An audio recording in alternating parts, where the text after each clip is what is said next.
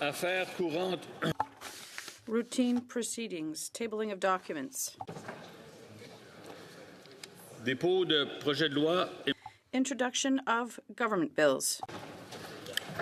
Déclaration. Statements by ministers. Rapport. Reports from interparliamentary delegations. Présentation.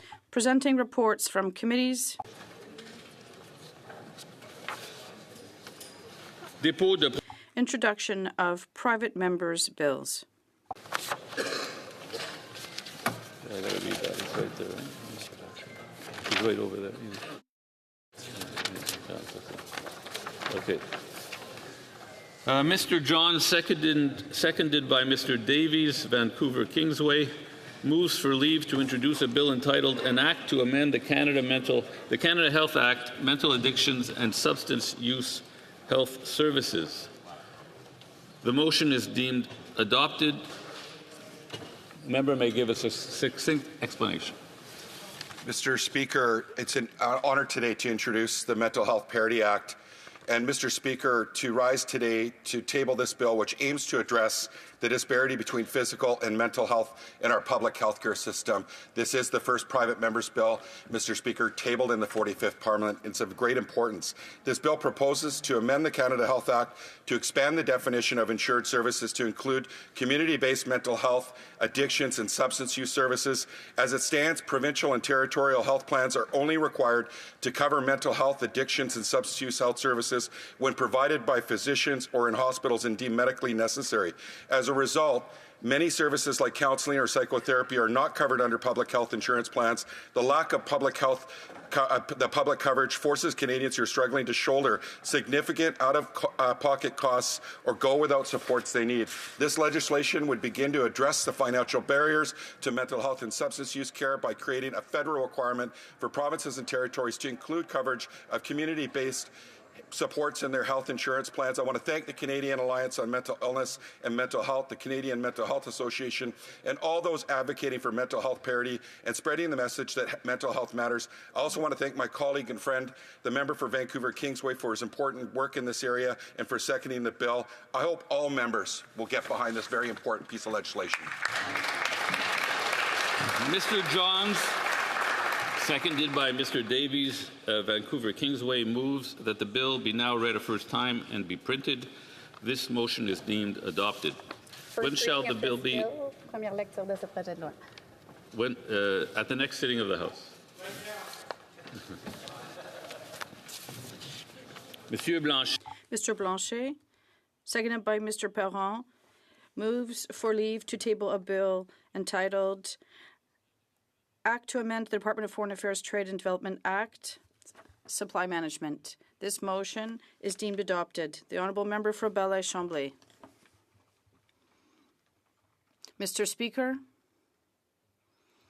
during the last Parliament, all political parties supported a bill that was to protect the entire supply management system, which would also protect the interests of consumers and producers, both in terms of quality and pricing.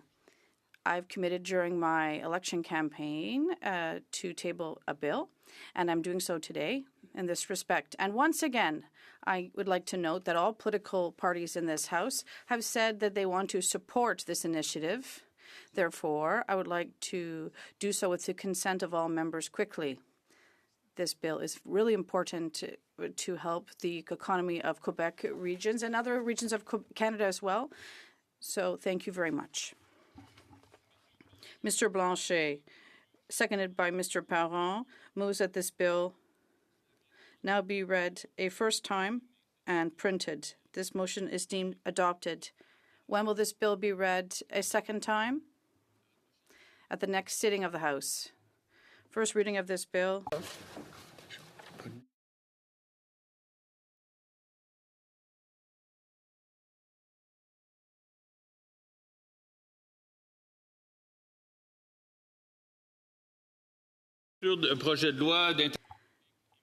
Private members, first reading of Senate public bills. Motions.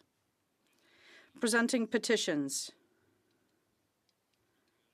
The honourable member for Fort Saskatchewan.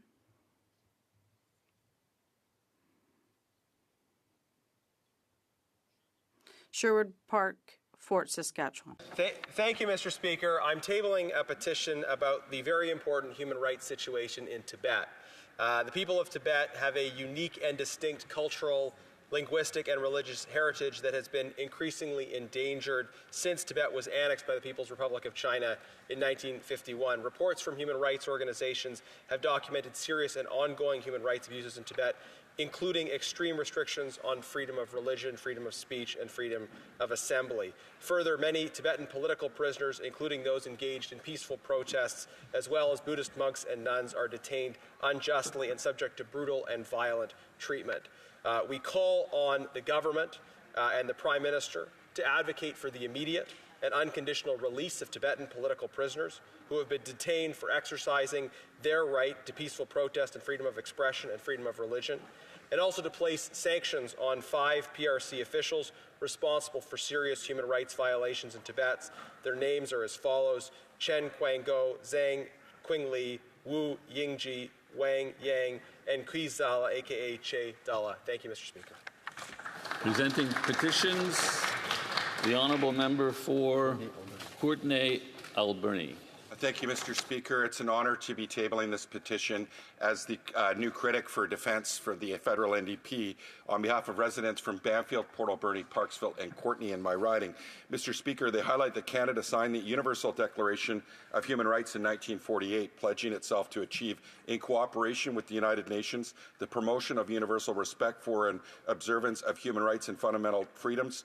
The Canada's Truth and Reconciliation Commission and Canada's adoption of the UN Declaration on the Rights of Indigenous Peoples reflect our commitment to the principles of justice, equality, and freedom, and upholding the basics of justice, equality, freedom, security, and well-being for all is essential for preventing war and conflict, Mr. Speaker. And, Mr. Speaker, they highlight that an open society and an informed public in Parliament is essential for the understanding of complex issues of violent conflict and for the achieving of lasting peace and disarmament.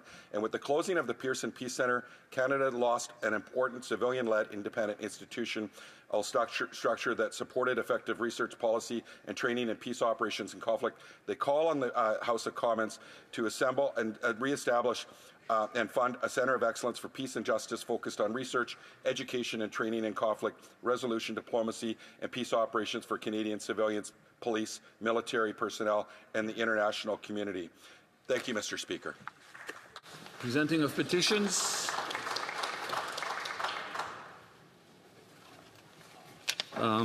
Questions on the order paper. The Honourable Secretary of State Combating Crime. Mr. Speaker, I ask that all questions be allowed to stand.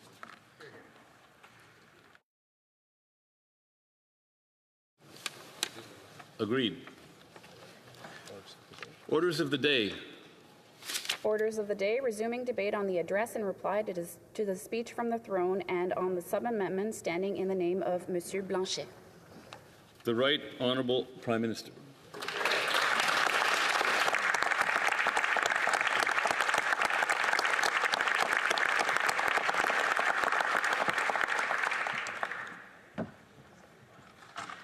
Should be fun. Thank you, Mr. Speaker.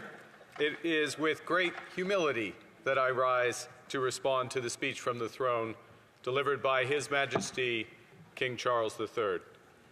The royal visit was a reminder of the bond between Canada and the Crown, one forged over generations, shaped by shared history, and grounded in common values.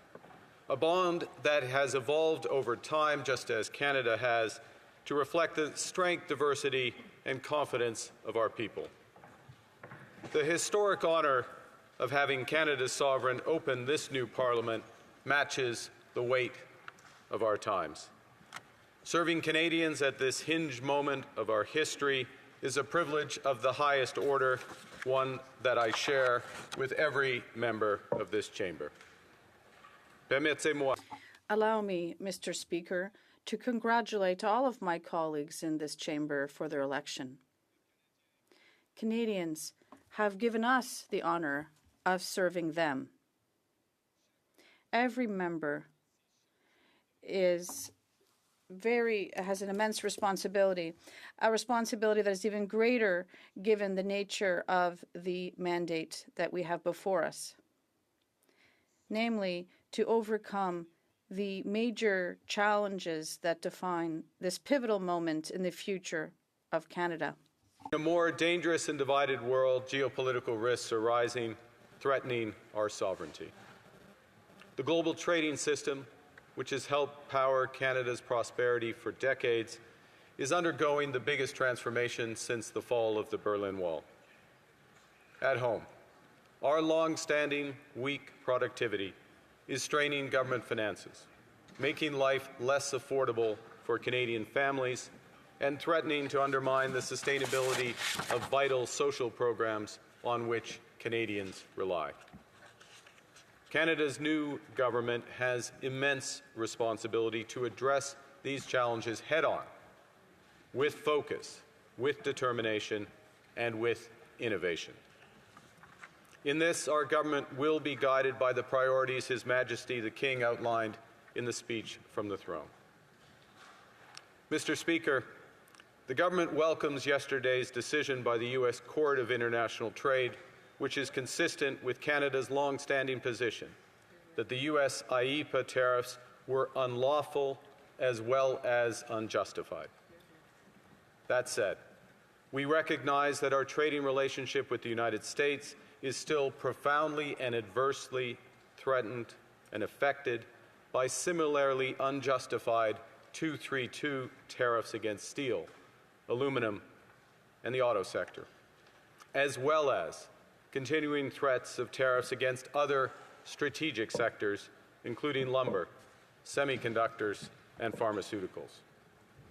It therefore remains the top priority of Canada's new government to establish a new economic and security relationship with the United States and to strengthen our collaboration with reliable trading partners and allies around the world. Nous saluons. We welcome the decision of the United States International Trade Court, but other unjustified tariffs remain, and there is still too much uncertainty. Our economy is still under threat. Therefore, we must remain focused and relentlessly in our efforts to secure the best possible trade agreement for Canadian businesses and workers. To do so, Mr. Speaker, we will take the time necessary, but no more. In parallel, we will work with the provinces and territories to build one Canadian economy by removing internal barriers to trade and labour mobility, and identifying and expediting nation-building projects that will connect and transform our country.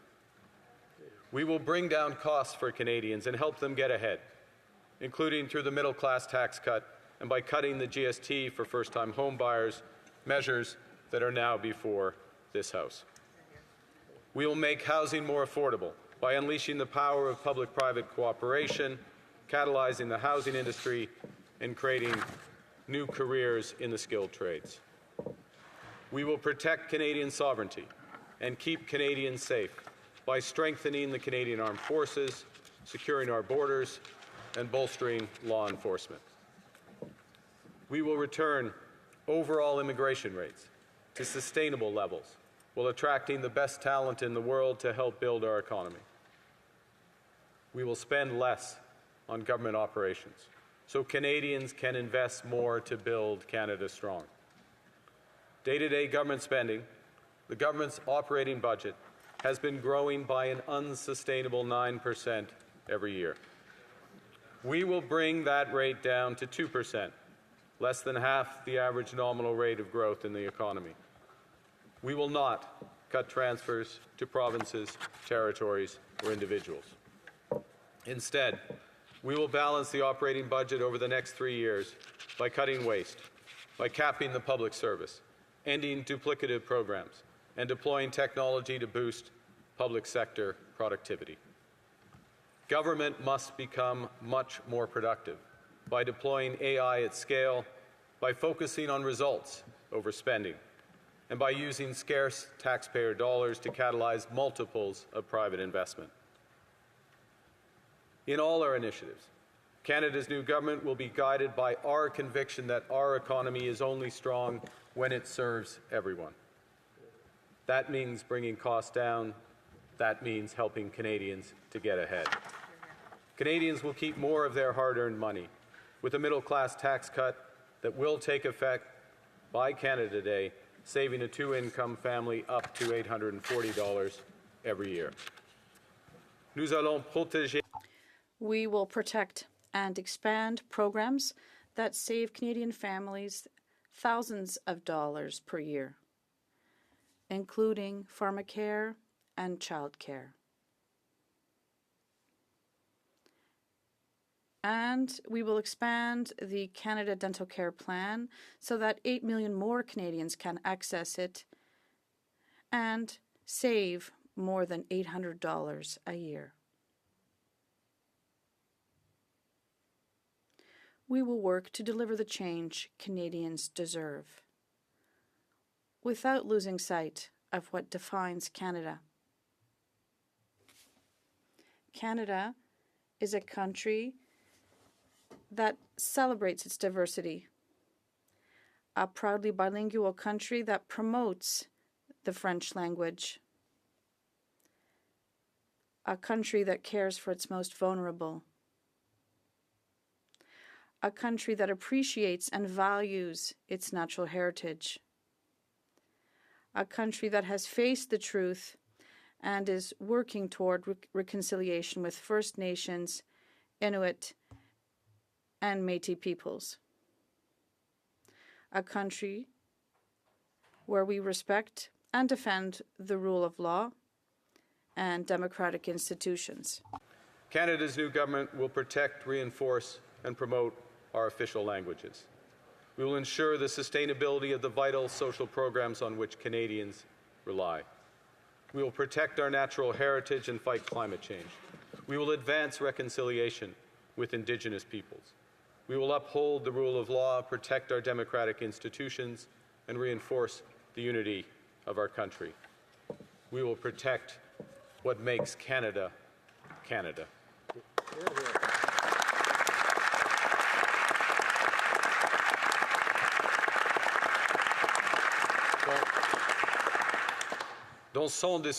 In his speech, His Majesty the King touched on Canada's unique history.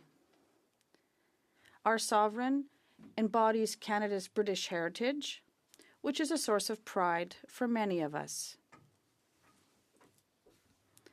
I am speaking to you today in French, thanks to the contribution of Quebecers and Francophones from across our country who define Canadian identity.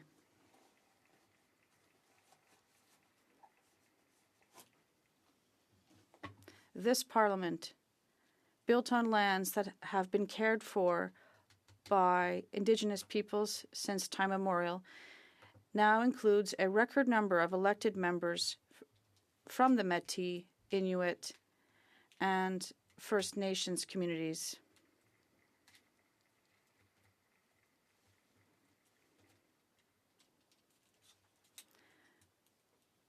Canada is more than a nation.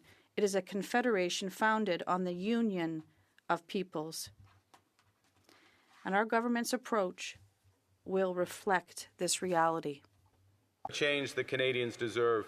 We will work constructively across parties in Parliament. We will work in true partnership with territories, provinces, and Indigenous peoples. We'll bring together labour, business, and civil society to advance nation-building projects and investments needed to create the strongest economy in the G7. Mr. Speaker, Canadians voted last month for big, bold changes. They called for a transformative plan for a confident, independent nation. They called for unity. Our plan is bold. Our plan is transformative. Our plan is unifying.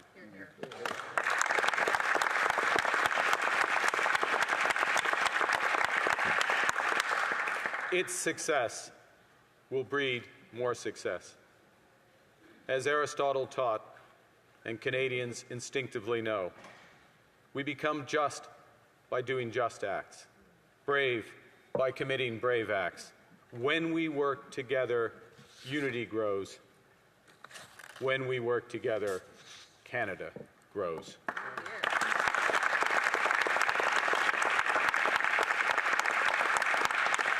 Mr. Speaker, throughout our history, there have been turning points when the world's fortunes were in the balance.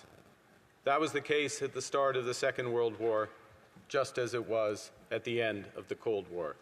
And each time, Canada chose to step up, to assert ourselves as a free, sovereign, and ambitious nation, to lead on the path of democracy and freedom, and to do so with compassion and generosity.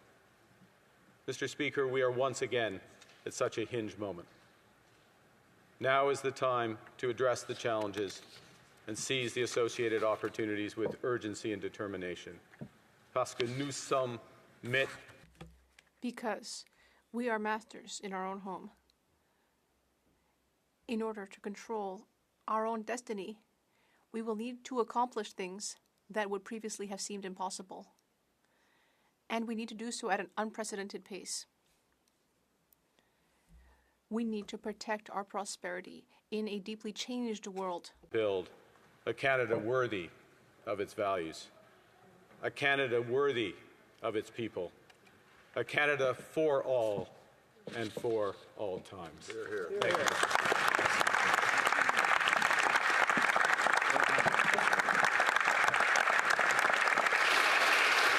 The honourable member for Thornhill. Mr. Speaker, this week the Prime Minister introduced a spending bill. It was called the main estimates for 2025-2026. And to be fair, his spending is not as bad as Justin Trudeau's. It's actually worse. So to start, he inherited an obese Liberal government, we know that, and he promised to, quote, spend less. The first spending bill that he's dropped in the House of Commons spends 8% more than Trudeau did in his last year in office. That's almost 3 times bigger than population and inflation combined. So we know that he's going to say that this new spending is investments, but he's going to spend a record $26 billion on consultants. That's $1,400 per family per year, and that's more than the tax cut that he just talked about. He literally said on Tuesday morning that he would cap government spending, and he said it again today at 2%. And by the afternoon, he drops a bill in the House of Commons to raise spending by 8%. So how is the Prime Minister going to reconcile what he said versus on Tuesday morning with what he did on Tuesday afternoon? The Right Honourable Prime Minister. Thank you. Mr. Speaker, I thank the honourable member for the question because it goes to the heart of the transformation this government intends.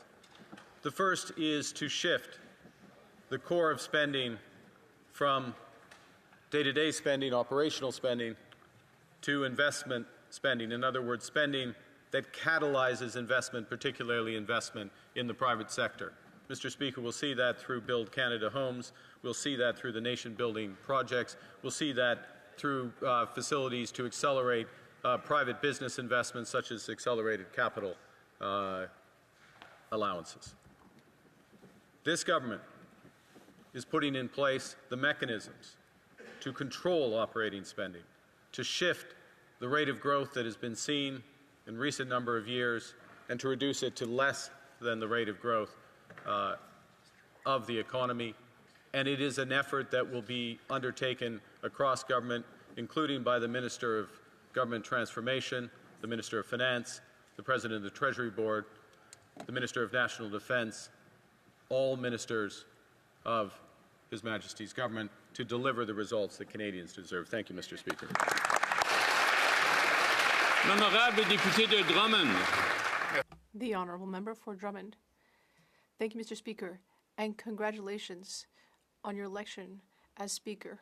I wish you all success. I'd also like to congratulate the Prime Minister on his baptism by fire. His first question period, his first speech today, he did a great job, I'll give him that, but there are still some questions that have gone unanswered.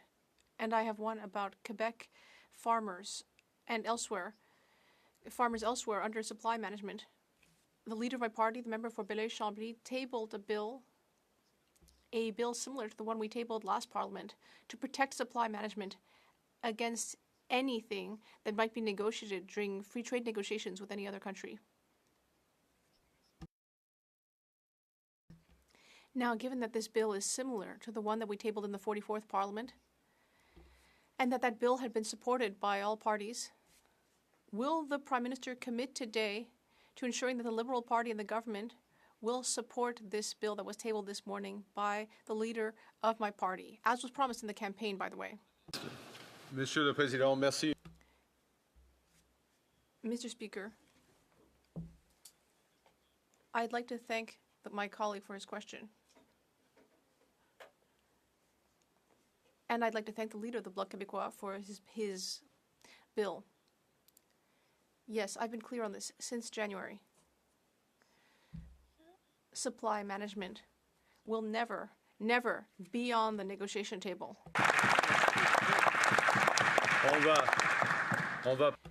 Supply management will be protected. I'm going to give a direct answer here. We will protect supply management. We will protect the French language. We will protect all of Canadian culture in any trade negotiations with any country in the world, including with the Americans. And we will carefully consider the Bloc Québécois bill that was tabled this morning.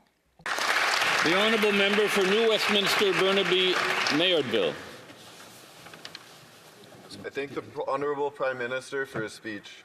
I want to talk more about affordability and the measures our government is proposing to help Canadians across this country. The past 5 years have seen difficult times.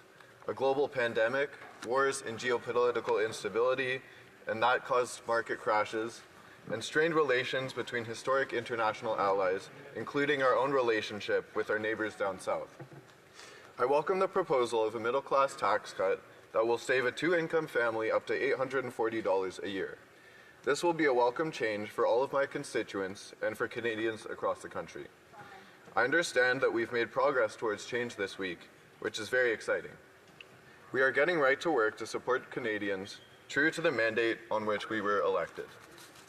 Mr. Speaker, I ask that the Prime Minister please elaborate on what material changes the Canadian family can expect in the coming months to help with tightening budgets at home and other areas of affordability. For example, what housing measures will this Prime Minister focus on in order to increase access? Thank you. The Right Honourable Prime Minister. Thank you, Mr. Speaker, and I'd also like to welcome and congratulate the honourable member for New Westminster Burnaby on his maiden intervention.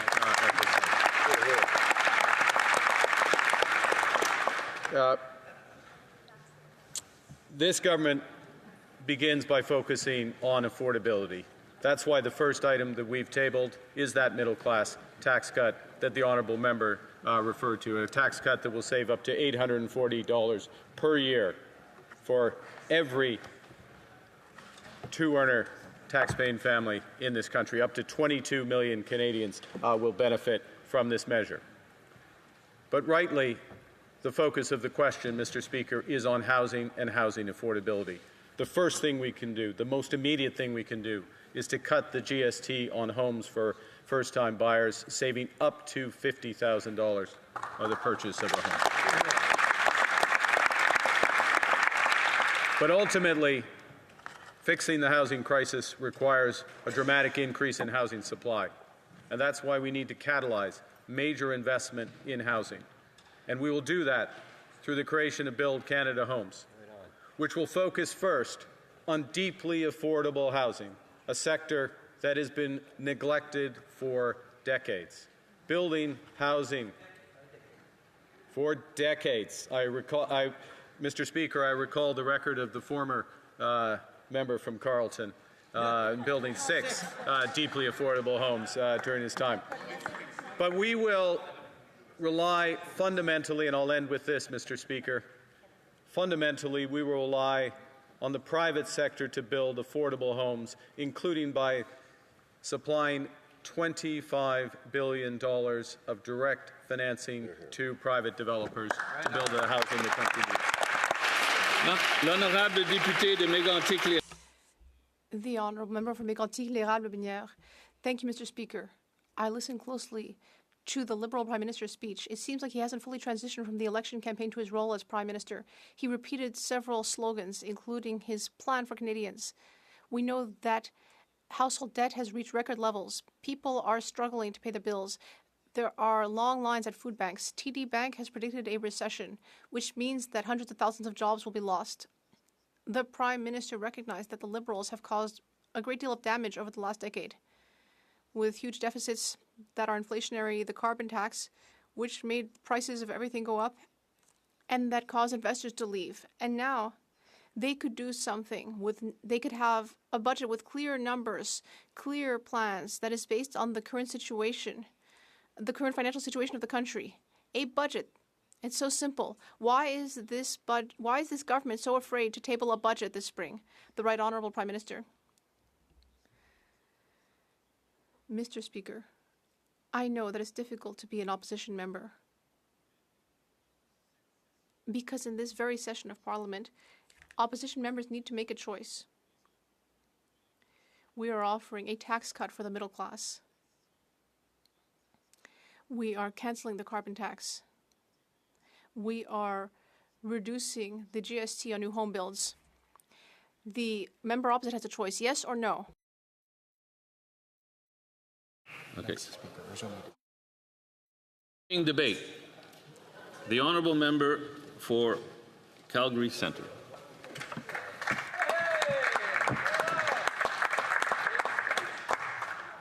Thank you very much, Mr. Speaker, and welcome to the Speaker's chair. I want to tell you today I'll be splitting my time with the Member of Parliament for Long Range Mountains in her premier speech in this House as well. First things first, it's our first time for many of us rising in this House of Parliament. I'll welcome everybody to the 45th Parliament, and I'll go through the thanks for the voters of Calgary Centre for sending me here for the third mandate in this 45th Parliament. And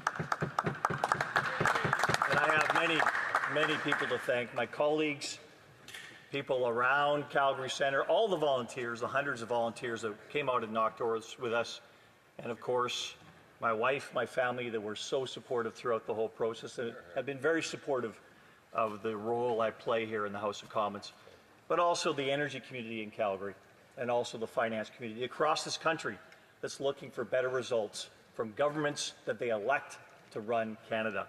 Now, I know we have a new Prime Minister, and je souhaite la bienvenue à la nouvelle.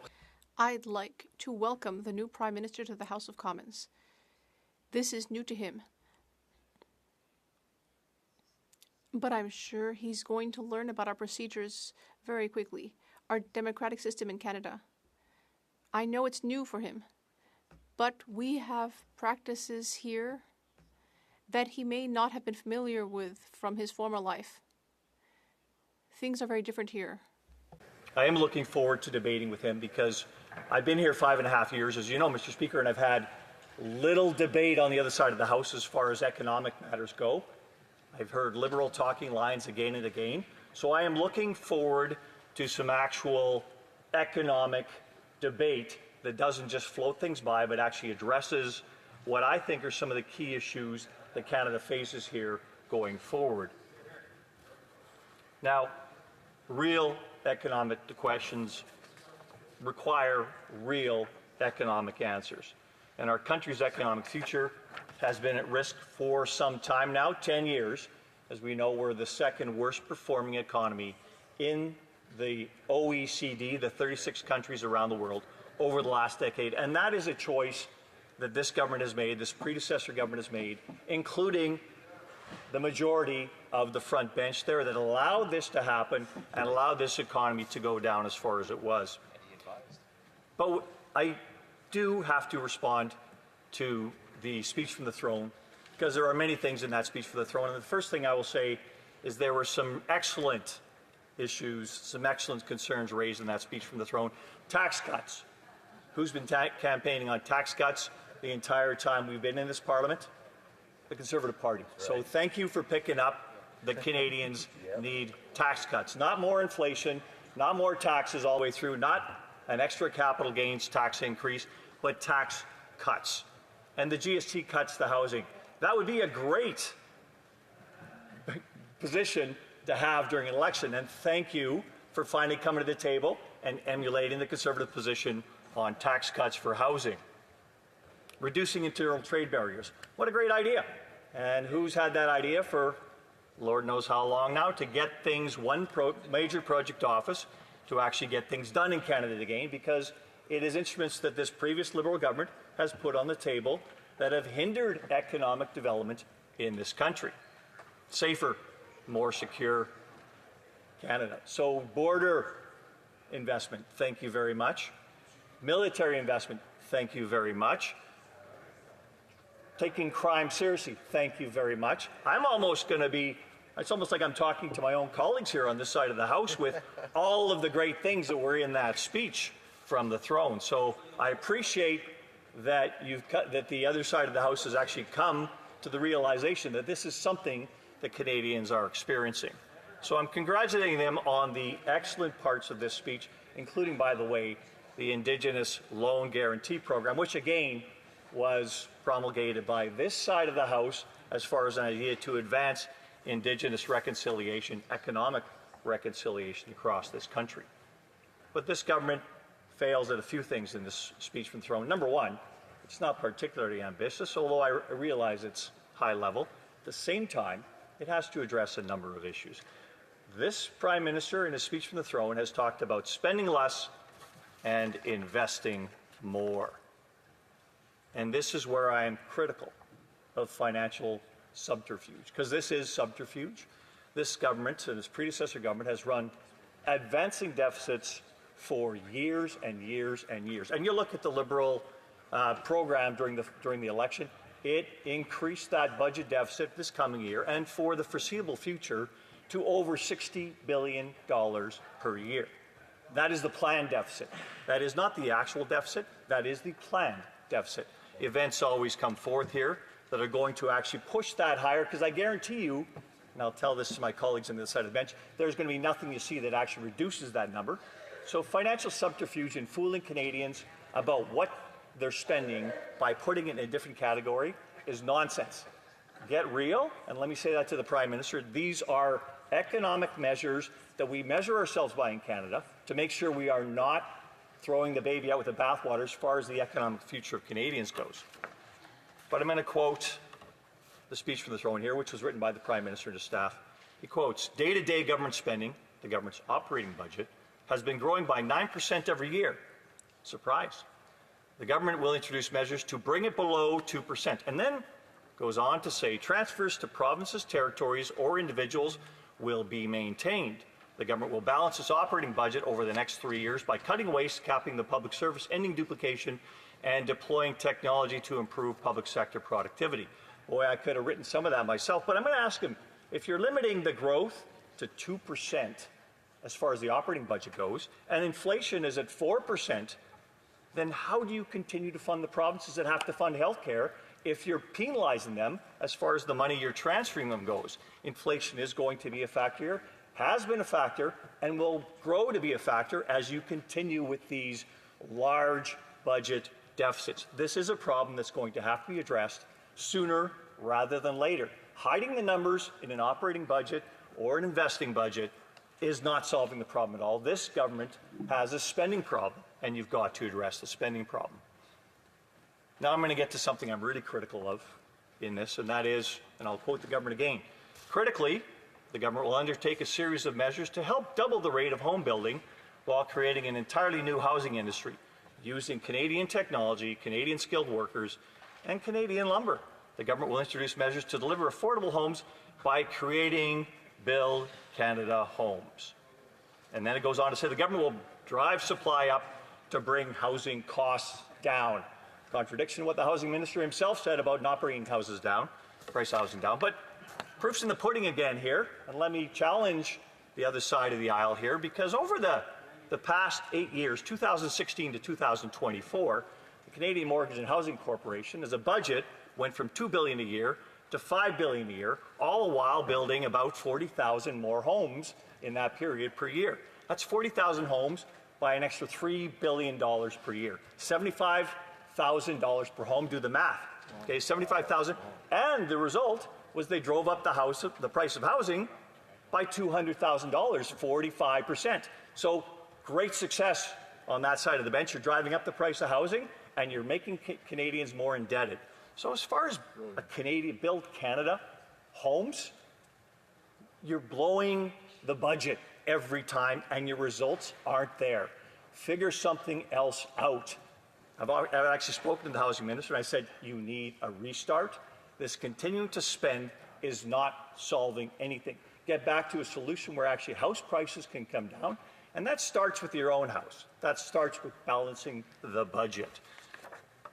One thing we haven't seen here, of course, in this lead up to this Parliament is the commitment to a budget. Now, that is one of the most fundamental democratic instruments that we have here in Parliament to hold the government to account for what they're going to spend. And we have seen none of that at this point in time. When's the last time this happened? The last time it's been more than 150 days since there was a budget was when Ralph Goodale was the Liberal finance minister back in 2005. The last time we didn't have a spring budget, because the House of Commons, the Government of Canada, operates from April to March 31st. The last time that happened was over 25 years ago. So this is something where you've got to start respecting the rules of Parliament, the rules of running this country, the accountability you owe Canadian people, and the transparency that's required. So I do challenge the government to do better. There's much that was in this, but there's much that could be much better, and I thank you very much, Mr. Speaker. Hey. The honourable member for Toronto St. Paul's.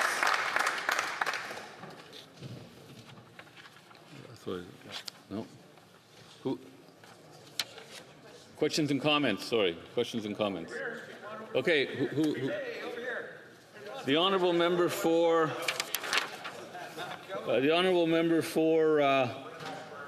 Remind me here. King's Hands.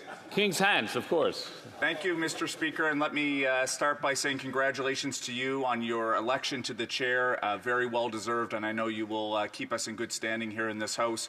I'd like to thank the honourable member from Calgary Centre, I believe it is, for his remarks. Even if we don't always agree, I think he does deliver his speeches here with a level of class and professionalism that should be the way in which this place operates. I listened to portions of his speech. I will admit I didn't hear the entirety. He talks about the importance of balancing budgets. I think that obviously perhaps maybe he missed in the speech from the throne that the Prime Minister and this government has committed to an operational balance within 3 years, Mr. Speaker. I think that that is extremely important. I hope he would agree. But he must also acknowledge and recognize that we do have major expenditures in defence, in the investment in housing, in infrastructure. Surely he's not talking about complete balanced budget and absolutely not investing in those critical infrastructure that's needed in the time for the country. The honourable member for Calgary Centre. Thank you, Mr. Speaker. I thank my colleague for the comments on the other side, and I thank him for the question. Every government has to make choices. The continuation of just blowing Canadians' money is putting a burden on future generations of Canadians. It's putting a burden on inflation. It's creating a monetary mess in this country. We are going to have to address it. We do have to make choices. And yes, Mr. Speaker, as the member will probably know, even my party during this election, we projected deficits for the next 4 years, and balancing that going down to a much smaller number than this government has put forward for the next 5 years. So it's a directionally much different government as far as making choices and not throwing out the baby with the bathwater for the future, so future Canadians can actually spend on the programs they're going to need rather than spending on the programs that were delivered by their parents and their grandparents. Thank you very much. Questions et commentaires. L'honorable. Questions and comments. The honourable member for Rimouski, La Matapédia. Thank you very much, Mr. Speaker. First, I congratulate you on your election as Speaker. At the beginning of this 45th Parliament, I would like to thank from the bottom of my heart the people of my riding who have placed their trust in me for another term. I thank them. Mr. Speaker, here's my question for my colleague, the member for Calgary South. In the speech from the throne, provincial jurisdiction is not respected when it comes to social programs, housing, immigration. The government of Quebec has spoken very clearly. It wants the government of Quebec to have full jurisdiction over immigration. Does my Conservative colleague agree with this request from the National Assembly of Quebec? We want the government of Quebec to be fully and solely responsible for all things related to immigration. Centre. Merci, Monsieur. Thank you, Mr. Speaker. I thank my Quebecois colleague for his question, and I congratulate him on his re-election. I believe this is his second term. I would like to answer his question. Immigration is under federal jurisdiction. It exists hand in hand with provinces, working with provinces. Immigration, when it comes to immigration, provinces need to work with the federal government. When immigrants arrive in Quebec, there are not Quebec borders and Canadian borders. If someone arrives in Quebec, they are arriving in Canada, and that's why the federal government must remain involved. For Kenora Kiwitinung. Thank you very much, Mr. Speaker, and congratulations on your election. If you'll permit me, I'd like to use this opportunity briefly first to thank the people of Northwestern Ontario for placing their trust in me once again. It's an incredible privilege and honor to serve in this place, and I thank the member from Calgary Centre for his great speech here this morning. I'd like to note that the Prime Minister was elected really on a promise, Mr. Speaker, that he was the man with the plan to take on Donald Trump and get our economy back on track. But now we know that there really isn't that much of a plan. In fact, he's not even planning to bring forward a budget this spring, Mr. Speaker. I'd like to know if the member from Calgary Centre has any thoughts about how concerning and irresponsible it is to not be bringing forward a budget this spring. The honourable member for Calgary Centre. Thank you, Mr. Chair. I do thank my colleague for that question. It is one of the most fundamentally imperative jobs of this chamber, this House of Commons, to hold the government to account for the spending it's going to take. Right now, that government thinks it's going to have a blank check for the next year. So it has to put it on the table. Here's our election promise is what we're doing. But now we're actually not being accountable at all. 150 days from the time they actually get elected to the time they're going to pay is far too long for Canadians to know what to expect in their finances here going forward. That's right. Resuming debate, the honourable member for Long Range Mountain. Here, here.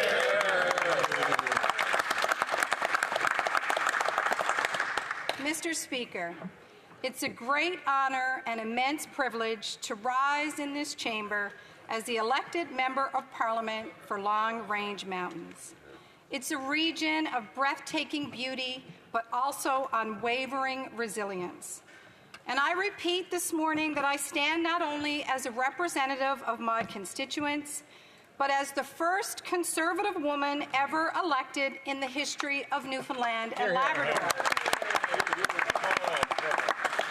And Mr. Speaker, I say that again not for my own sake, but for what it means to so many others.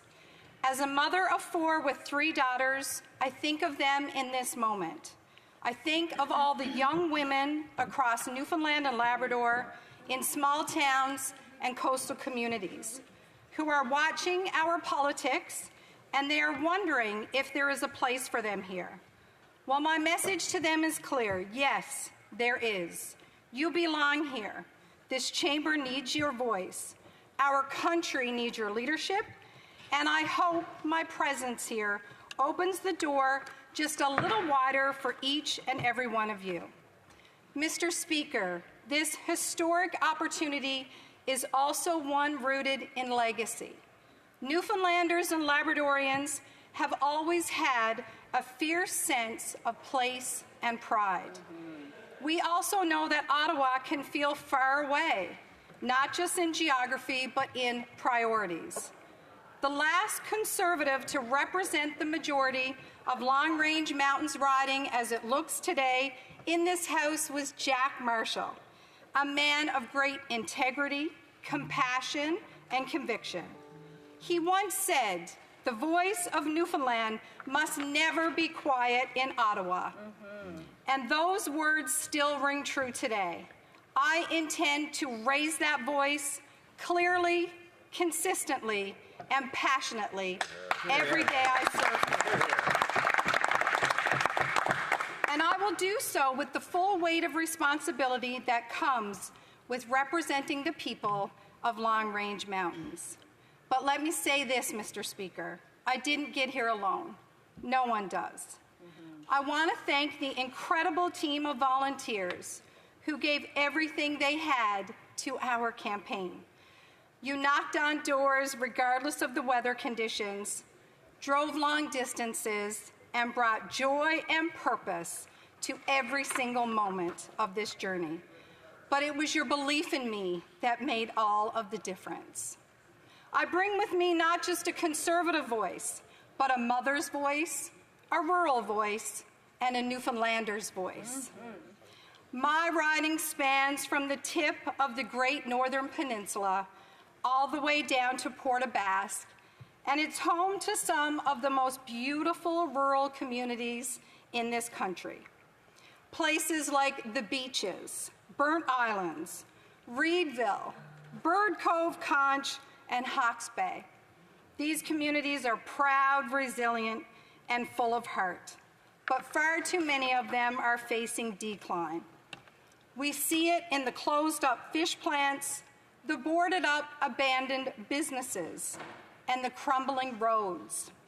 We feel it in the rising cost of living, fewer kids in the schools, and fewer young families putting down roots. We hear it in the voices of residents who are worried about the future of their communities. The heart of the communities is still strong, but the next generation is slipping away. There were so many memorable moments during my campaign that I will never forget. One day while in Port Saunders, I spoke with a young man who was a harvester with the 4R shrimp fleet. Mr. Speaker, he's poured his heart and future into the fishing industry. And he shared his frustrations with policies that made no sense to someone who actually works on the water. He said something that struck me. He said, "I need you to do more than hear me. I need you to really feel what I'm going through." What he was really saying, Mr. Speaker, is that his voice, like so many in our coastal communities, is falling on deaf ears. He's not being heard, and he's certainly not being understood. And he's right.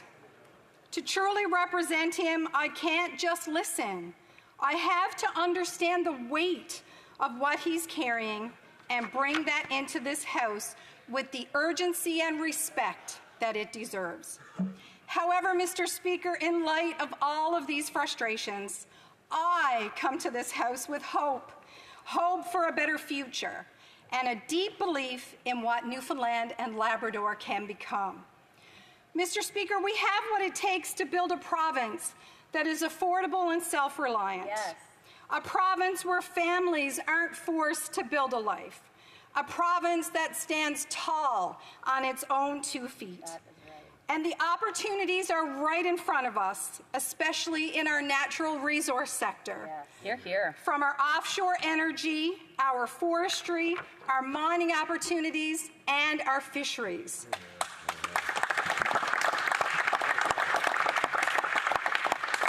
We are rich in potential, but that potential must be harnessed in a way that puts our people first, creates jobs at home, and keeps the benefits in Newfoundland and Labrador where they belong. Right.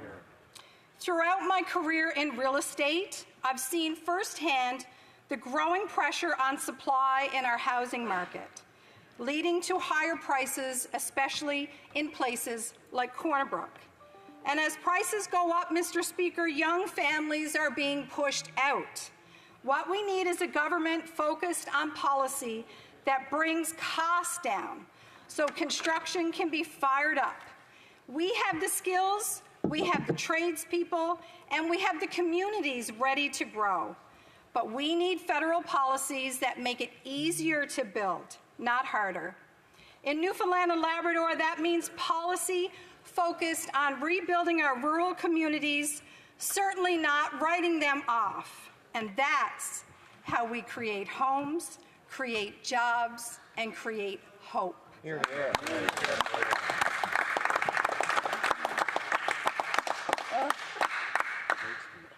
Mr. Speaker, at this time, instead of more of the same, we need change. We also need smart, common sense leadership that unlocks opportunities, leadership of vision and commitment. It's time for policies that reflect the strength and resilience of our people, and that give our young people a reason to stay, build, and thrive at home. Newfoundland and Labrador does not need to be managed by more control from Ottawa. That is right, exactly. We need leadership that unburdens our hardworking people so they can go further and reach higher. Yes. We need the people of Newfoundland and Labrador to have the opportunities to stay in the communities they love. Recently, I had the immense privilege of returning to my old high school, not just as a former student, but as a mom playing volleyball with my own kids in the same gym I grew up in. And every time I walk those halls, I see the graduation photos of past years. I see the faces of people who were once full of hope for the future. And I know how many of them had to move away to Fort McMurray, to Ontario, to the mainland, in search of jobs and opportunities that simply weren't available back home. That's a loss, not just for their families, but for our province. This has given me perspective on the deep privilege it is to live in my home community. And Mr. Speaker, I want that for all of the young people living in my riding and in Newfoundland and Labrador. We can build an economy that allows our children to grow up and stay close to the communities they love. We can ensure that no one is forced to choose between opportunity and hope. Mr. Speaker, I didn't run because I thought it would be easy. I ran because it's necessary. And as a conservative, I believe in unlocking the immense potential in the communities in my riding. I believe in responsibility. I believe in hard work. I also believe in community. In conclusion, Mr. Speaker, to my family, especially my husband, Dwayne, and our 4 children, Bree, Paige, Emma, and William, thank you for your patience, your support, and your sacrifices. Because as many working mothers know, the balance isn't always easy. People often ask me, how will you manage a political career? Unfortunately, it's a lovely sentiment that the member is expressing, and so I really dislike interrupting for that reason, but we're way over time, so we'll have to go to questions and comments. L'honorable député. The honourable member for Bourassa. Thank you very much, Mr. Speaker. It's with deep emotion and pleasure that I rise today for the first time as the representative for the riding of Bourassa. First, before I start, I'd like to thank my family who has always supported me with great love. And also I'd like to thank my volunteers who've given of their time, their family time, to help my campaign to be a success. And today, since this is my first speech in the House, I would like to reply to things I've heard today. Before I do so, I would simply like to congratulate women because they do excellent work here in the chamber as electives. They really are interested in politics and they work hard. So I'd like to talk about accelerating construction. The member, I know this is a new member, but I'd like to remind him that he has to speak through the chair, through the speaker. the opposition should be ready to be working with the government because we would like to implement measures that can facilitate their work. Mr. Speaker, if I may, the people of Long Range Mountains have waited a very long time for their voices to be heard in this House, and I feel a deep responsibility to finish what I started. They deserve to hear, this House deserves to hear the stories that they have passed along to me, because they're stories not just of struggle, they're stories of strength, perseverance, and quiet determination. They're stories that have stayed with me, that guide me, and I believe they deserve to be heard on record in this Parliament. Quickly, if I may, Mr. Speaker. Answer to the question is this? It is, yeah. Because time is really moving along. So we have to be succinct in our questions, in our comments. I know there are many new members. I was a new member myself, but please be succinct. Yes. Yeah. Yes. One day I traveled to Ramia by ferry to visit my friend Michaela in her hometown, a small, proud, and beautiful community. Michaela is a courageous young woman that lost her mom at an early age and wants nothing more than to stay in the place she grew up. Not sound like an answer to a question. I'm sorry. We'll have to go now to l'honorable. The honourable member for Drummond. Thank you, Mr. Speaker. I'd like to congratulate my colleague who is newly elected for his speech, his first speech. And I remember this is very emotional. And I remember also having mentioned, having thanked members of my family. So I understand how emotional that colleague is. But the current debate on the sub-amendment from the bloc and also on the Conservative amendment. Well, I'd just like to insist on the fact that we have to respect provincial jurisdiction. And I'd like to remind my colleague, if they'd like to finish their speech, will their party support the idea that the federal government must systematically and unconditionally respect at all times Quebec and provincial jurisdiction? For Long Range Mountains. Thank you for your comments. Mr. Speaker, there's Hunter from Port-au-Choix, not old enough to vote, but I promise you he has more civic spirit than most adults. He worked hard on the campaign because, Mr. Speaker, he believes in change. In all fairness to the honourable member, we are not replying to the question about jurisdictions. Point of order, Mr. Speaker. Yeah. Point of order. Point of order. Member for Battle River Crowfoot, yes. Thank you very much, Mr. Speaker. And certainly, I know myself and many of my colleagues want to hear the very important words that this new member from Newfoundland has to share. And there's a reason why it is called questions and comments.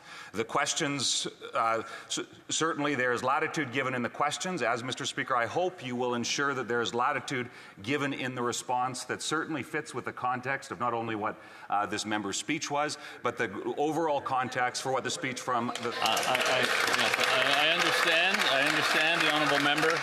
It sounded to me, to my ear, it sounded like a continuation of the member's speech. So, anyway, yes, but it should be in relation to the question in some way. Okay. Yeah, I get your point, but let's be brief, everybody, because we have to be brief if we want to get at least 3-4 questions in a 5-minute section. The honourable member for Drummond. Thank you, Mr. Speaker. On this point of order, I agree that we want to hear and give people the opportunity, new members the opportunity, and to complete their speeches. Yet, there is still something that is parliamentary privilege. And when members ask a question, they can hope to have an answer to their questions. I have no problem hearing the member's speech, but she could continue it at another occasion. Right now, we need to respond to questions, and questions deserve answers. And the official opposition shouldn't be doing like the government usually does and not answer questions asked by members. Sherwood Forest, Fort Saskatchewan. Thank you, Mr. Speaker.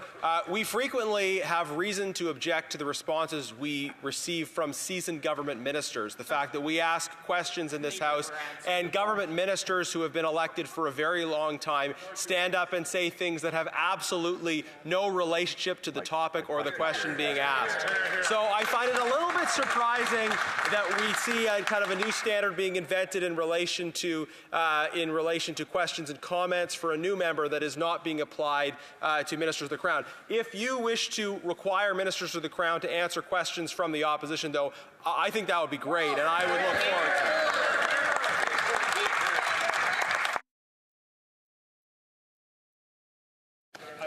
it. Okay. Yes, the member for. Battle River Crowfoot. The member for Battle River Crowfoot. Let's be succinct, though. I trust that people will get to know this riding very, very well over this Parliament. Mr. Speaker, I would simply ask a fantastic new colleague from Newfoundland if she has any final comments she'd like to put on the record for her constituents that she stands for in this place. Mr. Speaker, respectfully, I guess this is my whole point. The voices of the people of Long Range Mountains haven't been heard in this House for a very long time. I was given opportunity. It's very important to them. They feel forgotten about and left behind in the rural communities because of this Liberal government. And I wanted to take opportunity because respectfully, Mr. Speaker, they put me here and I will always speak for them. Thank you.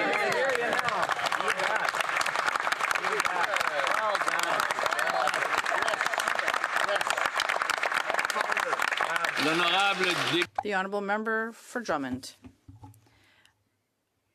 I'm not talking about the same point of order, but there is something we all have to remember. It's our duty to respect the security of the interpreters. My colleague was really hitting the microphone, and it is dangerous for the health of our interpreters who have to do their work with headphones on. So I'd like to remind everyone that microphones are very visible now, and we should be careful not to manipulate them or hit anything against them. The honourable member raises a very important point. Often when I would speak, I would hit the desk, and it's not healthy for our interpreters. For Courtney Alberni. First, I want to acknowledge my colleague and congratulate her on her election. But Mr. Speaker, I want to highlight something that's happening in the fish industry and something that she'd be concerned about, I bet, if this was happening in Newfoundland. Right now in British Columbia, harvesters are being displaced by foreign acquisition of Canada's commercial fishing licenses and quotas. And right now, Canada doesn't currently have any limitations on foreign ownership or commercial fishing licenses and quotas in the Pacific region. This is impacting the livelihood of small operators. And this is a practice only on the West Coast, Mr. Speaker. So through you to my colleague, I'd like to ask her, how would Newfoundlanders react if foreign owners were allowed to acquire licenses and they didn't even have to fish it, Mr. Speaker, something that this government, this Liberal government, has failed to address? Very short response because we're well over time. Thank you. Mr. Speaker, I will always speak for the fish harvesters in my riding. There's lots of coastal communities. It's a very important industry. So thank you, Mr. Speaker. I will always represent them fairly and respectfully. Great job. Great job. Resuming debate, the honourable member for New Tecumseh, Gwillimbury. Well, thank you, Mr. Speaker, and it's great to see you in the chair. And keep your stick on the ice. I should add a footnote for that comment. And again, thank you, Mr. Speaker. It is an honor to rise today as the Member of Parliament for New Tecumseh, Gwillimbury, and to be given the opportunity to stand up for the communities of Bradford, West Gwillimbury, the Soup and Salad Bowl of Canada, East Gwillimbury, home to the Sharon Temple, and the birthplace of responsible government. In Alliston, Beaton, Tottenham, home to the Beaton Fall Fair, Honda of Canada Manufacturing, and the best potatoes this side of PEI. This is the beginning of a new Parliament, Mr. Speaker, and with it, heightened expectations from Canadians who voted for hope and change, and the belief that things will get better for families, seniors, workers, and young people in this great country. We have heard from the Prime Minister and his new Liberal government who have tried to emphasize that there would be change. The speech from the throne promised new alliances, a new economy, a new era of economic growth, a new housing industry, new fiscal discipline, and so on and so on. Polished words and the suggestion that this government is at all new ring hollow for Canadians struggling with the realities of day-to-day life. For them, life is even harder. They don't have any hope that change will come. Their grocery bills keep climbing, unemployment lines keep growing, and the communities continue to fracture under the weight of poverty, rising crime, and a deepening sense of hopelessness. If everyday life keeps getting worse for Canadians, it's fair to question whether those so-called new direction is any direction at all. At this critical time, our country needs a bold vision for the future. But without a serious course correction, calling this new Liberal government is no different than rearranging the deck chairs on the Titanic. Same disaster, just a different view. We've already seen what this new direction looks like under this Prime Minister, with the Liberal government's approach to the rural top-up on the carbon tax. In recent weeks, Canadians from rural and remote communities in ridings like mine, New Tecumseth, Gwillimbury, have received angry letters from the Canadian Revenue Agency, better known, Mr. Speaker, as the CRA. Never answer those 613 numbers. Demanding they repay thousands of dollars in carbon tax rebates they were led to believe they were entitled to. These Canadians live far from urban centres, an area where the carbon tax disproportionately affected their everyday lives. And yet the Liberals chose to classify them as part of the Toronto Census metropolitan area, better known as Toronto. And as a result, they were denied the rural top-up they were deserved. And Mr. Speaker, I raised this dozens of times in the last Parliament. And the Liberal government finally acknowledged in Budget 2024 right here, and again in the fall economic statement, they acknowledged this unfairness. But Mr. Speaker, nothing was done. No actions were taken. And now at the same time, this Liberal government is boasting about cancelling the carbon tax. It has begun to aggressively call back money from rural Canadians they were already struggling to get by. This has not changed, Mr. Speaker. But this is another example of the Liberal government repeating many of the same mistakes and failures we saw over the past decade. A decade that led to so much decline, hopelessness across Canada. It's also more of the rural-urban divide we've seen time and time again. So, Mr. Speaker, you can see why so many Canadians are skeptical about the supposed new direction of the Prime Minister and his party. After all, the government refused to release a budget during the spring session and provided no comprehensive plan for how they intend on addressing the cost of living crisis facing Canadians right now. The main estimates released yesterday make this even worse, with more spending than Trudeau and massive increase in consultants, bureaucracy, and overall cost of government. A throne speech, Mr. Speaker, is not a plan. It's aspirational and lacks any details and clarity needed at this critical time for our nation. There's no costing. What is the deficit, Mr. Speaker? Government spending. How much will all the promises in the speech cost? We don't have the answers to this at a time when Canadians sorely need these answers. You can also see with the Liberals' approach to housing, a crisis they seem content to just make worse. We have a new Liberal housing minister who said he has no intent to lower prices of homes in a market that has become the most unaffordable in the G7. This is the real message these Liberals are sending to young people, priced out of owning a home and all the dreams and opportunities that come along with it. Nothing will change. It won't get any better. The throne speech made this even more evident, as the Liberals boast of the creation of another government agency. Build Canada Homes. That's just what Canadians who can't afford a home need, Mr. Speaker. More bureaucracy, more red tape, more delays, more barriers to getting homes built. I really think Liberal members need to remember to touch the grass. When I was out knocking on doors in the election, I heard from a 27-year-old man living in Bradford who told me, "I'm voting Conservative because I need hope." This first-generation Canadian was the son of parents who immigrated to Canada in the early 1990s.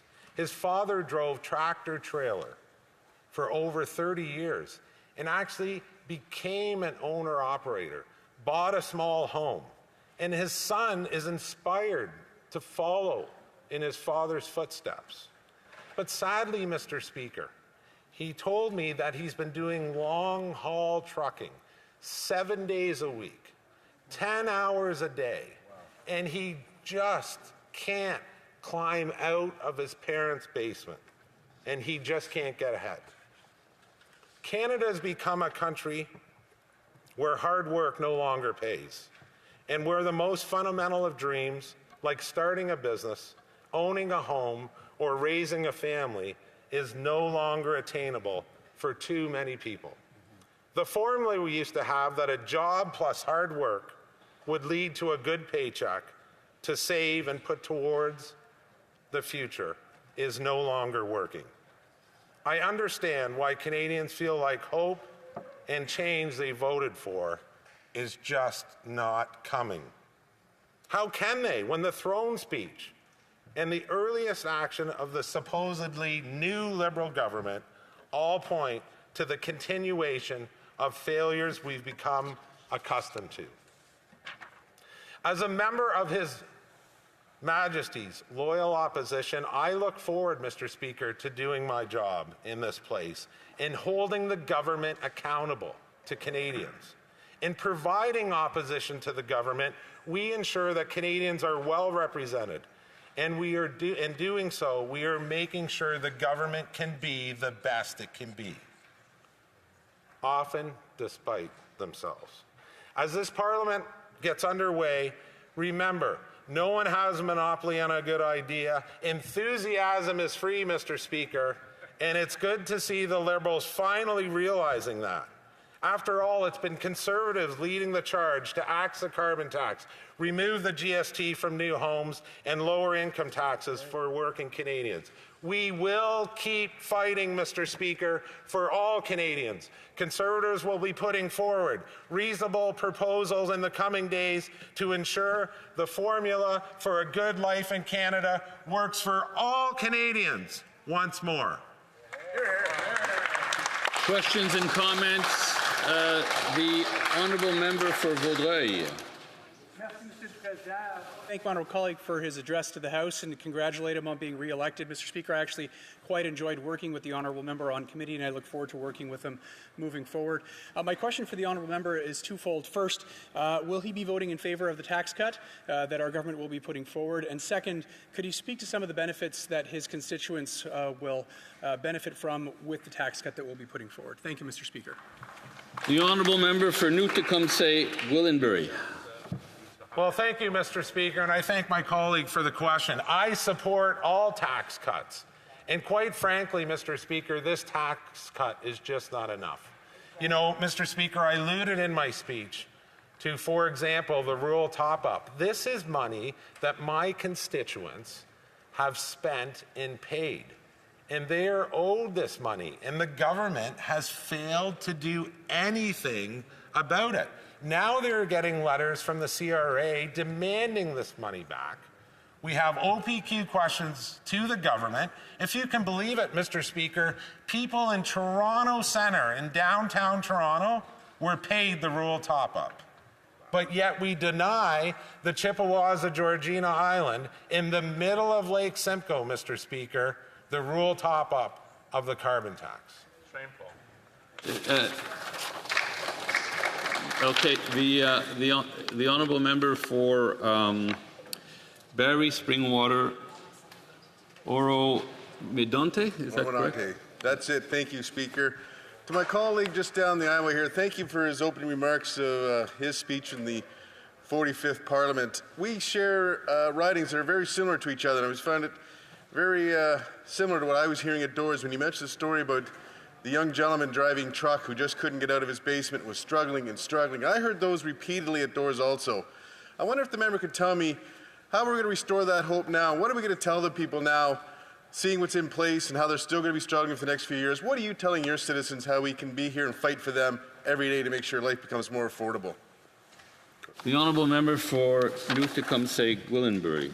Well, I want to thank my colleague from Barrie, Springwater, Oro Medonte, Mr. Speaker. He's a beauty.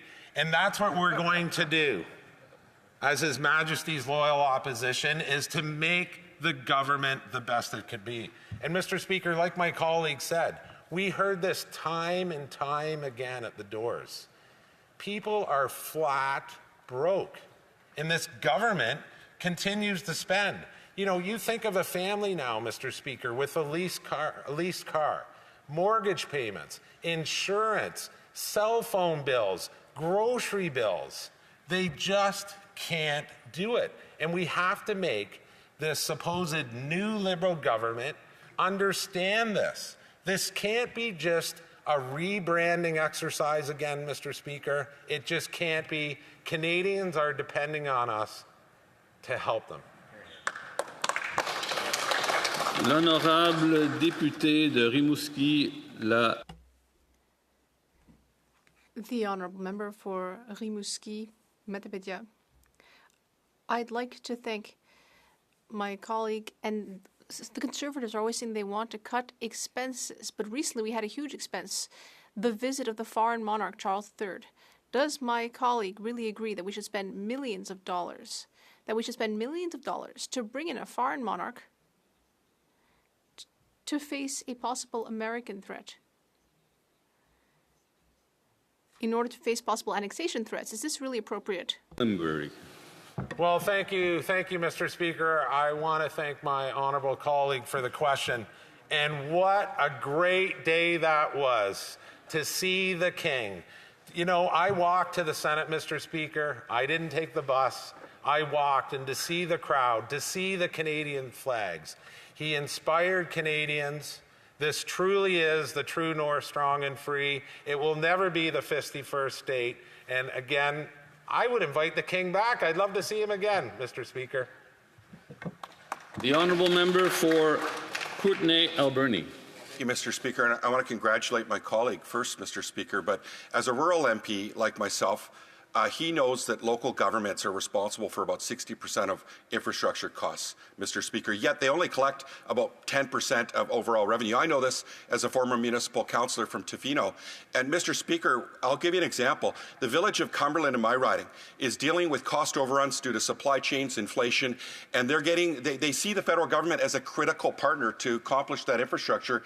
And as the major taxation collector, Mr. Speaker, they can't get flexibility from the federal government when there's cost overruns. So through you to my colleague, Mr. Speaker, does my colleague agree that the government needs to create more flexibility and they need to be a stronger partner? We're on the eve of FCM. This is important for municipalities to know. The honourable member for Newtecumseg-Gwillimbury, briefly, please. Well, thank you, Mr. Speaker. And to my honourable colleague, thanks very much for the question. You know, he cares about the environment. We're going to work on plastics again, and I want to thank him for that. My comment would be on the Liberal Housing Decelerator Fund. Is it decelerator or accelerator? I can't remember, Mr. Speaker. This is the problem. It doesn't build houses. We have municipalities lacking infrastructure, crumbling infrastructure. And Mr. Speaker, thanks. I'll let you get on with things there. Thank you to the honourable member. The honourable member for Elgin, St. Thomas, London South. Thank you. Thank you, Mr. Speaker, and thank you to my honourable colleagues. It is a tremendous honour to be here and make my first speech in this Parliament, my first speech ever as a Member of Parliament. Getting here was, like for all members of Parliament, a challenge. We navigated a very tough campaign, and I have to give a particular thank you to people that I would not be here without. One of them is in the House today, my wife, Jennifer, without whom I would not be the man I am today, and I'm so tremendously grateful that she has been by my side for this journey. And my parents, yes. And my parents, Jim and Trish, who instilled with me the values of hard work, the encouragement and motivation to be anything I could be. And that's a path that has brought me to where I am today in front of you, Mr. Speaker. So thank you to all of them and to the people of Elgin, St. Thomas, London South. I'm very aware as I enter this chamber that this seat does not belong to me. It belongs to the people of my riding. I vow and pledge to be a faithful custodian of this seat, however long I have the honor of sitting in it, and serve and represent my constituents. Now, one thing I love about my riding is how much of the wide array of Canada is embodied in my riding. We have rural communities and small towns. We have the fast-growing city of St. Thomas. We've got the incredibly vibrant community of London. My riding is home to beachside villages and fisheries. We've got small businesses and manufacturing powerhouses. We've got 1,400 plus farms, ranging from small family farms that feed the communities around them to large agricultural enterprises whose harvests end up on plates around the world. The County of Elgin, the riding of Elgin, St. Thomas, London South, is a success story, and it is my honour to be able to represent them in this chamber as their Member of Parliament. The community is incredibly vibrant, from Rodney to Straffordville, from Port Glasgow to Port Burwell, Eagle, Iona Station, or my beloved Lawton's Corners. My riding is made up of incredible communities filled with incredible people, and I get to represent them. Everyone, regardless of how they voted. The farmers, the artists, the entrepreneurs, people who have just made Canada their home for the first time, and people who helped settle this country and settled the community generations ago. But it's people in these rural and smaller communities in particular who have felt most neglected by the last 10 years of Liberal government. And it was their struggles that motivated me to jump into politics. As a journalist and broadcaster, I could not spend an election with the stakes so high on the sidelines. I had to have a hand in the solutions. Like most in this chamber, I spent the campaign knocking on doors. I spoke to thousands upon thousands upon thousands of people in my riding. And I want to share, Mr. Speaker, a few of the stories that have stood out and that I carry with me today. One was a retired teacher from St. Thomas. A woman who said she had voted Liberal every single election in her entire life. And I asked her, why not now? And she said, I just can't.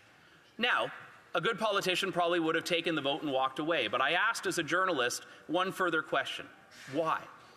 She said, because my sons are 28 and 30 years old, and they live with me, and unless things change, they're never going to be able to move out. That is one conversation I had that is so similar to countless more.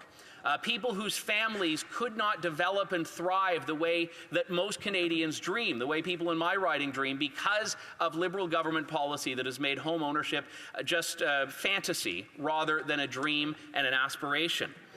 There was a business owner in Elmer who runs in the machining sector and felt like the combination of taxes and regulations and red tape, and yes, the carbon tax, had made it so unaffordable to do business in his own community that it would be better off to just shut down and retire or to move to another country, to move to the United States. And that was before the threat of tariffs. You see, we were already on a weakened economic footing because of the last 10 years of Liberal government. I met one couple in London they did everything right. They worked, they saved what they could, they supported their children, but now their landlord is selling the house they rent from them. They were convinced, with the prices of rent and the unaffordability of a home, that they were going to be homeless. This is not what should happen in a country that has as much to offer as Canada. These are the stories that stay with me.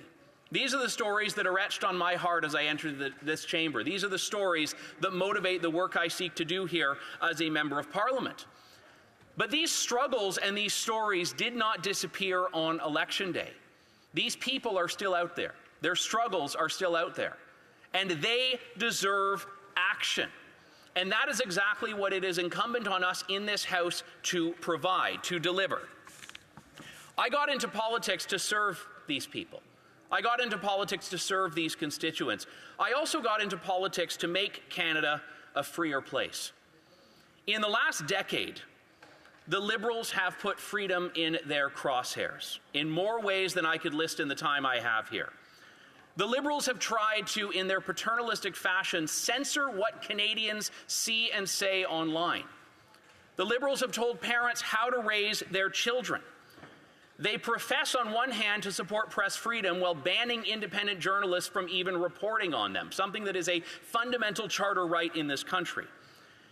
These Liberals have threatened the charitable status of houses of worship and at the same time turned a blind eye to rampant vandalism and arsons of churches. Some actually turning a blind eye was not enough. They actively or tacitly condoned such actions.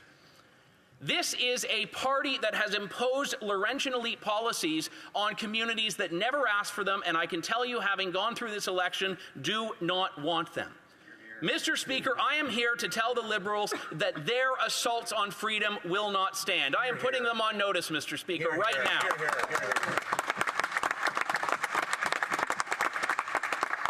I am here because I love my country. Unlike the Prime Minister, who picks whichever passport is most convenient in a given moment, I actually love Canada. Canada is the only country I've ever called home. It's the only country that I have any desire to be a citizen of. And it is an honor and a privilege to be a Canadian. I have always been proud of my country. I have always stood for my country. Unlike Liberals who wrap themselves in the flag when it is politically convenient, I am not a fair-weather patriot. And we will always, on this side of the aisle, Mr. Speaker, stand up for Canada and be proud in our Canadian identity and proud of our country. This means being proud in the institutions of this place, being proud of our history, being proud of the people who built this country, and standing for those who seek to celebrate and preserve Canada. Mr. Speaker, that is what brings me here. This is what I will do as a member of Parliament. So I do not take the fair-weather patriots, those with their newfound celebration of Canadianism, with their flags still creased and wrapped in plastic practically, as they seek to lecture Canadians on what it means to be an elbows-up Canadian. Mr. Speaker, I will always and have always waved the Canadian flag proudly, and I will not stand by while those who were denigrating people who did that years ago claim to have the moral high ground on what it means to be a Canadian now. This is a chamber. This is a chamber that gives us who sit in it a tremendous honor to be a part of the direction this country is going to take. I do not enter into that lightly. I am honored to be here. I am grateful to my constituents and pledge to serve them and all Canadians. May God bless the work we do in this House, and may God bless Canada, Mr. Speaker. Great speech. Questions and comments? The honourable member for Winnipeg North. Mr. Speaker, and I appreciate the fact that it's a new member, but I still find it somewhat shameful for the new member to try to imply that members of the Liberal caucus are not strong nationalists and feeling very proud and have a great deal of pride in our country. In fact, Mr. Speaker, I think Canadians spoke very, very loud and clear when it comes in terms of protecting the interests of our nation. They turned to the Liberal Party and the Prime Minister that we have today because of the high level of comfort that we were able to express in the policy positions that we were taking, Mr. Speaker. And that's the results. Never before has a political entity received as many votes from Canadians as this Prime Minister and this party in the last election. My question to the member, would he not agree? And I read directly, and I quote, this is a mandate letter. Spending less on government operations so Canadians can invest more in the people and businesses that will build the strongest economy in the G7. Does he not believe that that is a goal that's worth achieving? The honourable member for Elgin, St. Thomas, London South.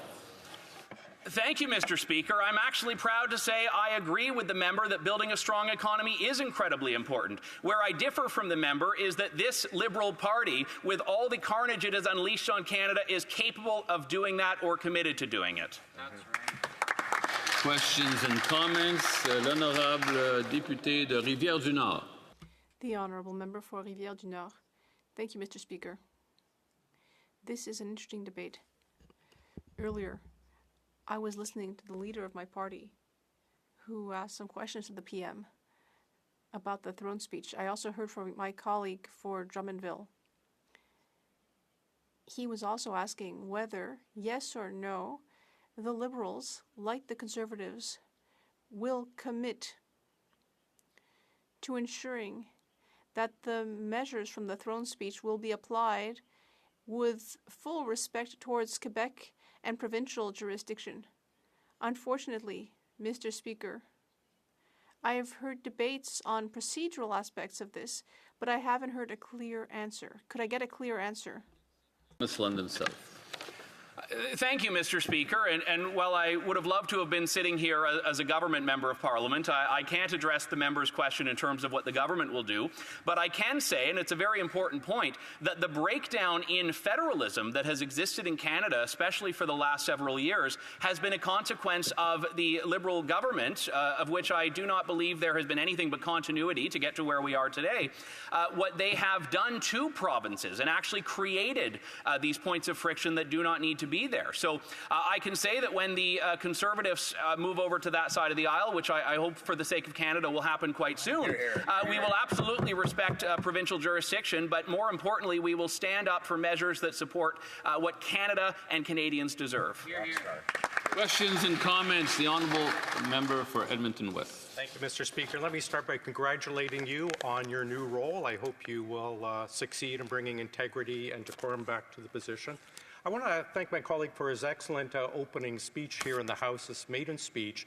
I want to read to him, it's direct from the throne speech from the government, building Canada strong by spending less and investing more. Yet the government tabled the estimates yesterday with a 30% increase in spending for management consultants, giving an extra $6 billion over last year, which was a record year, for Liberal friends at McKinsey and scoundrels such as GC Strategies. I wonder if my colleague considers spending $6 billion more, $2,400 per every household in Canada, as actually spending less. The honourable member for Elgin, St. Thomas, London South. Mr. Speaker, I thank my honourable colleague for his question and also congratulate him on his re-election. One of the things that we put forward during the campaign was, as part of the measures we need to take to get our books back in order as a country, taking aim at these consultants who are getting rich off of the taxpayers' back. Now, Mr. Speaker, I have been through a household budget in my own home, and if I ever saw a line item for $2,400 for McKinsey or other consultants, that would be the first thing to go.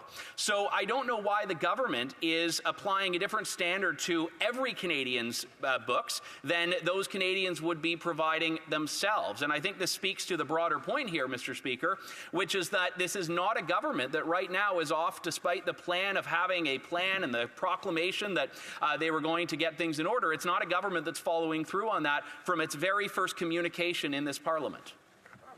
Resuming debate, the honourable member for Prescott Russell, Cumberland, yeah. Monsieur le Président, Mr. Speaker, I will be sharing my time with the member for Tayayaco and Parkdale High Park. Monsieur le Président, comme il s'agit de ma première... Mr. Speaker, this is my first time speaking in the House of Commons. I would like to take this occasion to thank you for your election to the speakership and congratulate you. I congratulate all of my colleagues here on their election or re-election. I'm proud to join my colleagues as a Member of Parliament in this 45th Parliament. Before I begin, I wish to acknowledge that the Parliament buildings are on the traditional unceded territory of the Anishinaabe Algonquin people. My riding is on the traditional territory of the Haudenosaunee and the Longhouse people. It is a privilege for me to rise today thanks to the trust that 39,000 voters in Prescott, Russell, Cumberland placed in me. I am deeply grateful to them. I am here to represent everyone in my riding, which extends over 3,000 square kilometers. Family, including my mother, Jean Anderson, my father, Angelo Mingarelli, my brothers and sisters, my many relatives, my volunteers, and my campaign team, including former members of Parliament for Prescott Russell Cumberland, Francis Drouin, and the Honourable Dawn Boudria, who have supported me throughout this journey. I'm proud to have made history this election by being elected the first woman ever in federal history in Prescott Russell Cumberland in the past 75 years. To this effect, I'd like to acknowledge the late Marlene Catterall, the Governor General award-winning women's rights activist and former Member of Parliament for Ottawa West Nepean. Marlene brought me into politics on Parliament Hill when I was in my teens as a co-op student. She taught me the importance of always treating people with dignity, respect, and kindness. Marlene passed away last year, and the final conversation we had before she died was that I would be running to be the candidate in Prescott Russell Cumberland. She was very proud.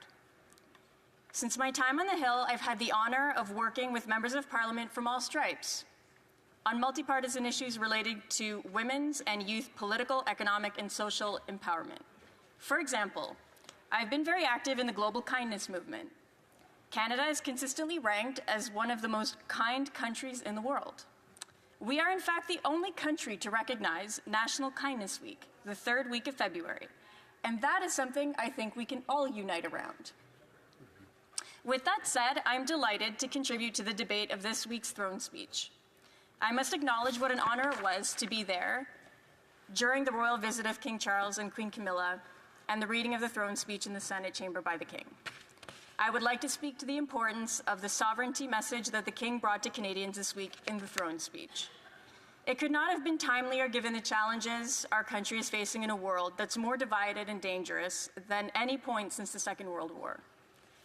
The King reminded Canadians that his late mother, Queen Elizabeth II, opened a new Canadian Parliament in 1957, at a time when the Second World War was still dominant in people's minds and the Cold War was intensifying. Freedom and democracy were under the threat then as they are now. Democracy, the rule of law, and freedom are values that Canadians hold dear and values that our government is determined to protect through these challenging times. These are persistent themes throughout our government's throne speech. The speech specifically cites the work underway between our Prime Minister and the President of the United States in defining a new economic and security relationship between Canada and the U.S., one that's rooted in mutual respect and founded on common interests to deliver, and I quote, transformational benefits for both sovereign nations. It's a powerful message from the King and one that Canadians welcome in these difficult times. Ceci est un message particulièrement important. This is a very important message for farmers, steelworkers, and the countless other businesses and families in my riding. These businesses and individuals depend on close ties between our two countries for their subsistence. The government is committed to maintaining supply management, which guarantees food safety and food security, especially in our country. This is good news for dairy farmers, such as the Patnaud family and all of their cows on their farm in Embrun. This is also good news for countless dairy farmers and producers as well in my riding. There's a business called Iveco Rolling Mills at L'Orignal. About 60% of their steel is sold to the United States. They are rightly worried about the unjustified tariffs imposed by the United States on steel. This has already significantly harmed their business and put their employees' jobs at risk. They have already had to lay off 400 workers. The government will staunchly defend workers, Canadian steel workers, and Canadian steel. We will eliminate internal trade barriers to build one Canadian economy from our 13 provinces and territories. This will facilitate sale and transport of products through Canada. We will table legislation to eliminate all federal barriers to workforce mobility and trade. Our government is working closely with provinces, territories, and Indigenous peoples in order to identify projects of national importance. They will unite the country, strengthen our ties with the rest of the world, and also create well-paying jobs for generations to come. Committed to building a more affordable Canada because the economy is only truly strong when it serves everyone. The average income in Prescott Russell Cumberland is approximately $56,000. Like many Canadians, my constituents are struggling to get ahead. That's why my government is responding by reducing middle-class taxes, which will save two-income families up to $840 a year. It will cut the GST on homes at or under $1 million for first-time homebuyers, delivering savings of up to $50,000. It will lower the GST on homes between $1 million and $1.5 million and provide significant financing to affordable home builders. The government will also protect the programs that are already saving families thousands of dollars every year, such as childcare and pharmacare. In addition to these, the government has recently expanded the Canadian Dental Care Plan to cover about 8 million Canadians, saving the average person more than $800 per year. En tant qu'Ontarienne trilingue, I'm a trilingual Ontarian. I speak English, French, and Italian. It's an honor for me to represent the beautiful riding of Cumberland, Prescott, Russell. We have rich and diverse cultural heritage. Over 60% of my constituents speak French as a first language. In fact, it is the only majority Francophone riding in the province of Ontario. We must protect Francophone heritage by protecting our institutions, our public institutions, and ensuring adequate service in both official languages. I'm proud to be part of a government which respects that need and that reality. That's why our government will support CBC Radio-Canada. We will increase its annual funding. We will also encourage both of Canada's official languages by investing in Canada's cultural industries and language industries. This is important for Franco-Ontarians and all Francophones outside Quebec. It is important for all of those Francophones outside Quebec to protect their cultural and linguistic identity. Of national pride, unity, and hope, while recognizing our historic foundations as we continue to work towards truth and reconciliation as a country. I look forward to working with all of my colleagues in the House. We will not always agree, but as our new Speaker said during his speech to the House, it's possible to skillfully and convincingly refute an argument without resorting to personal invective or intimidation. We must work to find the balance between respect and order on the one hand and vigorous debate that clarifies issues on the other. I personally commit to treating every member in this House with dignity, respect, and kindness. Again, I have striven my entire professional career to work across party lines to achieve results. I commit to continue to work and do whatever is required in our shared goal together to improve the lives of all Canadians and every resident of Prescott Russell Cumberland. Thank you. Questions and comments. The honourable member for Mission, Mott Street, Abbotsford. Thank you, Mr. Speaker, and congratulations to the member from Prescott Russell on her maiden speech in the House of Commons. During the election, there was much consensus on the fact that Canada needs to build. We need to build energy infrastructure. We need to build more homes. We need to do a lot more than we've seen in the last 10 years. However, the Liberal candidate in my riding spoke about Liberal ridings getting more. He said, in fact, that if you vote Liberal in Mission Matsqui Abbotsford, you will get more federal dollars. I don't believe that's the case, in fact, and I'd like the member to clarify her vision for the allocation of infrastructure dollars. Should Liberal ridings get more than Conservative ridings, or should decisions be based on a needs-based approach? Thank you, Mr. Speaker. The honourable member for Prescott Russell Cumberland. Thank you, Mr. Speaker. I'd like to thank the honourable member for his question. I do believe that all provinces and communities are treated with equal respect, and that the intention is to deliver services as required. L'honorable député de Rivière. The honourable member for Rivière-du-Nord. Thank you, Mr. Speaker. Mr. Speaker, I'd like to thank the voters in Rivière-du-Nord for renewing their trust in me. I will do everything I can to be worthy of that trust. I congratulate my colleague on her election. I congratulate you as well, Mr. Speaker, on your election and your appointment as Speaker, which was a wise choice to have you as Speaker. I'm convinced of that. Here's my question. In the speech from the throne, there was mention of creating one Canadian economy. The member represents Prescott Russell Cumberland. Do her constituents agree with the fact that the Ontarian government's authority will have to submit to the federal government's authority? Do her constituents agree with that? Do they support giving the federal government precedence and authority over their own government, the Government of Ontario? The honourable member for Prescott Russell Cumberland. Thank you, Mr. Speaker. I thank my honourable colleague.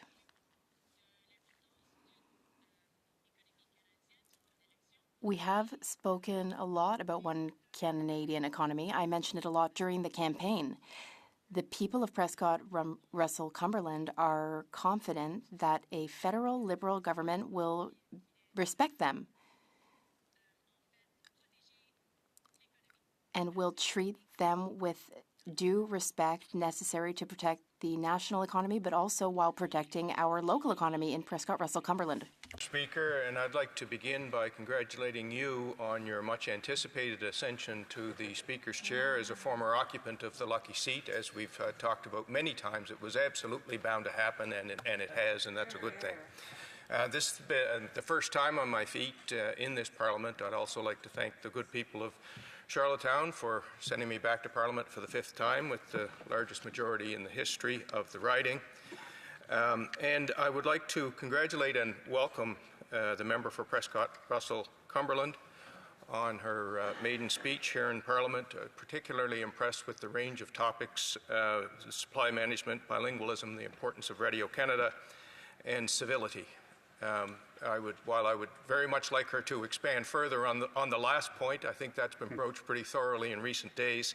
I would invite her to talk a bit about the importance of supply management in her riding and its place in the trade war upcoming and the possible resolution of it. Thank you, Mr. Speaker. The honourable member for Prescott Russell Cumberland. Thank you, and thank you to my honourable colleague for your question. Indeed, supply management is very important, especially to the farming community in Prescott Russell Cumberland.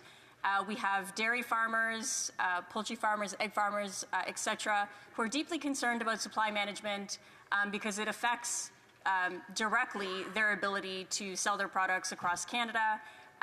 The Prime Minister has been clear that supply management is off the table in any future negotiations with the United States. And in fact, it is such a high priority for me as Member of Parliament that my first active business as Member of Parliament after my swearing in last Friday was to visit a dairy farm and meet with all the farmers who supported me in Prescott Russell Cumberland, along with our Minister of Agriculture, Minister Heath MacDonald. The farmers were very happy about this, and it is a further demonstration about how seriously our government is taking supply management. Just a reminder before we continue, we cannot refer to members of the House by proper names. It's through the Speaker that we must address other members. The Honourable Member for Tayayakan Parkdale High Park. I hope I'm pronouncing that properly. Thank you, Mr. Speaker. Thank you for the opportunity to rise in this House for the first time as the newly elected member for Tayayakan Parkdale High Park. We come here representing different regions and communities, having different ethnic or religious or sexual identities, carrying different ideologies and styles. But I believe in this Parliament for a common purpose, a stronger Canada, a more sovereign Canada, and a stronger voice for our constituents in that Canada. As we all know, we don't get here alone. I'd like to thank those who helped put me in this chair, the People's Chair, our campaign team led by Christopher Knight, James Gennaro, and Malha Jawas. Merci aux membres de cette Chambre qui croyaient. Thank you to the members of this place who believed in me, especially the Minister of Transport, Interior Trade, the member for Frederick-Genemocto, the member for Toronto St. Paul's, and the member for York South West Etobicoke, and the member for Spadina Hartford. To my family, my wife, my son, it's thanks to you, your love and support that this has all been worth it, even though it might be a sacrifice for you.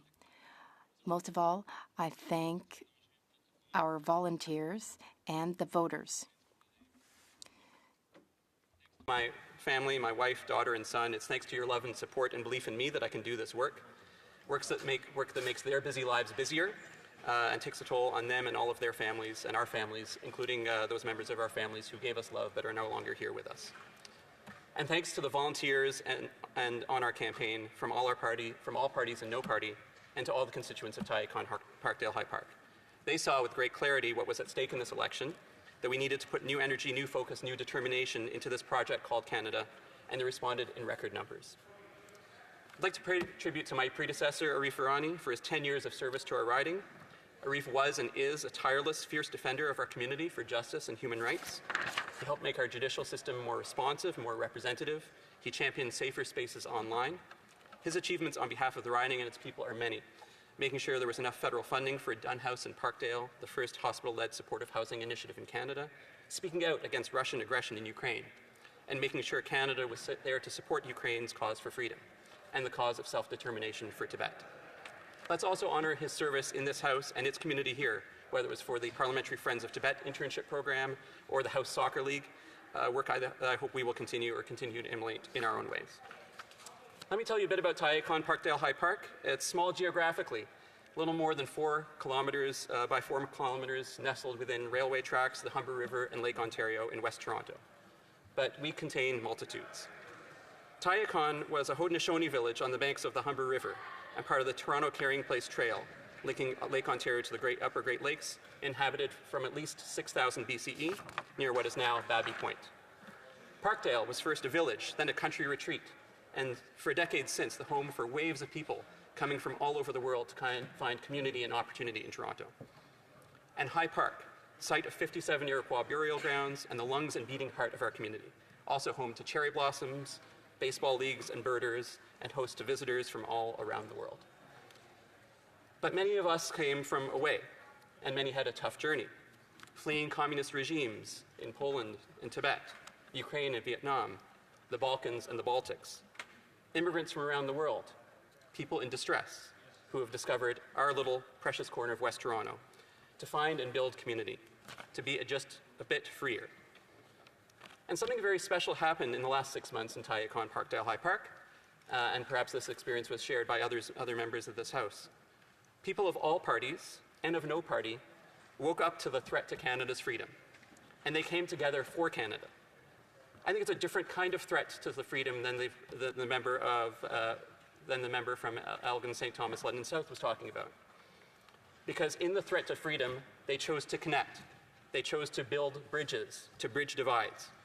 They chose, in fact, not just to consider their own interest, but the interest of others in their riding, the national interest, because they saw that everyone's freedom was on the line.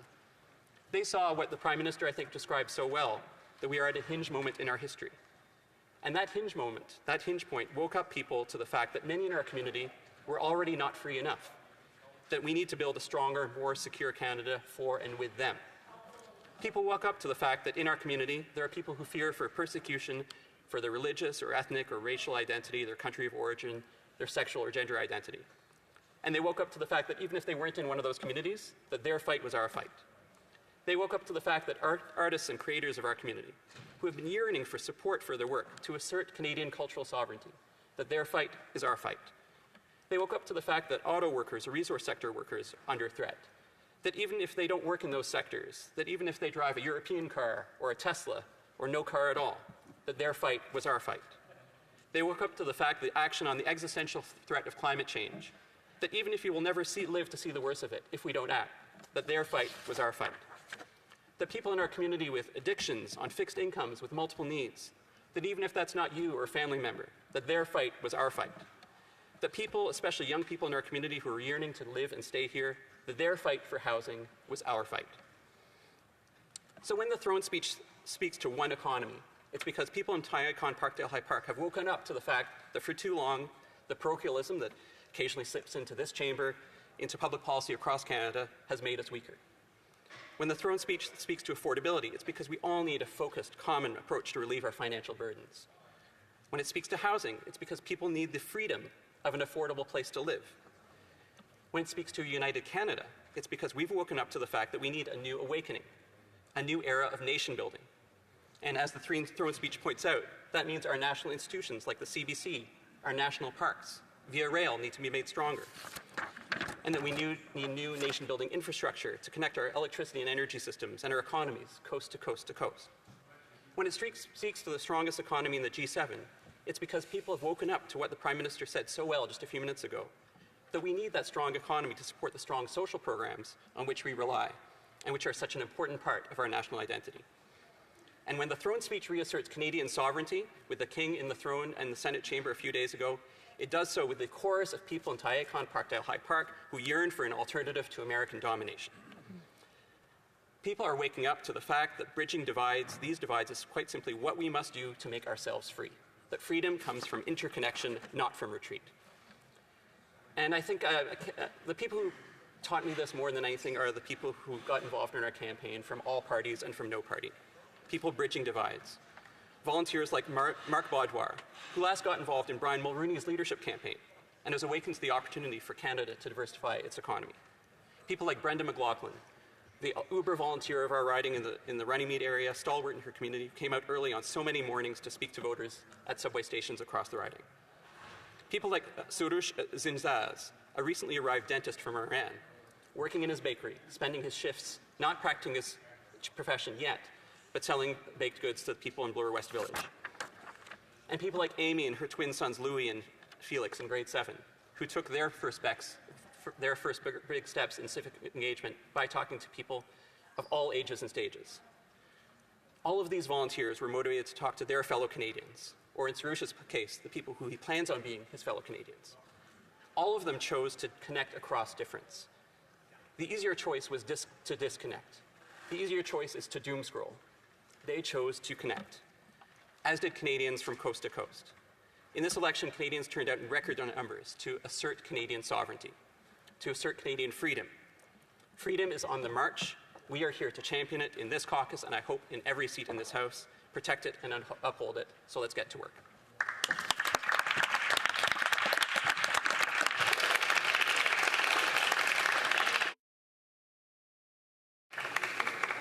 Let's get finished with the speech. Questions and comments? I recognize the member from Edmonton West. Thank you, Mr. Speaker. Let me be the very first to congratulate you on your new role. I do note for everyone that the current speaker used to sit beside me in the House, and I think he went out of his way to become the deputy speaker just so he would not have to sit with me anymore. I'd like to thank my colleague for his speech and congratulate him on winning and on his maiden speech. Yesterday at CANSEC, which is basically the defense contract, our contractors conference, the Minister of Defense spoke glowingly about the need to find money to spend on defense, which is wonderful. But he gave an example of another country needing to cut, or that cut 22% of its public service.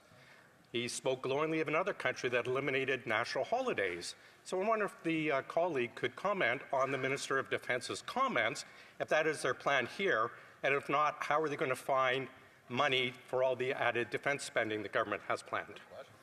Member for Tayakon, Parkdale, High Park.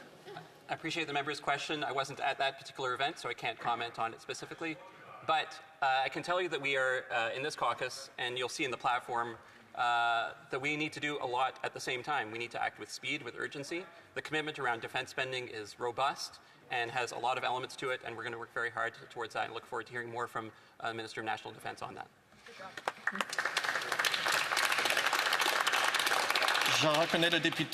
I recognize the member for Rimouski, La Matapédia.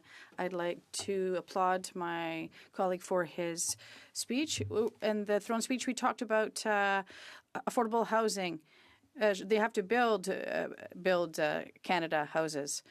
During the election campaign, there was negligence for French. But my question is simple. Building affordable housing, is it easy for him in his riding? The honourable member. Merci pour la question. Comme j'ai remarqué, nous avons. Thank you for the question. As you've noticed, we already have a lot of success with the initiative, the Rapid Housing Initiative, which has shown results for our citizens in my riding. There's an LCBO on Brock Street, and it's really important for us as members who are trying to help our communities. We need programs like this. It's very ambitious. Thank you. The honourable member for Longueuil-Saint-Hubert. Mr. Speaker, allow me first to thank all of my constituents who gave me the opportunity to be here today to represent my riding in Ottawa. First, I'd like to thank my team, the volunteers, my family, and all my colleagues, the members here, who supported me when I started this 45th Parliament. My question is, the first measure for the PM was to reduce income tax. We're talking about thousands of dollars back in the pockets of Canadians. What is the impact of this impact with respect to the members? The honourable member. I'd like to thank my colleague for his question. There is more poverty in my riding than others. So taxpayers, well, when there's even a small break, when they get in taxes, they pay. Well, we expect this bill to come into effect in July, but it will have an immediate impact because people in my riding are marginalized, and every effort we can do or make to help them to reduce the cost of living in any way really helps them, and it'll help them immediately. The member for Vancouver East. Speaker, let me also congratulate you in taking your seat in the Speaker's chair as Deputy Speaker. My question to the member is this. Now, we saw in the throne speech there was a lot of discussion about the threat towards Canada from the Trump administration. And rightfully so, Canadians, and I believe every member of this House will be very focused on taking that issue to heart and protecting Canada and our sovereignty. But at the same time, we also have another threat that's going on, and that is the issue around foreign interference. We know heading into the election that our democratic institutions is under threat from foreign interference actors. But yet the Liberal government in the previous administration did not put in place Bill C-70. So we did not have that during the election, and there is yet to be any mention of that anywhere from the government bench, including from the Prime Minister. Why wasn't that mentioned in the throne speech? You're here. Before I let the member for Tayakon, Parkdale High Park respond, 15 seconds or less. Thank you. I appreciate the question. We're a new parliament, and part of being a new parliament in bringing new voices. In my past life as a think tank at the dais at Toronto Metropolitan University, worked a lot on this issue. Be looking forward to working with the member on this issue if she's interested. Resuming debate, the member for Bow River.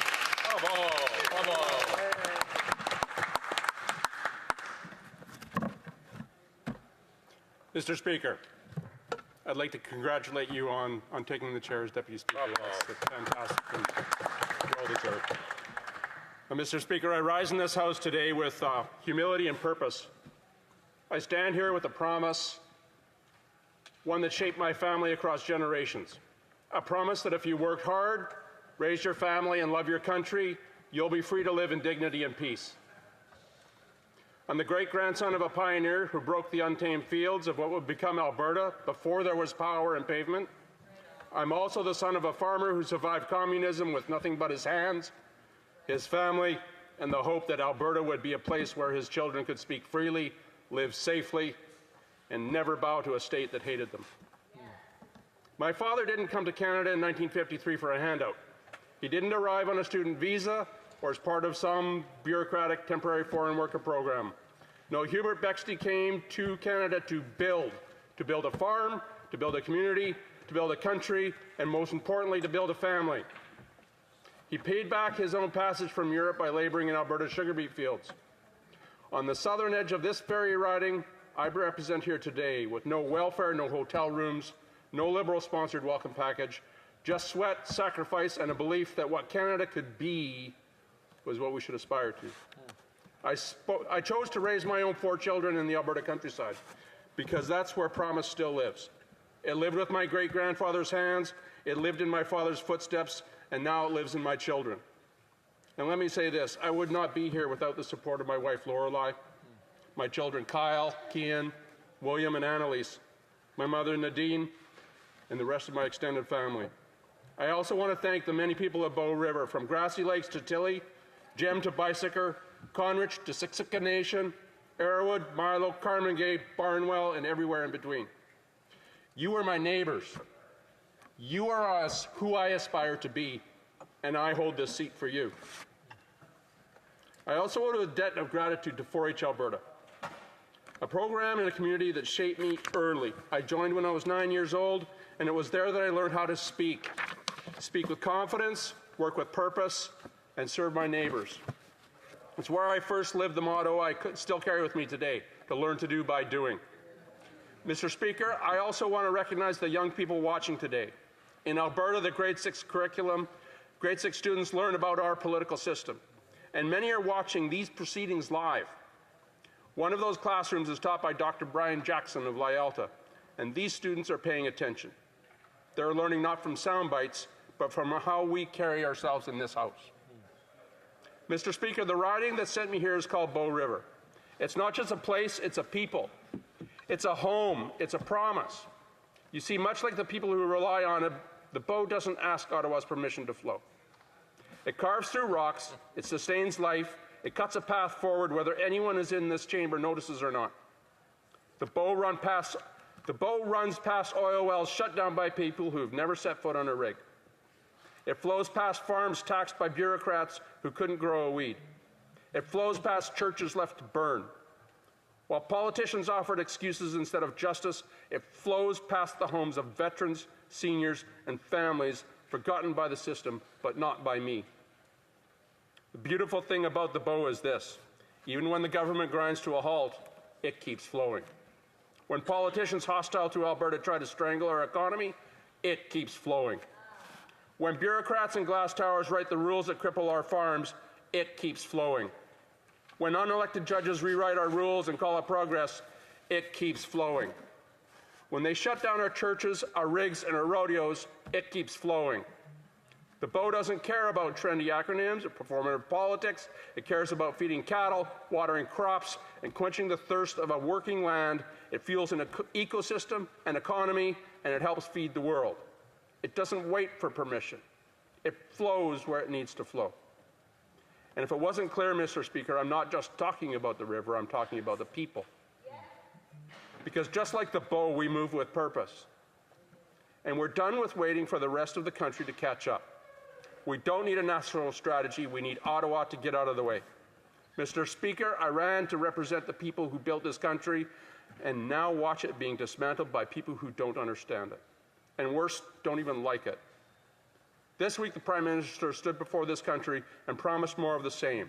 A new housing bureaucracy, a new set of buzzwords instead of a budget, and more red tape instead of results. And not a word, not a single word about oil and gas pipelines or the workers who drive our economy. Let's be honest with Canadians. We don't need to renew the consensus on immigration, the one that's fueled the Liberal political ambition for a decade. We need to rebuild this country for Canadians. We don't need to gaslight working families into acceptance of out-of-control immigration while wages stagnate, house prices explode, and services collapse. We need to restore common sense and put Canadians first in their own country. We don't need more empty promises. We need paychecks you can raise a family on, homes you can actually afford, and streets you feel safe walking down. We need less gatekeeping, less government, and a whole lot more grit. Mr. Speaker, I come from the part of Canada that feeds this country and fuels its economy, so you'll understand if I speak plainly. Because where I come from, words matter, but work and deeds matter more. I'm here to fight for the honest worker, the family farmer, the rig hand, the rancher, the welder, the widow, the health worshiper, and every kid who still believes this country can be worth something. I come to this House with one of the strongest mandates in the nation. And Mr. Speaker, do you know how I earned it?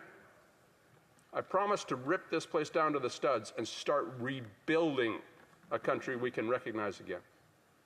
The Prime Minister this week showed he's here to do the opposite. Behind the pageantry and parades, he disrespected the Crown by using the King to deliver a tired and empty speech, meant to distract Canadians from a simple truth. He's still stumbling forward on the heels of Justin Trudeau's failed record. Mr. Speaker, I have deep respect for our institutions, but what Canadians needed this week wasn't ceremonial flourishes, they needed substance. Not sentiment, but solutions. Not more speeches from elites in suits, but action for people in coveralls. The farmers, the builders, the rig hands, the parents wondering how they'll afford groceries and heat at the same time. Canadians are tired of being lectured. They're tired of being told everything is fine when they can see with their eyes that it's not. This country has a proud and noble history. It was built by pioneers, sustained by families, and defended by those willing to risk everything for the promise of freedom and prosperity.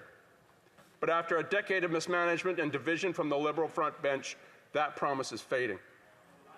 Alberta separatism is no longer a fringe idea. I heard it at the doors more times than I can count, and I'll tell you plainly, Alberta staying in Confederation is not up to me, and it's not up to the Liberal government. It's up to the people of Alberta, and the Albertans know that they have options. If this House continues to insult, abuse, and neglect Alberta, if it refuses to treat our people and our industries with the respect that they've earned, then the future of this country is not guaranteed. None of us should assume that we'll have this job here tomorrow. At any moment, this government could lose the confidence of the House. And when that moment comes, Canadians will remember who stayed with them and who stood in their way. Because when the system stalls, the Bow River keeps flowing. When this government offers platitudes instead of a plan, the Bow keeps flowing. When they forget who built this country, we remember and we keep moving. Mr. Speaker, I want to thank the people of Bow River for one of the strongest mandates in this nation. To my family and my friends, my neighbors, thank you for trusting me with this duty. I won't let you down. I didn't come here to rub shoulders with royalty. I came here to fight for the families, farmers, and energy workers who build this country. And I'll keep fighting until the Liberal government gets the message. Because that promise still lives, and I intend to keep it. Thank you, Mr. Speaker.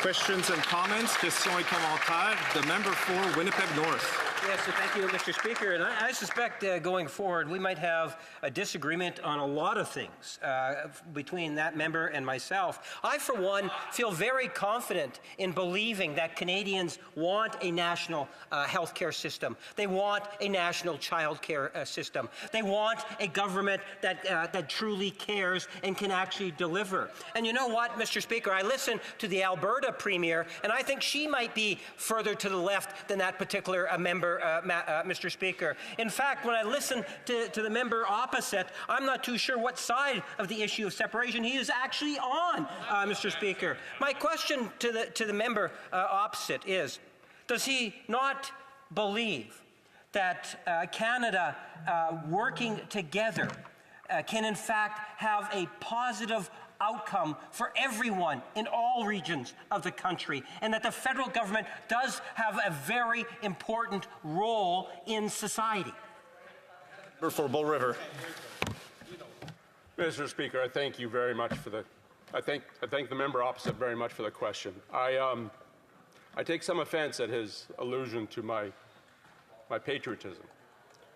Canada is the country where my family came to by choice for a future. It was very deliberate. It was Canada or Australia, and they chose Canada. And that is the blood that flows through my veins. I think the problem is that the government is failing on the promise to deliver to the people. We want a society that's good for everyone. We have compassion. We want a society that thrives and survives and develops. But the Liberal government has failed in that promise over the last 9 years, and there's nothing in this current circumstance that shows any otherwise. Questions et commentaires. Le député pour Drummond. The honourable member for Drummond. Thank you, Mr. Speaker. It's nice to see you in the chair. Why? Because you are very rigorous in your approach. Whenever you have questions to ask, whenever you answer a question, you're quite daunting. So it's nice to see you in the chair because, well, we won't have to face you as much across the floor. I'd also like to congratulate the new member for Bow River. I was very fond of his predecessor, Mr. Shields, and I would invite my new colleague as soon as possible to let Mr. Shields know how much I appreciated working with him, especially on matters of heritage, because we were both on the committee together. Now, I listened closely to my new colleague's speech. He spoke about the Alberta independence movement. Given that some Albertans are very unsatisfied about a number of things, whether that's justified or not, it's not up to me to judge. But of course, we know that in Quebec there has been a desire for independence for many decades. And it wasn't always treated with the same respect that we would have hoped for. So this desire that is beginning to germinate in Alberta, would this not be a good time, according to my colleague, to deeply consider the future of this country? Because perhaps the various regions of the country should call into question the best way to face the future and its challenges. We believe Quebec should be an independent nation. We've been saying that for a long time. But based on what I'm hearing about what's happening in Alberta, I'm getting the impression that perhaps this kind of movement, this kind of thinking should extend to the rest of Canada. Thank you. Member for Bull River.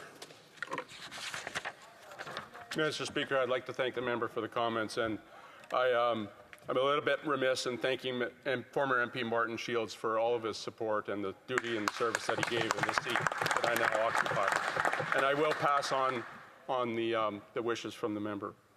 But, Mr. Speaker, let me be clear. I want a strong and united Canada.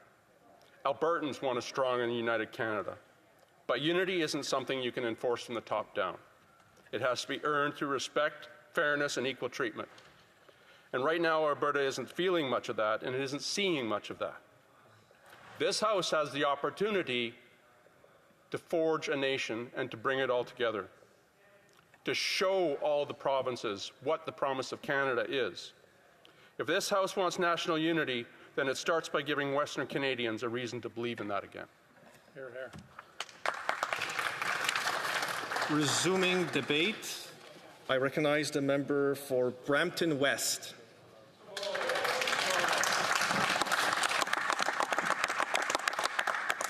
Mr. Speaker, thank you for this opportunity to rise in the chamber today. Let me begin by congratulating you on your new role, and congratulations to all members who got elected or re-elected for the 45th Parliament. Today I rise in the chamber to say thank you to my residents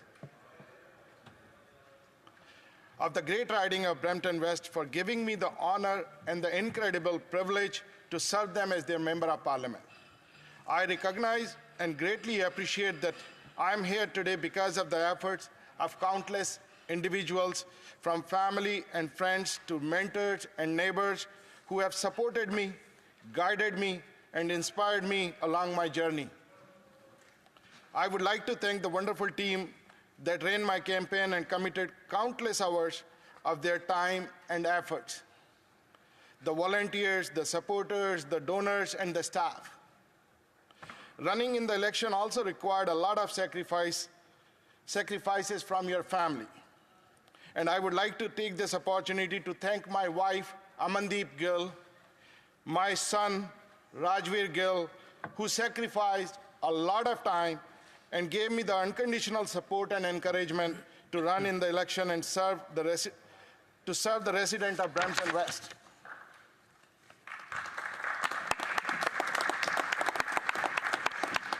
I am thankful to the Brampton West residents for the faith and trust they have put in me to serve them. I am committed to discuss the priorities that matters to them and hold the government accountable for not only the residents of my riding, but all of the Brampton City. With humbleness, I carry the great responsibility in representing Brampton West, representing their values, concerns, hopes, and dreams of a bright and uplifting future for themselves and their children in this beautiful country of ours that we all feel proud to call our home. After completing my post-secondary education in engineering, political science, and MBA, I immigrated to Canada in 1998. I am personally very grateful to be able to call Canada my home. Like many of the Brampton West residents, I come from humble beginnings. I come from a family of service, as my grandfather and father both served in the armed forces during World War I and World War II, respectively. Because of their sacrifices, I experienced firsthand that freedom and opportunities are a gift of dedication and selfless service, passed from one generation to the next. Their legacy of duty and courage reminds me that I must work diligently out of these values of hard work, determination, and perseverance to contribute towards a life of freedom and opportunities for the next generation. Where my father gave me the discipline and commitment to duty and service, my mother gave me values of care and compassion. Through her example, she taught me the importance of taking care of each other with patience, understanding, and nurturing growth and togetherness in our families and our communities. And so, Mr. Speaker, it is with these values of service, hard work, dedication, and commitment towards excellence for the benefit of all, I stand here today on behalf of the resident of Brampton West. Brampton has been my home for over 20 years. I am grateful as a newcomer. My efforts and hard work were rewarded by the Canadian Promise, and I received opportunities that allowed me to advance my professional career with diverse experience from quality assurance in automotive, industrial, and aerospace sector to a distinguished tenure as an adjudicator at Tribunals Ontario, all while raising a family in a safe and prosperous city. Today, I rise not just as the Member of Parliament for Brampton West to express my gratitude, but as the voice of community that has been promised much and delivered far too little. The speech from the throne spoke of ambition, inclusivity, and recovery, but for my constituents, Mr. Speaker, those words ring hollow. They ring hollow. Families who can no longer afford groceries, residents afraid to walk on their streets, young people watching their dreams of home ownership slip away. The throne speech does not reflect the reality faced daily by the people of Brampton. Let me paint a picture of what the reality is for Brampton residents. Regarding the key issues of safety, cost of living, employment, housing, immigration, and business opportunities, or lack thereof. On public safety, Mr. Speaker, while the government claims it is strengthening public safety, the people of Brampton are living in fear. Violent crime up 50%, auto theft up 50%, extortion up 400%, soft on crime, liberal bill and policies, C5 and C75 have unleashed the crime waves in Brampton. This is the part of the worst crime wave this country has ever seen. Even the Peel Regional Police had to launch projects Warlock, recovering vehicles, and solving violent home invasions. It is for these reasons that the Peel Region Police Association endorsed the Conservative Party, including my candidacy, and I look forward to working closely with those police officers. The throne speech mentioned more tools for law enforcement, but after 8 years of inaction, communities like mine know the truth. There is no safety in a press release. What's needed is real funding, tougher bail reform, and support for local police, not recycled announcements. On affordable and cost living, Mr. Speaker, the throne speech spoke about affordability. Yet in Brampton, the average home price in April 2025 stood at just under $950,000. A dream slipping further out of reach for working families. The cost of living is almost $2,900 per person per month. Grocery prices have surged. Rents are up. Interest rates are punishing mortgage holders.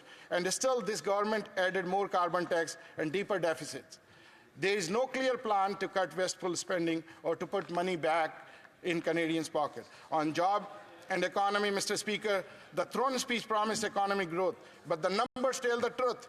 Brampton's unemployment rate is up, Canada's unemployment rate is up, small businesses are struggling, choked by red tape and high taxes. Mr. Speaker, we need policies that lower taxes, encourage investments, and get Canadians better paychecks. On immigration, I am an immigrant, Mr. Speaker. I know firsthand the value that newcomers bring to this country. But I also know that the growth without planning leads to strength. In Brampton, over 52% of the population are immigrants, a testament to our multicultural strength. But this rapid growth has outpaced housing, transit, and healthcare. Mr. Speaker, housing was mentioned in the throne speech, but the crisis has worsened under the Liberal government. Brampton has one of the fastest growing population in Canada, but building permits and completion lag far behind demand. Promises to work with municipalities haven't delivered enough shovels in the ground. Where is the federal leadership on zoning reform, infrastructure, and rental construction? Mr. Speaker, we need action now to build homes fast and to put the dream of home ownership, back within the reach of Canadians. On small businesses and opportunity, the throne speech says Canada is open for business, but for entrepreneurs in Brampton, the reality is burdensome paperwork, rising cost, and policy uncertainty. Business owners in general are begging for tax relief and streamlined licensing. Instead, they got more red tape and rising payroll costs. The Conservative vision is clear. Cut the red tape, incentivize innovation, and support the backbone of our economy, that is small businesses. Mr. Speaker, Brampton West elected me because they are tired of promises and now they want to see the results. They are tired of headlines without substance, slogans without strategy, and speeches that speak of ambition without any roadmap to achievement. Brampton West residents resonated with the values of the Conservative Party: fiscal responsibility, public safety, economic opportunity, and respect for families and businesses. While the government celebrates headlines, I will fight for the families, seniors, and young Canadians trying to build a life. To the people of Brampton West, I hear you, I stand with you, and I will continue holding this government to account until your voices are truly reflected in the decision made in this House. Thank you, Mr. Speaker. Questions et commentaires, questions and comments. The member for Winnipeg North. Yes, thank you, Mr. Speaker. I agree fully. Brampton is a wonderful, beautiful community in Canada. Many of my constituents have relations and family in the community of Brampton. Having said that, the member spent a great deal of his efforts and time on the issue of crime. And I'm very sensitive to that issue, as I know my colleagues, in particular my colleagues in the Brampton area, very much concerned about crime.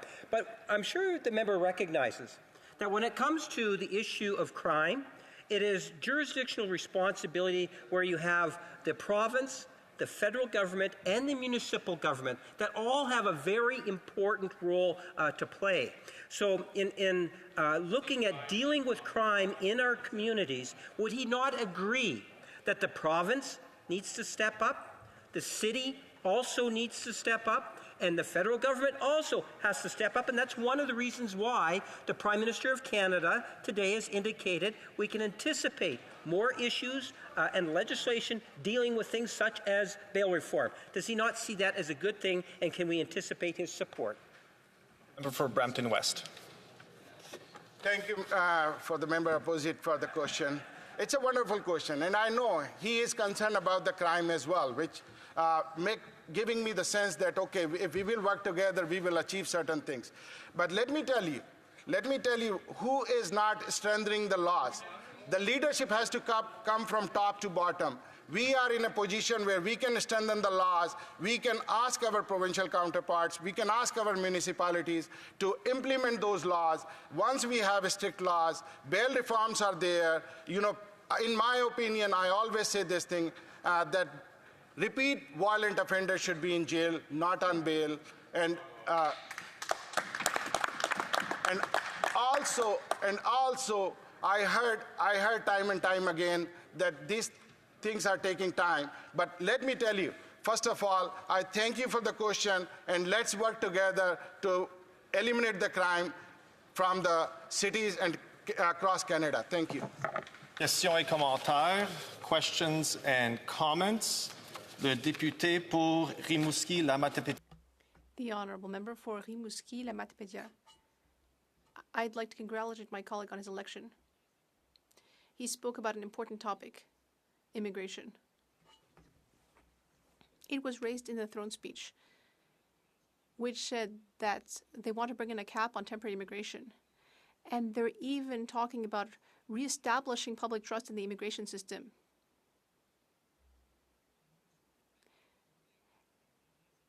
They've been trying to pull the wool over our eyes.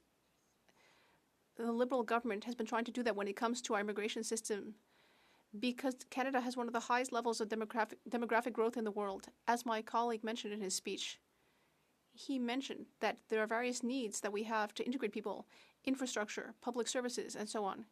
Quebec has been saying for some time that it wants to be in control of its own immigration system, and that it wants to be able to improve its immigration system and also protect the national language, French. Does my colleague agree with that approach? Thank you. For Brampton West. Thank you, member opposite, for the question again. And I know I told in my speech as well that I came as an immigrant. I understand the importance of immigration for this country, and I know what immigrants bring to this country. And also, I agree with the thing that we have to be united and strong together. Once we are united and strong, we can have immigration policies that benefit all the Canada. We are in a position where we can be the envy of the world when we start doing and progressing, unleashing our resources to build and build our economy, build our strengths. When we need them, I always believe in one thing, that immigration should be on a skill basis. If we need people, we have to bring them. And I am in a favor of united and strong Canada, and we will work towards it. Thank you so much. Questions and comments. We have time for a short question. The member for Flamborough, Glanbrook, Brant North. Thank you, Mr. Speaker. It's great to see you in the chair. Congratulations on your new role. Congratulations to our colleague from Brampton West for his advocacy on crime in particular. And I just want to ask a follow-up question on that. Car thefts, auto thefts, we've seen that in my community, we've seen that in his community, and across the GTA. Yet no serious action from this government on that in terms of bail reform, in terms of what's seeping out of our ports, in terms of stolen cars. And so maybe you can comment a little bit on auto theft and the importance of that issue in Brampton. The member for Brampton West in about 15 seconds, please. Thank you so much for the question. Let me start. Like, crime is a #1 issue when I was campaigning in Brampton West. People are really in fear to live their life. People are not coming out. When they will come to their driveway in their cars, they'll look left, right, and center before they enter their houses. This is a very big problem, and Liberals has not done anything to make it better. Let's start working on the issue, and then let's eliminate the crime from the country and the Brampton West. Thank you so much. Reprise du débat. Resuming debate, the Honourable Member for Sherbrooke. Thank you, Mr. Speaker. I'd like to begin by commending you on your new role as Speaker of the House. Bad habits have come back very quickly. All members of Parliament respect you, and I'm confident that you will be able to rule over proceedings fairly. Toutes mes félicitations également à tous les députés. I'd also like to congratulate all re-elected and elected members, especially the members for Compton-Stanstead and Brome-Missisquoi. We three form an Eastern Townships caucus, and we will represent our beautiful, wonderful region. I'd also like to greet and thank the voters in my riding of Sherbrooke. It is a privilege that they placed their trust in me for a third term as their Member of Parliament. I promise them that I will always listen, I will be tenacious, and I will defend them. During the campaign, many opinions were expressed. Canadians expressed themselves. They voted. They have expectations of us, which are demanding but also realistic. We must be up to the task by presenting an ambitious plan. The undertaking for our economy consists in three measures. La réduction des impôts pour First, cutting taxes for about 22 million Canadians. This will allow two salary families to save up to $840 a year. This supports the middle class, which will support economic growth and will help middle-class families to experience more financial security. To offer Canadians even more of a break, we're working on programs like daycare programs and the Canada Dental Care Program, which is now available to even more Canadians. These programs have a real impact on the lives of Canadians. Second step, we will cut GST for first-time home buyers for homes of up, and we will decrease GST on the first-time home buying if it's between 1 million and 2 million. Third step, cutting the consumer carbon tax. We will continue to tax heavy emitters, the heaviest polluters. We must reduce greenhouse gas emissions and meet our 2030 target. called for change, for a concrete plan to deal with the rising cost of living. The government is answering that call. À un moment où la planète entière At a time when the entire planet is facing unprecedented challenges, for example, regarding peace and stability in the world, the economic situation, climate change, at this turbulent time, we are proud to depend on our communities, which have the know-how and ability to find solutions. In this context, the government's role is to facilitate, to attract new investment, and to create wealth. il faut provoquer We must create the necessary conditions for economic growth through our business community and their know-how. As a result of tariffs, our business people are showing a lot of resilience. When I visit them in Sherbrooke, I'm surprised and impressed by how quickly they manage to adapt, and they're always in solution mode. innovate and pursue the green transition.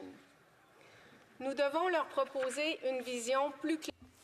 We must offer them a clearer and more long-term vision. We must give them the necessary tools to be able to continue growing and remain competitive. I would like to bring up a few aspects. First, we must take advantage of our strength and skills. In Canada and in Quebec, we have exceptional know-how when it comes to clean technology. In Quebec, we have significant amount of natural resources. We have unique digital technology with quantum computing and artificial intelligence. We have a science ecosystem and a quantum computing institute in Sherbrooke, which makes us a leader in digital technology and quantum computing. We work with impressive international partners like IBM. There's a group in Bromont which produces quantum microchips. They help Quebec's businesses be at the forefront of this rapidly growing industry. In Canada, we have many other centers and domains of leadership and expertise which we need to support in order to remain at the forefront of these industries. Next aspect I'd like to talk about is the workforce. Entrepreneurs are increasingly seeking foreign workers. In Sherbrooke, the whole community is mobilized and we are looking for solutions, especially when it comes to temporary foreign workers. The government is listening. We are trying to find solutions to labor market and labor force problems, and we are offering programs to help current workers, improve their skills. We are trying to find the right balance. Next, we want to eliminate barriers and obstacles to interprovincial trade, and we want to increase labor force mobility. Given the current context of trade conflicts with the United States, we need to be open to new solutions. Change can be destabilizing, but can offer new options and possibilities. We will collaborate with provinces, territories, and Indigenous peoples to create a free trade system throughout Canada. According to the Canadian Federation of Independent Businesses, decreasing barriers would help countless small and medium enterprises. There are currently a lot of rules and there's regulation which is harmful to businesses. For example, when it comes to taxes and tax assessments, sometimes work is done twice. There are also transportation and logistical obstacles. We must eliminate interprovincial barriers, and we must also standardize regulation because that would help our economy to grow, and it would also decrease the impact of American tariffs. This is a historic occasion to cut or reduce federal barriers. Provinces and territories are, of course, invited to join us and to take similar action. Some provinces, in fact, have already done so. This period will be a good time to implement an industrial strategy in Canada. This is the right time to consolidate our national economy and create well-paying jobs. We will implement a large federal projects office, which will allow us to fast-track building and projects. In the wake of these major changes, we will take action to double construction, all while creating a housing industry which will use Canadian technology. Canadian qualified skilled workers and Canadian lumber, all while being in sync with our climate goals. We have a Canada Home program which will allow us to fast-track building of affordable homes. We will have prefabricated modular homes. We will also give huge projects to builders who build affordable housing. We will also continue some programs from our previous session. We want to make Canada even better and even stronger. That's at the very heart of our agenda. Canadians are mobilizing and national pride is rising. Now is the time to dream big and to work together so that we can accomplish great things. Let's set aside empty slogans and unkind debates. We need to be leaders. We need to take action. Questions et commentaires. Questions and comments. Comments. The member for Kenora Kiwatinog. Thank you very much, Mr. Speaker, and congratulations to you on your role. I thank the member for her speech here today, and I just want to pose a question regarding a budget, Mr. Speaker, because this new Prime Minister was elected with the promise that he would be the man with the plan to take on the United States and get our economy back on track. But a key part of that plan, Mr. Speaker, is bringing forward a budget. We now know that will not happen this spring, if at all, this year. And I'm wondering if the member can explain why the government would make that irresponsible decision to not be bringing forward a budget this spring. Merci, Monsieur le Président. Thank you, Mr. Speaker. I thank my colleague for his question. We have a choice to make today, and in the upcoming weeks leading to the end of this session. We have already announced a tax cut and elimination or reduction of GST for first-time homebuyers based on the cost of the home.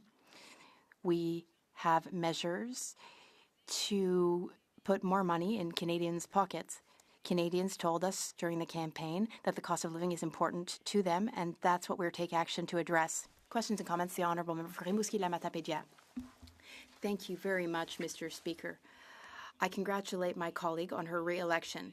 Mr. Speaker, the government says that it wants to defend Canada's economic sovereignty and, by extension, Quebec's. But there's no reference to aluminum, forest, or aerospace in the speech from the throne. Those are three important pillars which would allow us to defend Canada's economic sovereignty. So here's my very simple question for my colleague. Are those not mentioned because the government doesn't care to defend Quebec's economy? Thank you, Mr. Speaker, and I also congratulate my colleague on his re-election. As I said in my speech, we need to build on our existing strengths and areas of expertise and leadership in Quebec and in Canada. The three sectors he named are, of course, pillars of Quebec's economy and of Canada's national economy. Our government will always support those sectors, especially in contexts like the current one, given tariffs from the United States. Questions and comments? The Honourable Member for Compton-Samstead. Thank you, Mr. Speaker. First, I'd like to congratulate my colleague on her election in the riding of Sherbrooke. I'd like to thank her for her help and leadership in our region. I'd like to follow up on the collaboration she mentioned with her colleagues in the Eastern Townships. How does she intend to continue to work together with her colleagues representing Eastern Township ridings so that what our people in our ridings want can be well represented in Ottawa? Thank you. I thank my colleague and I congratulate her on her election and on her first question asked here in the House of Commons. Our Eastern Townships caucus is incredible. We are 3 MPs, 1 re-elected, me, and 2 newly elected MPs who have big shoes to fill. We have a lot of strengths in our area. I mentioned the CDEMI in Bromont and the Quantum Computing Institute in Sherbrooke. Our businesses can continue to count on us to be a strong voice for them here in Ottawa and to support their projects and endeavors. Okanagan Lake West, South Kelowna. Thank you, Mr. Speaker, on your appointment today. Congratulations, and also to the member opposite for her election. She did mention the importance of innovation and technology in our great country. And the previous government, under the Trudeau Junior government, I guess, introduced a bill called C-27, which was the Artificial Intelligence Data Act. And, Mr. Speaker, it really is putting forward very vague rules that will cause small innovators, particularly in the AI space, to consider their options. It's hard to get venture capital in Canada. And now with these vague rules, it will actually push those innovators to the United States.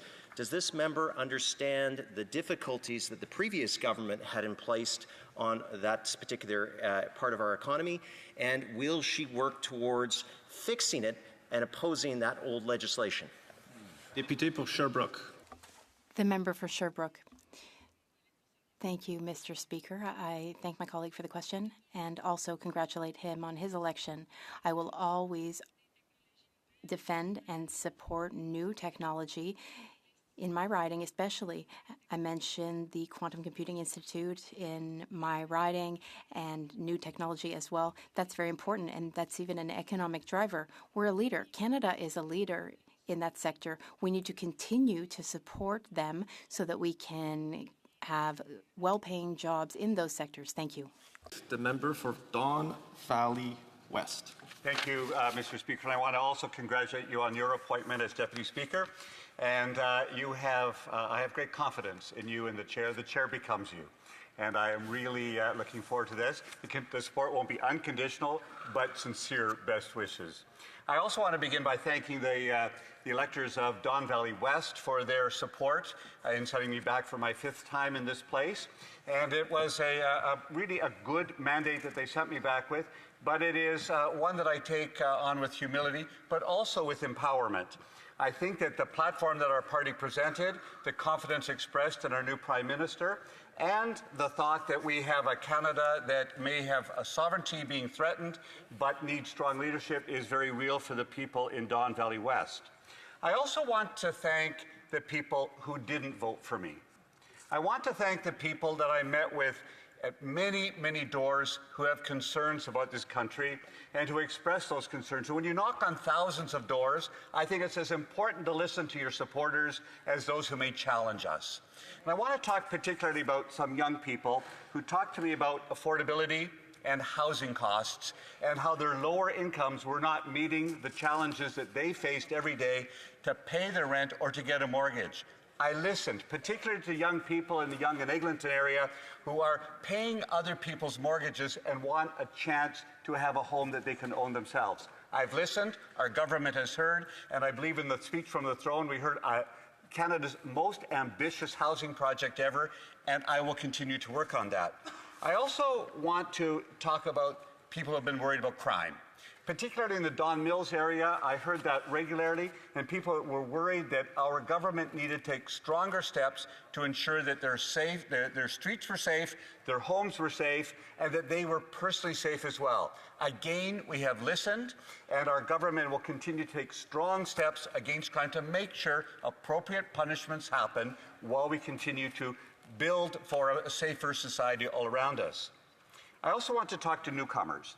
Some newcomers in my riding were very concerned about the ongoing issue of professional accreditation, about getting ahead without Canadian experience, about making a living in their own community. I have listened as well and will continue to work on that project. I also want to speak very specifically to the Jewish community and Jews in my riding who had great concerns about the rise of anti-Semitism, about their personal safety as they gather or even as they walk down the street. I will continue to support zero tolerance for any anti-Semitic comments, slurs, or any attacks on either the Jewish community or Jews themselves in my riding and around this country and around the world. I also want to talk about those who raised the issue of Gaza and Canada's support for the Palestinian people. I will continue to be a strong advocate for peace in the region, for the aspirations of the Palestinian people to eventually have their own state and to find a way that they can express their statehood in the world. Canada needs to help rebuild Gaza as we also bring back a peaceful situation, a peaceful solution to an ongoing conflict. All of these concerns were actually echoed as well by those fiscal conservatives in my riding. They were worried about our overspending. They were worried about not investing enough. And I believe that our new Prime Minister and this new government will be the biggest problem that the Conservative Party has.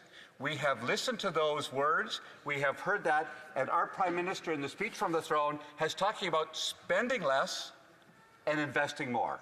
We will continue to do that so that Canadians can regain confidence in our ability to manage their money because it's not our money. Those doors have been extremely important to me. They have given me a strong mandate, the largest mandate I've had in 5 elections, and I will continue to, I hope, earn the trust of those who didn't vote for me. One part of the throne speech, though, I want to draw attention to today in the House is on the 8th page of the throne speech, where it says, "The government is working to strengthen its relationships with reliable trading partners, allies around the world, recognizing that Canada has what the world needs and the world respects. Canada is ready to build a coalition of like-minded countries that share its values, that believe in international cooperation and the free and open exchange of goods, services, and ideas. In this fast evolving world, Canada is ready to lead." The reason I want to focus on that part of the speech from the throne that the King so eloquently delivered in the Senate earlier this week is because just before the election, just in early part of March, I was able to, on behalf of the government, launch Canada's new strategy related to Africa. It's called a partnership, Canada's Africa Strategy, a partnership for shared prosperity and security. It took 2 years in the making of over 160 consultations with groups, with individuals, with academics, with business groups, with Africans in their own continent and African Canadians here.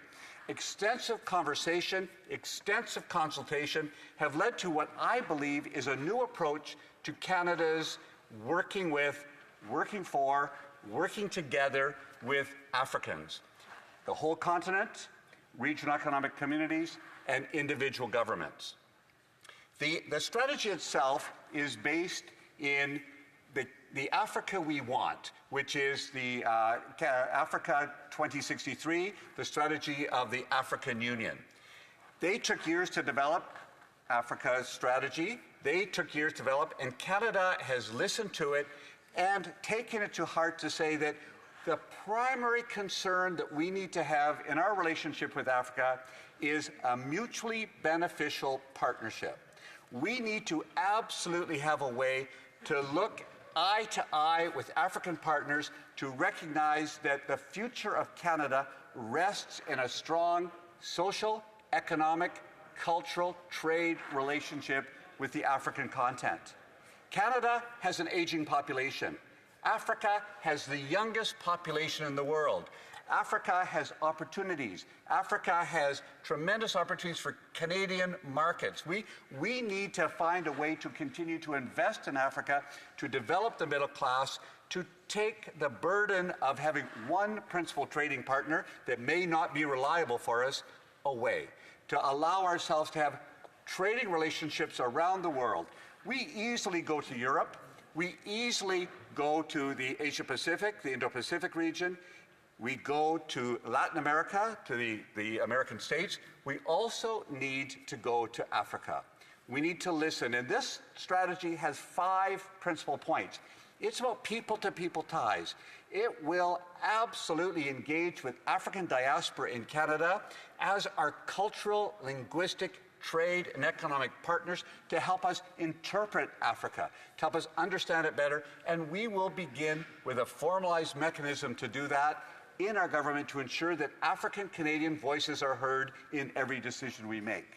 Those people-to-people ties will continue to be important as we expand our diplomatic footprint in Africa to ensure that Canadian businesses have vehicles and mechanisms to get into understanding the African markets that are there for them to engage with.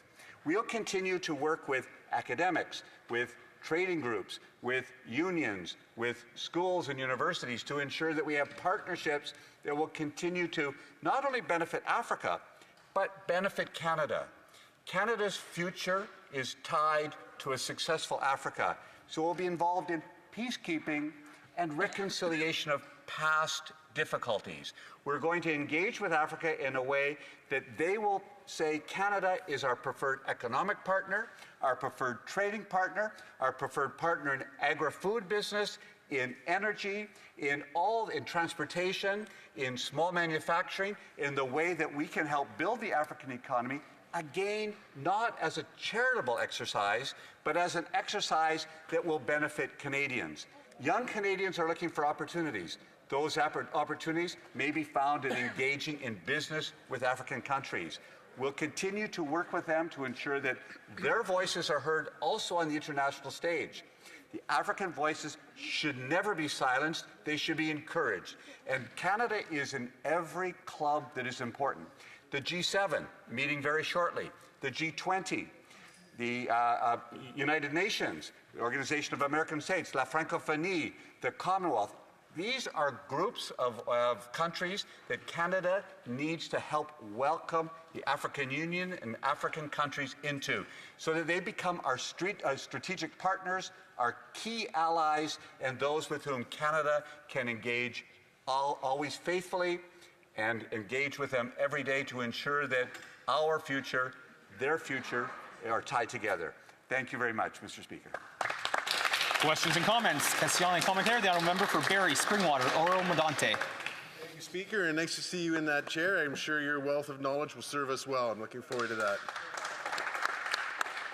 Just congratulations to the member opposite for his re-election, and nice to see him back here again. I do have a quick question. Listening to your words in your speech there, you mentioned about you were at the doors and you heard concerns about through the Speaker, through overspending, the Liberal overspending over the last many years. What we heard this morning and confirmed by your own leader, Prime Minister, was that there was going to be an increase of 8% in spending. How do you reconcile that increase in spending with what you were hearing at the doors of your currently already overspending and then increasing it more? Before I go to the member for Don Valley West, just encourage members to address their comments through the chair. The honourable member for Don Valley West. Thank you, Mr. Speaker. What I heard at the door overwhelmingly was that the taxpayer needs to know that his or her money is being well used. They don't want more spending, they want more investing. They want to invest in projects that are of a national character that will build the identity and character of this country. They want us to continue the social safety net to make sure that the Canada Child benefit, the dental benefit, all of these programs continue. To do that, we need a strong economy.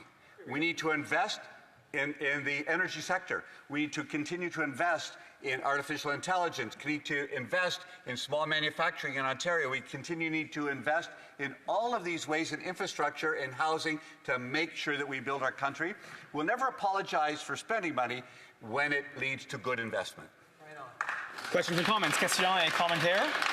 L'honorable député. The honourable member for Rimouski-Lamatabitia. Thank you, Mr. Speaker. I'd like to thank my colleague. He talked about the importance about having social programs. That's all nice. And the government is an expert in interfering in Quebec's jurisdiction. And they took inspiration from Quebec's daycare system. And then they moved on to dental care. And now they want to take care of pharmacare. I would like the colleague to tell me what the federal government can do better than Quebec, which already have been in charge of things and running things properly for 20 years. Please explain this. West. Mr. Speaker, I think we need to have see all of Canada's reality. We need inspiration from Quebec. That's absolutely necessary for everything like this. But I hope Africa are not lost. Once again, people in this House will dismiss our need to recognize Africa. Half my speech was spent talking about Africa, yet neither of the opposition parties actually want to engage in this discussion. It is to our benefit that we all engage on that, quit the petty politics of the place, and actually talk about some real topics like engaging with African countries, engaging with the African diaspora in this country for the betterment of Canadians, so we can pay for those social programs that Quebecers want us to engage with. Questions and comments? The honourable member for Oakville West. Thank you, Mr. Speaker, and congratulations to you and all my honourable colleagues. The honourable member of Brampton West mentioned that the Canadian people voted for, among other things, innovation, equating to this to a conservative value, while their platform stated that they would cut AI spendings. Mr. Speaker, does my honourable colleague not think, however, that the election of this government and the Prime Minister's focus on emerging technologies show that the innovation is a liberal value, and that is what Canadians voted for? Thank you. The honourable member of Don Valley West. Thank you, Mr. Speaker. I want to congratulate the member on her recent election, and I know that she brings an engineering background to this position, and she brings an expertise in robotics and in artificial intelligence that we, I think, desperately need in this House of Commons. It's the kind of capacity, the kind of intelligence, the kind of creativity that we will need to do. Canada's economy is changing. We're not only under siege from a threat from the Americans at this particular time, the American government, we are also needing to retool to address the issues of the 21st century. And those sorts of programs about innovation, about creativity, increasing productivity, about using and capturing artificial intelligence are critically important for the success of every Canadian, and I wish her very well in this coming Parliament. Hear, hear. Resuming debate, reprise du débat, l'honorable député de Richmond. The honourable member for Richmond-Arthabaska. Thank you very much, Mr. Speaker.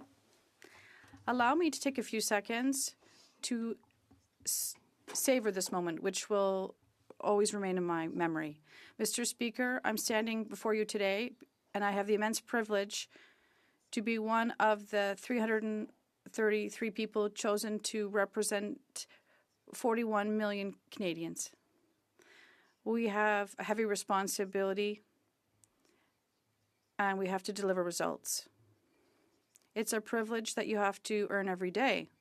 Mr. Speaker, I had the privilege over the past 9 years to be the member of l'Érable at the National Assembly of Quebec. And I'm always the eyes and ears of the Quebec citizens. Today, I commit to have this same job for the citizens of my riding here at the House of Commons. And I'd like to thank them warmly for their trust. And it's with humility and determination that I took this role.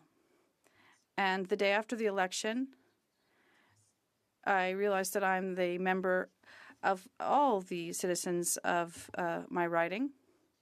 And it was a team victory, and I'd like to thank the key people behind this election: Pierre-Luc, Denis, Francis, Yannick, Isabelle, Richard, Pierre-Martin, Brigitte, Brian. Thank you to you all. I'd like to thank all of the ambassadors who went out publicly to support me, and to all the volunteers, more than 100 of you. Even though it was raining and there was wind and hail, they still went out to put posters up in 39 municipalities. I'd also like to thank all the other volunteers who got involved. I'd like to thank my children, Laurence, Rosalie, Amora, Marie-Eden, who are also seeing the bright side and not so bright side of politics. I'd like to thank my wife, Geneviève, who has supported me in more than 9 years in this role as Member of Parliament, and who also works in the wonderful riding of Richmond-Arthabaska. I'd also like to laud the political engagement of my predecessor. He was the member for more than 10 years with a very illustrious political career. Thank you, Alain, and all of the best for the future. I'd like to warmly thank my leader, Pierre Poilievre, for having believed in me and for having chosen me to be part of this wonderful conservative family, and who has committed to putting money back into the pockets of Canadians by cutting taxes, by creating an energy corridor and developing natural resources, by cutting democracy and the size of our state. Well, over the past 10 years, the Liberals have run up our credit cards, the credit cards of our children, and we're going to be here to make sure that they do not use the assets of our great-grandchildren. And how are we going to do this? We're going to start by seeing a budget, we hope, which will be presented by this Liberal government. Mr. Speaker, how can they govern rigorously and responsibly if they're flying blind? What is the true spending expected, and what is the true revenue expected? What is the actual deficit forecast? Canadians have the right to know. It's their money, it's their country. Mr. Speaker, I expect this Liberal government to fight tooth and nail for supply management, and I expect the Liberal government to show up for our entrepreneurs affected by the trade war. I want this Liberal government to continue to steal conservative ideas that are good to the benefit of Canadians. Mr. Speaker, allow me now to present a few highlights from my riding.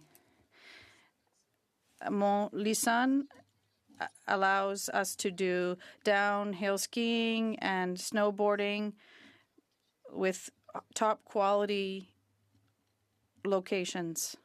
The Marie-Victorin Park has a beautiful garden with more than 60,000 flowers and trees, and 7 beautiful gardens are located there. And that's where Le Maire family took its beginnings. It's a source of pride for Canadians and Quebec.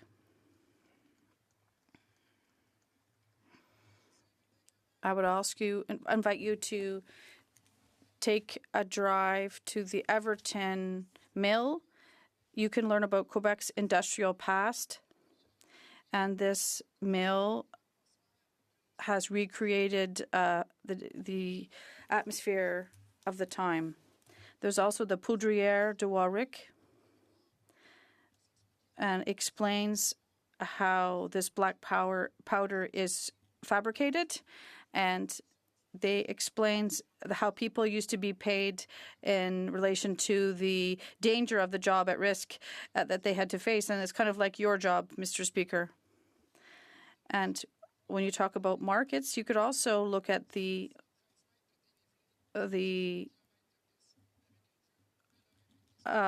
hundreds of kilometers of paths that are there for walking.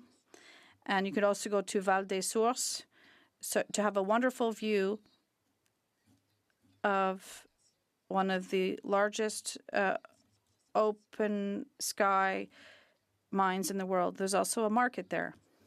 So also in terms of local products, there are markets in October with circuits that go to farms and vineyards, cheese farms, and you could try honey there as well and buy local products from Quebec. Mr. Speaker, I would also ask you to attend one of the Victoriaville Tigers matches. I used to be responsible for training of these members at the end of the 90s. Gisèle Groslo was one of our star players at the time. And of course, there are many other highlights in my writing that I'll talk about later. But Richemont Arthabasca has people of great heart, people who are committed and determined, people who are passionate, and who live in 39 municipalities. And these people are farmers. They are healthcare workers. They work in construction. They are teachers. They are firemen, ambulance drivers, and police officers. They give dynamism to our regions and to Quebec and our country. And I sincerely think that together we can change things. As elected officials, we have to work together to allow our young people to fulfill their dreams. We have to be committed to the people who have built our country and who have developed it, and we have another obligation to look forward to allow our children and grandchildren to have a prosperous country, one that is safe, one that is ambitious, and that fulfills their dreams and that they can be proud of.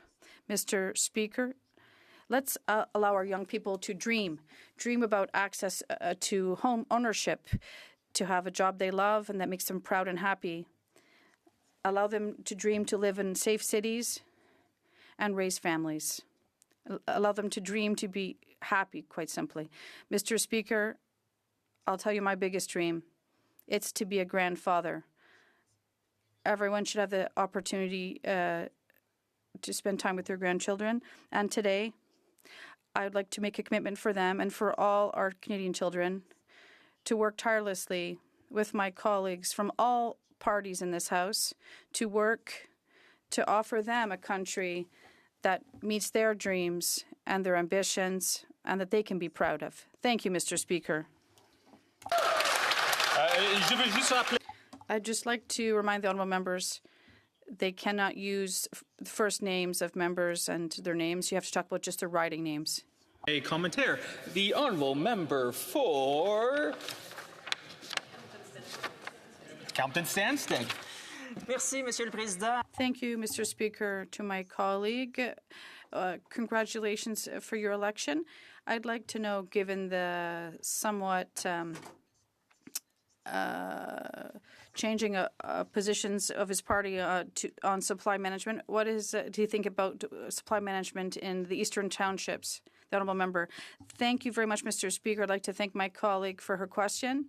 First, supply management is not just for people for the Eastern Townships. We're going to defend it for all farmers. And we're going to really make sure that supply management is not a part of the trade negotiations with the U.S. Questions and comments. The Honourable Member for Drummond. Mr. Speaker, I'd also like to congratulate you for this appointment.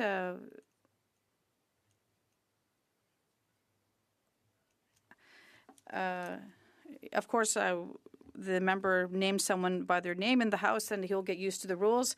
But I'd like to say, Mr. Speaker, the member for Richmond-Arthabasca, well, he wasn't the favorite person I favored in that race, but he did lead a very good riding there. And his riding has spoken. They've chosen him, so I'd like to congratulate him. We do live close by, but anyway. I would like to say that there are two key companies in his riding, the Grange Pardue microbrewery, and a cheese company there as well. These are all fabulous products, and I would like to, perhaps you could promote products from Drummond. But supply management, I'd like to clearly hear that the Conservatives will vote in favor of the legislation. The Honourable Member for Richmond-Arthabasca. Thank you very much, Mr. Speaker. I'd like to thank the member for Drummond for his kind words and the kind words he said about the businesses in my riding. Like my colleague said, there are several excellent cheesemakers and microbreweries, amazing business people in Richmond-Arthabasca. Once again, I would invite people to visit this beautiful riding. In answer to my colleague's question, yes, supply management is definitely one of our priorities. We look forward to reading the bill presented by the Bloc Québécois. Questions and comments. The Honourable Member for Mégantic-L'Érable-Lobinière. Mr. Speaker, I would like to start by thanking my colleague for Richmond-Arthabasca. He's a neighbour of mine as well.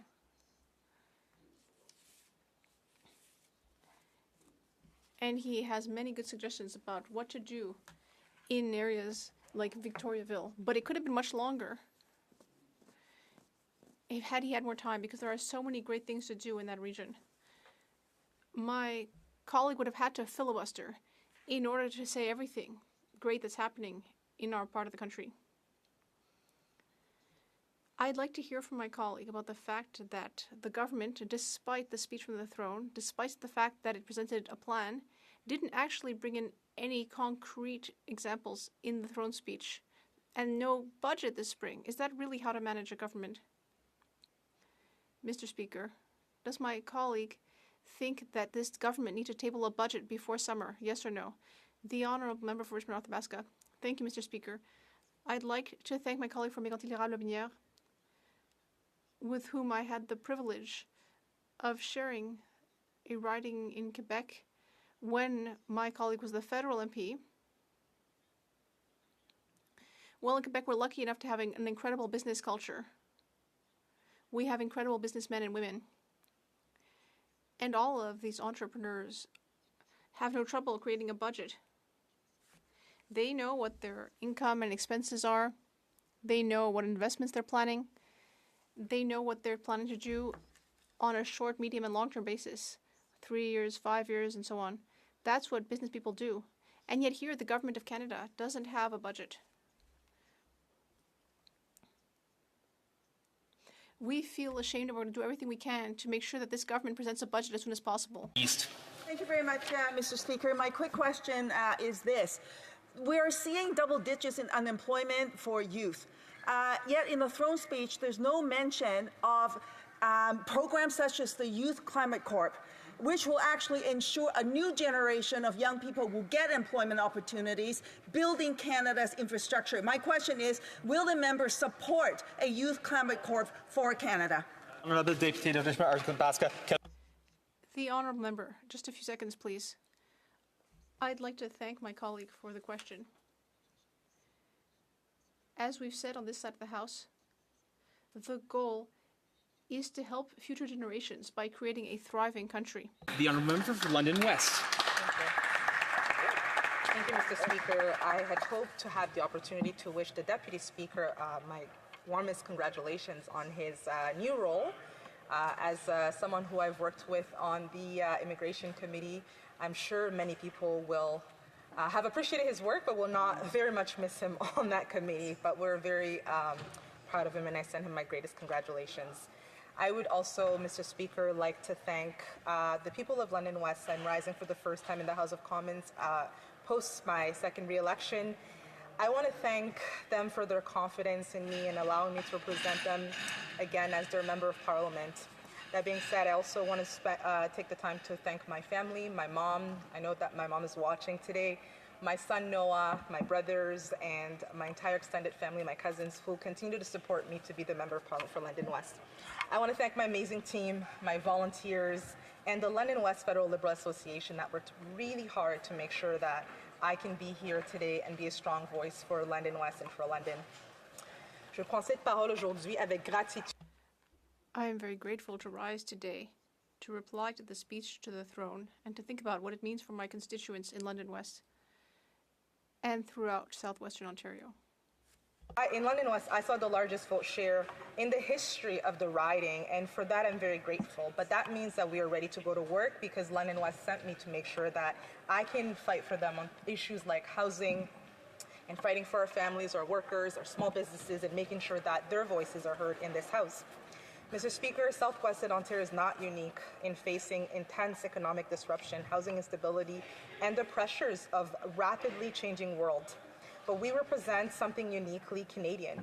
We're resilient, we're diverse, we're honest, and we have hardworking people, we have innovation, a deep-rooted commitment to one another. The throne speech calls this moment of a renewal and an opportunity to build a bold and ambitious and more inclusive Canada. And I could not agree more.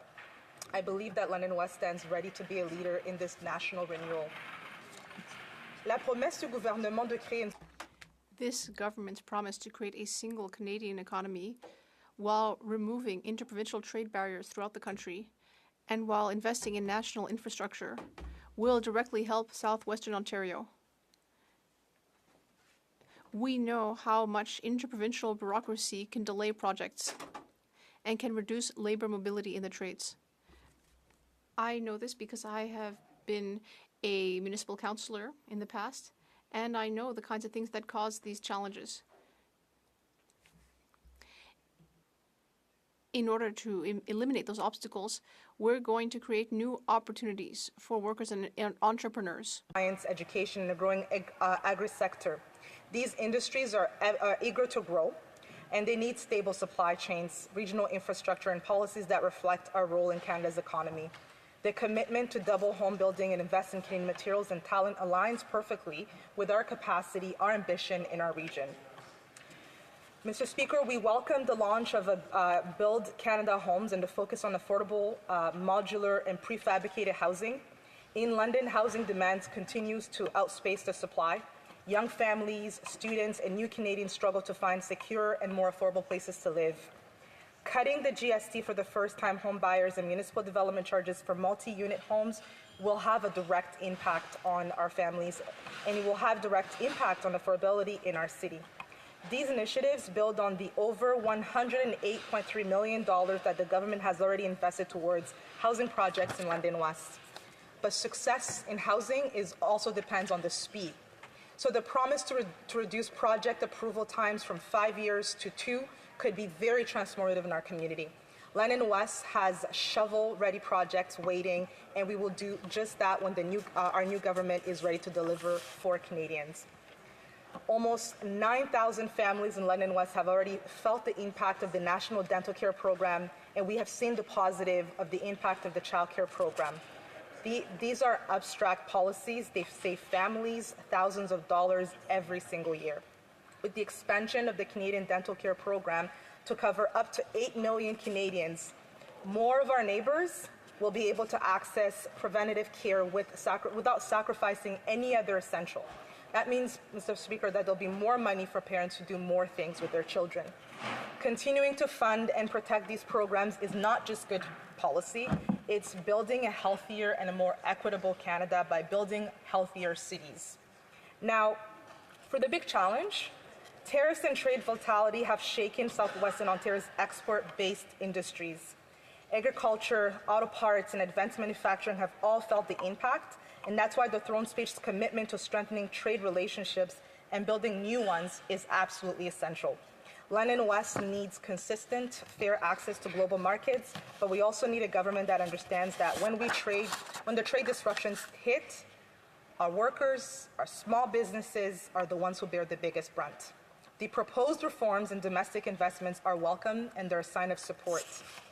We know that building a resilient economy means that we have to invest in skilled trades. London's skilled trades programs have long been leaders in training the next generation of workers, but right now, they need support. They need the continued support, especially in attracting young people and underrepresented groups, and we must invest in restoring the jobs that are being lost right now in places like Fanshawe College to train the next generation of skilled workers. We also welcome the commitment to make Canada a hub for innovation. Our region is home to world-class researchers, startups that will benefit from simplified approvals, stronger intellectual property protections, and better access to capital. We need support for our small businesses, who are the backbone of London West's economy. From local shops in Byron to Hyde Park to tech startups and social enterprises, these entrepreneurs need access to capital, support in navigating government programs, and relief from inflationary pressures. And just as importantly, workers whose jobs are being transformed right now or lost need to be able to retain, to be protected, and new pathways into new industries. So relief for workers cannot be a footnote, Mr. Speaker. It has to remain a top priority for our entire region of Southwestern. As AI, automation, and climate policies reshape our economy, we have to invest in people along with our technology. What I'm saying, Mr. Speaker, is that Southwestern Ontario is a place where many call home, and we want to keep it that way. Mr. Speaker, Southwestern Ontario is not just a collection of ridings, it's a powerhouse of innovation, agriculture, industry, and community. We need policies that reflect our strength and challenges, not a one-size-fits-all solution.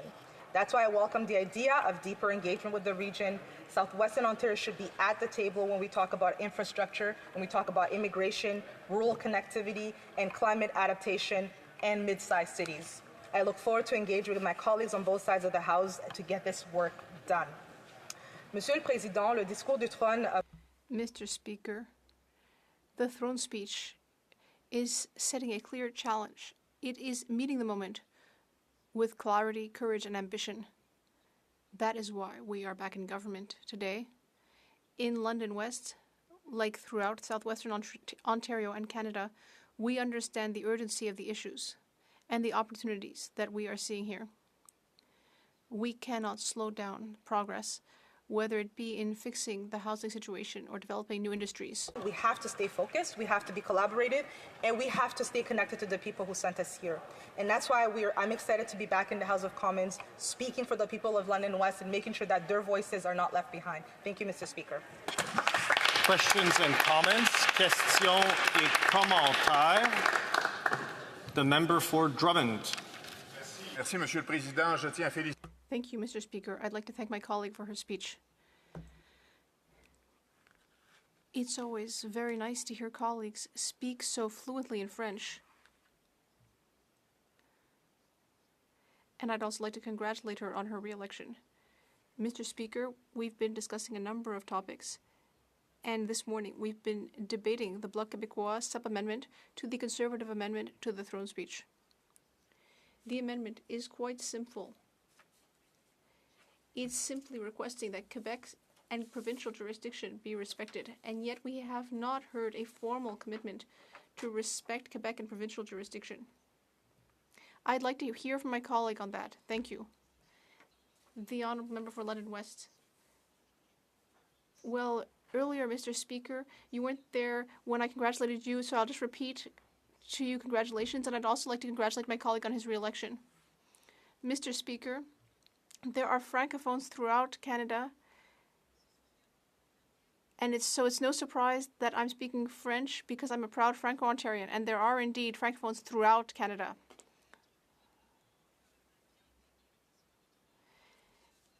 As our government said in the throne speech, Francophone culture, the French language, and so on throughout the country is extremely important. That is clearly part of our intentions, and we will continue to ensure that that is a priority. And as my colleague as I just mentioned to my colleague, there are Francophones outside Quebec. We will continue to increase Francophone immigration to ensure that throughout Canada, everyone can speak whichever official language they wish. Questions et commentaires. The member for Winnipeg North. Yes, so thank you, Mr. Speaker. As the member knows well, the Prime Minister was actually in the chamber earlier this morning, and he talked and highlighted the importance of the throne speech as setting a stage that all Canadians can buy into. And it has a high sense of cooperation with provincial governments, territorial governments, Indigenous communities, all in an attempt to send a very strong message of building a one Canadian economy, estimated to be somewhere in the neighborhood of potentially $200 billion that could benefit by moving in that direction. A high sense of cooperation. He also highlighted the tax break, that one of the very first initiatives he had taken as Prime Minister, to give that tax break to Canadians. I wonder if she can provide her thoughts on those two very important issues. London West. Thank you, Mr. Speaker. I welcome my colleague's question, and I also want to congratulate him on being re-elected. He is one of our most precious member in the House of Commons. Mr. Speaker, as the Prime Minister laid it out today, we need a tax break for families. We need to make sure that we're taking care of Canadians. That is the mandate that they gave us. And Southwestern Ontario, like the rest of Canada, is an important part of that, Mr. Speaker. And I'm here to be a strong voice for young families in London West, young families in Southwestern Ontario. When there's pressures in our economy, our workers feel it most, and that's the people in Southwestern Ontario, and that's the people that we're targeting with this tax break that we're talking about. It's creating opportunities for young families. It's creating a future for young people who are going to leave school and go into the workforce, Mr. Speaker. I appreciate the member's question, and I look forward to continuing to work with him as he's a strong member of our team. Thank you, Mr. Speaker. Questions and comments. Questions et commentaires. The member for Vancouver East. Well, thank you very much, Mr. Speaker. Congratulations to my colleague on her re-election. As the former Minister of Democratic Institutions, I know these issues are near and dear to her heart.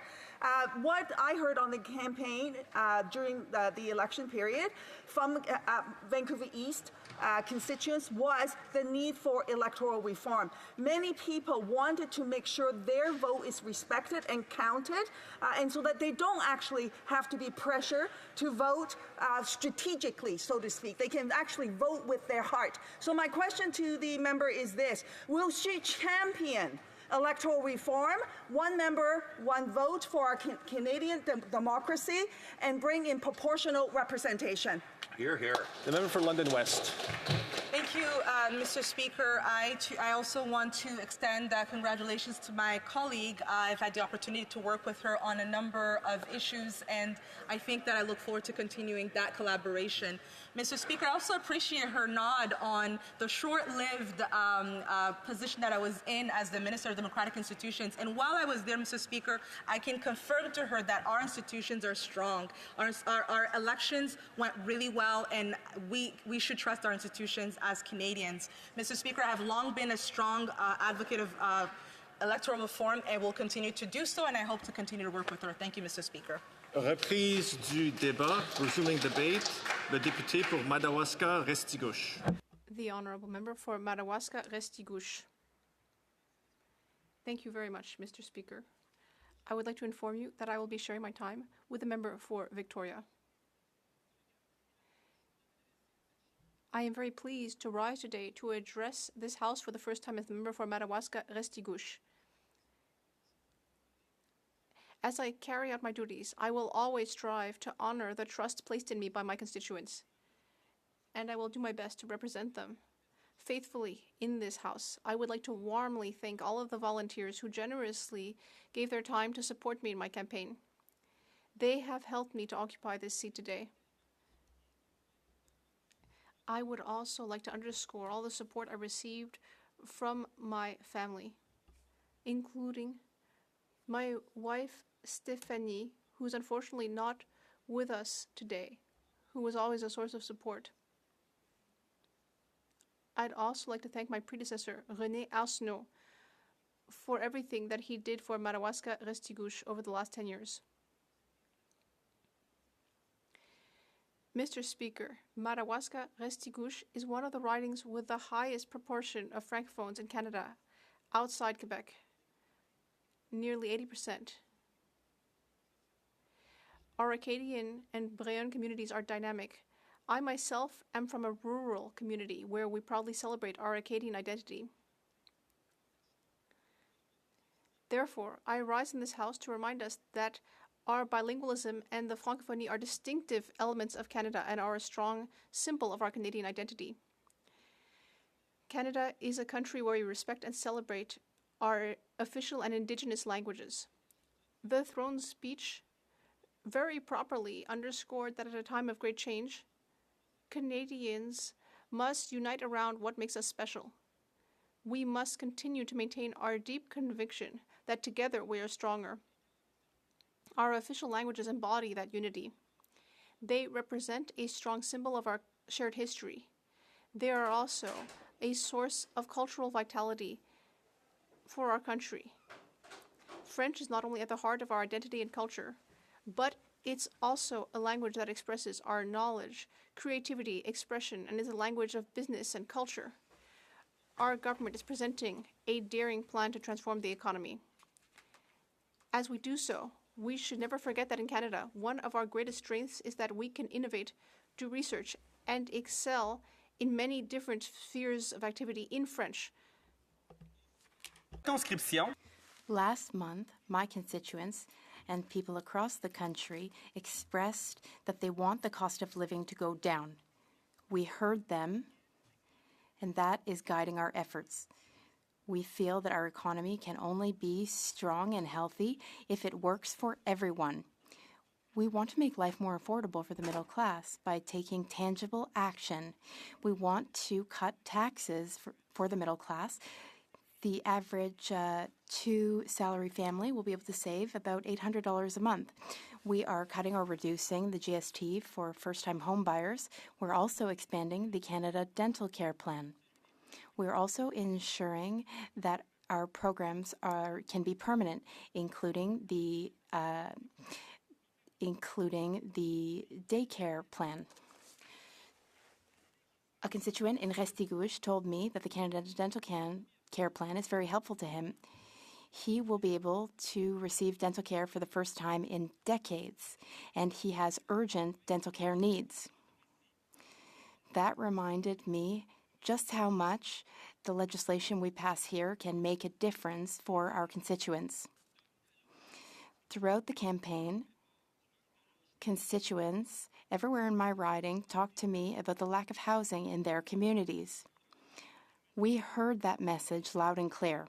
Our government will take a series of actions and measures to build affordable housing.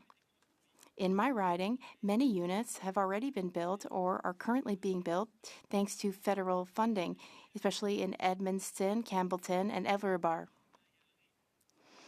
The mayor of the town of Edmundston, Mr. Marquis, is here today, along with members of the board of directors in town.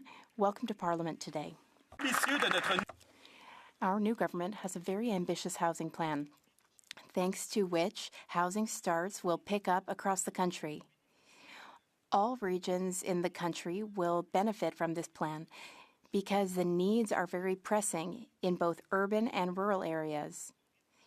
We will speed up the residential construction sector. We will use Canadian technology, skilled workers, and Canadian lumber.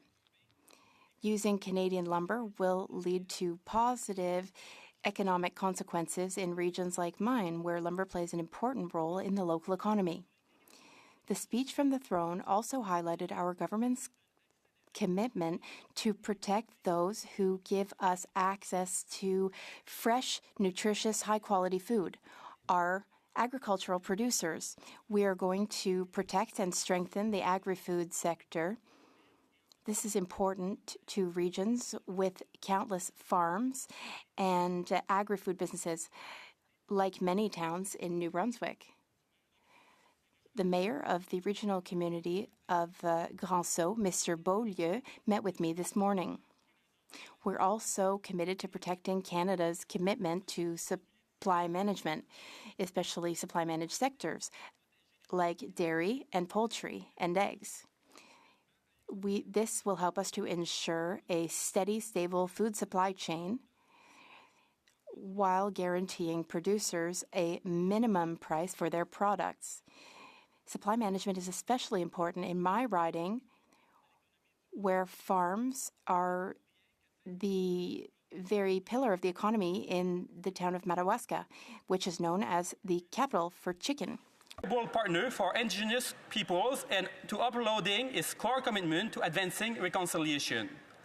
I'm honored to represent two Indigenous communities from my riding here in Ottawa, the Île River Bar First Nation and the Madawaska Maliseet First Nation. I want to sincerely thank the members of both communities for their strong support in the last elections. I'm committed to continuing to strengthen the collaborative relationships we've built over the past few months, and I want to be a true ally in support of their various projects.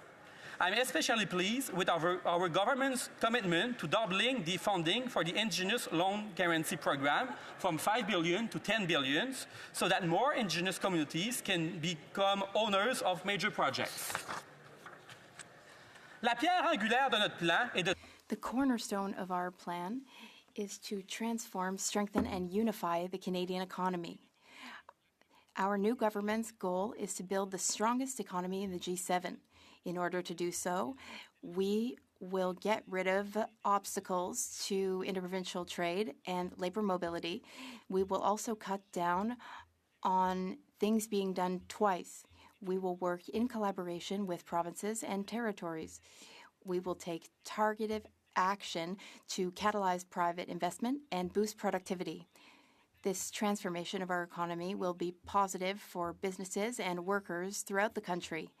During the campaign, people in Bédéron, Val-des-Rivières, and other parts of my riding told me about innovative projects with a lot of potential for the economic development of our region.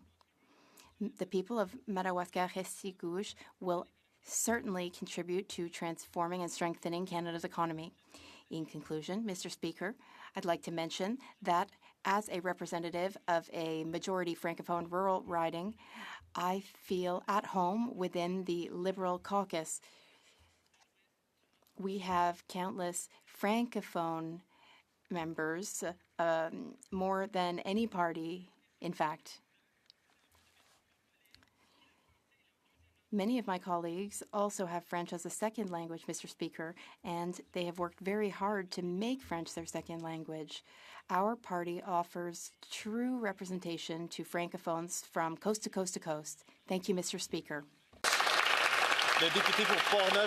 The Honourable Member for Portneuf-Jacques-Cartier. Thank you, Mr. Speaker. I congratulate the colleague from Madawaska-Restigouche, Mr. Speaker. I worked with his predecessor, Mr. Arsenault, and I hope that he will be just as passionate about official languages as Mr. Arsenault was. I read the speech from the throne. Unfortunately, there's nothing to reassure Francophones in there. The member said that there are many Francophones in the Liberal Party of Canada. Well, they must be worried after hearing the speech from the throne. What was there in the speech from the throne to allow French Canadians to believe in the future, to feel positive about it? What will stop the decline of French throughout Canada? The Honourable Member for Madawaska-Restigouche. Thank you, Mr. Speaker. I thank my colleague for his excellent question. The Liberal Party was my choice as a Francophone and as an Acadian. The Liberal Party was in power when the first Official Languages Act was passed in 1969, making French one of the two official languages of Canada. It's also part of the Canadian Charter of Rights and Freedoms through Section 23, which guarantees the right to education in French everywhere in Canada. The Liberals were also the ones who underwent an ambitious modernization of the Official Languages Act. I'd like to highlight the work done by my predecessor, Mr. Arsenault, as well as the member for Moncton-Dieppe, I'd like to thank many colleagues on this side of the House and on the other who did excellent work in modernizing the Official Languages Act. Our government has tangible action to take for Francophones. For instance, during the campaign, we committed to increasing the Francophone immigration target to 12% by 2029. That is real, tangible action that will contribute to maintaining the vitality of French. French has been declining outside Quebec. Through the Official Languages Act, there is an obligation to bring the demographic weight of Francophones back to what it was. So, in fact, French will only grow in Canada. Thank you, Mr. Speaker. Le député pour Sherbrooke. The honourable member for Sherbrooke. La députée pour Sherbrooke.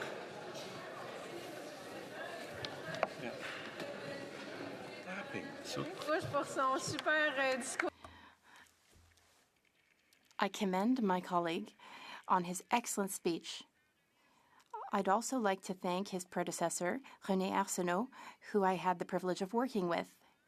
I congratulate him also on his enthusiasm about protecting the French language.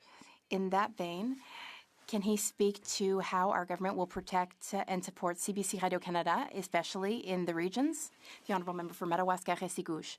I thank my colleague for her excellent question. For us as Liberals, it's always been clear that we need to protect Radio-Canada and CBC. Radio-Canada is incredibly important for French language culture in Quebec and outside of Quebec. Radio-Canada is an important way to access quality local information. Nowadays, information is plentiful, but it's very important for Canadians to be able to access high-quality information in French everywhere in Canada. I commend Radio-Canada for everything it does. On this side of the House, we Liberals support Radio-Canada's mandate, and we even want to strengthen it. Questions and comments? The member for Courtenay-Alberni. My colleague for his speech, and I want to congratulate him on his election, but he talked about the protection of languages and how important that is. And Mr. Speaker, an essential part of reconciliation is addressing the harms Indigenous peoples have experienced, including the devastating loss of language and culture. And Mr. Speaker, in British Columbia, the First Peoples Cultural Council have been highlighting to the federal government that significant cuts to language revitalization funding is causing harms to Indigenous peoples, to the Nuu-Chah-Nulth people in my riding and Coast Salish people. They're calling on the federal government to reinstate that funding. So through you, Mr. Speaker, will my colleague and his caucus and his government reinstate that funding to protect Indigenous languages, in particular in British Columbia, where the cuts are significant, Mr. Speaker, and it's causing harm to Indigenous peoples in our communities? The member for Madawaska-Restigouche in approximately 25 seconds. I thank my colleague for the question. In Canada, we celebrate both of our official languages, but also our Indigenous languages. As member for Madawaska-Restigouche, I'm proud to represent two Indigenous communities, the Malisate First Nation in Madawaska and the Iribar First Nation. I have great relationships with both of these communities. They supported me, and I'd like to thank them once again for their support during the campaign, and I will be an ally to them in their various projects and initiatives. Thank you, Mr. Speaker. Merci, Monsieur le Président. Thank you, Mr. Speaker. Hello to you. Hello to all of my colleagues here today. It's a great honor for me to be here today. I'm very proud to be able to represent my community, Victoria. Carolyn and our daughter Eleanor, without whom I would not be the person I am today. I love you both more than I can say, and I am so grateful for your support and your sacrifice as we undertake this new political journey together. My gratitude and love extend to all of my many Greaves, Thompson, Mendez, and Cornford relations spread across Canada and around the world. I'm indebted to all of you, and I know that you join me in thinking of our loved ones who are no longer with us, but would be so very excited today. My grandparents, Wilf and Peggy, my abuela Maria, and my mother Sherry, whose son I am so proud to be. Mr. Speaker, I also owe a debt of gratitude to the incredible Liberals in Victoria team. Not only did the Victoria EDA give so much time, energy, and passion to our recent campaign, For many years, they did the hard, unglamorous, and often unrecognized work of maintaining a functioning organization. Victoria Liberals kept the lights on, the engine warm, and the bank account full over the 2 decades since our party last won this seat. Their hard work was recognized last year with the award for the best Liberal riding association in British Columbia and set up our campaign for unprecedented success. Led by my extraordinary campaign manager, advisor, and friend, Naomi Devine, I am proud to say that our efforts resulted in the second most votes of any candidate in BC and the most votes for any Liberal candidate west of Ontario.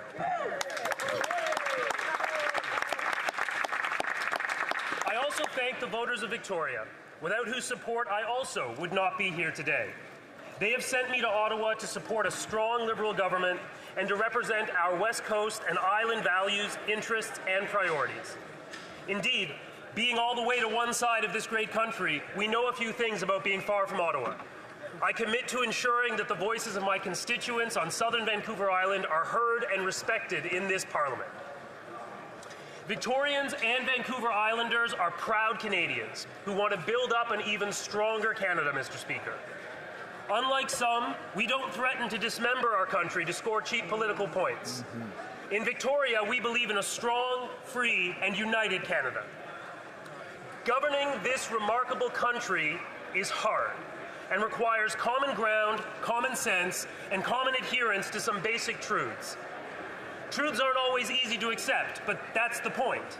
They are true regardless of how we may feel about them, and our success or failure hinges on whether we can come to terms with them. As some of my honourable colleagues opposite have been fond of saying in the past, facts don't care about your feelings. Fact.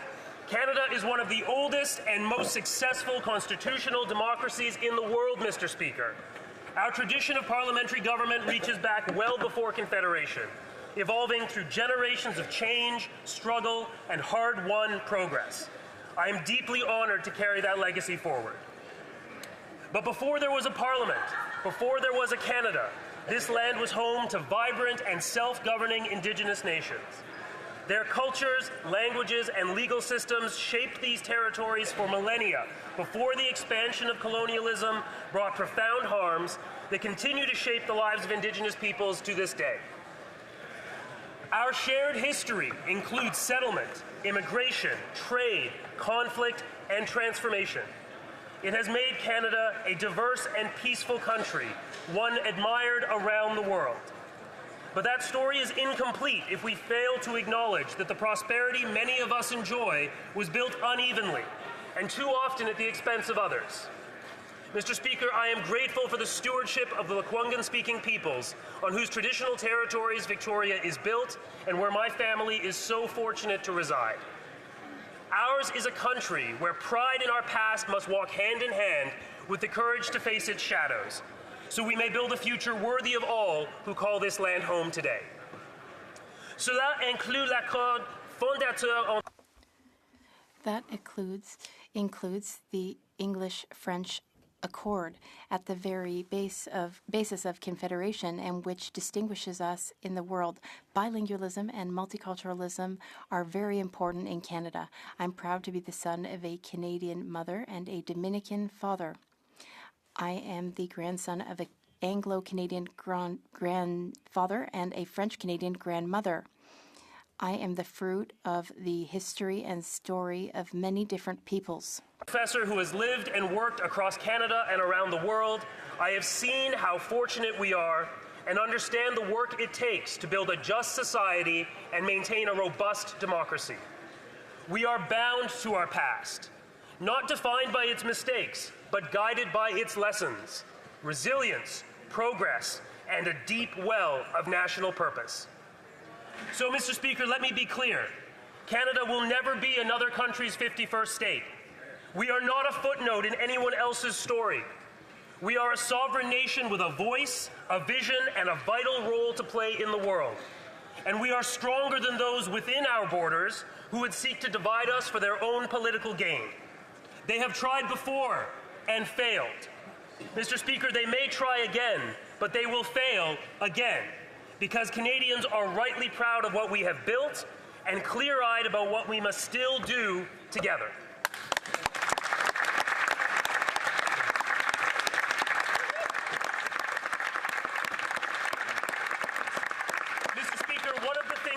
must do together is combat climate change. Climate change is not a debate.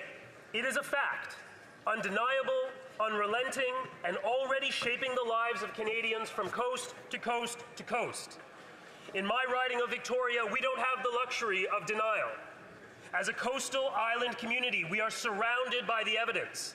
Rising sea levels, intensifying storms, smoke-choked skies, and... I apologize. I apologize greatly for interrupting the member's speech. It being 2 o'clock, the member will be able to continue his speech. He'll have about 3 minutes left after question period. Statement by members, déclaration de député. The honourable member for Mississauga Centre. Thank you, Mr. Speaker. Merci, Monsieur le Président. Thank you, Mr. Speaker. For the first time, deeply honored by the trust the people of Mississauga Centre have placed in me.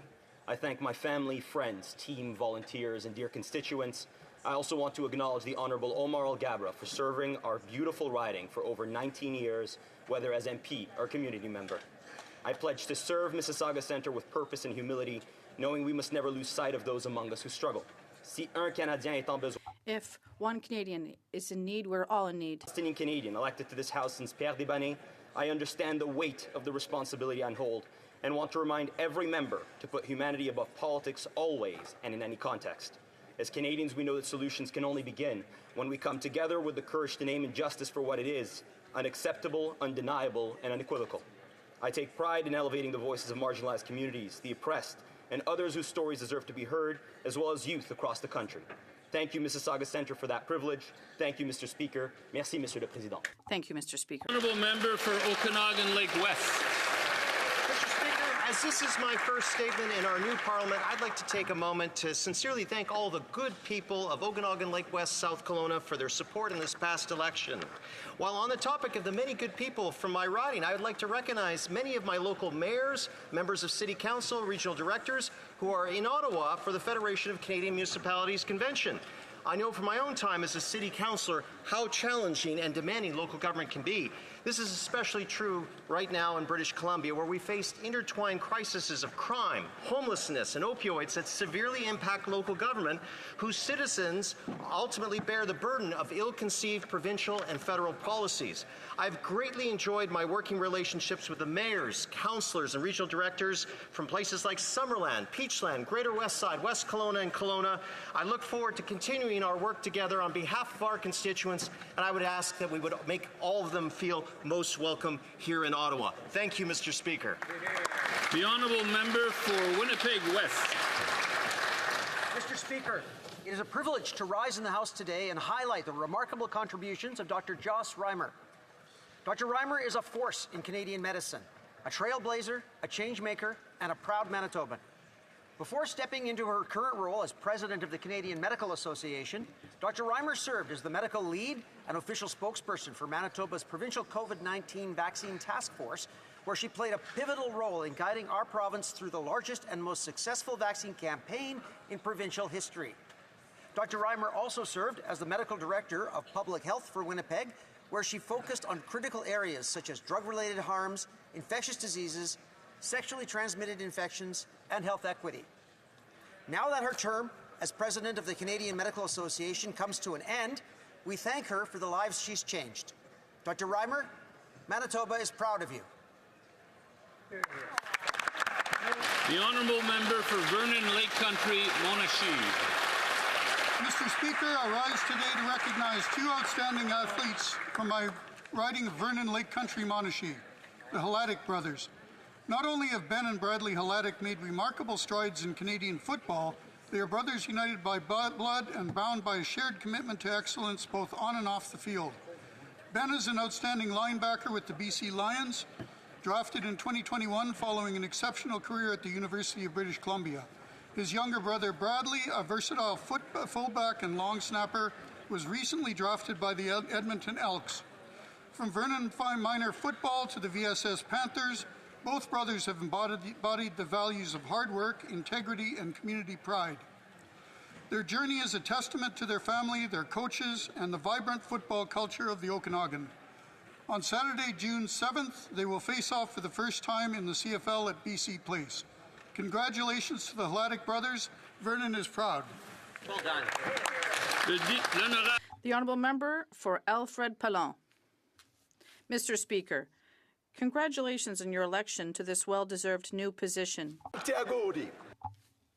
For my first statement in the House of this 45th Parliament, I would like to express my heartfelt thanks to the citizens of Alfred Pellant who have placed their trust in me for a fourth term. Their loyalty and trust touch me deeply. They fill me with humility, pride, and a heightened sense of duty. Every day I am inspired by their commitment. It's for the families, the young people, the seniors, organizations, and businesses in Alfred Pellant that I continue my work with determination, heart, and respect. Both the young and the old have rolled up their sleeves and spared no effort to ensure that we maintain a strong, united Canada and one that reflects who we are. Alfred Pellant is a close-knit family, and I am honored to represent them here in the House. Langley Township, Fraser Heights. What was meant as a celebration of culture and heritage turned into a moment of unspeakable sorrow. On April 26th, the Lapu Lapu Day Festival in Vancouver, a symbol of Filipino unity and pride, was shattered by an act of senseless violence. Many lives taken, many more injured, families torn apart, dreams cut short, and the community left grieving. But in the face of all this darkness, we see the Filipino community being strong and resilient, coming together, grieving together, sharing with each other. And today we stand in solidarity. The Filipino community, we see you, we mourn with you, we stand with you. We know that you will continue to celebrate the richness of your culture and your traditions and your history, as you should. Thank you for bringing the best of the Philippines to Canada and making them part of our Canadian cultural fabric. Together we are Canada, true north, strong and free. Thank you, Mr. Speaker. The Honourable Member for Pickering, Brooklyn.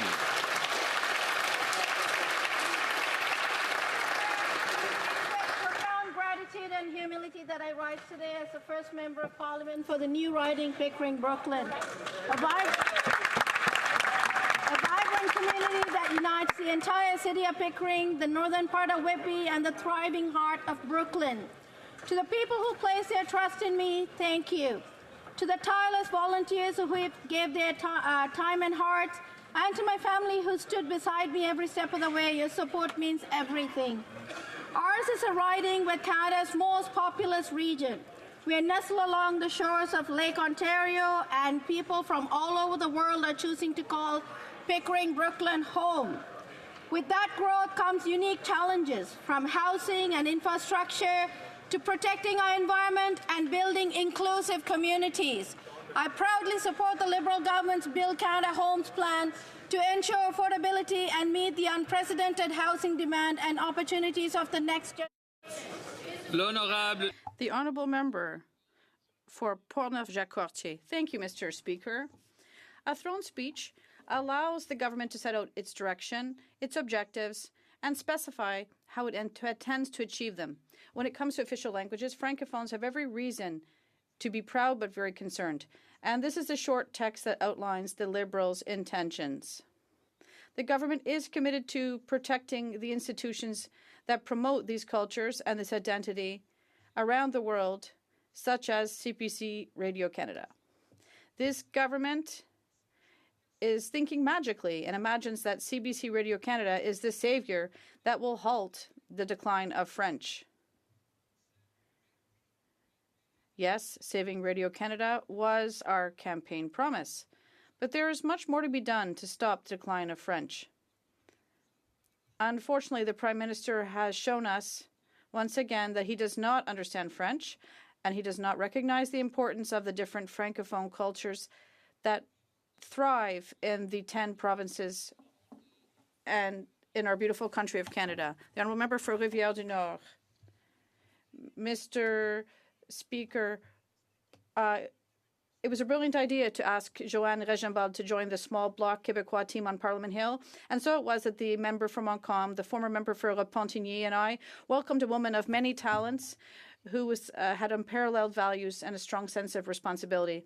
Every party prides itself on having a rare gem on its team, but I'm sorry for the other parties, but this rare gem on the Hill is our Joanne. Of course, she left to go to the leader's office where her expertise was once again served the interests of all.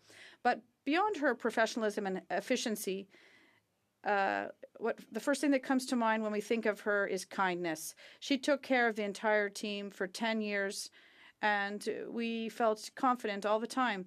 Thank you, Joanne, for everything you've done and given to the Bloc, to each of us every day. Come back and see us soon, even though you're going to the Laurentians. Enjoy your retirement, my friend. Thank you, Madame Regenbald. Barry Newton. Mr. Speaker, I rise today with deep gratitude to the people of Surrey Newton for once again placing their trust in me.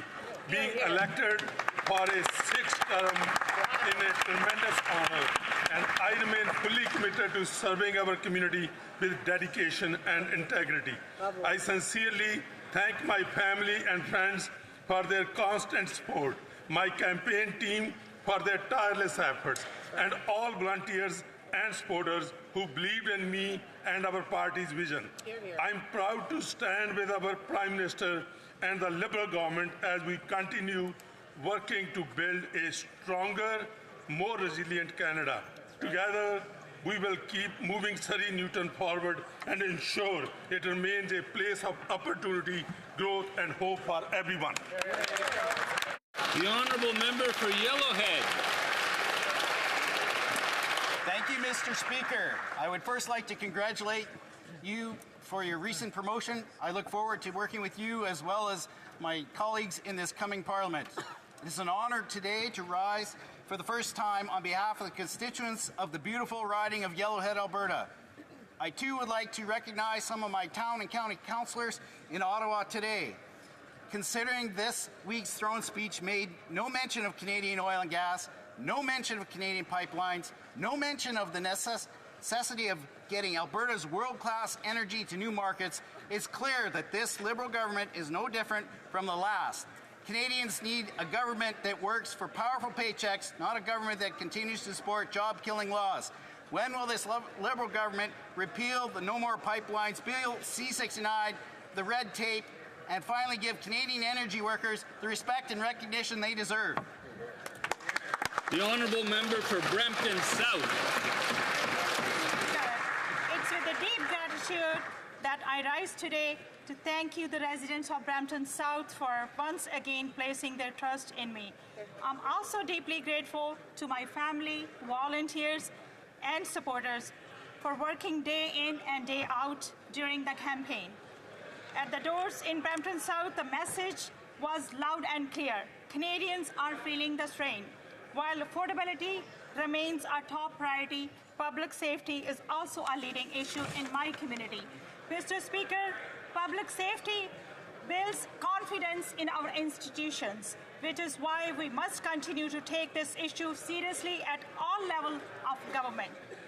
I remain committed to working with all partners to ensure safety and prosperity for all Canadians. As we begin this new Parliament, I promise to continue working hard for Brampton South alongside our Prime Minister to tackle affordability, keep our communities safe, and build the strongest economy in G7. Thank you, Mr. Speaker. The honourable member for Kitchener South, Pespiller. Thank you, Mr. Speaker. I rise today on behalf of and grateful to the constituents of my hometown in Kitchener South, Hespeler. Let me tell you something about the folks in Kitchener South, Hespeler. They are honest, hard-working people who do not like a tax cheat. They remember how, back in 2016, Donald Trump, shockingly, refused to release his tax returns to the public. Thousands of news stories were written about it. Now, there is no law that leaders must disclose their tax returns, but the public expects that someone who seeks to lead a nation will go above and beyond the bare minimum legal requirements. Mr. Speaker, I'm sad to say we now face a similar situation in our country. This new Prime Minister refuses to give Canadians a public disclosure of his conflicts of interest. Even Justin Trudeau gave such a disclosure prior to becoming Liberal Party leader. Conservatives implore today the Prime Minister to look inside himself. Why is he taking another page out of Donald Trump's book? Why won't he disclose his conflicts? And does the answer have to do with offshore tax havens? The honourable member for Pierrefonds-Dollard. Monsieur le Président. Mr. Speaker. It's National Accessibility Week. It's a time to recognize the achievements of persons with disabilities across our beautiful country. More than 8 million Canadians currently live with a disability. Accessibility is essential to ensuring Canada's financial stability and future. The government is focused on improving accessibility in key areas like infrastructure, employment, and financial security. Also, payments through the Canada Disability Benefit are beginning this July. In 2019, our government introduced the Accessible Canada Act. And since then, we've made a lot of progress. This year's theme for National Accessibility Week is Breaking Barriers Together, paving the way for an inclusive future. Together, we can achieve our goal of a barrier-free Canada by 2040. Thank you, Mr. Speaker. Honourable member for Cambridge.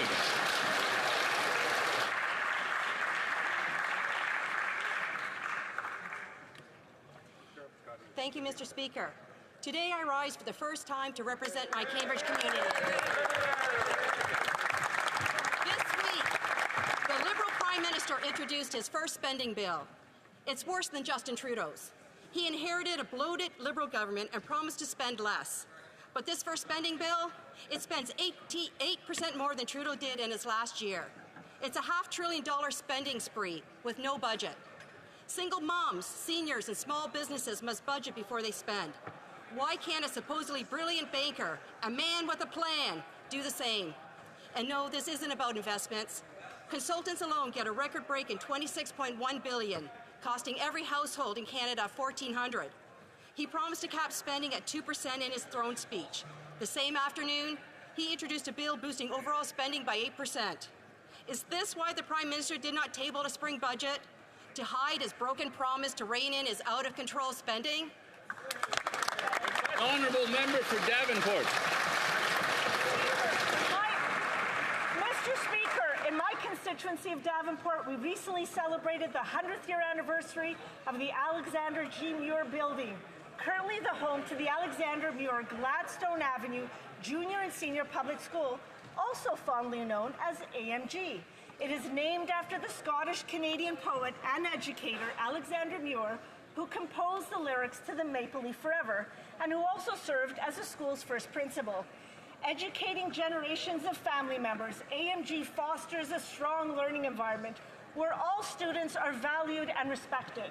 Evolving with the community and the times, AMG is a reflection of the dreams and aspirations of our nation, where education is the key to prosperity, and where no matter what your background or financial situation in Canada, you can achieve your potential.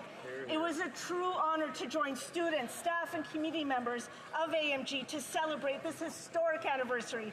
Happy 100 years! Oral questions, questions orales. The honourable member for Calgary, Midnapore. Mr. Speaker, this Prime Minister said that he would be guided by a new fiscal discipline. He said that he would limit operational expenditures to no greater than an increase of 2%. Yet he's presented a bill of $500 billion to Canadians. Single mothers, seniors, small businesses all make a budget before they spend. You would think that a highly esteemed banker would know that and would do that. So is he really committed to a new fiscal discipline? Or is he just like the last guy? L'honorable ministre des Finances et du Revenu National. Mr. Speaker, it's a pleasure to be back in the House, and it's a pleasure to deliver for Canadians, Mr. Speaker. We are delivering on our plans to make life more affordable in Canada, Mr. Speaker. The first measure we introduced was a tax cut for 22 million Canadians. There are Canadians in our riding that are going to benefit from the tax cut. We're eliminating GST on first-time home buyers consumers for their new house, Mr. Speaker, and we are removing the consumer carbon price from law, Mr. Speaker. Together, we're going to build Canada strong, and I hope the Conservative will join us in that. The honourable member for Calgary, Midnapore.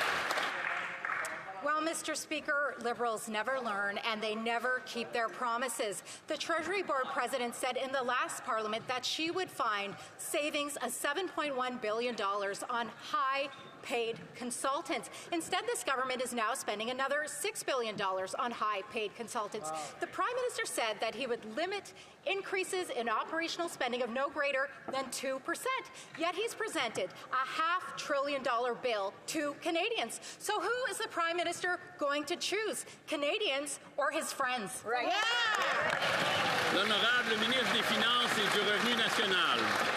Mr. Speaker, it is very clear we have already chosen Canadians, and Canadians have chosen us, Mr. Speaker, to lead this nation, to build a more ambitious Canada, to build a strong Canada, to build the best economy in the G7. Together on this side of the House, we're going to build the Canada of the future, Mr. Speaker. Full member for Calgary, Midnapore. Monsieur le Président, le Premier ministre.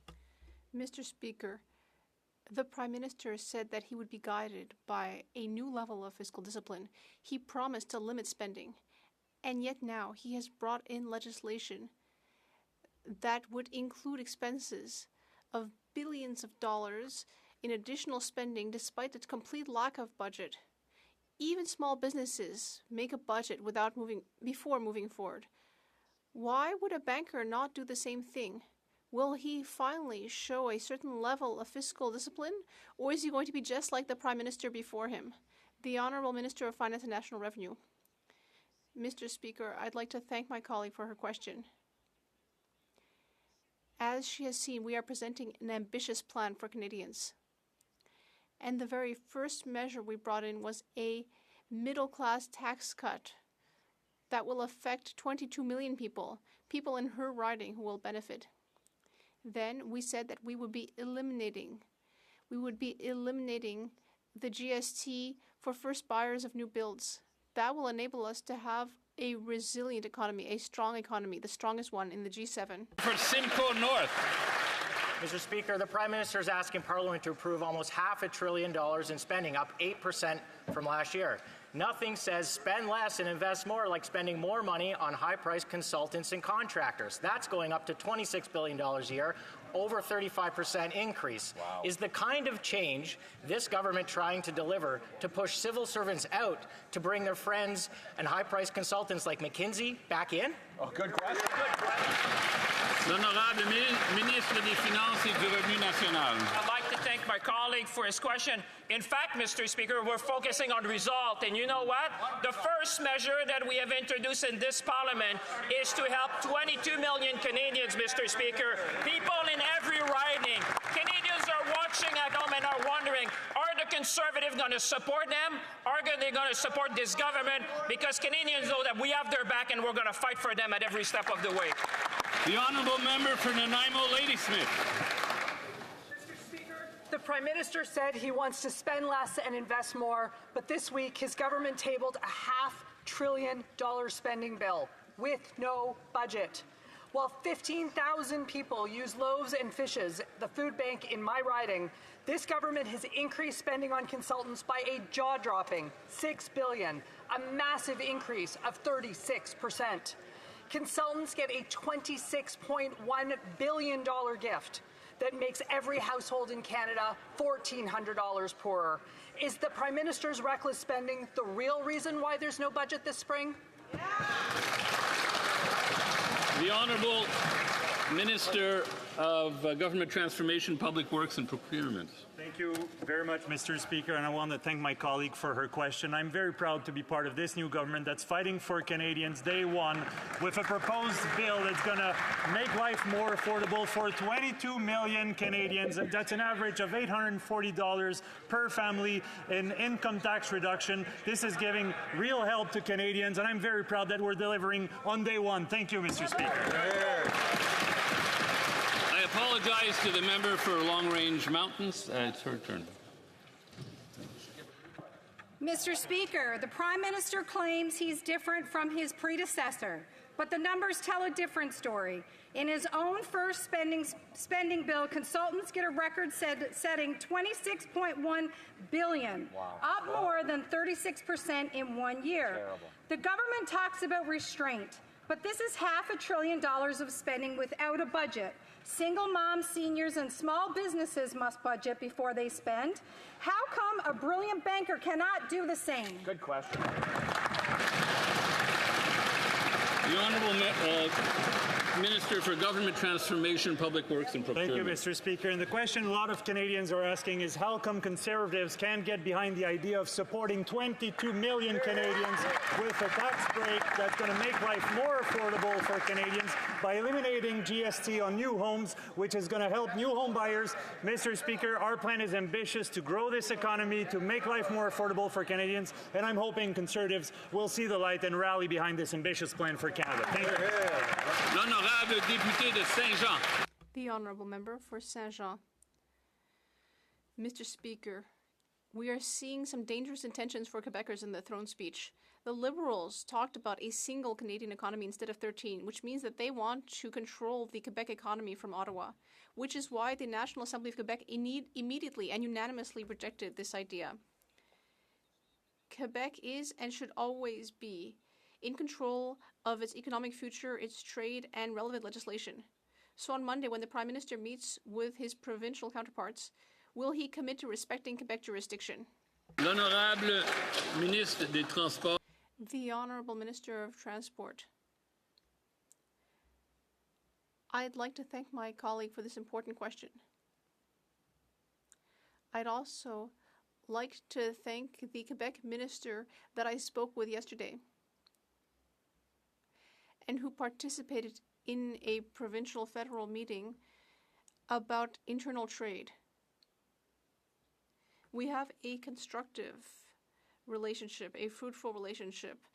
The federal government has an excellent relationship with the provinces and territories, and we will always respect provincial and territorial jurisdiction. The Honourable Member for Saint-Jean. Mr. Speaker, Canada is not a business, and Quebec is not a regional branch. The reason we don't have just one economy in Canada is that we don't have just one nation within Canada. We should never sacrifice Quebecers' interests in the name of a supposed Canadian unity. Francophone workplaces in Quebec is not a barrier to labor mobility. And ensuring that Quebecers can work in our forestry sector is not an obstacle to trade. Ultimately, the existence of the Quebec nation is not a trade barrier. Does the Prime Minister understand this? The Honourable Minister of Transport and Internal Trade. Yes. As the Prime Minister said this morning, our government respects and will always respect the importance of Quebec, the importance of the Quebec nation, the importance of the French language. These are key priorities for our government. We also understand the importance of economic growth. And for our government, a priority is to create the strongest economy in the G7. That will be good for Canadians and Quebecers. The Honourable Member for Repentigny. Mr. Speaker, in the throne speech, the Liberals said once again that they want to have just one environmental assessment per project, which means that if an Alberta dirty oil pipeline is built and goes through Quebec, there would only be one assessment, which would be the federal assessment, ignoring Quebec and the provinces. But Quebec should be in control of its own territory. Quebecers and their institutions, like the Quebec Environmental Assessment Organization, they are the ones who should decide. Quebec's sovereignty on its own territory is non-negotiable. Will the government commit to respecting it? Climate change. Merci, Monsieur le Président. Thank you, Mr. Speaker. I'd like to take this moment to say that I am so pleased that so many Quebec MPs are part of our government. Nous avons 44. In fact, there are 44, and they will be speaking up very clearly for the interests of Quebec and Quebecers. I will always work in favor of the interests of Quebec, and I will make sure that we hear their voice. The honourable member for Louis Saint Laurent Akia Wenrock. Thank you, Mr. Speaker. Now, during the throne speech, in his speech, the king was very clear. And this is something that shows what he felt about our previous Liberal government. He said that this government will be guided by a new level of fiscal discipline. And yet, very quickly, we see that in this new legislation that there will actually be an increase of $40 billion in spending, 8% more. It's hard to believe that these people could do worse than Justin Trudeau. How can this Prime Minister stand up and tell Canadians that he's actually going to do worse than Justin Trudeau? The Honourable Minister of Finance and National Revenue. Mr. Speaker, my colleague for Louis Saint Laurent knows that I respect him greatly. Yes, I'm sorry, I got the writing name wrong. But if he's talking about being able to stand up and look people in the eye, well, of course we can do that because there is a tax cut for 22 million Canadians. So the Prime Minister will be able to look people in the eye, and I hope my colleague will be able to do the same. He will be able to tell his constituents that he is voting for that tax cut and showing that he cares about Canadians. I would invite him to vote in favor. The honourable member for Louis Saint Laurent Akia Wenrock. Well, Mr. Speaker, the king was quite cutting when he said that we need a new approach to fiscal discipline. You'd think that this would be an opportunity to change how things are done. But on the contrary, this government is actually increasing the amount spent on consultants. I could never have thought that the Minister of Finance would actually do something that was worse than what Justin Trudeau did. Will he get up, look Canadians in the eye, and say that he will finally start being a responsible steward of the fiscal fiscal system, not like Justin Trudeau? The Honourable Minister of Government Transformation, Public Services and Procurement. Thank you, Mr. Speaker. Well, you know which party Quebecers really were cutting towards. They cut the number of Conservative seats. After all, they didn't want a party whose plan was barely worth the paper it was printed on. Instead, they chose a plan to make the government more efficient, make the economy more resilient, and make life more affordable. And that's what we're doing with a tax cut for 22 million Canadians, $840 per family. I hope the member across the way will support that plan. The honourable member for Sherwood Park, Fort Saskatchewan. Your most important job is probably your first job because it starts you on the road to your career. But after 10 years of Liberal failures, that road is blocked for 1 in 7 Canadian young people. This is already an unemployment crisis with 100,000 more job losses coming. Now, rather than address this crisis, these Liberals continue to waste billions on consultants, a $6 billion increase.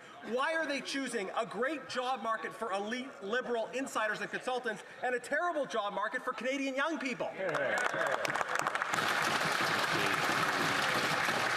The Honourable Minister of Jobs and Families. Mr. Speaker, I share the member opposite's deep and profound concern to ensure that Canadian young people get opportunities across this country, especially in their first job. And that's why it's so exciting that Canada Summer Jobs will provide almost 70,000 jobs this summer. Great first-time jobs for young people all across the country. These are quality employers, quality jobs, and I look forward to hearing about them in my own riding. Bravo.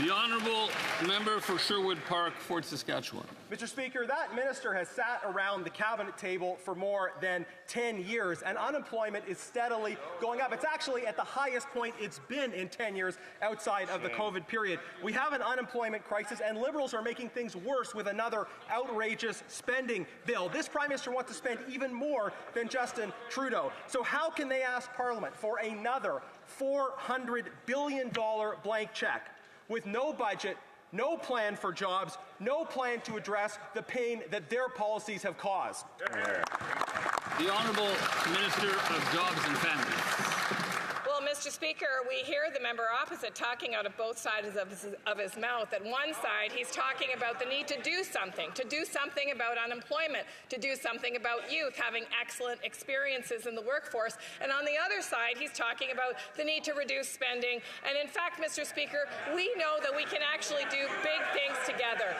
That's what employers want across the country, Mr. Speaker. They want skilled workers all across this country in every sector. We'll be there with the provinces and territories to make sure we have the fastest growing economy in the G7. The honourable member for Brandon Souris.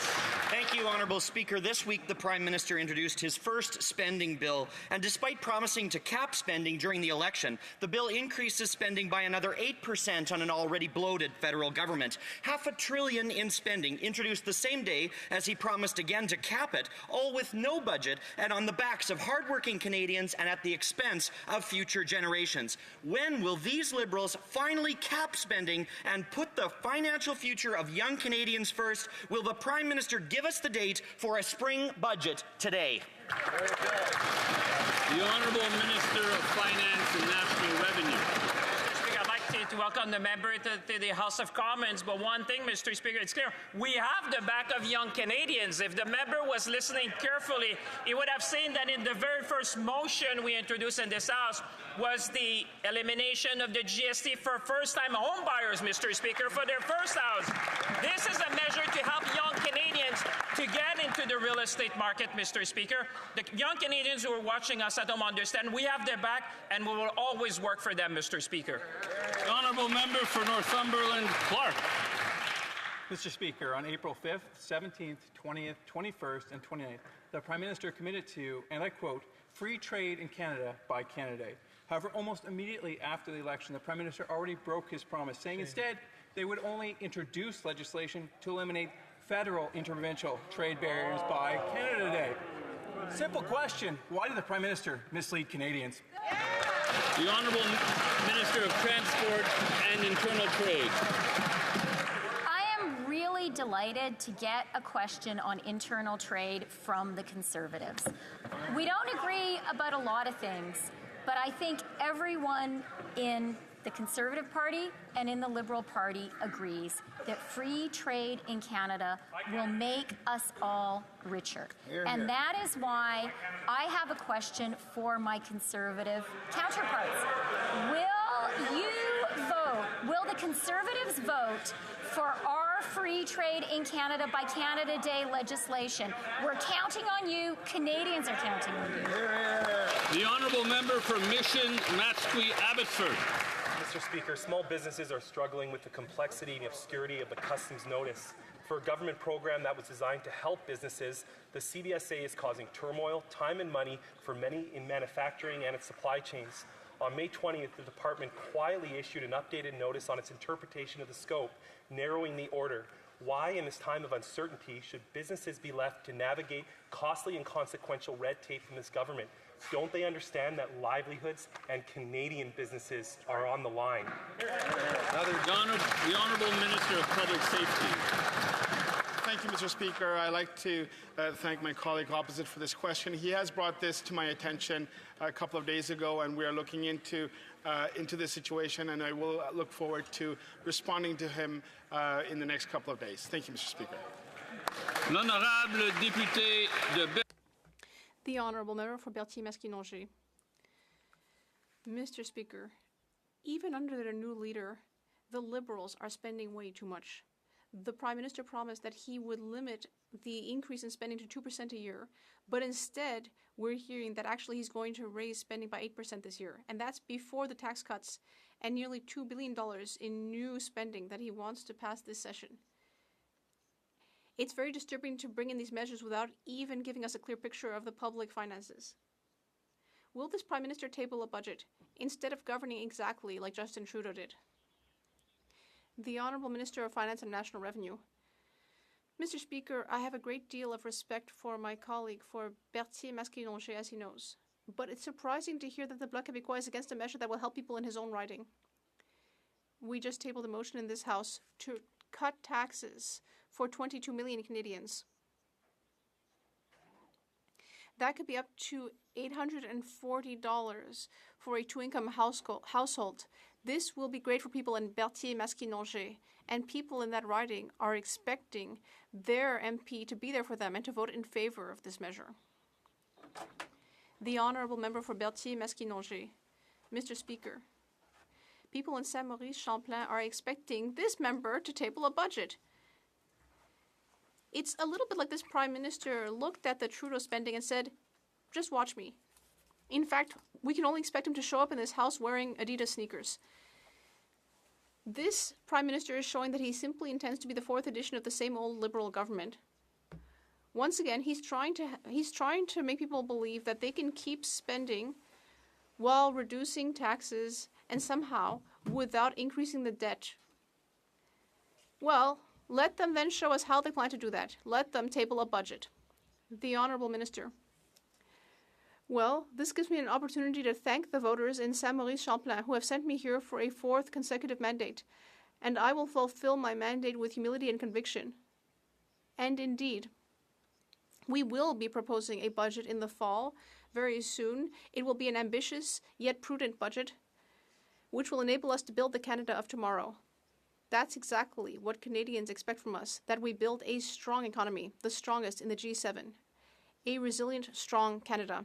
Member for Cloverdale, Langley City. Mr. Speaker, I recently talked with a young fellow who said, unless my parents die and leave me this house, I will never own one. Now, that's a reality for many young Canadians. So imagine their shock when they hear that the new housing minister says that home prices don't need to come down. Under this former mayor of Vancouver, house prices shot up 179%, rent up 50%, homelessness up 40%. If he didn't fix it then, and doesn't see a problem now, how much more expensive does he plan to let things get? The Honourable Minister of Housing and Infrastructure. Mr. Speaker, my thanks to the member opposite for the question. We are spending many days this week with mayors and councillors from across the country here for the Federation of Canadian Municipalities meeting here. And I would caution the members opposite to be insulting our local government officials who we are partnering with to deliver results on the ground. We will deliver a cut to the GST for first-time home buyers. That's right. We're going to see a $50,000 savings for first-time home buyers delivered by this new government. Yeah, very good. The Honourable Member for Aurora, Oak Ridges, Richmond Hill. Mr. Speaker, the housing market in the GTA is descending into complete chaos. New data shows GTA home sales are the worst since the market crash of the 1990s, falling 89% below the 10-year average, and condo sales fell 94% below the 10-year average. Home prices are too high for buyers and too low for sellers. Sellers can't sell, buyers can't buy, builders aren't building. The report warns that there will be a massive housing shortage in just 2 years. Can the Prime Minister tell us why he refuses to present a budget immediately to provide much-needed help for both buyers and sellers? The Honourable Minister of Housing and Infrastructure. Thank you, Mr. Speaker. The critical piece that we need to invest in is more affordable housing across Canada right now. And we are doing that by delivering a GST cut for new home buyers. We are doing that by reducing the costs of housing through development cost charges. We're working in partnership with local governments to deliver that. We have to be sure we build more affordable housing for young people and those most vulnerable across our country. Honourable Member for York, Durham. Thank you, Mr. Speaker. New data out this week shows that home sales in the GTA are down 89% below their 10-year average. That's not a slowdown, Mr. Speaker. That is a market stall. What's the Prime Minister's response? A GST proposal that industry has dismissed, saying it will not improve affordability. So my question to the Prime Minister, what is his plan today, not in September, for buyers who can't buy, sellers who can't sell, and builders who can't build? The Honourable Minister of Housing and Infrastructure.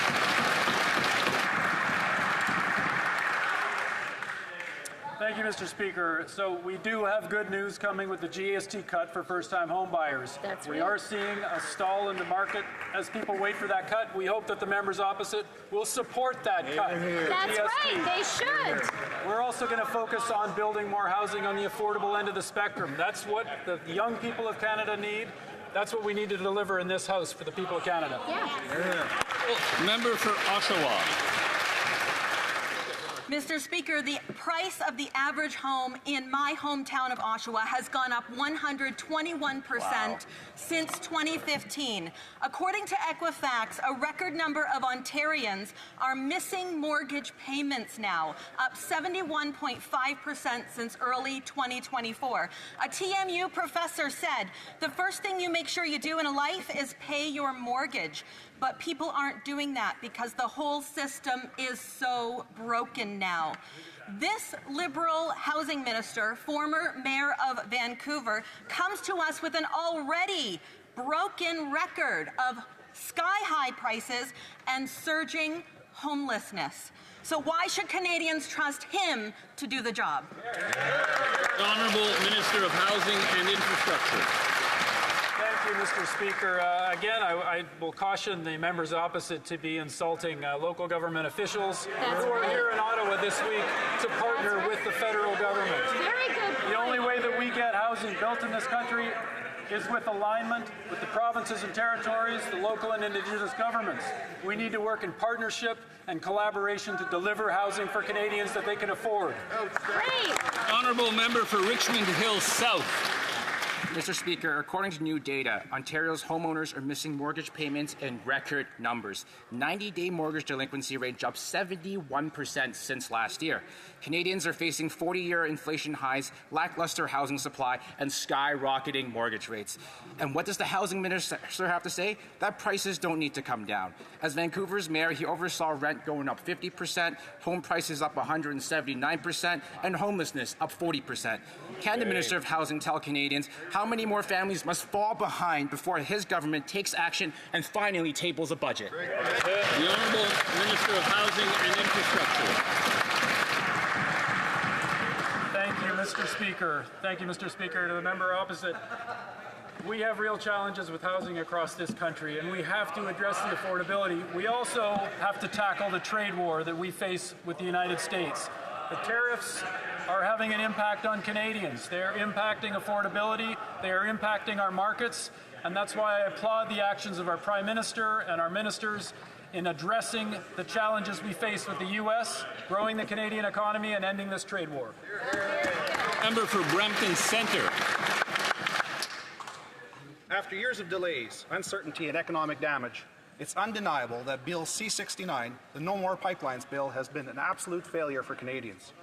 Industry leaders, provinces, and Indigenous communities have repeatedly sounded the alarm over its complex, unpredictable regulatory process that chases away investment and blocks development. Now that the Supreme Court has confirmed that key parts of this legislation are unconstitutional, will the Liberal government finally admit it got this wrong and scrap Bill C-69 and take real action to get Canadians back to work? Minister of Energy and Natural Resources. Oh, so who got up? Mr. Speaker, in trade wars, we must capitalize on every competitive advantage we have. This means working with provinces, territories, Indigenous peoples, and proponents to make Canada an energy superpower. We will fast-track projects, cut red tape, and approve projects in the national interest within 2 years. These activities will build the strongest low-cost, low-risk, low-carbon economy in the G7. Member for Brampton Centre. Brampton Centre. Yes, go ahead. Mr. Speaker, it's an honor to rise in this House for the first time representing the people of Brampton Centre.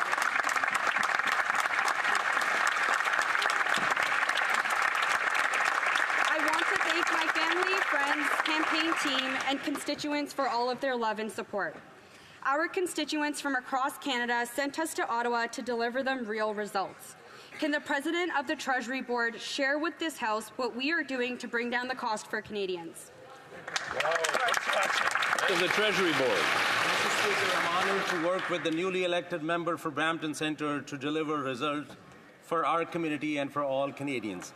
Canadians elected a new government to take bold actions, and that's what we're doing with our first act.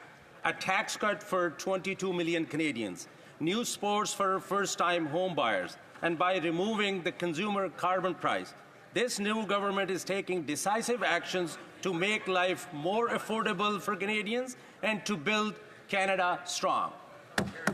Honourable Member for Calgary-Crowfoot.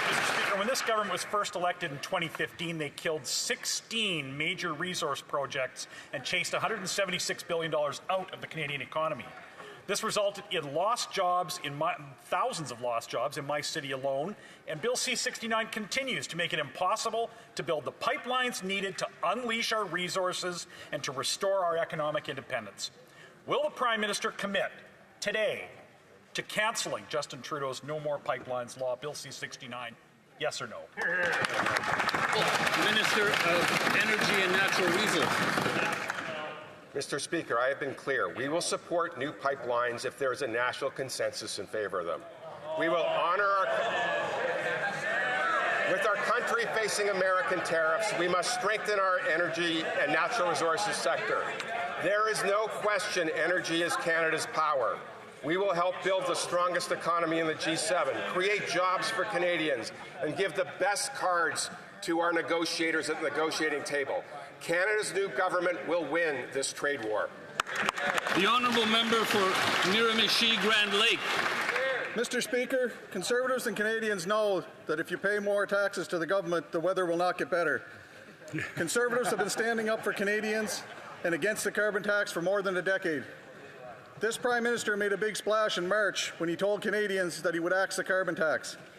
After the Conservatives pleaded for years, finally his government removed the consumer carbon tax. Now will the Prime Minister also repeal the industrial carbon tax so Canadian companies and industries can compete in the global economy? Yes or no, Mr. Prime Minister? The Honourable Minister of Environment and Climate Change. That was an interesting question, and I'm going to actually disagree with all the premises of it. But if we actually care about industries, then we're going to look at what's actually costing them right now. And that's the tariffs that are coming from the United States. It's impacting their ability to do what they need to do. We are here standing up for Canada. We're here standing up for a strong economy. We know that that's what we need to do. That's what Canadians have to do, and that's what we're going to keep doing. The honourable member for Bow River. Mr. Speaker, the Prime Minister says that half of Canada's oil needs to stay in the ground. And now he's backing that up with a production cap that the Parliamentary Budget Officer says will kill 54,000 jobs and gut $20 billion from our economy. This keep it in the ground agenda doesn't just kill paychecks, it makes us more dependent on foreign oil. It weakens our economy, punishes Alberta families and Saskatchewan families who build this country's energy sector. So I'll ask the Prime Minister a simple yes-no question. Will he scrap his job-killing production cap and finally let Canadians restore energy independence? The Honourable Minister of Energy and Natural Resources. Mr. Speaker, my goal is to get things built where there are proponents. Canada's new government will fast-track projects, cut red tape, and approve projects in the national interest within 2 years. We will make Canada strong and protect ourselves from American tariffs if we work together with Indigenous partners and our workers, but across party lines. I encourage my Conservative colleagues to join us in creating new jobs, building the strongest economy in the G7, and making Canada an energy superpower. Honourable member for Swift Current Grasslands Kindersley. After 10 years of Liberal anti-energy policies, the devastation continues. There's already been hundreds of thousands of job losses in the industry, and thanks to the radical ministers on the front bench, their oil and gas production cap has another 54,000 jobs and over $20 billion on the chopping block. The Prime Minister campaigned on having a plan to get things built, yet he's already committed to not overturning the production cap. Is the Prime Minister's refusal to scrap the cap an admission that he supports this devastating policy? Good question. The Honourable Minister of Environment and Climate Change. Mr. Speaker, after seeing under the Conservative government nothing getting built, I think that we have some lessons to learn. What we learned is that you can't actually get results if you decide we're not going to do any environmental assessments, we're not going to be consulting with Indigenous peoples. What we're going to do is we're going to make sure that we build an effective, efficient assessment system that gets projects built. That's what we committed to do, and that is what we will do. Bravo, bravo. The honourable member for St. Albert, Sturgeon River. Mr. Speaker, when the Prime Minister was chair of Brookfield, Brookfield registered $30 billion of investment funds in offshore tax havens in Bermuda and the Cayman Islands, all to avoid paying taxes in Canada. And now the Prime Minister refuses to come clean and disclose his assets to Canadians. Canadians deserve to know, does the Prime Minister have any financial holdings hidden away in offshore tax havens, yes or no? Great job, Cooper. The Honourable Government House Leader. Mr. Speaker, Canadians should feel very reassured that we have among the most stringent ethics requirements for public office holders in the world. The Prime Minister has not only complied with all of those requirements, but has proactively and preemptively filed all of the information that the Ethics Commissioner requires. Obviously, complying with the rules is something we will always do on this side of the House. That's right. Canadians can bank on that. Hear, hear. Honourable Member for St. Albert, Sturgeon River. Mr. Speaker, the Prime Minister has been anything but transparent, hiding behind a loophole in Canada's ethics laws to hide his assets from Canadians. And it really begs the question, why? Is it because Mr. Elbows Up himself is dodging paying taxes? Is that why? Good question. Good question. The Honourable Government House Leader. Mr. Speaker, I don't know that evoking conspiracy theories is going to advance the case of the Conservative Party. What I would say is, to repeat one more time, that Canadians should feel very reassured by the fact that we have among the most stringent ethics guidelines in the world, and the Prime Minister has not only met those requirements, but exceeded them. L'honorable député de Bellechasse. The Honourable Member for Bellechasse, Les Etchemins, Lévis. Mr. Speaker, recently in Lévis, nearly 10,000 people sought food assistance, which is twice as many as in 2021. Now, there are full-time workers who can no longer put food on the table. Meanwhile, the Liberal government promises to cut spending in the morning. Then, in the afternoon, it goes ahead and increases spending by 8%. There may be a new face in the Prime Minister's office, but the same bad habits remain. Does the Prime Minister realize that his out-of-control spending is fueling inflation and forcing even more Canadians to line up at food banks, Mr. Speaker? The Honourable Minister of Finance and National Revenue.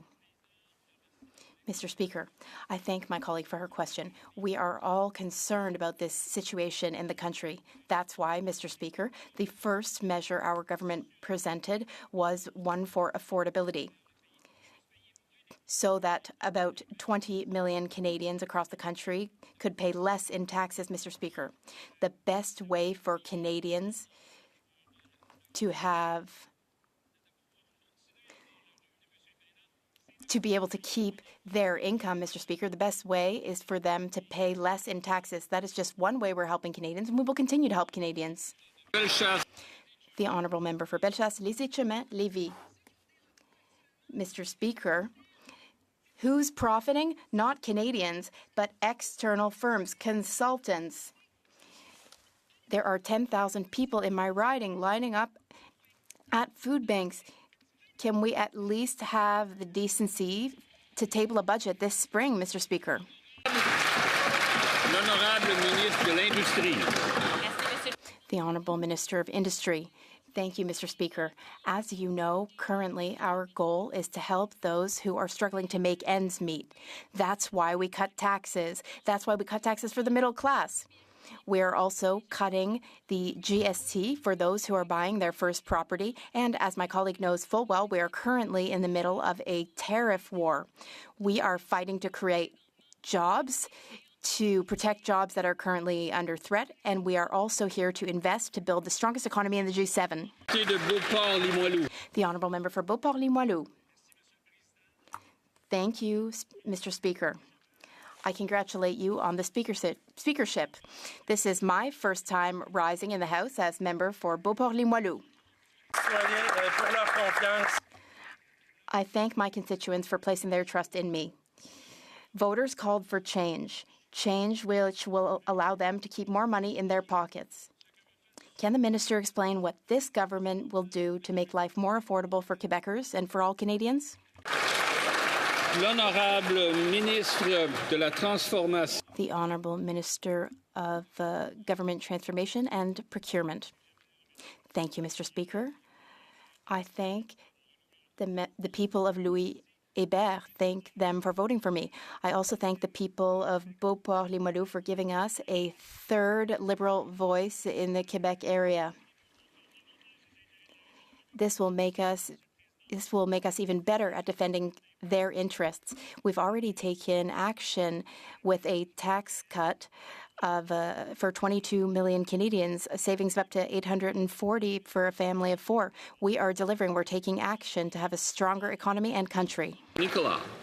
Mr. Speaker, this government is not serious when it comes to public safety. We recently learned that terrorist-related charges were up 488%. Wow. If you thought that this statistics and the problem that goes with it would be reported in the speech from the throne, you'd be wrong. Why is this government so unserious about a matter that impacts all Canadians? Hear, hear. The Honourable Minister of Public Safety. Thank you, Mr. Speaker. And it's pretty obvious that my friend opposite didn't hear the speech from the throne, because we have some very significant measures to address issues of security.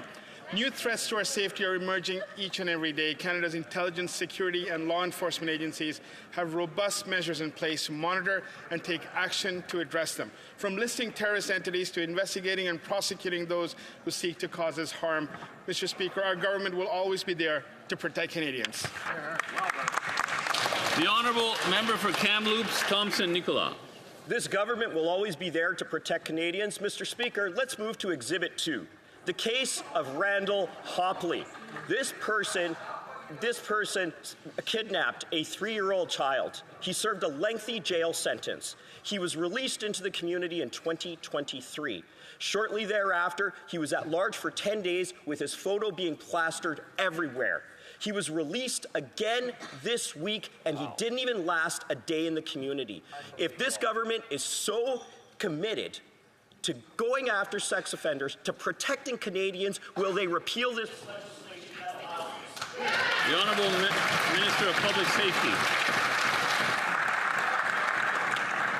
Mr. Speaker, when we speak about crime and safety and security, it's important that we have the facts right. The case in question is a matter that was a matter of a statutory release, which is in law. And I invite my friend again to ensure that. It is statutory. Hear the Honourable Member. I can't hear the Honourable Member. Could he repeat that? Mr. Speaker, we cannot conflate issues of statutory release to bail. And we will ensure that as this is a matter that's before the Correctional Services Canada, we will work with them to ensure that they have the right measures in place. But I can assure everyone in this House that this is a matter of law, that it... The Honourable Member for Hamilton East, Stoney Creek. Mr. Speaker, I have news from my riding of Hamilton East, Stoney Creek. Yesterday, a Hamilton City bus was caught in the crossfire of a shooting. This comes just weeks after an innocent young lady tragically lost her life by a stray bullet on Upper James simply by waiting for the bus. Crime is out of control, and this status quo is unacceptable. When will the Prime Minister repeal Liberal C5 and Bill C75 so we can bring back safety to the streets of Hamilton and Canada? The Honourable Secretary of State for Combating Crime. Thank you, Mr. Speaker. First of all, I want to sympathize with the family of the innocent bystander. Her family lives in my riding, and I've met with them. This issue is close to home for me and is one I'm committed to in my position. I know the Prime Minister is committed to it. We are going to make changes. This new government is committed to making sure that we hold criminals accountable and we make our streets safer. And we're going to do the work that's necessary, making stricter bail penalties, stricter sentences, and all the work that we need to do across. The Honourable Member for St. Catharines.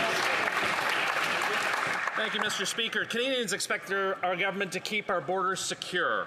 A strong border leads to safe streets. Can the Minister of Public Safety provide this House with an update on the implementation of Canada's $1.3 billion border plan? Minister of Public Safety. Thank you, Mr. Speaker. Let me just begin by congratulating my friend from St. Catharines on his re-election. Our border is strong, and through our border plan, the single largest investment in our border in Canadian history, we're making it even stronger, Mr. Speaker. We have eyes on the border 24/7 with more officers, drones, Black Hawk helicopters, and sensors. Our plan is working. Earlier this year, we seized more than 46 kilograms of fentanyl, 122 firearms, 33 stolen cars, over 800,000 in cash, and arrested 524 criminals, Mr. Speaker. Canadians elected this government to keep our borders safe, and that is exactly what we'll do. The honourable member for Beauce. Mr. Speaker, Canadians are worried about their economic future. Meanwhile, the Prime Minister continues to spread doubt about his own financial interests. He was with Brookfield, a business that has assets in many tax havens, which leads us to have a lot of questions. Canadians want to know whether the Prime Minister still has hidden financial assets and interests in tax havens. Will he be totally transparent in disclosing his past and present financial assets, yes or no? The Honourable Government House Leader. A warm welcome to my colleague from Beauce, who will learn, like all other new members in this place, that there are rules. We have a code of ethics which must be respected. That's non-negotiable. The Prime Minister proactively met and even exceeded the rules of the Code of Ethics. I hope the member across the way, just like the Prime Minister, will follow the Code of Ethics. Mr. Speaker, due to the escalating climate crisis, Manitobans are being uprooted from their communities by raging wildfires. The Premier has ordered a province-wide emergency as 17,000 people in northern communities and First Nations have fled their homes. Many are being evacuated to Winnipeg Centre, where countless people already suffer with housing insecurity and unmet mental health needs. Will this government act to ensure all communities impacted by the fires receive the health and housing resources they need so that they can live in dignity? Great question. Which minister is this one? Oh, the Honourable Minister of Emergency Management. Oh, go ahead. Mr. Speaker, I rise for the first time in this House.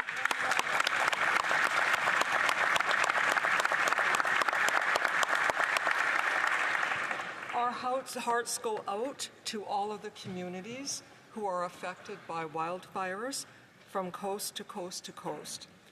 Last night, the Prime Minister and I received a request from the province of Manitoba seeking airlift evacuation support for 2 northwestern Manitoba First Nations communities, and of course we immediately agreed to that support. There are a number of communities affected by wildfires. The Honourable Member for Nunavut. Indigenous peoples must be given free, prior and informed consent for projects developed in their territories. Last Parliament, I addressed this concern in my private member's bill. The throne speech highlighted one project, one review, and ignores UNDRIP. The Prime Minister plans to make Canada an energy superpower. No wonder the AFN is concerned. Will the Minister reverse his colonial approach, or will Indigenous people's rights be violated? Hello, the Minister of, is it Crown Indigenous Relations? Indigenous Services. Crown Indigenous Relations. Crown Indigenous Relations, thank you. Sorry about Thank you, Mr. Speaker. We face a major challenge that requires united efforts to advance nation-building projects, making Canada's economy stronger and one of the fastest growing in the G7. The Crown, including provinces and territories, must consult with Indigenous peoples to support Indigenous self-determination. This partnership fulfills legal duties and advances reconciliation. While we won't comment on provincial matters, we remain committed to collaborating with all to build a stronger Canada. Thank you, Mr. Speaker. And that ends question period today.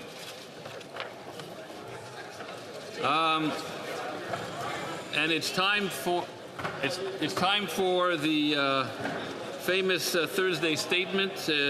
The opposition deputy House Leader has a question for the government House Leader. Merci beaucoup, Monsieur le Président.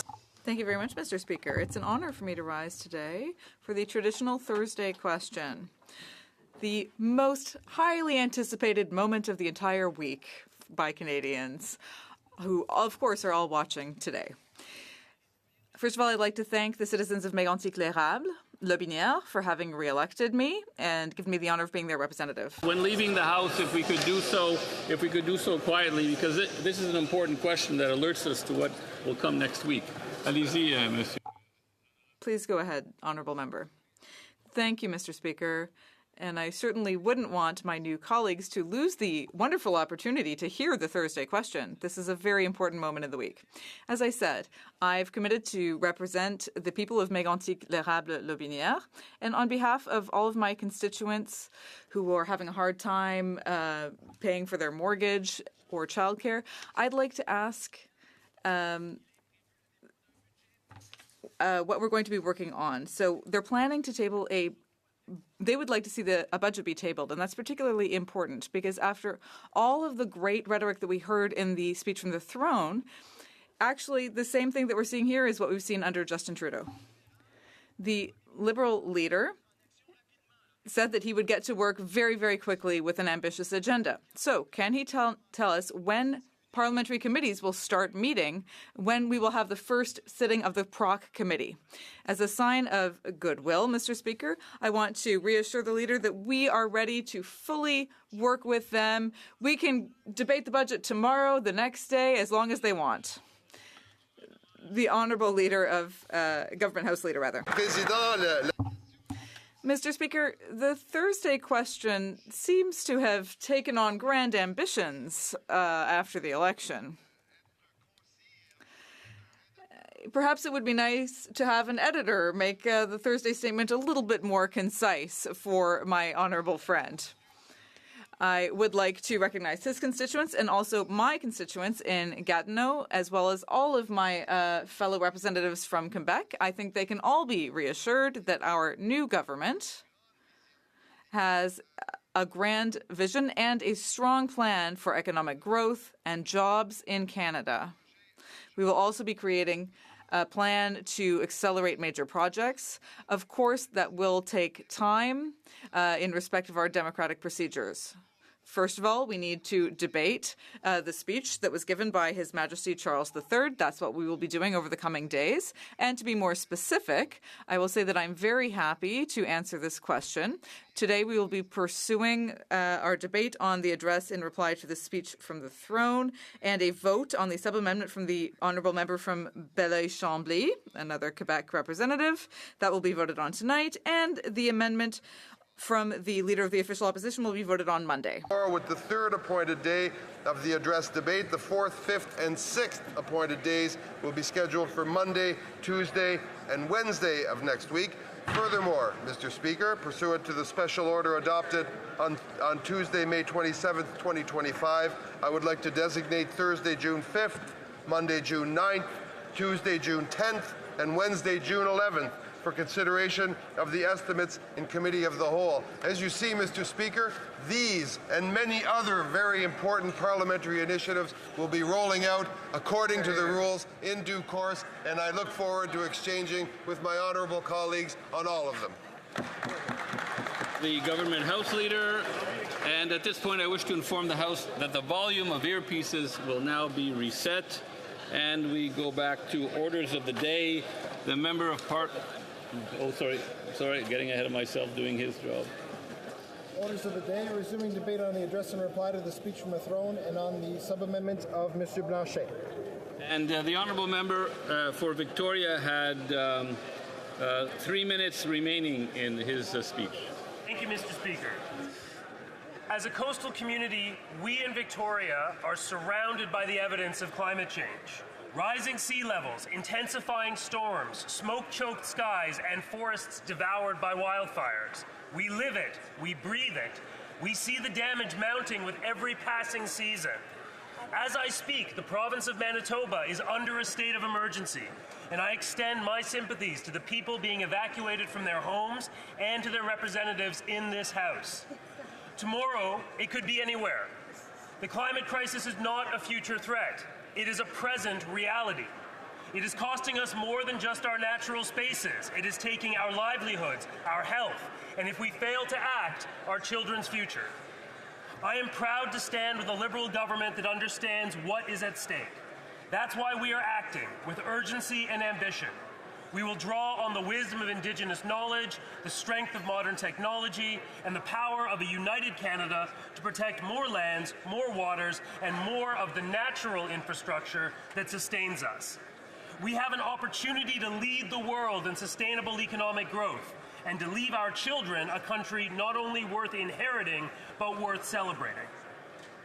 Canada truly has the power to be the strongest economy in the G7.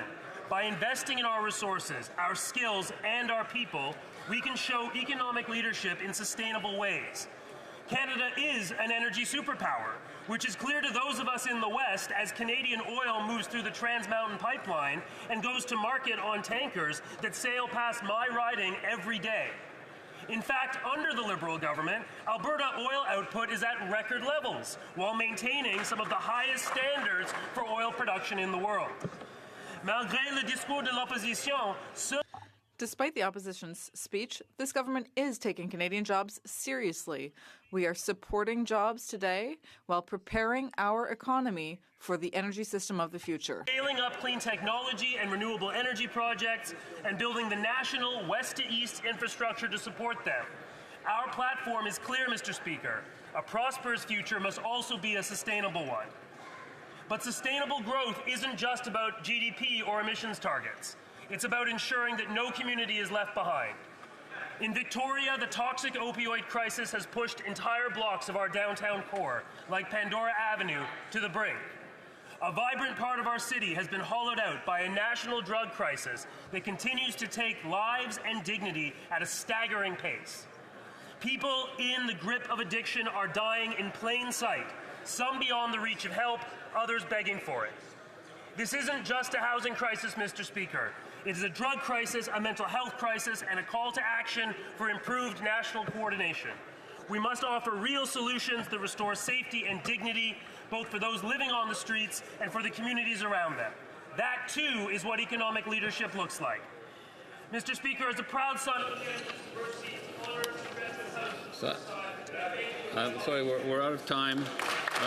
Questions and comments. The honourable member for Mission Matsqui Abbotsford. Thank you, Mr. Speaker, and to the member from Victoria, congratulations on your first speech in the House of Commons. As a fellow British Columbian, Been away for a while, but through the chair. Through you, Mr. Speaker, congratulations to the member from Victoria. As the member from Victoria knows, my riding of Mission Matsqui Abbotsford suffered one of the most devastating natural disasters in the history of Canada. Our major roadways were washed out. Sumas Prairie, the breadbasket of British Columbia, was flooded. It was turmoil. Since that natural disaster, the federal government hasn't come forward with any additional infrastructure dollars for Abbotsford and the Fraser Valley. Would the member agree that to support British Columbia's breadbasket, British Columbian food security, British Columbia's ability to transfer goods throughout all of Asia, that Abbotsford, the Fraser Valley, need additional infrastructure dollars to protect Canadian supply chains? Thank you, Mr. Speaker. Honourable member for Victoria. Thank you, Mr. Speaker, and to the honourable member for his question. The impacts that Abbotsford experienced from extreme weather events and natural disasters shows the vulnerability of British Columbian communities and communities from coast to coast to coast to the effects of climate change.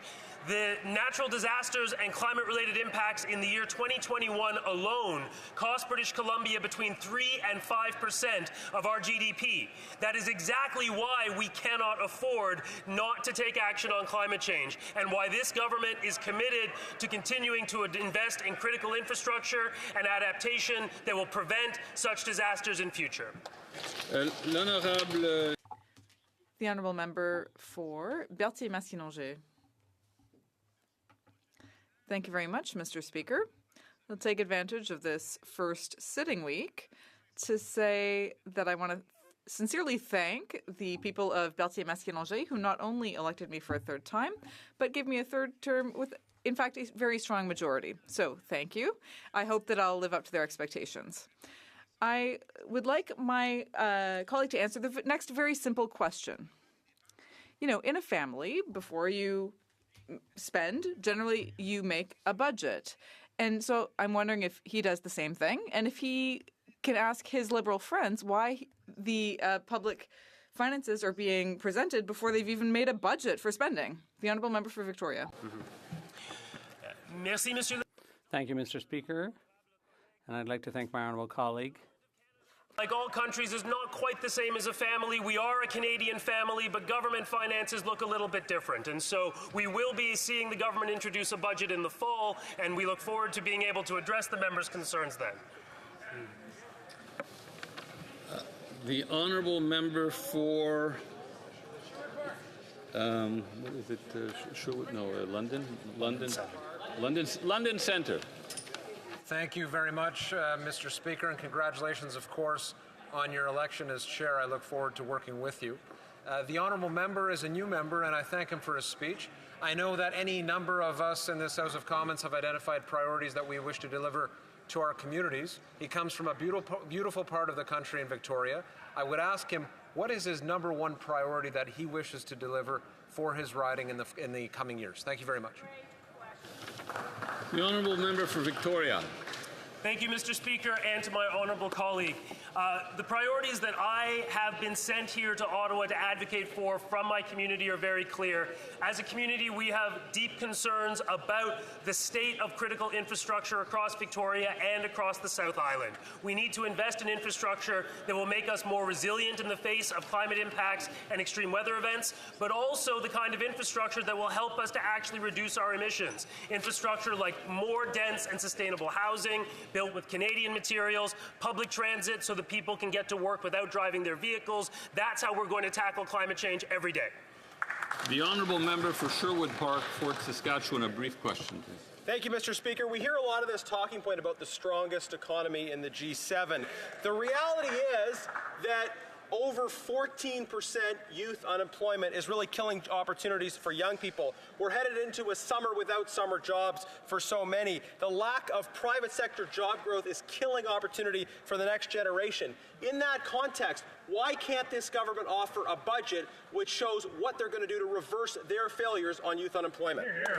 A brief response, please, from the member for Victoria.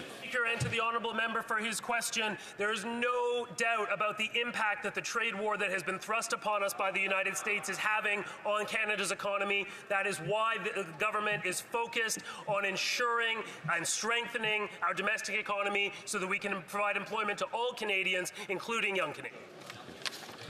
Resuming debate, the honourable member for Thornhill. Thank you, Mr. Speaker.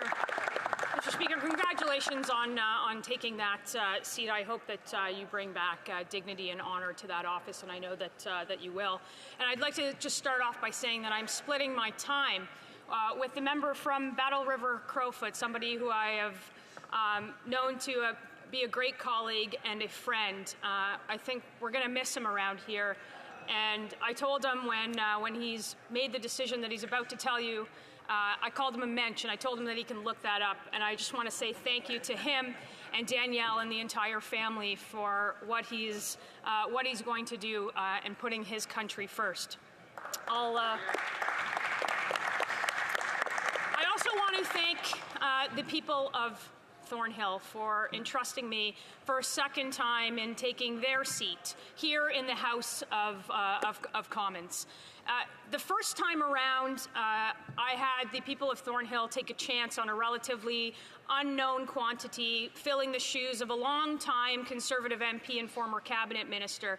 And the second victory feels a bit more profound because I think that the people of Thornhill have entrusted me with this honor to serve them because of the work that we've done, because of the advocacy that we've done, because of what the team and this party have promised to Canadians. And we've done that with the biggest mandate in the riding's history of any MP.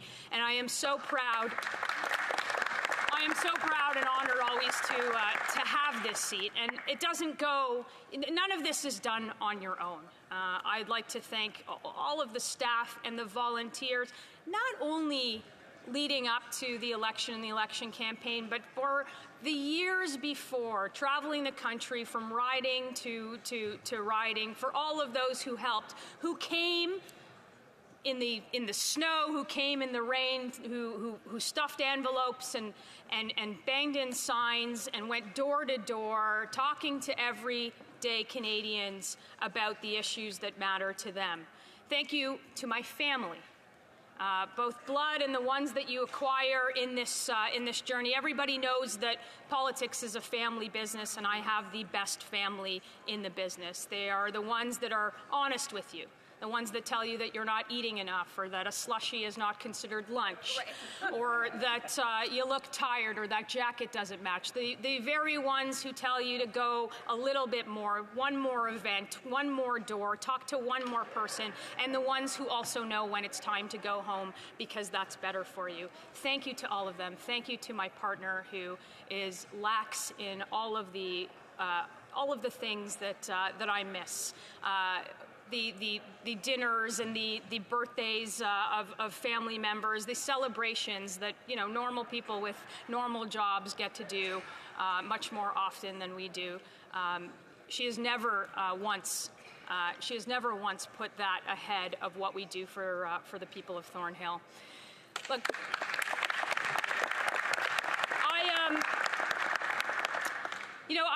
when I ran the first time, I didn't have my mom with me, and I'm part of a club that not a lot of people or not a lot of people my age are part of. I'm part of the Orphan Club, where I've lost both my parents. I lost my father between the first and second election, and he was here for my first election.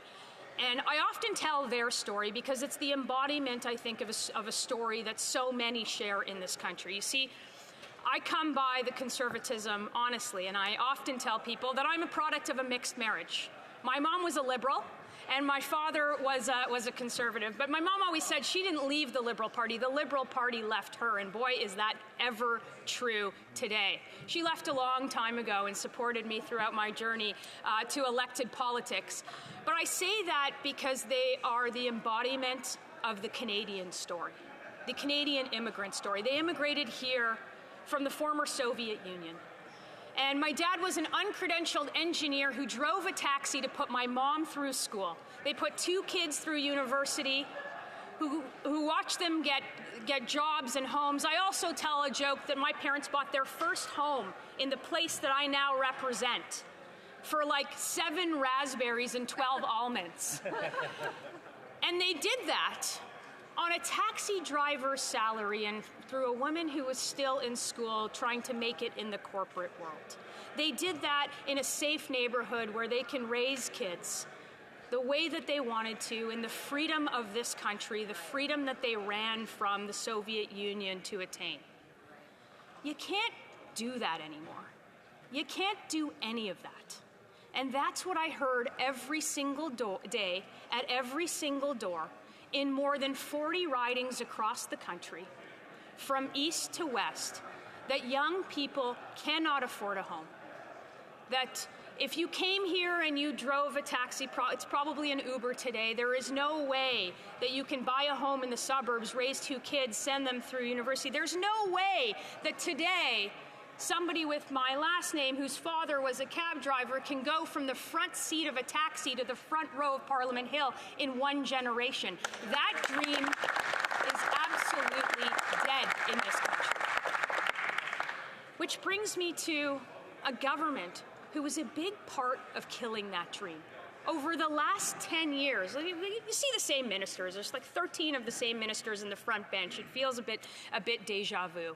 Saying the exact same things, except for some of the new things that they're saying, which they borrowed from the Conservative platform, which I invite them to borrow more and go all the way. Not these half measures that you're seeing with a GST cut that doesn't go far enough and only includes first-time home buyers, or a tax cut that is about half of the one that we promise, which isn't going to stand up when you have a $5,000 mortgage to pay. I say, if you're going to take our ideas, go all the way with them. But which brings me to the speech from the throne, which is an exact regurgitation of what you heard on a campaign, except for without detail. There's no detail. There's no meat on the bones of any of this. It's a lot of grand, lofty statements about what's going to happen and what we are going to do. I mean, this is coming from a prime minister who said a plan is better than no plan, and he was the man with a plan, and we don't see that right now. And I suspect that we're not going to see that because this government and the 13 ministers that were still there, with some of the new ones that now fill that second row, that's what they do. It's a government of lofty statements, and it's the exact reason that when you knock on doors, affordability, crime, immigration was the #1 thing that people talked about in so many different regions. An immigration system which had a consensus in this country for a generation. But let me talk about what the throne speech didn't say, because I would be remiss to say it. I would be remiss if I didn't say it. I come from a community where people in the community are terrified of living in this country. It's not that they feel scared. They are actually in danger. Yes. This government has been absolutely silent on Jews in this country, the ones that were shot at, harassed, businesses being firebombed. Like, we've seen it. Lawless mobs in the streets screaming genocidal slogans at their fellow Canadians. And if you're in the faculty clubs of our universities, or frankly, if you're in the halls of this place or even close to it, or the Liberal Party, I actually didn't think it would be worse than the last foreign minister, but we have a new foreign minister that, whether she knows it or not, is parroting Hamas talking points. And that very same terrorist organization that is listed as a terrorist organization in this country has thanked this country for their position for a second time now. And if you are thanked for a second time by a terrorist organization, I think we all know that you're probably on the wrong side of history. So I don't know if you need to be...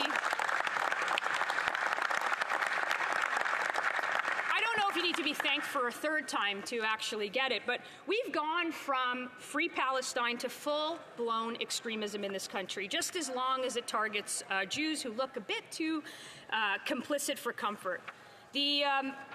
Forget nuance and forget humanity. If you squint hard enough, anyone with a Hebrew name or an Israeli cousin is now a war criminal in this country. That's what they've allowed to happen in our streets.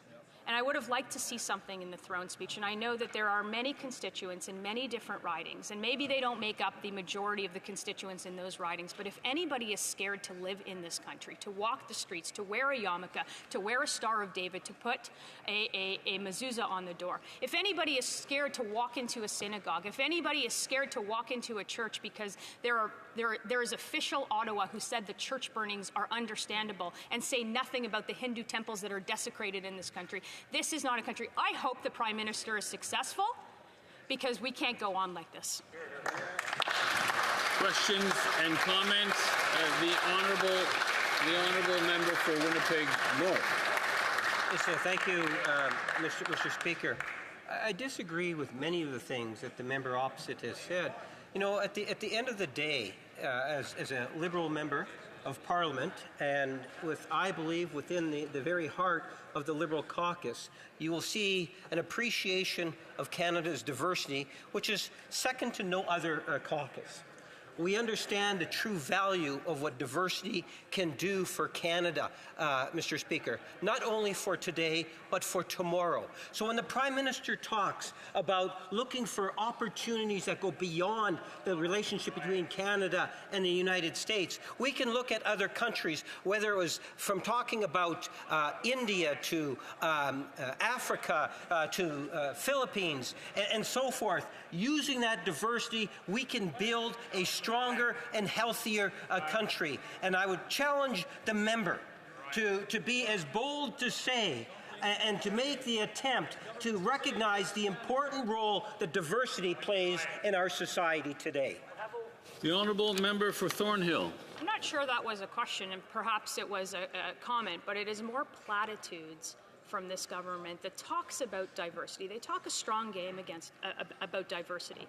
But when it comes to the actual protection of minorities, for the lawlessness that is in the streets, and not just in the Jewish community, and not just against Christian churches, and not just against Hindu temples. They are nowhere to be found. The same repeat violent offenders, the same mobs of people covering their faces are the ones that rule the streets, and they have been silent about it. So perhaps he can tell the Prime Minister that this is actually a problem, since the Prime Minister has come back to Canada, and he can advise him on doing something rather than saying nothing, or in the case that when they do say something, that it is not parroting the talking points of a terrorist organization.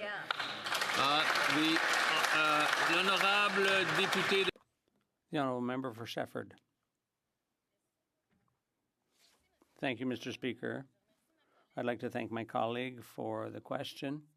At the beginning of her speech, she talked about housing, which is a concern to many people currently, given the situation, the difficulty accessing property and finding housing. But in the throne speech, what we saw was the Liberal government's desire to transform itself into a developer at the expense of Quebec and the province's jurisdiction and the municipalities. So my question is, could this be a Conservative Party influence, because the Conservatives had the same desire to deal directly with the municipalities on housing, bypassing the provinces? So basically, that's bypassing Quebec and provincial jurisdiction. The honourable member for Thornhill. To the de-accelerator funding, or whatever the last scheme of the Liberal government was, in terms of giving municipalities more money in order to block more home building. It's the exact opposite of what we have said. When I talked about home ownership in the speech, I talked about it as an aspiration that so many in this country have, and the blocking of it from governments right across the board, municipal, federal, provincial, who don't see the value in actually getting home built. In fact, we have a housing minister whose record in Vancouver was to have housing prices rise 180%, who is now building a bureaucracy rather than building homes, who is married to the generational divide that the Liberals have caused in this last election between those who own their home and those aspiring to get one. That is not the right course of action, and Conservatives will stand ready to make sure that we bring the solutions to the floor of this House of Commons, and they take more of our ideas on it. Honourable member for Sherwood Park, Fort Saskatchewan. Thank you, Mr. Speaker. First of all, I want to thank the member for her powerful words about anti-Semitism. My grandmother was a Holocaust survivor, and I remember growing up and hearing some of the stories she would share with us about her experiences. And it is very dark to see some of the things that have happened in this country and other Western countries around the world. I did want to ask the member about youth unemployment, the rise we're seeing, and what she's seeing in particular in her riding in terms of the unemployment crisis that's going right now. Great question. Seconds. Speaker, I would be the first one to tell you that I don't want to talk about anti-Semitism in this House or ever in this country, and I don't think anybody should ever have to. But the fact that they don't leads me to use this seat and speak for my community. With regards to youth unemployment, look, I think the data is very clear. We're seeing the highest youth unemployment in Ontario. We're seeing the highest unemployment rates in Ontario, and that's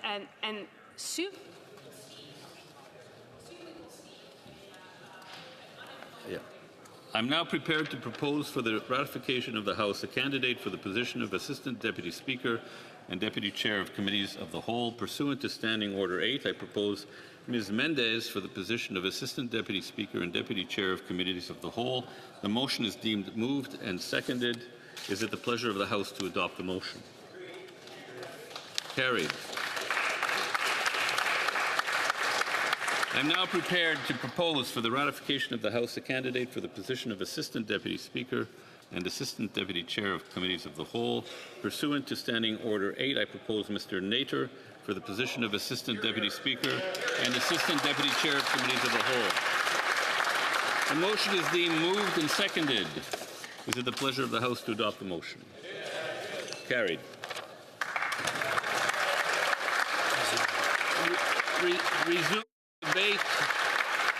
Resuming debate, the honourable member for Battle River Crowfoot.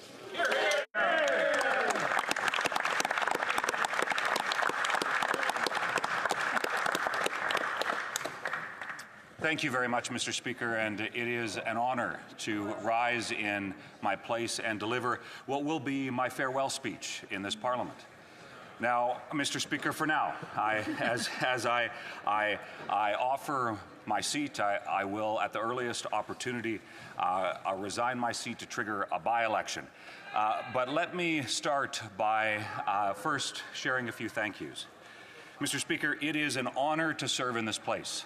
Being elected for the third time to represent the people of Battle River Crowfoot truly is an honor. And for anyone who has had the opportunity to sit in this place, it truly is. Being able to serve your communities is something that is a profound honor and something that I hope each and every one of you, all 342 of you, take very, very seriously that responsibility.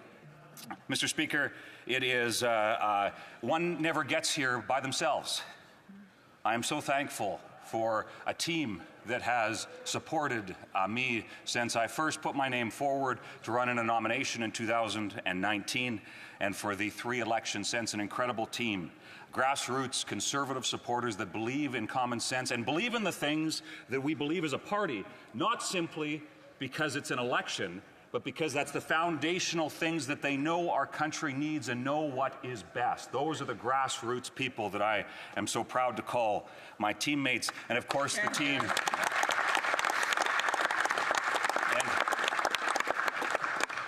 And of course the team that help us, our staff that do the hard work, that help make us look good, whether it's in this place or in the communities in which we serve.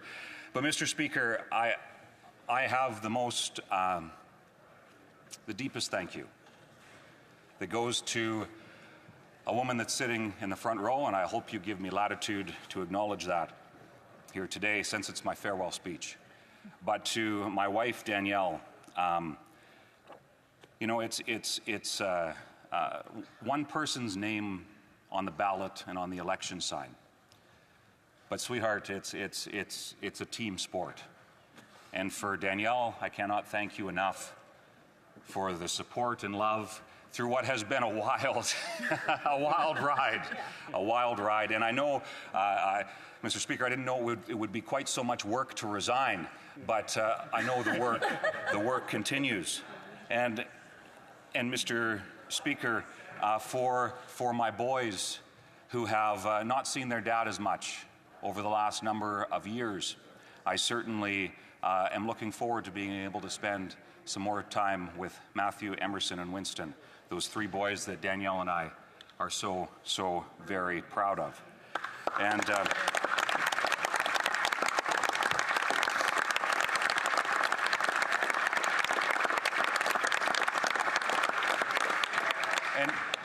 Mr. Speaker, we get into politics for a reason.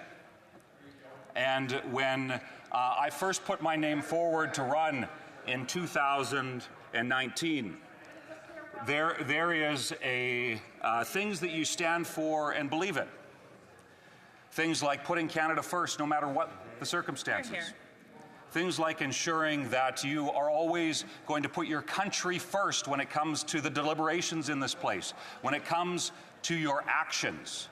And Mr. Speaker, that is why I am so proud to stand with Danielle and stand with my family and offer my seat, to offer to resign my seat to Pierre Poilievre, the leader of Canada's Conservatives, because that man, I truly believe, is the right man to lead this party, to be the leader of the opposition in this Parliament. And Mr. Speaker, my belief before and my belief remains today that Pierre Poilievre is the right man to be Prime Minister of Canada.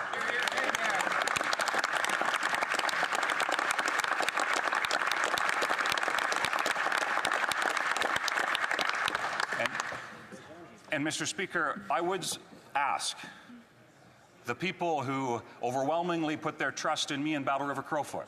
I was honored to receive more than 80% of the vote. An incredible, I think, affirmation of not just myself, Mr. Speaker, because politics should never be about oneself, unlike what so many of the Liberals make it about. Politics needs to be about doing what's best for your country. So for the people of Battle River Crowfoot, you put your trust in me. I have a simple request to all of you.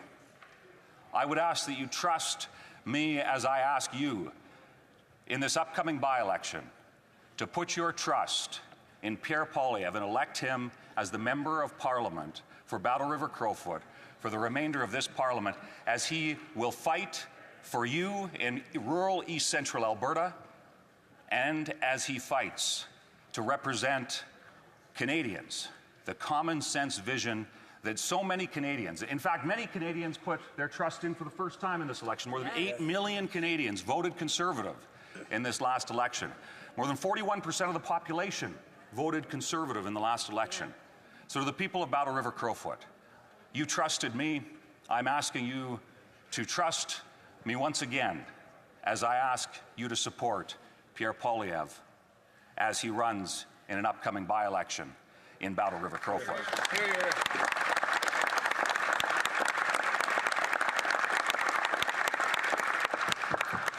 Mr. Speaker, our country faces significant challenges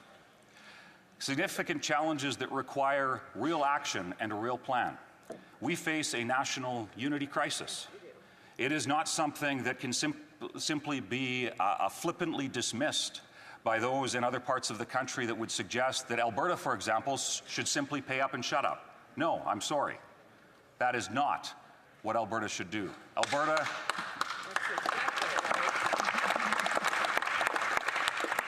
deserves a fair voice in the Federation, just like every province. I heard earlier as a new colleague from Newfoundland had a similar sentiment.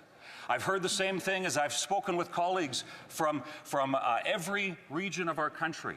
There is challenges that our nation faces, and it deserves more than platitudes and a decade of the same failed ideology that got us into the disastrous position we find ourselves in now.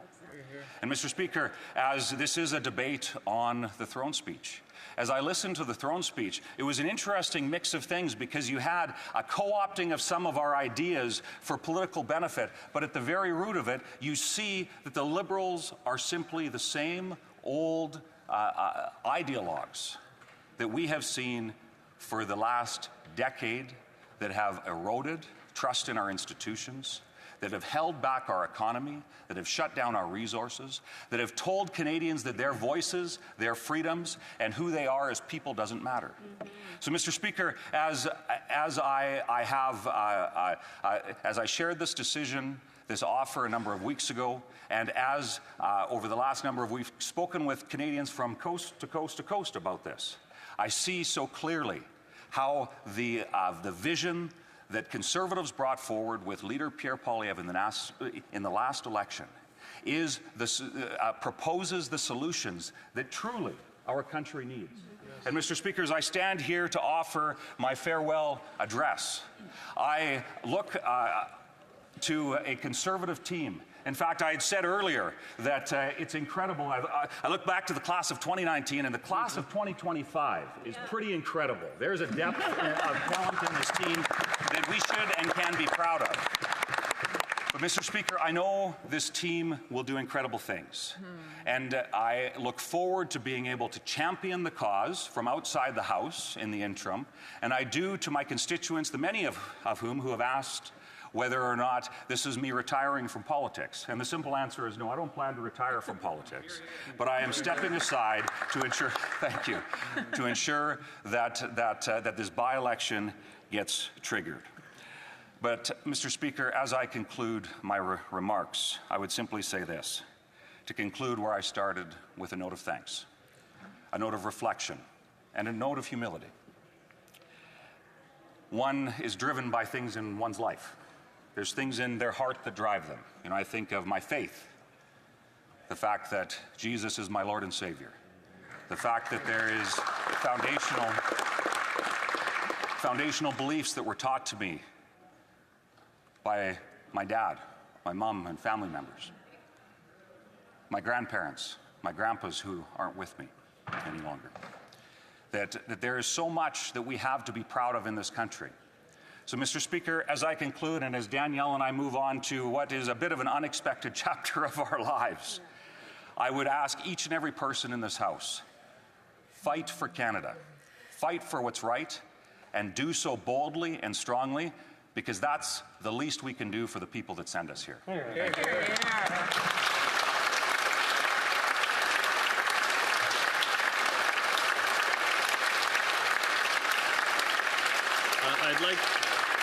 I'd like to say that I had the pleasure of sitting on Environment Committee with the member, and he always displayed honesty and goodwill, and that didn't keep him from keeping the chair on his toes. As a matter of fact, it led him to make efforts to keep the chair on his toes. Questions and comments. The honourable member from Courtenay, Alberni.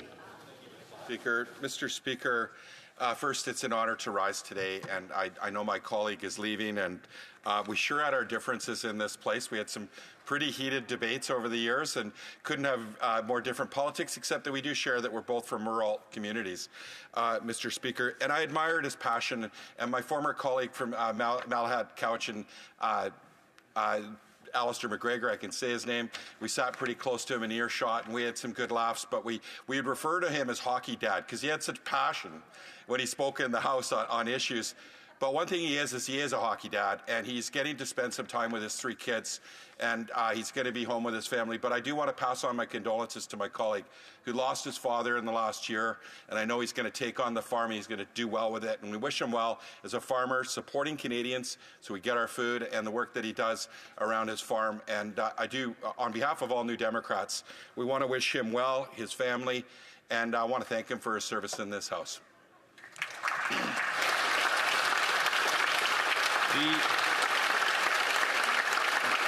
The honourable member for, did I see Saanich Gulf? Oh, I'm sorry. Well, okay, if you wish. Yeah, Thank you, Mr. Speaker, and I thank the member for the very kind words. And I think it emphasizes that in this place we can trade passionate partisan barbs. We can passionately disagree, but that doesn't mean that there's hatred toward each other. It's our job to passionately defend the people that sent us here, Absolutely. The ideas of that drive the very core of who we are. And as a rural Canadian, I'm very, very proud to have been that voice for rural East Central Alberta over the last 5.5 years. And while I'm stepping back now, I can assure those people that I will do everything I can to ensure that Pierre Poilievre here is given the support he needs if he has the honor of being able to sit in the chair of Battle River Crowfoot. But let me simply conclude with this. All of us in this place, I think with humility and grace and passion, can represent well our constituents. And I hope that that's a lesson that I can impart to all of you as I vacate this seat and offer it up for a by-election in the near future. See if I could get as many members in as possible. So that's why I went to the honourable member for Saanich Gulf Islands. If we, again, we are under time constraints, but I want to give many a chance to pay homage to the member. Thank you, Mr. Speaker. I hadn't intended to give a Caesar-like speech. We're not burying him, and I'm tempted, of course, as ever, to praise him because we're friends. And the honourable member for Battle River Crowfoot, I don't think will be on long from this place. And I don't know if the official residence at Stornoway is now found within the borders of Battle River Crowfoot, but I'm sure that all things will be revealed, and I hope that the member for Battle River Crowfoot will be back here. I just wanted to ask him very briefly, because it's my first time to take the floor today at all, was to say that the honourable member for Calgary Centre pointed out how many conservative ideas are in this speech from the throne. And I think it could have been a speech from the throne from a conservative government. I wonder if the member for Battle River Crowfoot would be tempted to vote for it.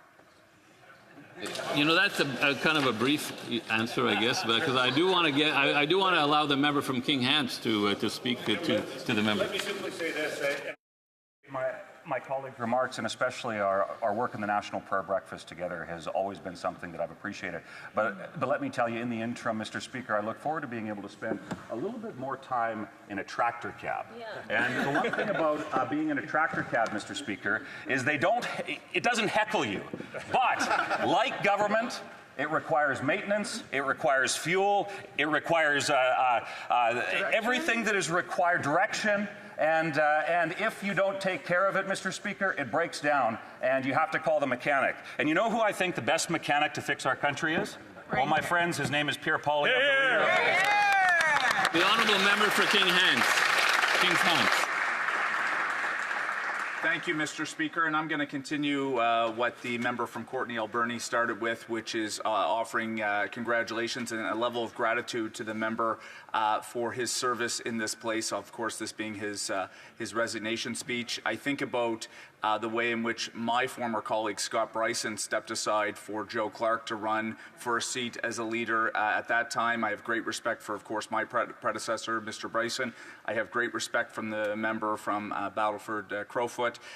This House will remember that big booming voice when he comes in on debates. Some of us will perhaps be thankful that he's not going to be bringing that big voice and with all the ability to hold the government to account, but I know others will probably miss it. But I do want to say to the member who represents a rural constituency, I represent a rural constituency. We may not always see every issue the same, but I know he has been a great champion for rural Canada. I wish him all the best, and again, I suspect we may see him back in this place in due course. So to the honourable member, congratulations and all the best in the days ahead. The honourable member. Please, go ahead. Thank you, Mr. Speaker, and I appreciate the kind words. And I would simply say as to how long it is before I once again run to represent the people of Battle River Crowfoot, well, I leave that to the people who will remain in this place on confidence votes coming forward. But certainly, Mr. Speaker, when it comes down to it, we fight for what we believe is right. And it's been an honor to serve the people of Battle River Crowfoot in this place for the last 5.5 years. I count it an honor to be able to serve them in this way as I step aside temporarily to trigger a by-election.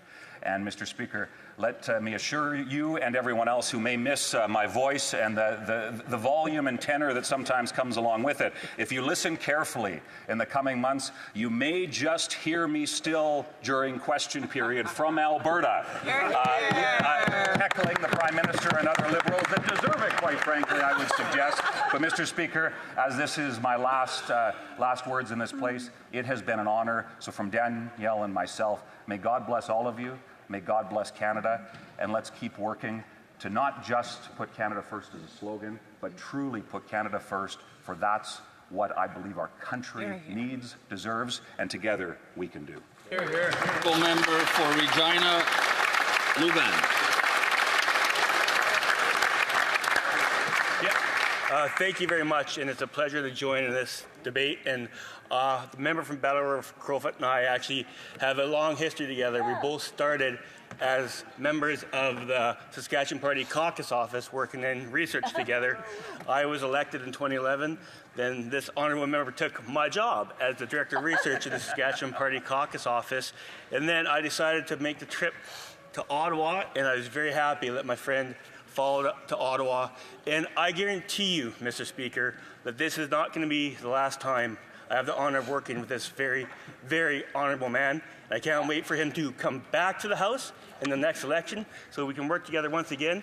And to your lovely family and your boys, you're a great dad, an awesome husband. I'm proud of you, bud. I can't wait to see you in 2 or 3 years.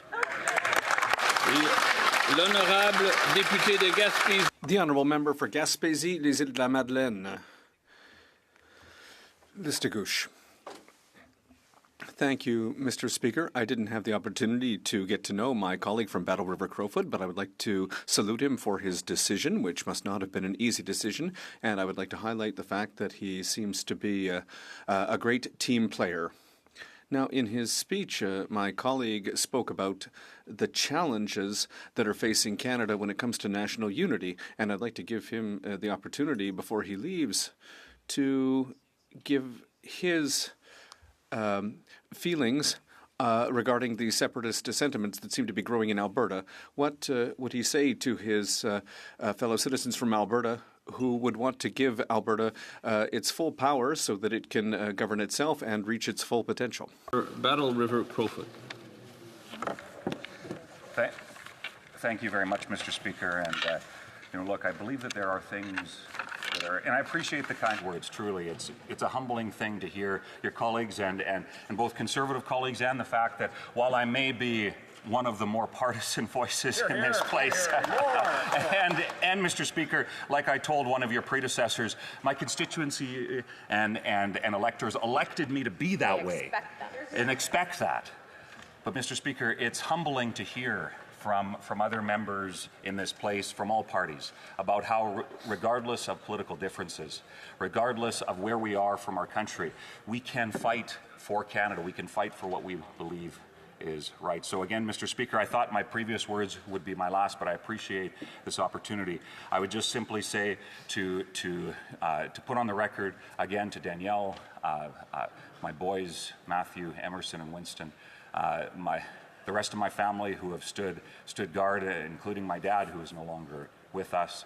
I cannot express my gratitude to those who have stood, and I think about those who to think that as a farm kid from rural Alberta, without any real political background outside of I liked politics.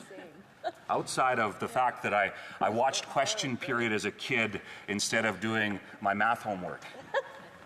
Mr. Speaker, the fact that somebody like myself could end up in this place is a testament to what democracy, I believe, should be. So Danielle, Matthew, Emerson, and Winston, and there's so many others that have helped make this dream come true for me and have supported Danielle and I and our family in the midst of this. Thank you, thank you, thank you from the bottom of our heart.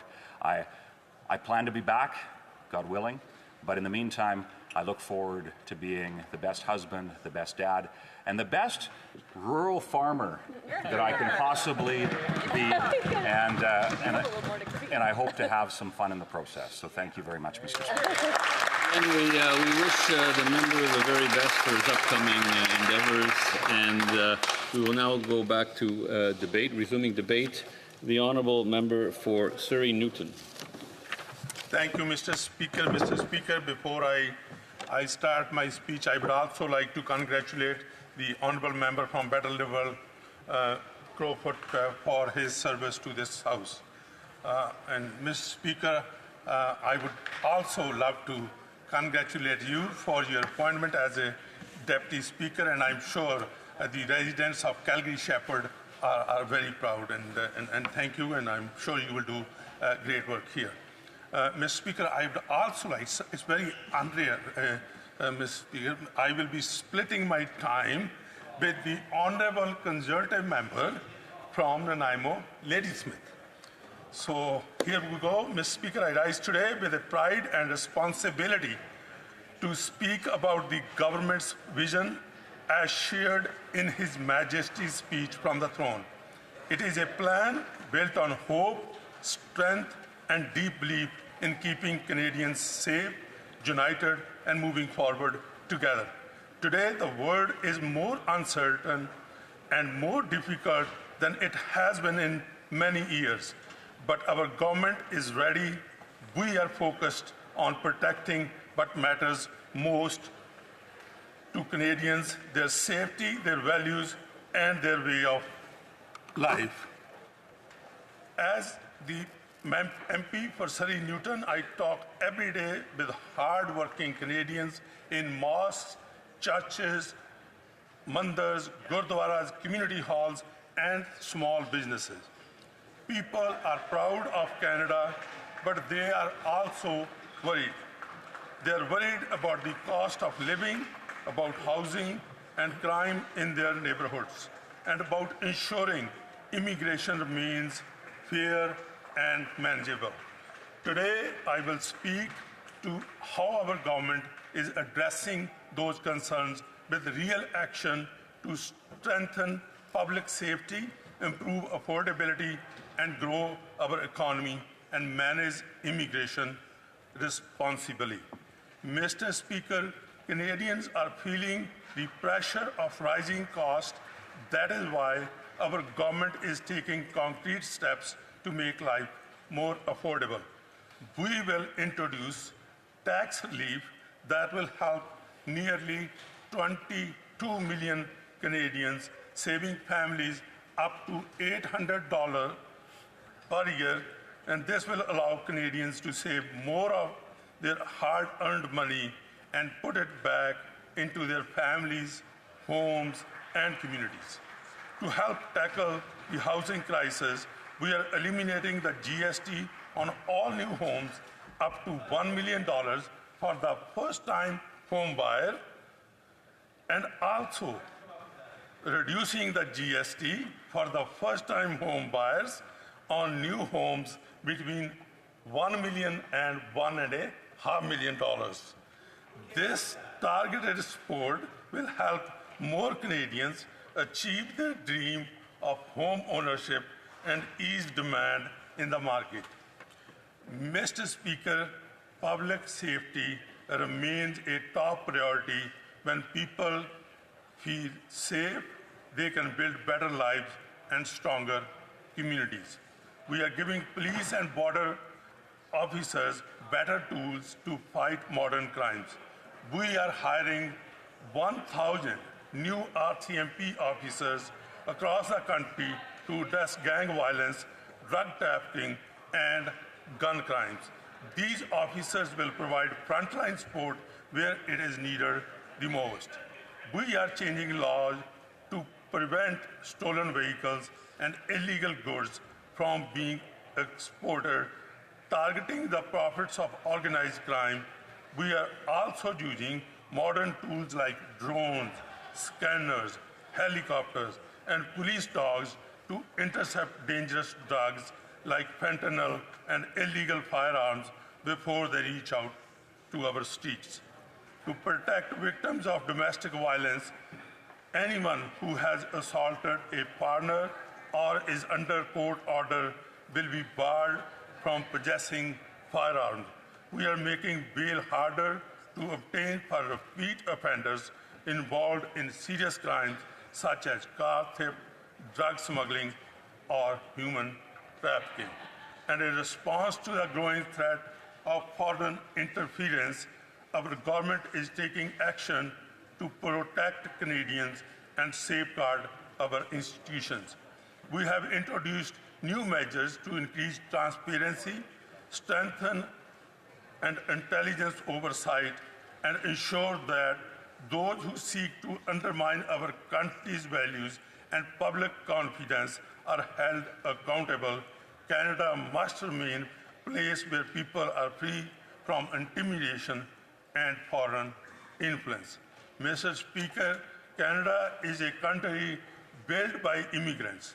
People from all over the world has come here for better life, and together they have built the Canada we are proud of today. But our immigration system must be fair and manageable. Right now, immigration growth is outpacing the capacity of our schools, hospitals, housing, and job markets. That puts stress on everyone, including newcomers and long-time Canadians. To restore balance, we will limit the number of temporary foreign workers and international students to below 5% of Canada's total population by 2027. We are not stopping immigration, but we are making sure it works properly. We want newcomers to succeed. That means making sure there are enough homes, enough teachers, enough doctors, and enough jobs. We will continue to welcome skilled newcomers such as doctors, engineers, entrepreneurs, drywallers, plumbers, electricians, and other technical workers. And we will improve the recognition of their credentials so they can contribute to economy in a faster way. We are also calling on talented Canadians living abroad to return home. Their energy and experience are vital to building Canada's future. But immigration is not a federal issue alone. We will work closely with provinces, municipalities, and community organizations to ensure these changes are successful. Mr. Speaker, a strong and secure economy is the foundation of everything we do. While the United States remains a key partner, we must diversify our trade relationship. That is why we are building new economic partnerships in Asia, Africa, Latin America, and Europe. Diversifying trade helps Canadian businesses grow, reduces risk, and strengthen our economy for the future. In Surrey Newton and across Canada, this means more opportunity for exporters, small businesses, and workers, and a more resilient, globally connected economy. Mr. Speaker, these are not easy decisions, but they are the right ones. We are not choosing between compassion and safety. We are choosing both. We want a Canada that's welcoming and fair, secure and strong, affordable and full of opportunity for our young people. Mr. Speaker, when His Majesty opened Parliament, he reminded us of the enduring strength and promise of Canada, that Canada is still here, but the world has changed, and we must respond. Let us work together across party lines to build a Canada that is safe, fair, and prosperous for this generation and the next. Let us show our future generation that we met challenges, saving time, with courage, compassion, and deep sense of responsibility. And thank you, Mr. Speaker, for giving me an opportunity to speak. Questions and comments? The member for Oxford. Well, first of all, congratulations to you, Mr. Speaker, on your new role, and I appreciate the intervention from the colleague across. He mentioned public safety. I think he's right. It's an issue that we've been hearing about right across our country. Under their government, under their Liberal watch, we have seen violent crime go up, extortion go up, auto theft go up, and that is unacceptable. Our Conservative team have brought forward bills to crack down on auto theft, to crack down on extortion, and guess what, Mr. Speaker? They voted against those measures. And we have had the support of frontline police officers, mayors, premiers who are asking for bail reform. And instead, this government has been targeting lawful, law-abiding gun owners who are carrying out the great Canadian traditions, instead of going after repeat violent offenders who target our communities. In Oxford County, I heard loud and clear, seniors don't feel safe, families don't feel safe, kids don't want to go out at night and play basketball on the streets. That is unacceptable. Will this government finally crack down on criminals, put real repeat violent offenders behind bars, and bring back safe streets for all Canadians? Bravo. Mr. Speaker, thanks to the honourable member from Oxford. Mr. Speaker, I'm sure that the honourable member from Oxford hears the same thing. People in my neighbourhood in Surrey, they don't want assault rifles. They do not want handguns. And that is the action that we have taken. In fact, they want the people who are repeat offenders or violent offenders, making sure that the bail terms are strengthened, and that is what we are going to do. At the same time, we'll hire new 1,000 RCMP officers to deal with crime on the forefronts. Questions and comments? The honourable member for Bulelney. Thank you, Mr. Speaker. Congratulations for your election. I listened to my colleague's speech. He said that public safety and border safety is very important. In the speech from the throne, there was no mention of the promised hiring of 1,000 new border agents, which would help secure our borders. And I would remind my colleague that those needs were on paper. We need up to 3,000 more officers, but there was not a word about that in the speech from the throne. So could he explain to me why his government has taken a step back on border security in this way by not hiring these new officers? Honourable member. Thank you to the honourable member, Mr. Speaker. Mr. Speaker, when it comes to border security, I take a pride. Even when I was a member in the past few terms, I have seen we have put more resources when it comes to border security officers, when it comes to hiring 1,000 new RCMP officers. In fact, they are also going to help us when it comes to crime happening around the borders, and that's what they will help us protecting our borders as well. Questions and comments? Question commentaire, the member for Winnipeg North. Yes, so thank you, Mr. Speaker. Many of us look at my friend as a godfather of sorts in dealing with some really important issues. I know one of them that he holds very close to his chest is in regards to just how important it is for immigration, sound immigration policy. And one of the mandate letters, or the mandate letter, emphasizes the importance of getting the right balance in regards to immigration. And I thought maybe he could just provide a thought on the whole immigration file from his perspective. The honourable member.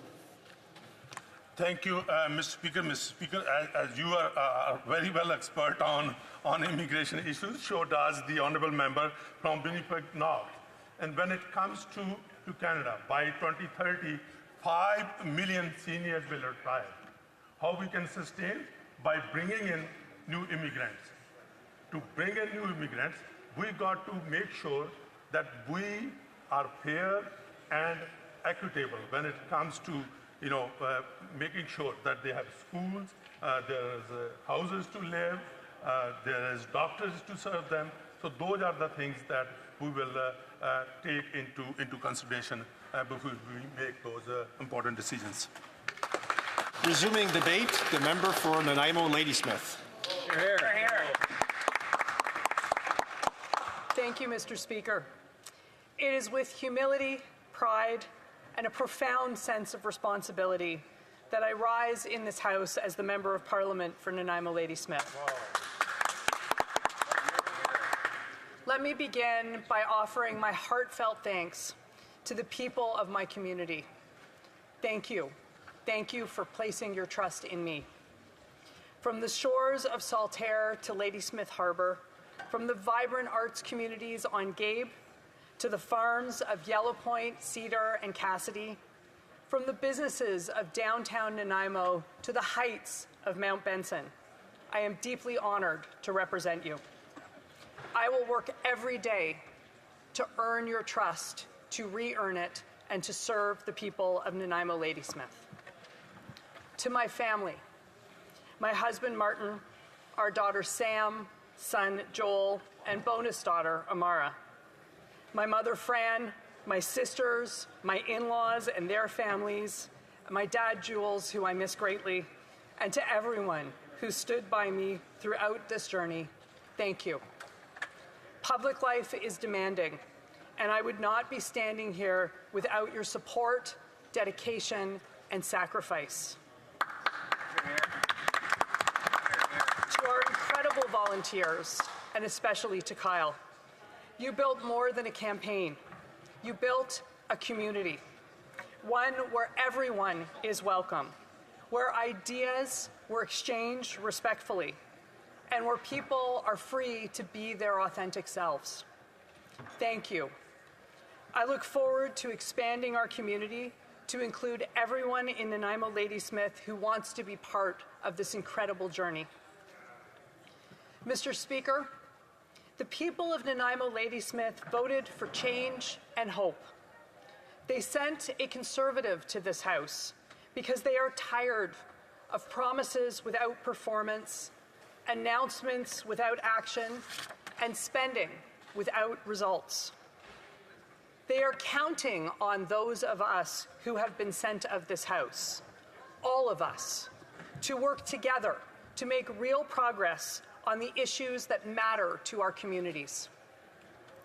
Like many in this House, I had a career before running for office.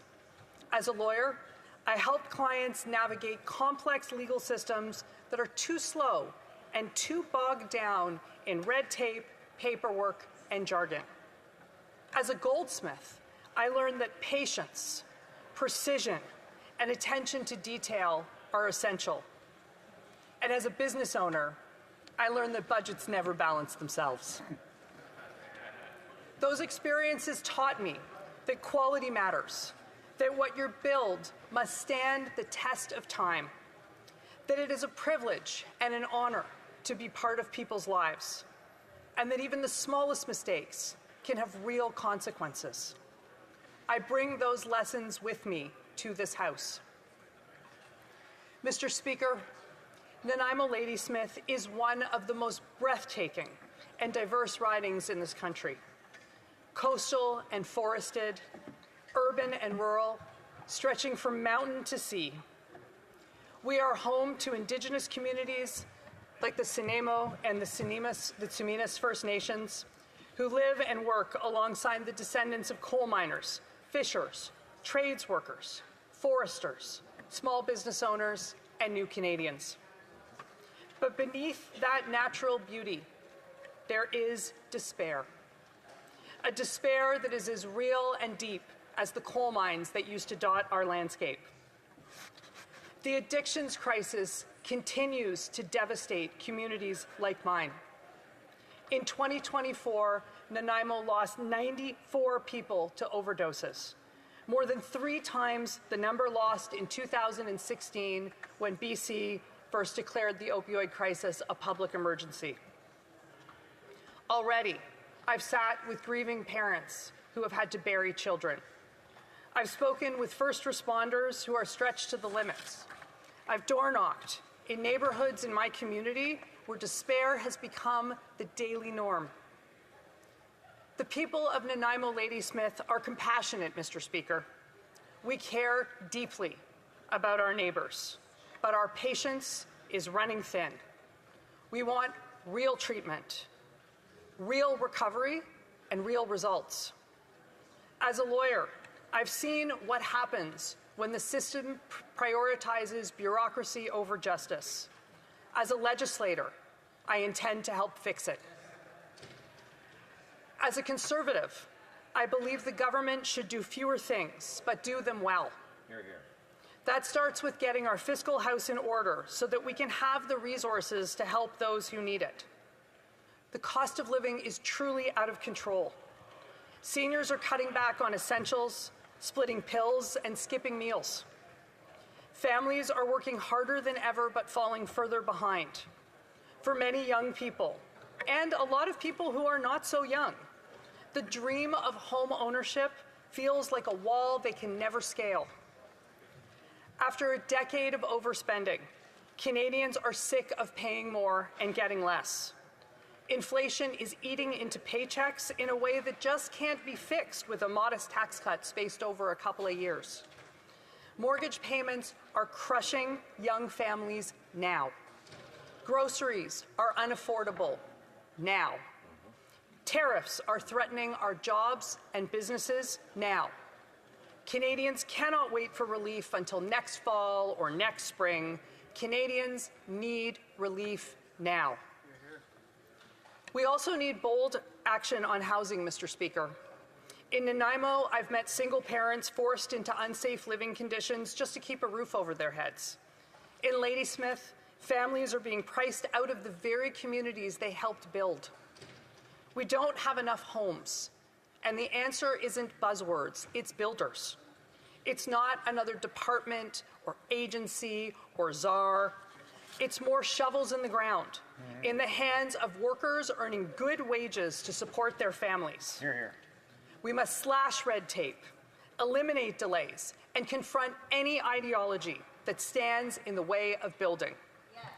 We must invest in skilled trades, in the very people whose hands will build the future. Recently, I had the pleasure of watching culinary arts students at Vancouver Island University reclaim the record for the world's largest Nanaimo bar. And yes, I did get to sample it, and yes, it was delicious. But even that sweet moment was overshadowed by the bitter reality of financial distress, in part due to the federal government's disastrous and abrupt changes in immigration policies. You see, VIU was already staring down a deficit that caused it to cancel all of its music programs and end its relationship with Elder College. Now, VIU has no choice as a result of this government's immigration about-face, but to propose suspending 6 additional programs and cancelling 13 others entirely, including the dental assistance program I would have thought necessary to deliver dental care, the Master of Community Planning program that is needed to build the houses this government claims it wants, and the graduate diploma in hospitality management that is vital to our tourism industry. VIU is an economic anchor of Nanaimo Ladysmith, as well as a cherished community institution. What VIU needs, what we all need, is clear, predictable immigration policy and better coordination across governments, universities, and industries. Mr. Speaker, Canada must also reclaim its economic independence. Conservatives will stand proudly for Canadian energy and the jobs and prosperity those industries create, particularly in communities like Nanaimo Ladysmith, where over 20% of the workforce is dependent on the natural resource sector and trades. We call on this government to repeal job-killing laws like Bill C-69 and C-48. Hear, hear. We need to build pipelines and other transportation infrastructure to unleash our resources and create good-paying jobs, not for special interest lobbyists in Ottawa, but for workers in communities across this great country. Mr. Speaker, this Parliament has much work to do, but we face some pretty simple choices. More bureaucracy or more building? More taxes or more paychecks? More excuses or more action? The people of Nanaimo Ladysmith have made their choice. They want change. They want lower costs, more homes, safer streets, and real economic growth. To my colleagues, including my colleagues across the aisle, let's... The member will have to continue her thoughts during questions and comments.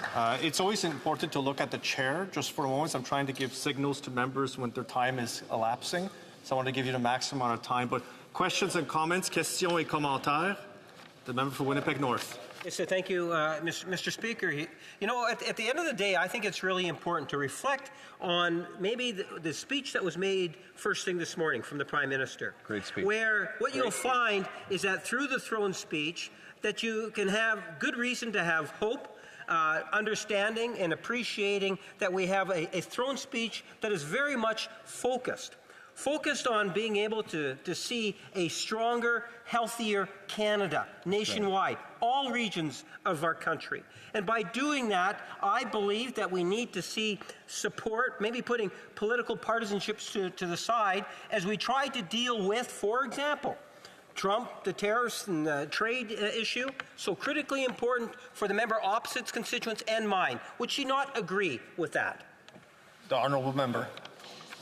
Thank you so much for that question. I could not agree more that it is critically important for us to work together in this House across the aisle. And that is why I respectfully ask the Prime Minister and Cabinet to produce a budget. Canadians should be able to understand where the money is coming from and where it is going. Questions et commentaires. Le député pour Gaspésie, les... The honourable member for Gaspésie, les Îles de la Madeleine. Thank you, Mr. Speaker. I'd like to give a shout out to my colleague from Nanaimo Ladysmith. We have some things in common. My riding too is made up of mountains and sea. My colleague talked about the importance of taking action now with the trade war. We know that there are important negotiations to be held with the U.S. government, and today the Bloc tabled a bill to protect supply management, which is a mechanism for setting prices that ultimately protects farmers and family farms, dairy farms in Quebec. And if this bill were passed, it could protect all sectors under supply management all across Canada. The Liberal government has already announced that it would take a close look at the bill, and that they said that supply management would never be on the bargaining table. What is my colleague from Nanaimo Ladysmith's position on that? The honourable member for Nanaimo Ladysmith. The honourable member for his question. I too am very interested in the legislation that is going to be passed in this House, and also want to focus on some things that maybe weren't covered to the depth that they needed to be covered in the throne speech.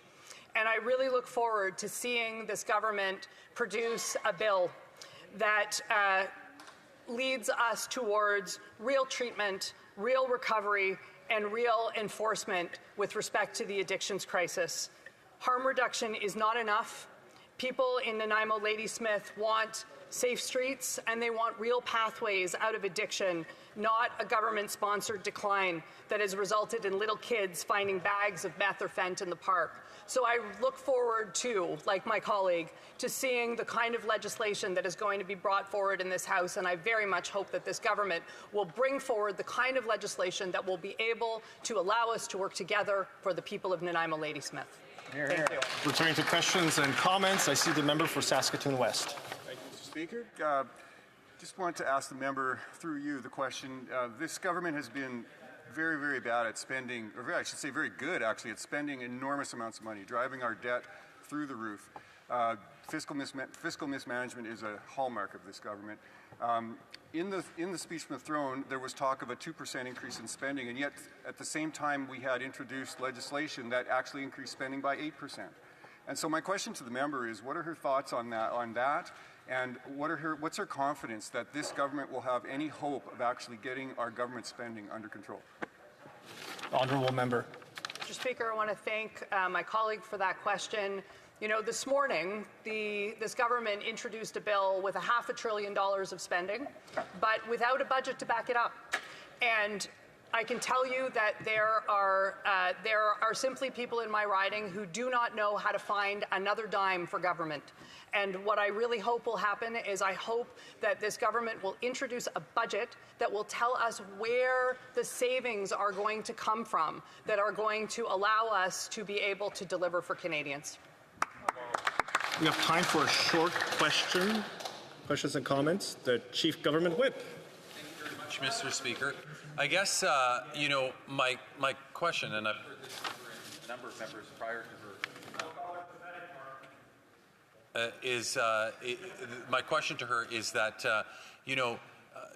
we have indicated when a budget will be coming forward, but is she aware of how long it took Stephen Harper to bring a budget into the House of Commons? Because it was a considerable amount of time, 5 to 6 months. Does she think that was acceptable, given her comments regarding this government? Honourable member. I want to thank the honourable member for his question.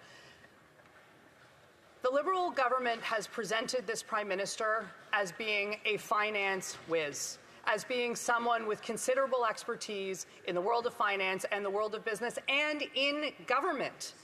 And he should be in a position, he is well aware that finance and the finance department stands ready to produce a budget on short notice. Yes. And I respectfully request, again, that this government inform Canadians of where both the spending and the cuts will come from, to be able to allow us to be able to make informed choices on behalf of our constituents, and more than that, to be able to allow us to represent our constituents properly. We need to be able to consult with them, and to do that we need to be able to have information. And I'd really like to know why this government is keeping my constituents in the dark.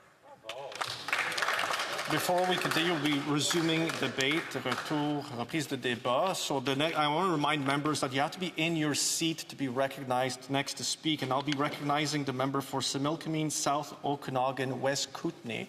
And it's important to be in your seat and be recognized because the standing orders require that to be the case. Those were old rules in place. So now I will recognize the member for Similkameen, South Okanagan, West Kootenay. Thank you, Mr.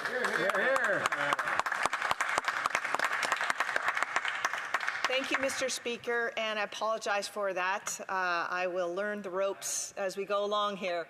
I rise today with immense gratitude and profound sense of responsibility. Representing this riding is an honor, and I do not take it lightly. I want to sincerely thank the people of the Similkameen, South Okanagan, West Kootenay for placing their trust in me and electing me to represent them in this House.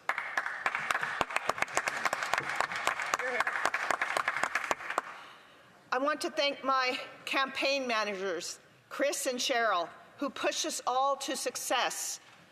I want to thank the hundreds of volunteers who spent countless hours door knocking, making calls, putting signs in, other jobs that all you in this House know about, and they spent so much time in electing myself, a Conservative candidate, and the first woman MP ever in this riding. Hear, hear.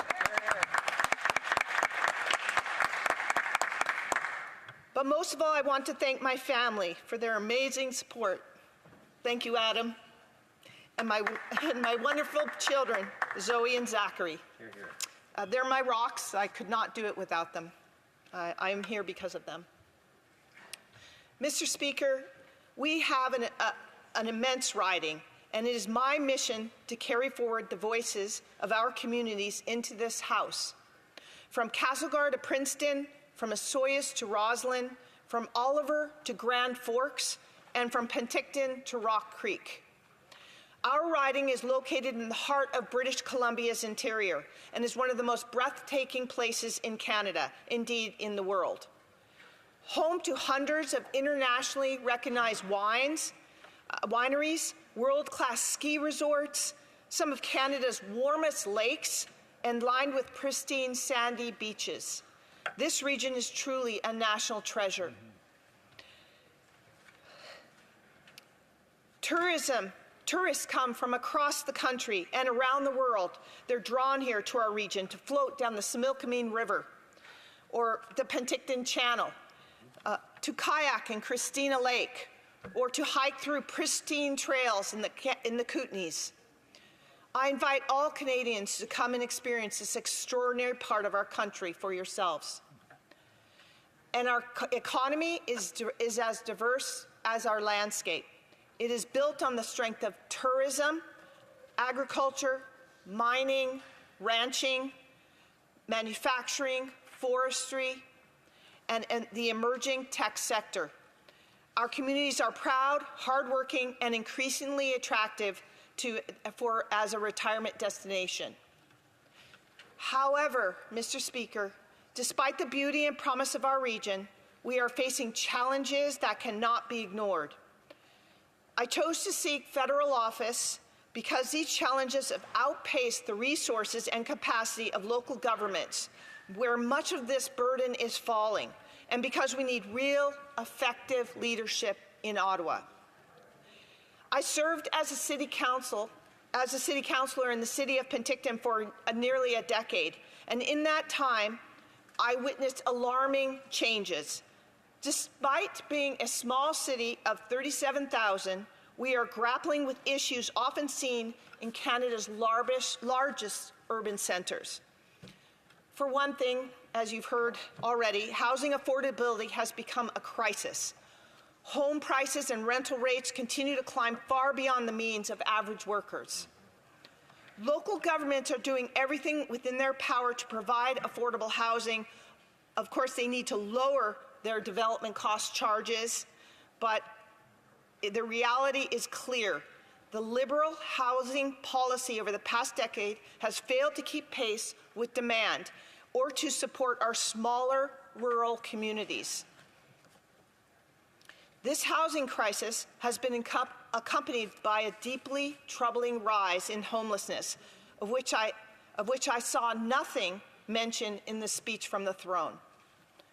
Tent encampments are now a regular sight, and because of the rural nature of our riding, multiple RVs and trailers and campers are tucked away in forestry roads and crown land. It's the hidden poor.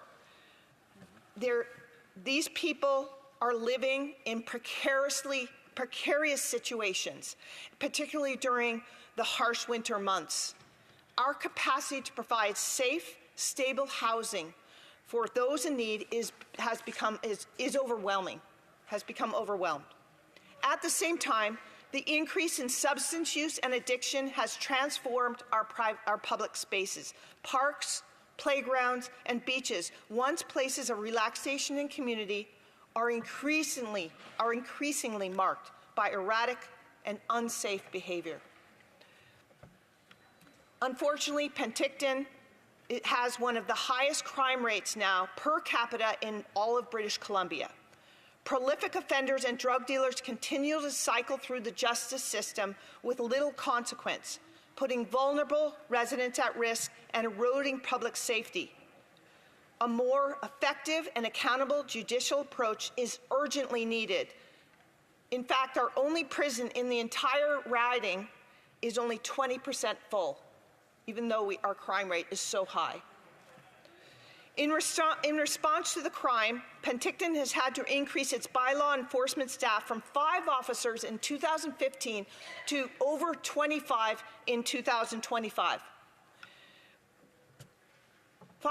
The fire department devotes 90% of its calls to overdose and life-saving related accidents. The financial strain on all our communities throughout our riding is unsustainable. Mr. Speaker, the Liberal government's decision to make British Columbia a pilot project for drug decriminalization has had devastating consequences. This policy has not been accompanied by the investment in treatment and recovery services that is so desperately needed.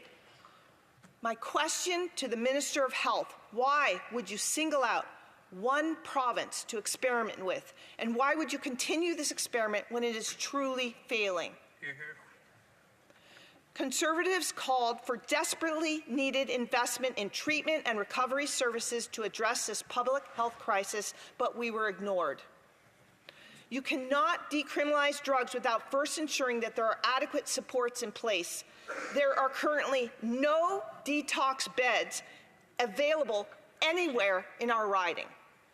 When someone makes the courageous decision to seek help, they are met with a wait time of up to 2 years. If they do get a detox bed, assigned to a detox bed, it is in a distant community far from their support networks. We are losing sons, daughters, brothers, sisters, lives that could be saved if the right services were in place. We must act now. This government must invest in treatment, recovery, and prevention in small and rural communities.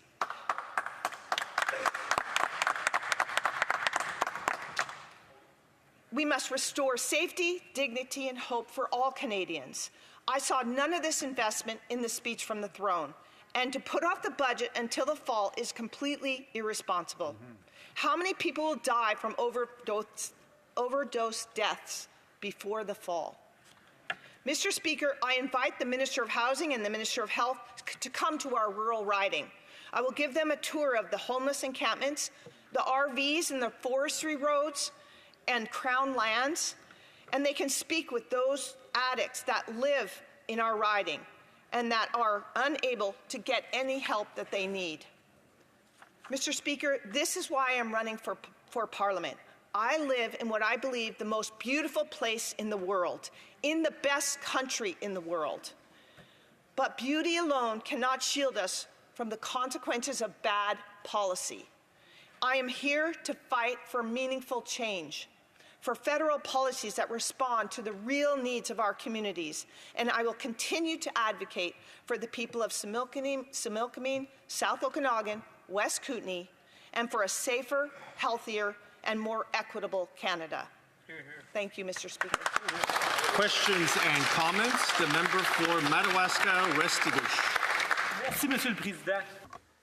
Thank you, Mr. Speaker. I agree with my colleague when it comes to the importance of fighting the housing crisis. I also represent a rural riding that has major needs in terms of housing. But in the last Parliament, Mr. Pierre Poilievre unilaterally required from his members that they stop supporting cities in their regions that wanted to get funds from the Housing Accelerator Fund.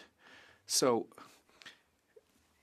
we're here to help our communities and get housing in place more quickly, and that's something that the Conservative leader prevented his members from doing in the previous Parliament. Will the member collaborate to accelerate housing? Thank you, Mr. Speaker, and thank you to the member for that excellent question. I come from the last over a decade now from local politics, and our city of Penticton applied for the Accelerator Fund, as did multiple cities across this country. A very, very small percentage of them actually received any money. What's happened in federal government is that this government is that it is creating a competition between all the cities in the government country for this small amount of money. It's like they're all jumping after one little bone for snips and snaps, and then the government says, "Oh, we've given money, so they should be happy." But actually, very few communities they spend money to apply for these grants, but like the city of Penticton, who we spent quite a bit of money and staff applying, we never received the Accelerator Fund. So no, I don't think that's a proper way to build housing in our country. Questions and comments? The Honourable Member for Shefford. Thank you very much, Mr. Speaker. I'd like to thank my colleague for her speech, and we certainly share this issue of homelessness and addiction in rural areas. However, in my riding of Shefford, and now there's a problem. There's one federal government program that's helping people in homelessness, and in Granby, in my riding, it's a fairly large municipality, and, you know, it's a rural community and not a designated community, so it's harder for it to get funding for this important issue. So my question for my colleague, is it not time to review these programs and see that people living in homelessness aren't just in big cities, but they're outside of big cities, and that the face of homelessness has changed? Thank you, Mr. Speaker, and thank you for that excellent question. I totally agree. We need to revamp, the government needs to revamp how they look at supporting people and supporting small and rural communities that need just as much help as the major urban centers with this addiction crisis. I also bring up the situation in British Columbia, where we have a pilot project going on concerning decriminalization of drugs, and there's no other province in this country that is stepping forward and saying, "Oh, I want to do that too." No, because we know it is a failure, and the longer it lasts, the longer people will die when there's no need for it. People need resources, and they need help, and we also need to make sure that if drugs are distributed in our communities, they shouldn't be distributed in our communities, but we need to, if they are, we need to have resources and beds for and detox beds to help these people. Questions and comments? The member for Swift Current, Grasslands, Kindersley. Thank you very much, Mr. Speaker, and I want to thank my colleague for her great speech. I just wanted to ask her about how, the opioid crisis is affecting communities all across Canada, but in particular it is hitting our rural communities very, very hard because the healthcare services are not there, the response times are not there to help these people who are struggling with this. We're seeing the disproportionate impact also that it is having on rural communities. I'm just wondering if she has any thoughts on how rural communities are being left behind by this government as well. The honourable member in 20 seconds or less. Yes, thank you to my colleague for that question.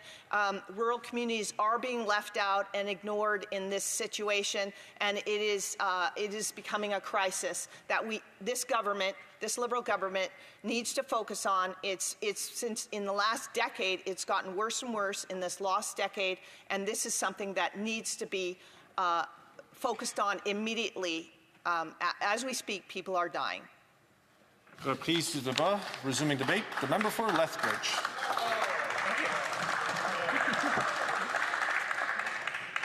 Well, Mr. Speaker, as this new Parliament begins, it is also my first opportunity to address the House since the election. And so with that, I want to express my heartfelt gratitude to those who have sent me here to advocate on their behalf. And of course, that is the great constituents of Lethbridge. I also want to extend my sincere gratitude to my wonderful husband and my beautiful baby girl. They are an incredible support to me, of course, along with my phenomenal campaign team. And so I extend my gratitude to them. Mr. Speaker, during this election, I had the privilege of knocking on tens of thousands of doors and, of course, collecting people's stories.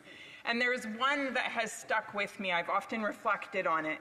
It was toward the end of the campaign. I knocked on the door of this young woman. She came to it, and she looked at the button that I was wearing, and very quickly had a smile on her face, and she said, "You know, I'm 32 years old. This is the first election I'm voting in, and you have my full support." And she went on to explain that what we represented for her was hope, hope for a great future.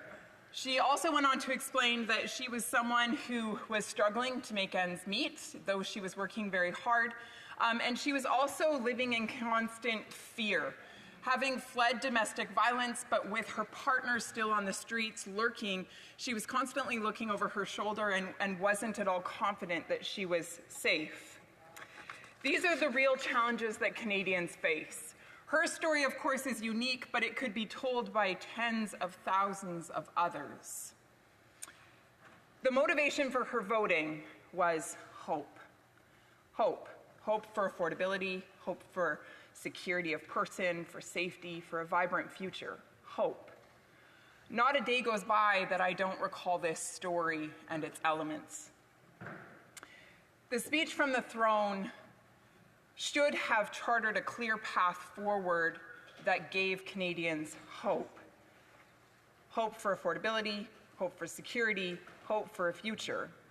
But instead, Canadians were left with a series of slogans and photo ops and promises that actually turn a blind eye to the real problems that Canadians face. This government has made lofty claims, but words are not enough. Canadians need real, concrete action, not theatre. They need a plan, not a performance. And after nearly a decade of mismanagement under this Liberal government, nothing has changed. A new leader, sure, but the same old policies, the same tired talking points, the same theatricals.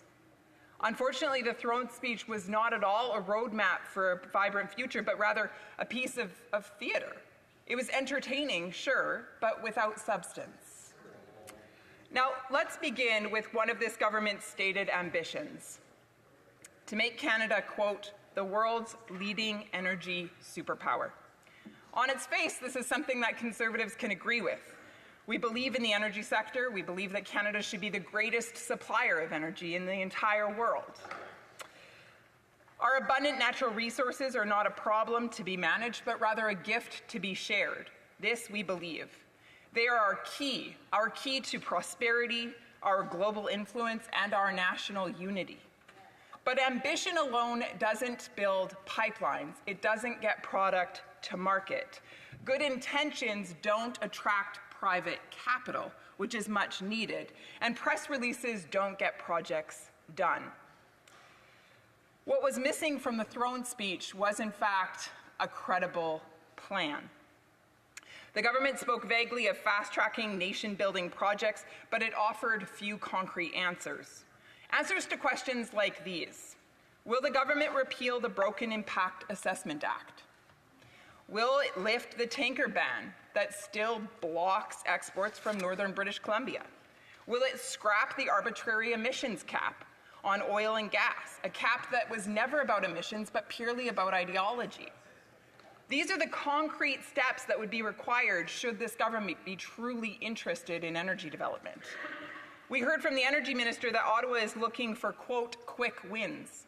Well, folks, the energy sector isn't looking for that. They're looking for constancy, consistency, dependability, reliability.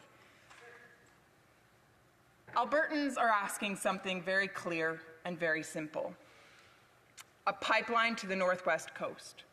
It's shorter, it's more efficient, and it's largely engineered already. That's the real test of this government's commitment. If this government can get that project done, we'll take it seriously. But to turn a blind eye to that project, one that would be so easily completed, is to say that this government is truly interested in only lip service. While the throne speech tried to sound like an invitation to build, it was delivered by a government that has spent the last weeks bypassing Parliament, faking authority, and eroding public trust. Let me outline what I'm talking about here. I'm talking about a Prime Minister who signed fake documents pretending that they held real power. I'm talking about a Prime Minister who is functioning in a way that is actually contradictory to Canada's Constitution. Mr. Speaker, Canada is not a presidential republic. We are, in fact, a parliamentary democracy. You see, in this place, we have elected officials who have been sent here on behalf of their constituents to represent them. In this place, we engage in rigorous debate, and then we come to a decision. And once that decision is reached, then it is signed off on and, of course, enacted into law. But for the Prime Minister to sit there and take a piece of paper and put it in a fancy red folder and sign it and say, "I issue this decree," it's laughable. It's laughable. It lacks true authority. It's unbecoming of the Prime Minister. And altogether, it is a sneaky, misleading action toward the Canadian public. It's wrong. The thirst for show over substance has real consequences. Look no further than the Maine estimates. They were released alongside the speech. After promising restraint, after denouncing the previous government's waste, let's look at what we see. In summary, spending is up by more than 8%. There is a 14% increase in planned appropriations, and there is $26 billion committed to consultants. $26 billion, with a B, billion dollars committed to consultants. That is not a government committed to fiscal restraint. In fact, if that is fiscal restraint, I'd hate to see this government on a spending spree. That's a scary thought. This administration is not reducing the cost of government, but rather it is ballooning it. And ultimately, it is the Canadian people that will have to pay for this government's misjudgment. The Prime Minister claims that he'll balance the budget in 3 years. Yet his first real numbers show exactly the opposite. 75 departments received an increase in funding. Only 14 cut back a bit.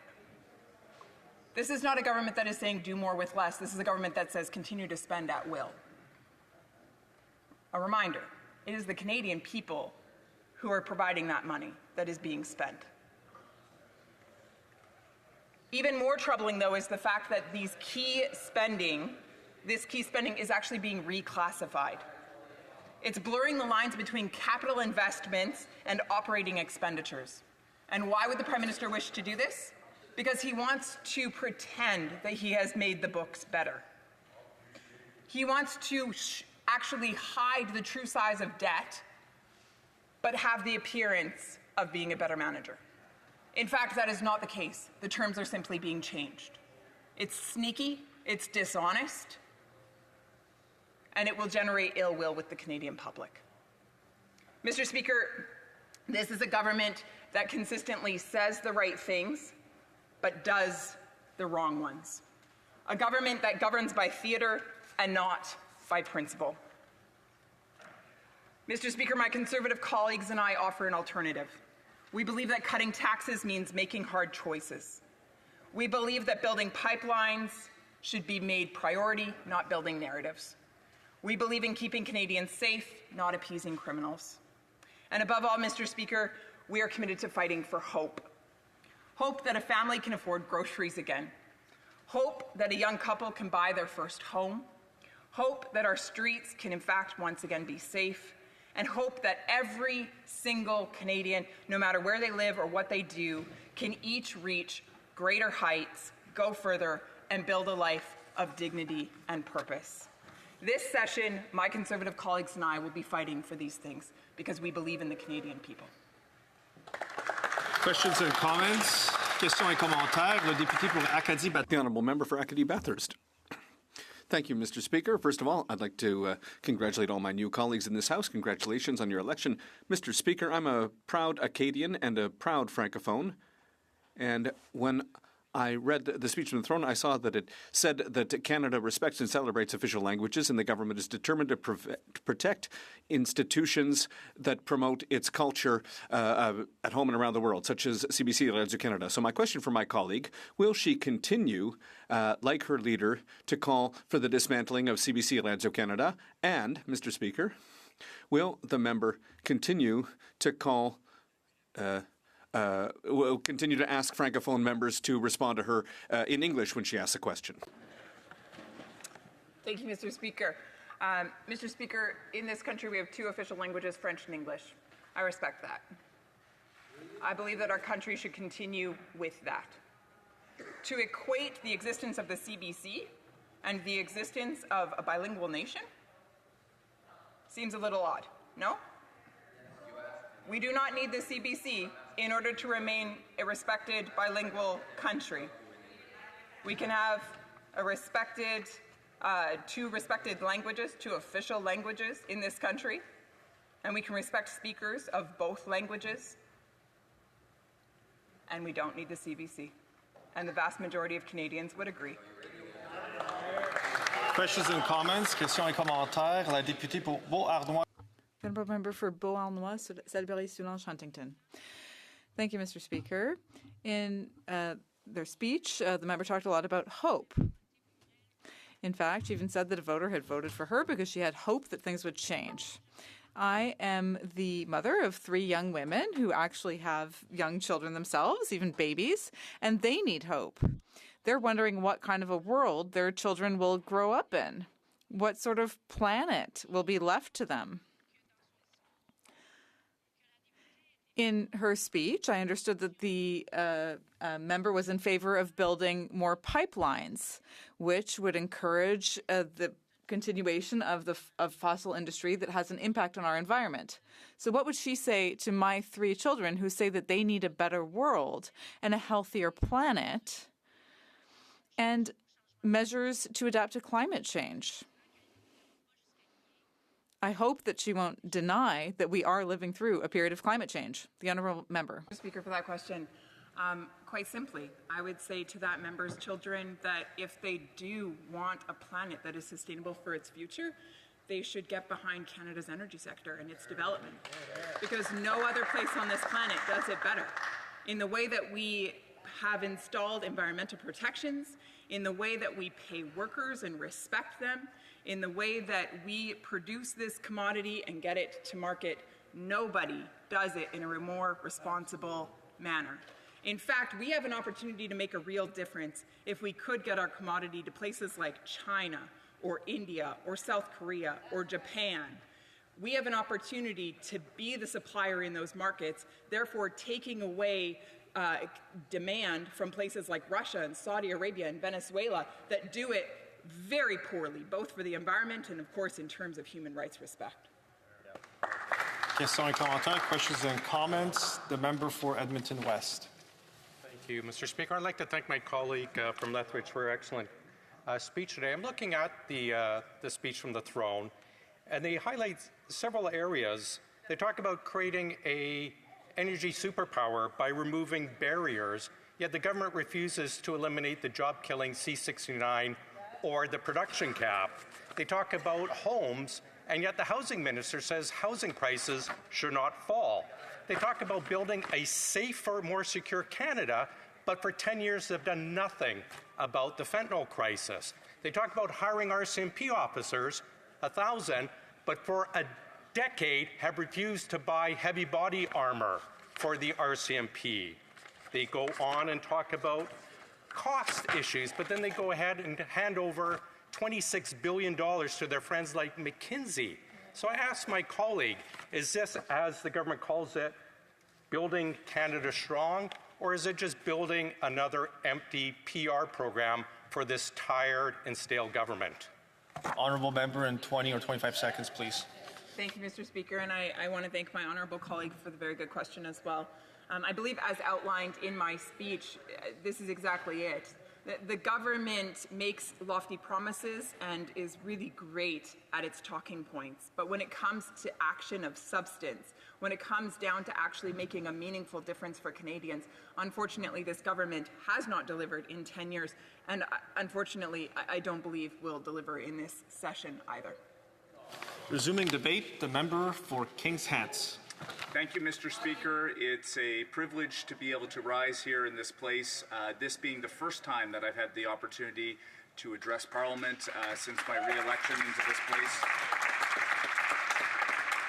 And this marks the third time I've had the good privilege of being able to maintain the confidence of the good people of Kings Hants. And I want to start, of course, Mr. Speaker, by recognizing your nomination to that chair, and certainly would like to recognize that I'm going to be sharing my time with the member from Mississauga Lakeshore today, my learned colleague from Mississauga Lakeshore.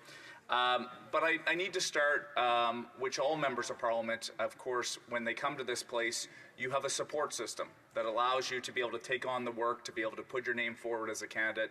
And I've been very fortunate to have a tremendous and supportive family that has allowed me to be a member of Parliament almost 6 years now. It's amazing how quickly time goes by. I want to thank my entire family. I want to thank my lovely wife at home, Kimberly, for all her support. We spend a lot of time away from our significant others, Mr. Speaker, from our loved ones, and to my wife at home, Kimberly, I love you and thank you for your support. To all the volunteers on my campaign, thank you for the work that you put in.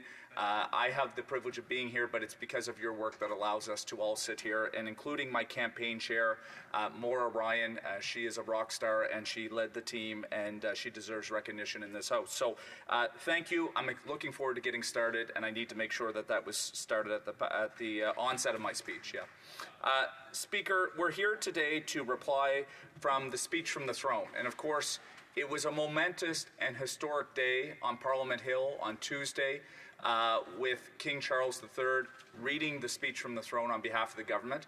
I do want to take a moment to recognize that moment in our Canadian history. That is only the third time that the sovereign has read the speech from the throne here in Canada. Queen Elizabeth opening Parliament in 1957 and 1977. So I think all members of Parliament need to take a moment and think about the fact that that is significant.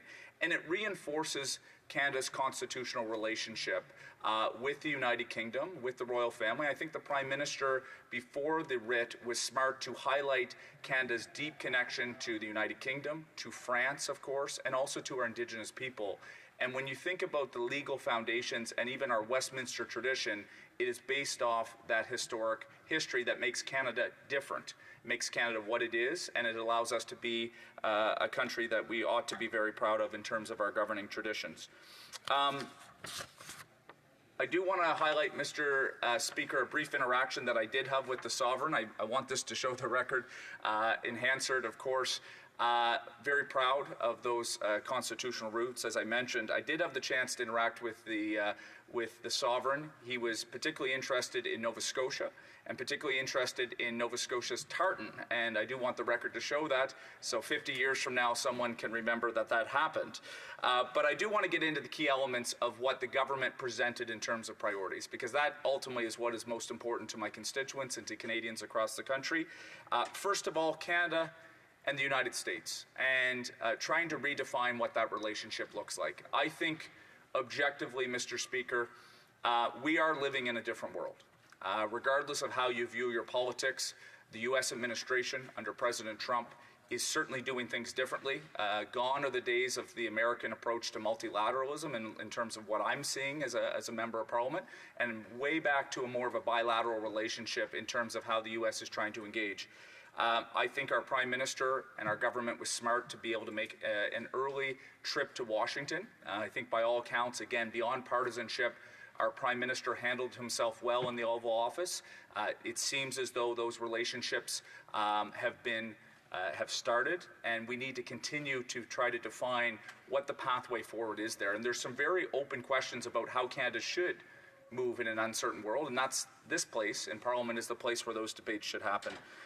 But I want to highlight the fact that I think it is important for us as parliamentarians to try to find a way to land the plane, so to speak, on what that relationship looks like between the Canada and the U.S. 77% of what this country produces goes to the United States. Should we diversify our economic relationships around the world? Absolutely, and the Prime Minister and this government has committed to doing that. But we have to be also very open-eyed and wide-eyed for the fact that we do need to maintain that continental relationship on an economic basis. I think about companies in my riding such as Michelin.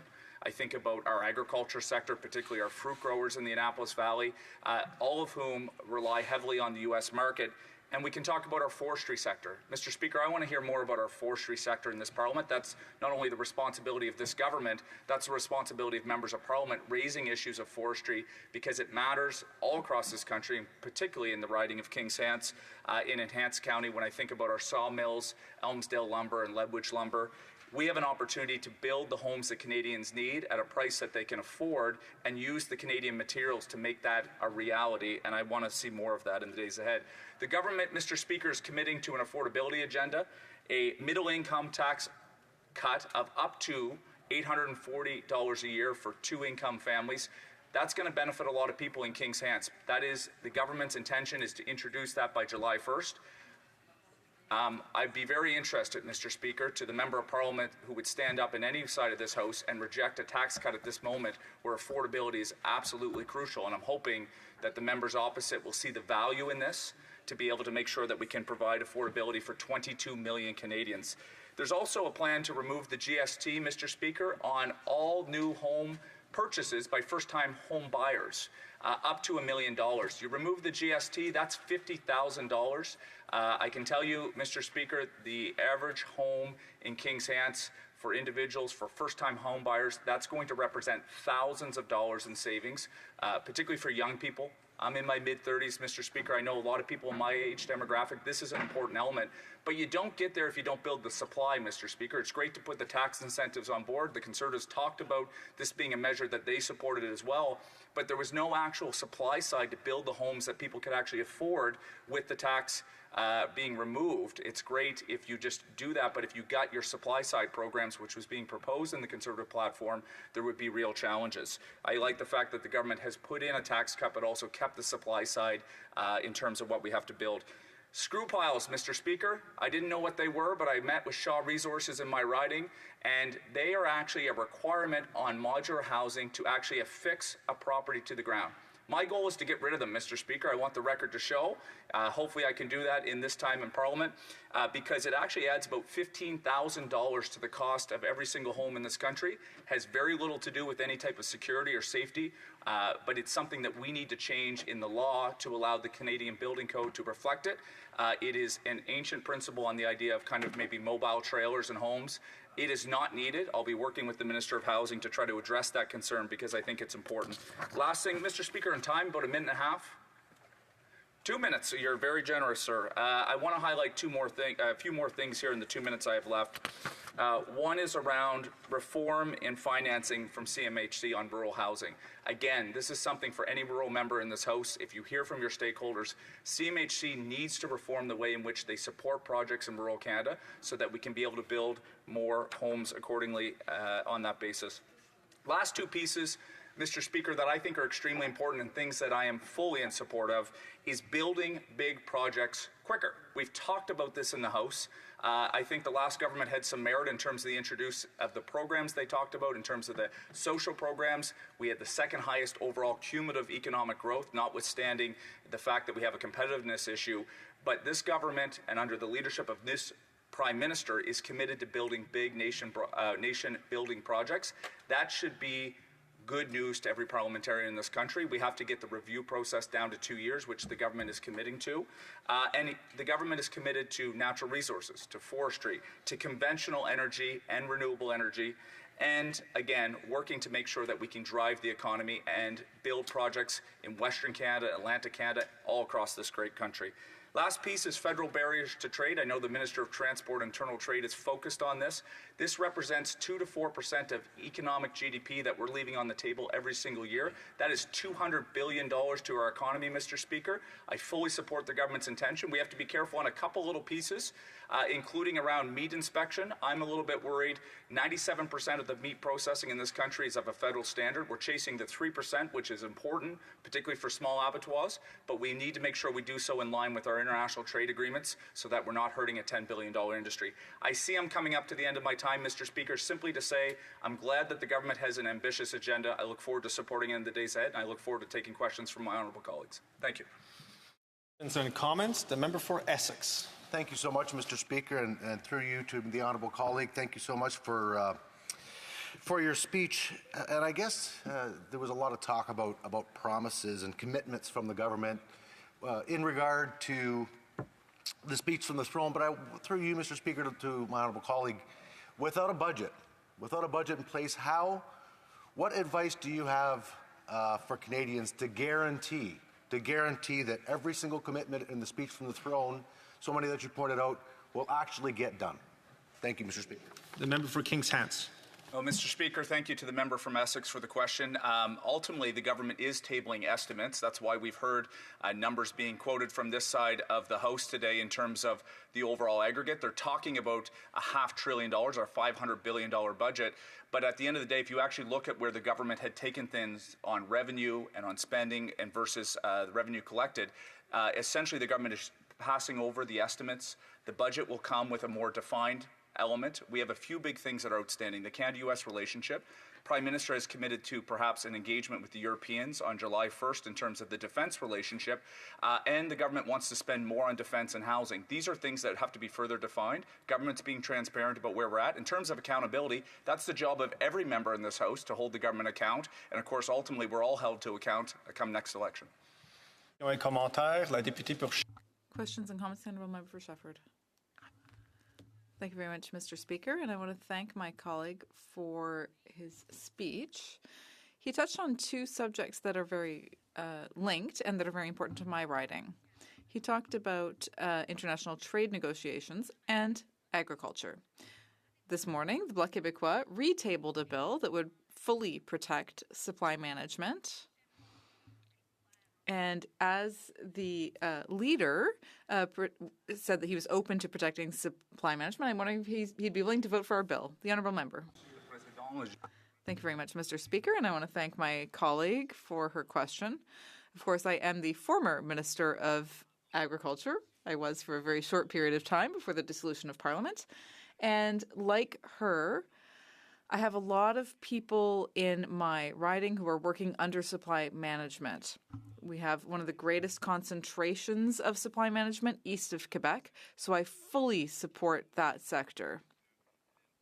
It's an open question about the importance of this bill. I think that the objective of that policy is really important, and it's always possible to change some bills, but absolutely this government, under the leadership of our Prime Minister, along with all of my Liberal colleagues, and I think probably most of the Bloc Québécois colleagues as well, do want to protect supply management and support our farmers. Thank you.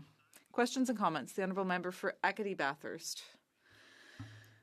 Thank you, Mr. Speaker. I want to thank my colleague for his speech. It's a colleague that I have a lot of esteem for. We've worked together in the Atlantic Caucus in the past, and I want to thank him again for all the great work that he's done there.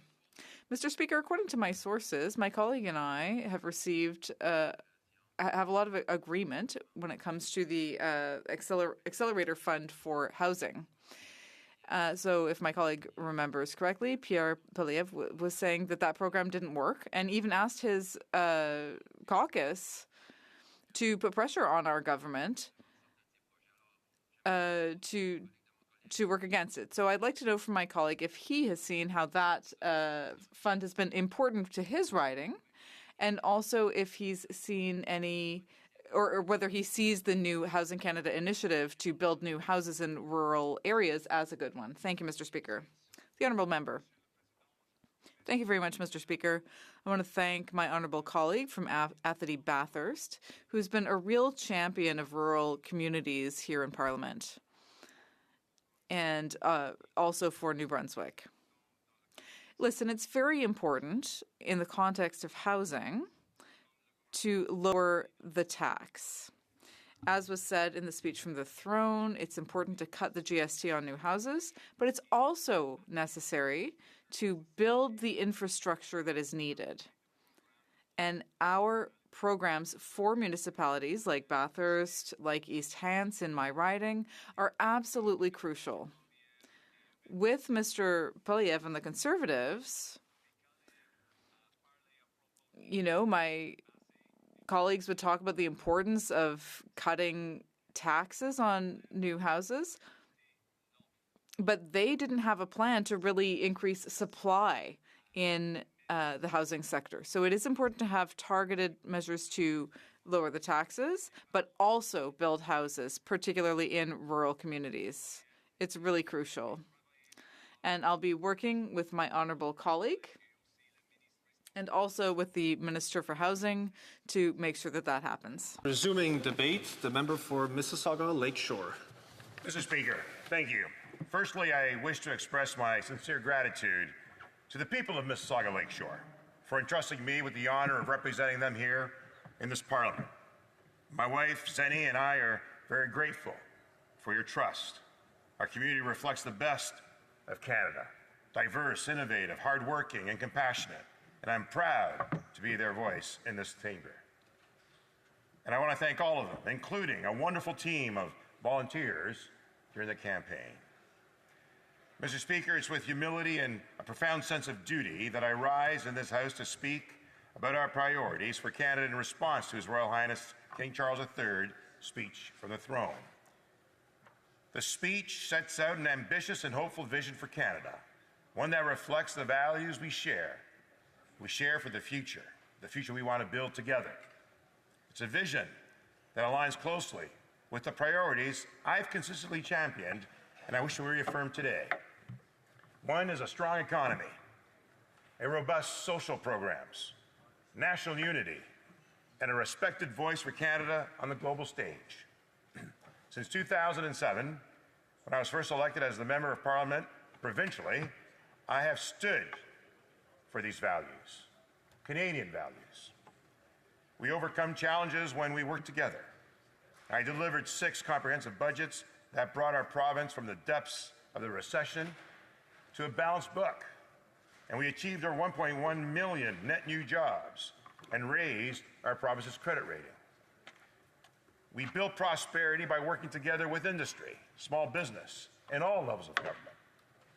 These achievements were grounded in clear principle: to borrow wisely at low rates to promote capital and investment, and to promote prosperity, and not to borrow to cover day-to-day operating expenses. Growing up in Kensington Market, I learned this firsthand from my father, a merchant who became Canada's first Portuguese-Canadian business owner. And he taught me to borrow strategically to make money, spend less than you make to live, and keep back some for retirement. These values, fiscal discipline, smart investment, and long-term planning, are essential not only for personal financial health, but also for responsible government. Borrow to invest in infrastructure, not to pay for operating expenses. Invest more, spend less. They are reflected in the Prime Minister's approach to fiscal prudence. By investing and attracting foreign direct investments, we grow our economy, and with a purpose: to sustain the social programs that matter to most Canadians, like universal health care, retirement security, public education, and protect our environment as an economic imperative. Mr. Speaker, during my previous mandate in the Ontario Legislature, we navigated through global uncertainty and delicate relations with foreign trading partners with prudence and purpose.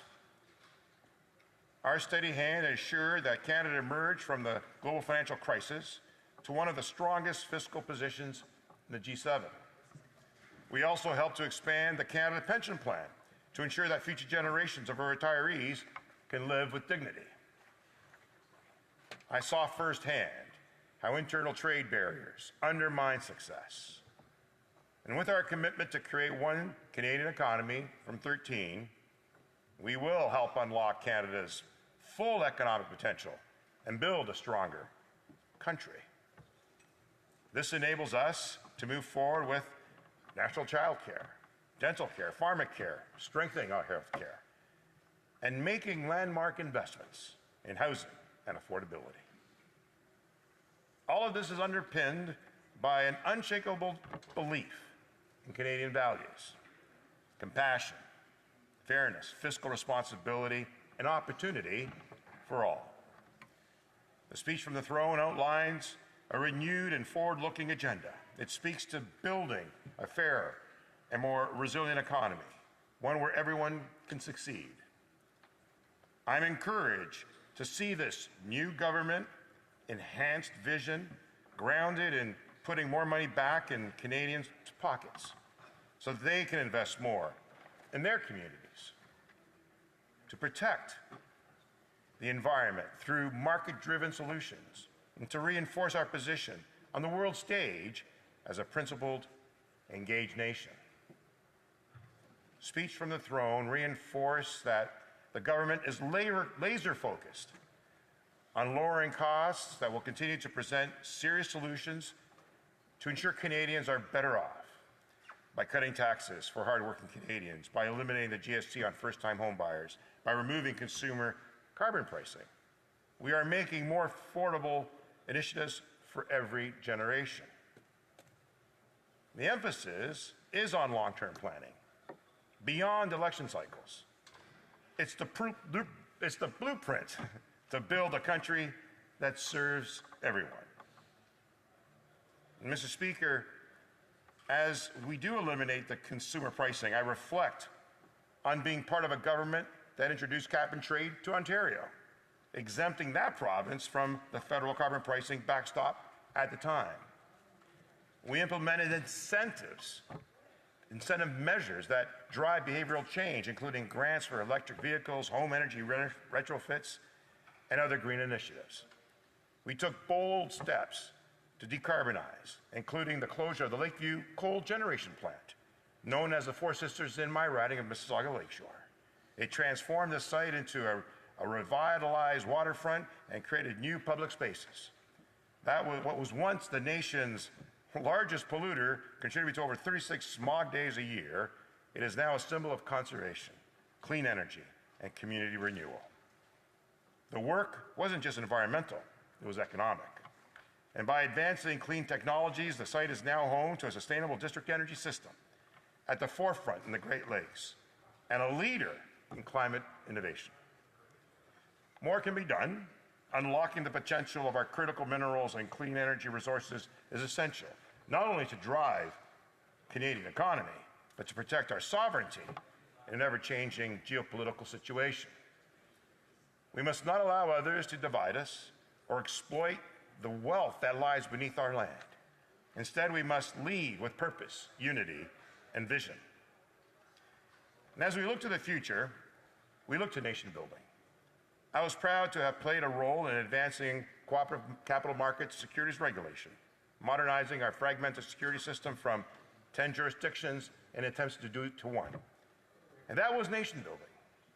More needs to be done to strengthen our national competitiveness while embracing the unique strengths in each region, from the small cap in British Columbia, to natural resources in Alberta, to fisheries in the Maritimes, to energy in Quebec.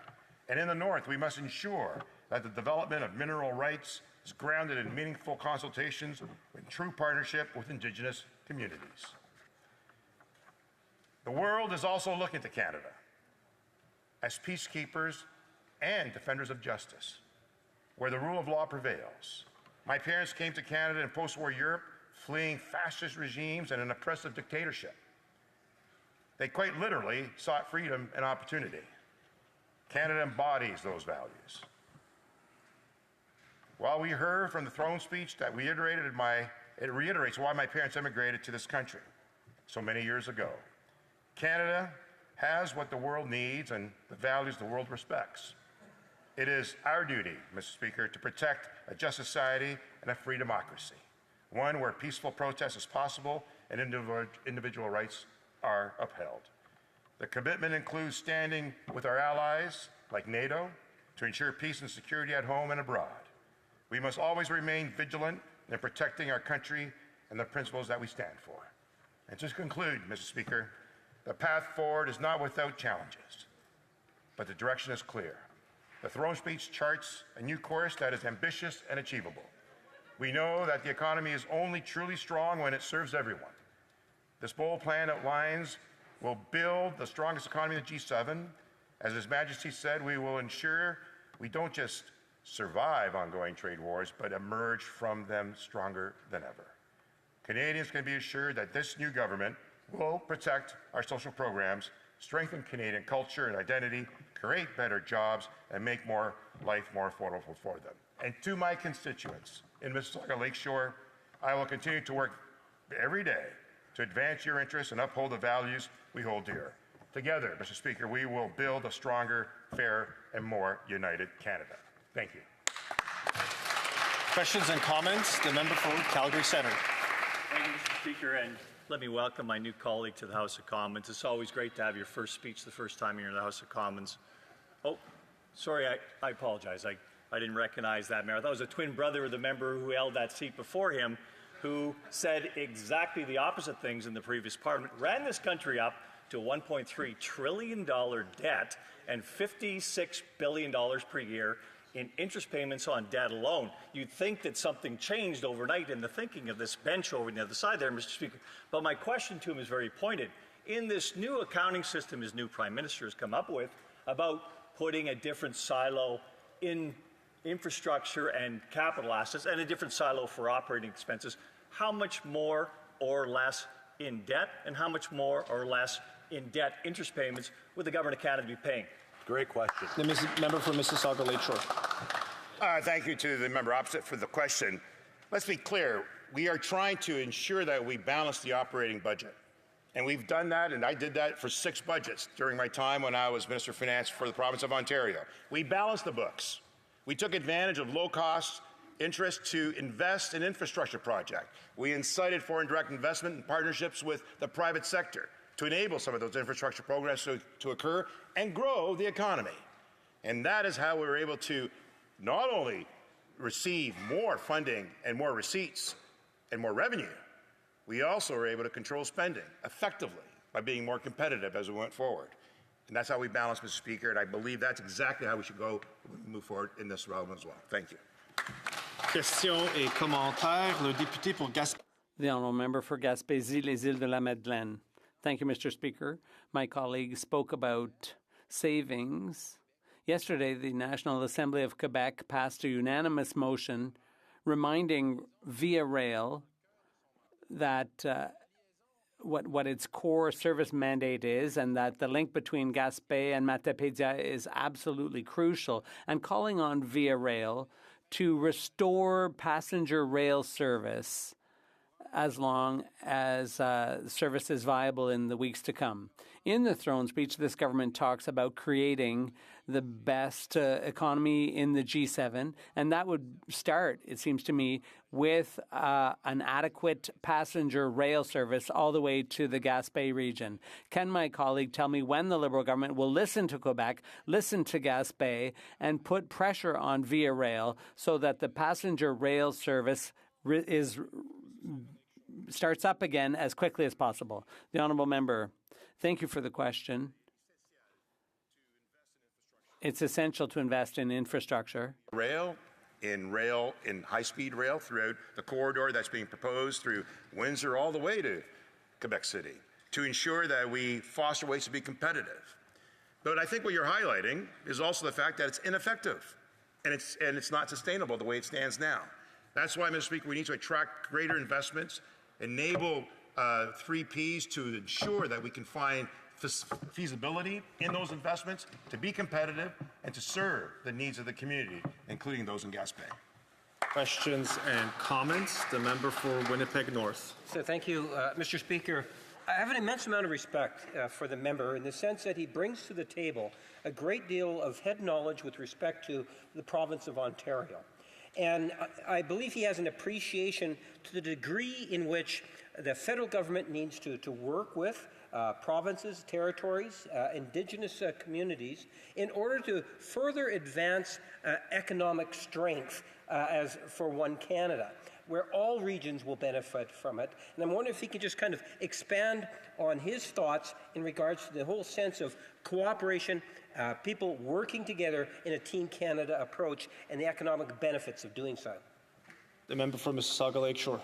I appreciate the question from my esteemed member and colleague. It is essential that partnerships exist in anything that we go forward on the economic front, on the social front. And those partnerships with industry, with other levels of government, with the Indigenous communities is essential because that cooperation is what enables us to succeed. And we were able to do some of that nation-building exercises. More importantly, there's an incentive, there's a desire by Canadians that we do so. This trade barriers that exist interprovincially have to come down. We have to enable and take advantage of the mineral deposits that exist so that we can prosper. Partnerships is what's necessary, and they want to do it too. Reprise du débat. La députée. Resuming debate, the honourable member for Beauharnois, Salaberry, Soulanges, Huntington. Thank you, Mr. Speaker. I'd like to inform you that I'll be sharing my time with the formidable member for Shefford. Before I get into my thoughts on the throne speech, I'd like to sincerely and warmly thank the voters of Beauharnois, Salaberry, Soulanges, Huntington for their renewed confidence in me. This is my 5th term of office, and I am approaching it with the same enthusiasm and the same desire to serve my constituents, the same vigor in defending the interests of Beauharnois, Salaberry, Soulanges, Huntington, as well as those of Quebec. Mr. Speaker, I can't ignore the fact that there was a huge team of volunteers behind me, and thanks to their unfailing and unflagging commitment, I was able to easily coast to victory on April 28th, and I'd like to thank them from the bottom of my heart. In the throne speech, Mr. Speaker, there's a lot that's mentioned in fairly vague terms, with a lack of detail, but I'd like to talk about what wasn't in the throne speech. As a social worker, I can't help wanting to talk about who was left out, who was forgotten. And I'll start with seniors. In the throne speech, there is no mention of seniors. There's no mention of their diminishing purchasing power. There's no mention of putting in place tax incentives to enable them to work and improve their living conditions. There's nothing at all about the discrimination against those aged 65 to 74 as opposed to those 75 and over in terms of the OAS. And that discrimination should be done away with once and for all.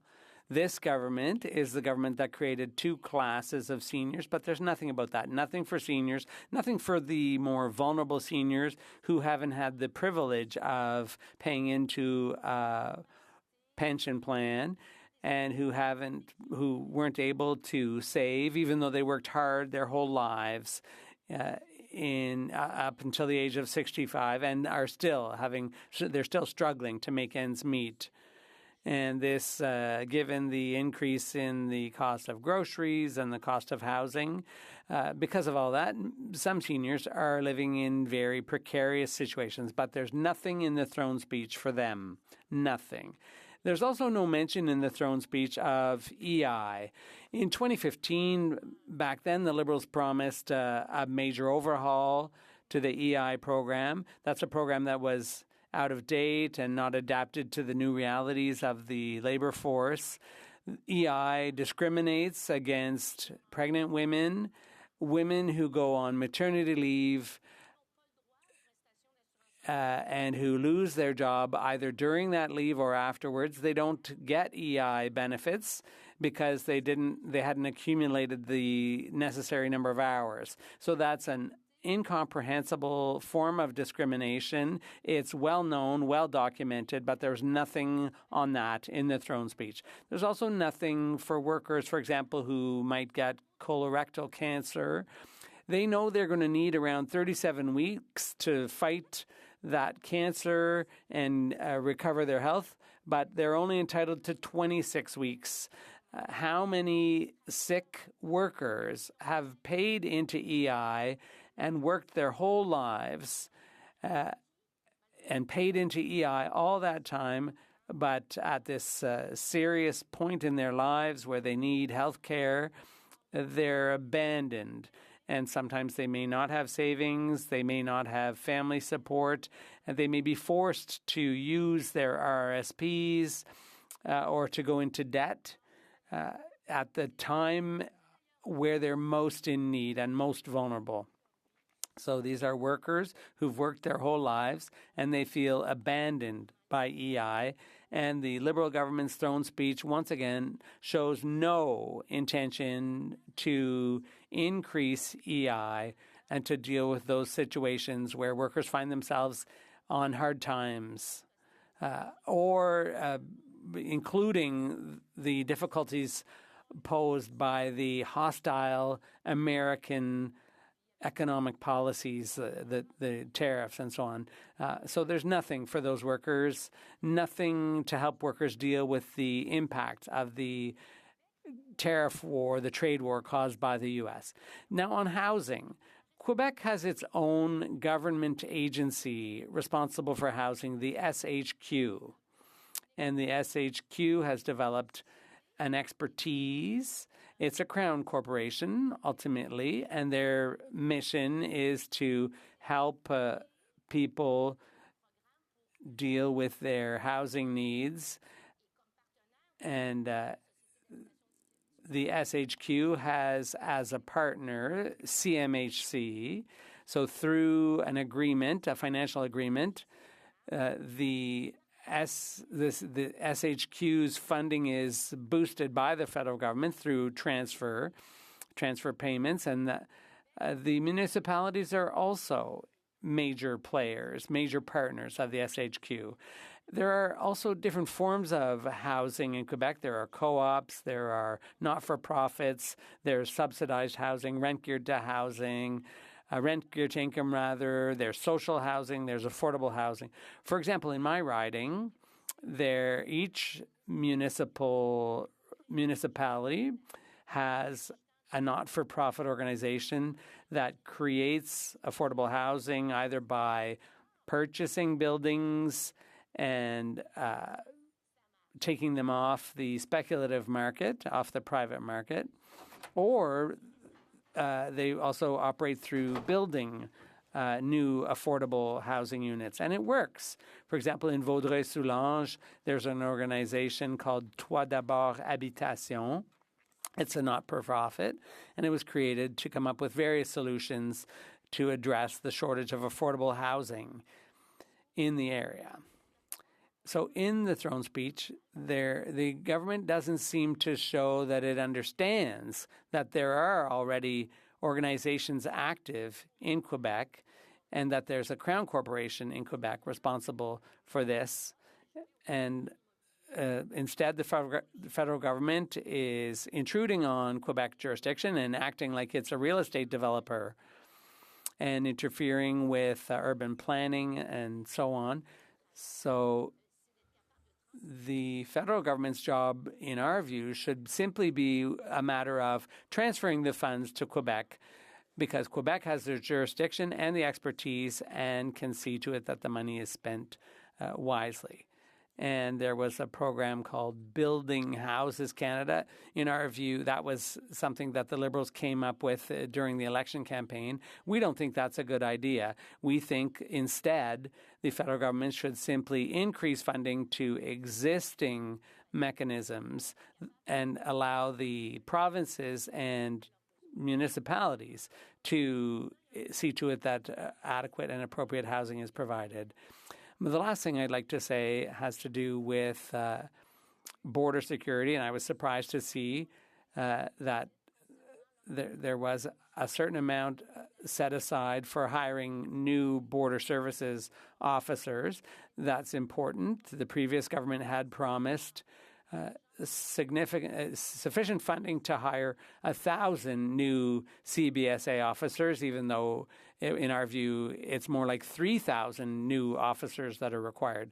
So in a context of a shortage of resources, if they're not going to hire more officers, could they at least allow border services agents, if they see someone crossing the border illegally, should they not be allowed to stop that person and alert the RCMP? But that's impossible for the time being. So we in the Bloc are calling for that to happen, given the shortage of resources and the problem with border security. So, Mr. Speaker, to wrap up, I would say that a throne speech sets out the broad principles, but the devil's in the detail. And so we're looking forward to learning the details. Thank you. Stansted. Questions and comments? The member for Compton Stansted. Thank you, and thank you to my colleague for her speech. I'd like to congratulate her on her re-election. I'd like to remind her that the Liberal government has shown its commitment to seniors by increasing OAS for seniors aged 75 and up, by investing in home care, and by making medication more affordable. We also have dental care, which has been made available to all seniors and now to all Canadians. And if my colleague had listened to the speech from Throne, maybe she could recognize that affordability is one of the priorities for this government. So my question for her, will my colleague support the government's initiatives to support seniors and affordability? Thank you, Mr. Speaker. The Honourable Member. Well, I'd like to thank my colleague for her question. This is my 5th time being elected to this House, and one lesson that I've learned is that it's important to be careful when you ask a question. Arrogance is never a good idea. And I have to say, I went back to my riding, and seniors from 65 to 74 haven't had an increase to OAS. And yes, they can get dental care, but that's not going to pay their groceries. That's not going to pay their rent. And in my riding, where 20% of the population is 65 and up, that's what people are asking me every day. How am I going to make ends meet, Madame de Bellefeuille, if I just have OAS and my Quebec pension? Yes, I can get my teeth cleaned. I can, get some dental work done. But who's going to pay my rent? Who's going to pay for my medication? I need that increase, which I didn't get, and I feel discriminated against as a senior. Questions et commentaires, questions and comments. The member for Winnipeg North. Thank you, Mr. Speaker. And I have mentioned earlier today about the Prime Minister's comments about the Throne speech and how I believe that it ultimately sends a very positive message to Canadians, a message of hope. There are plenty of opportunities that we are exploring in terms of how it is we're going to be able to build a stronger and healthier nation. And that means working with all the different entities in Canada, provincial governments, territorial governments, Indigenous communities. And I'm wondering if the member can provide her thought in terms of how it is that as a nation we can all benefit if there's a higher sense of cooperation that takes place with respect to all the different stakeholders. And is that not good for all people? L'honorable député. The Honourable Member. Well, I'd like to thank the member for his question, and it's a good question because I believe fundamentally in cooperation, but with respect for who we are. So collaboration isn't, oh, I have a good idea. You don't think it's a good idea? Well, no collaboration. No, collaboration means discussion. It means negotiations, and it means respect. And when I look at the Throne speech, well, I don't get the impression that the government is looking for collaboration. Rather, I get the impression that they want to impose certain ideas that I don't see in myself. For Courtney Alberni. Thank you, Mr. Speaker. And I want to thank my colleague for her speech, and especially want to highlight something she talked about, not seniors. And we know how vulnerable seniors are right now from so many different directions, especially the cost of living. But one thing I heard on the doorstep, Mr. Speaker, in this election and over the last year that I've never heard before is the amount of fraud that's taking place. I had a constituent of mine share with me they lost $150,000 to bank fraud. The gentleman had to go back to work, come out of retirement. Another person $20,000 callers that I met at the pool.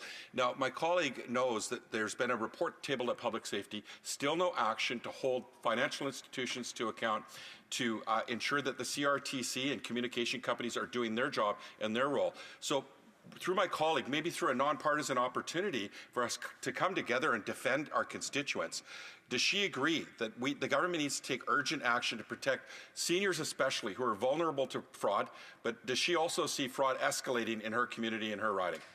The Honourable Member. Thank you very much, Mr. Speaker. I appreciate the question from my colleague.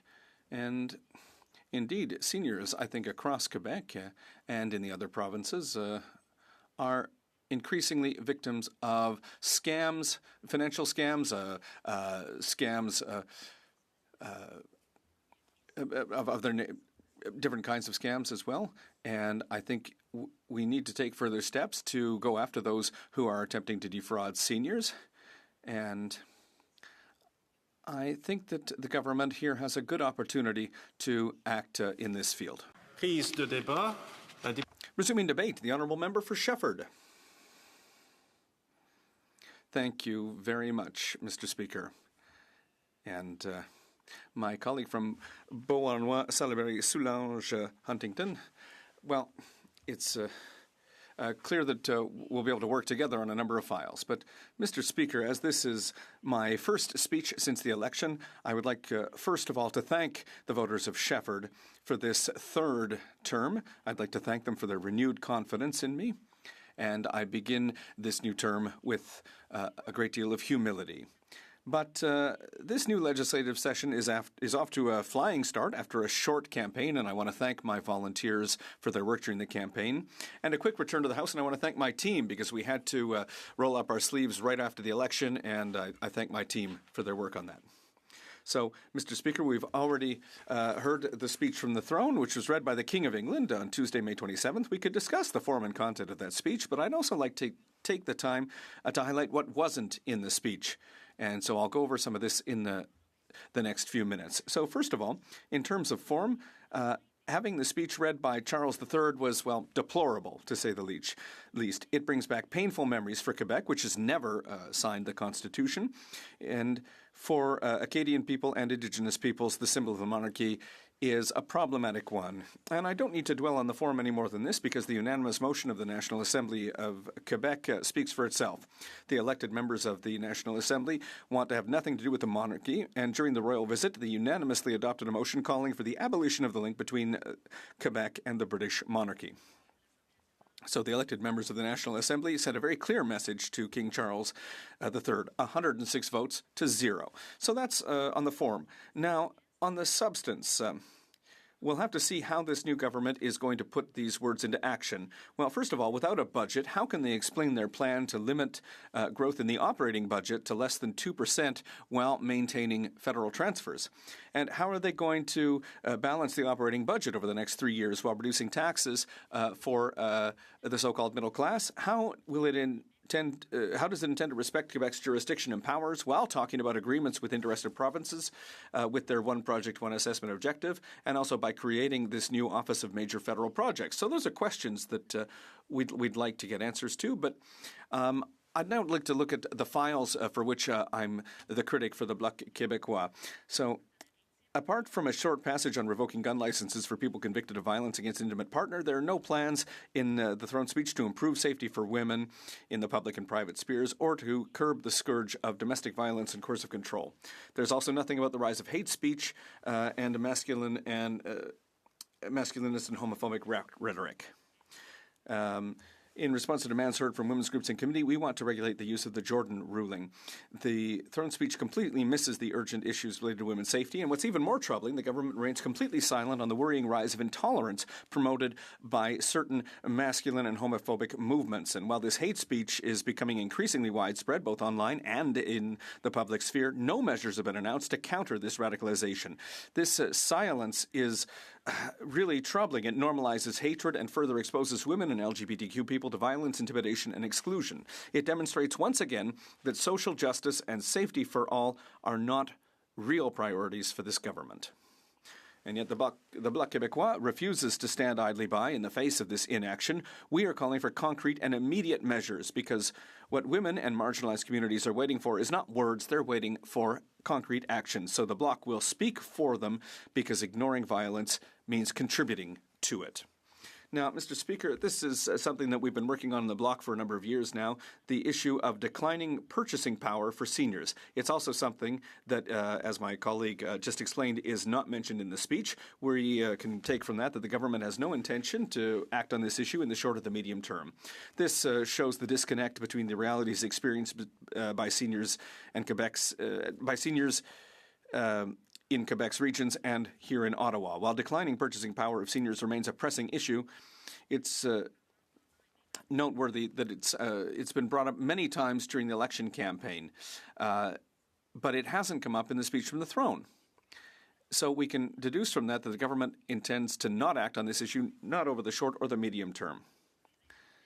And so seniors will continue to have a hard time making ends meet in a precarious position. So the Bloc Québécois rejects this inaction and aims to increase the old age pension for seniors aged 65 to 74 by 10% to eliminate the discrimination imposed by the unjustified division of seniors into two classes by this government. The government, and we saw this during the campaign, has chosen to ignore the pressing need for seniors' housing, particularly in rural areas. While residences with fewer than 50 units are excluded from CMHC mortgage insurance, the government needs to adapt its programs to the reality of rural areas and invest in renovating residences so that seniors can age with dignity in their homes and in their communities.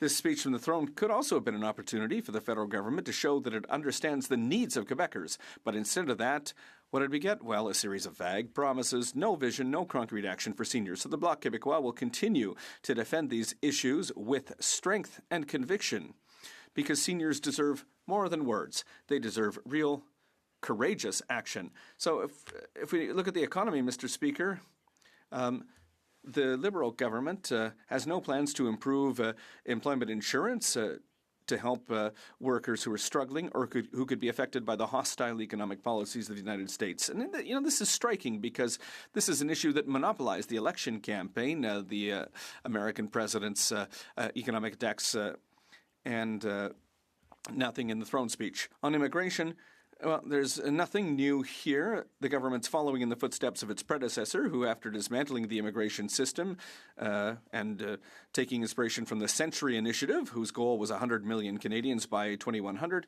decided to limit temporary and permanent immigration by taking measures, from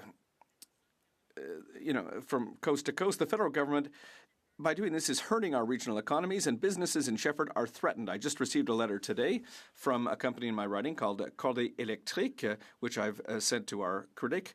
The Bloc Québécois notes that restrictions on temporary foreign workers are inadequate, particularly for our farmers and agri-food industries. And it's crucial because I have a lot of these industries in my riding in Shefford, and the 20% threshold for these sectors is threatening our food sovereignty. And it's threatening our regional economies, so the Canadian government has to enter into discussions with the government of Quebec to ensure that these reductions are not made at the expense of our regional industries and our regional universities. In terms of housing, because this is a priority in Granby, and I'll try to go through this quickly, the creation of Build Homes Canada demonstrates a clear desire for centralization and seeks to impose a pan-Canadian vision of housing and housing policy to the detriment of Quebec and municipalities' expertise and autonomy in land use planning, zoning, and urban planning. So we see that the Liberals are trying to use a conservative-inspired plan which imposes restrictions on municipality, restrictions that aren't in their jurisdiction. And it looks like they want to have one housing market instead of 13, one economy instead of 13, and that shows a lack of respect for Quebec and the provinces, a lack of respect for the National Assembly of Quebec, which has called out this concept of one single economy, while Quebec has its own systems and it intends to defend them. So we need to let cities, which understand zoning and housing needs, manage their situations. Meanwhile, in terms of rights, the government wants to protect the rights and freedoms guaranteed by all Canadians out of the Canadian Charter of Rights and Freedoms. So it looks like they're going to continue their opposition to Bill 21 on secularism and Bill 96 on language. On the environment, they say they want to have one industrial strategy to make Canada an energy superpower. At the same time, they say they want to fight climate change, but I have to wonder, what's going to happen? What's going to be the role of this major federal projects office with relation to the Canadian Impact Assessment Agency? Does this mean the mission is now the approval of projects per se rather than having a fair scientific assessment? So we're wondering, and, we're seeing growth in the oil sands. Canada is the fourth largest producer of gas in the world. It's already an energy superpower. So what do they want more than that? And one last thing, Mr. Speaker. If the intention was to reiterate Canadian sovereignty by bringing in a foreign sovereign at great expense to remind us that we are not sovereign even in our own country, when even the U.S. ambassador has said that there won't be a 51st state, this was a missed opportunity. Let's not forget that every crisis is an opportunity for the federal government to trample on areas of jurisdiction and to try to bring Quebec and the provinces to their knees. But we will stand tall, and that's why this morning, and I'll end on this, beyond everything that we've said this morning, the Bloc Québécois, after the election, has decided to put its election promises into place. And this morning we tabled our bill to fully protect supply management. That's another subject that's very important to the farmers in my riding, Mr. Speaker. And on that, I'll be ready to take questions and comments. Questions and comments. The Honourable Member for Thérèse de Blainville. Well, good afternoon, Mr. Speaker. Thank you for recognizing me. And I would like to send my sincere greeting to our colleague from the Bloc Québécois, who raised a number of points from the speech from the throne. I'd like to reassure her that there's definitely a vision in this speech, Mr. Speaker. There are priorities that have been clearly set out. And I hear from my colleague that we need details for this action plan. And there are certain points that we're already moving forward on. So I'd just like to reassure her that that's already there. And there were a number of questions that I'd like to ask her. I'd also like to reassure her that our commitments when it comes to affordability are very important for our fellow citizens. And I've heard the concerns from our seniors. So my question for her, and I have many, but the question I will ask her is that in a context where our government wants to strengthen a united Canadian economy without interprovincial barriers, and I'll insist on that because we know, and studies from the OECD have shown this very well, that we need to break down internal trade barriers and create synergy within our country. If we isolate ourselves, we don't create growth and productivity. So in that context, I don't understand why the emphasis is, sorry, I will need to give time to the Honourable Member to respond to the questions. The Honourable Member for Shefford. Well, thank you very much, Mr. Speaker. Well, on that question, I would remind my colleague that what's happening with, among other things, on the question of trade barriers between provinces, well, there are certain subjects, for example, on labour, that are under Quebec's jurisdiction. So what we're saying is that there are some subjects that won't be as simple as others because there's going to have to be agreements with Quebec and the provinces. So I'll end by saying that beyond those barriers, one economy, one system, well, it's not me that's calling that out. It's the National Assembly of Quebec, and I'll insist on that because they have their rights. They've passed a unanimous motion. We have our own economic system in Quebec, and we want to continue to defend that, Mr. Speaker. Questions and comments? Questions and commentaires. The member for Aurora, Oak Ridges, Richmond Hill. Thank you, Mr. Speaker. Mr. Speaker, the throne speech, as we all know, is a blueprint of the direction the government would like to take moving forward. But there's follow-up to that, Mr. Speaker. Oversight by Parliament, an opportunity by everyone in this place on both sides of the House to review how the government plans to move forward with their agenda, Mr. Speaker. And one of those very important things is a budget, Mr. Speaker. I think it's incumbent on a sitting government to be transparent as to what they would like to do, presenting a budget 6 months down the road after we've already spent 6 months of the money. It does not make sense. I wonder if the member can comment on how she feels about the not having the opportunity to review a budget before we recess for vacation.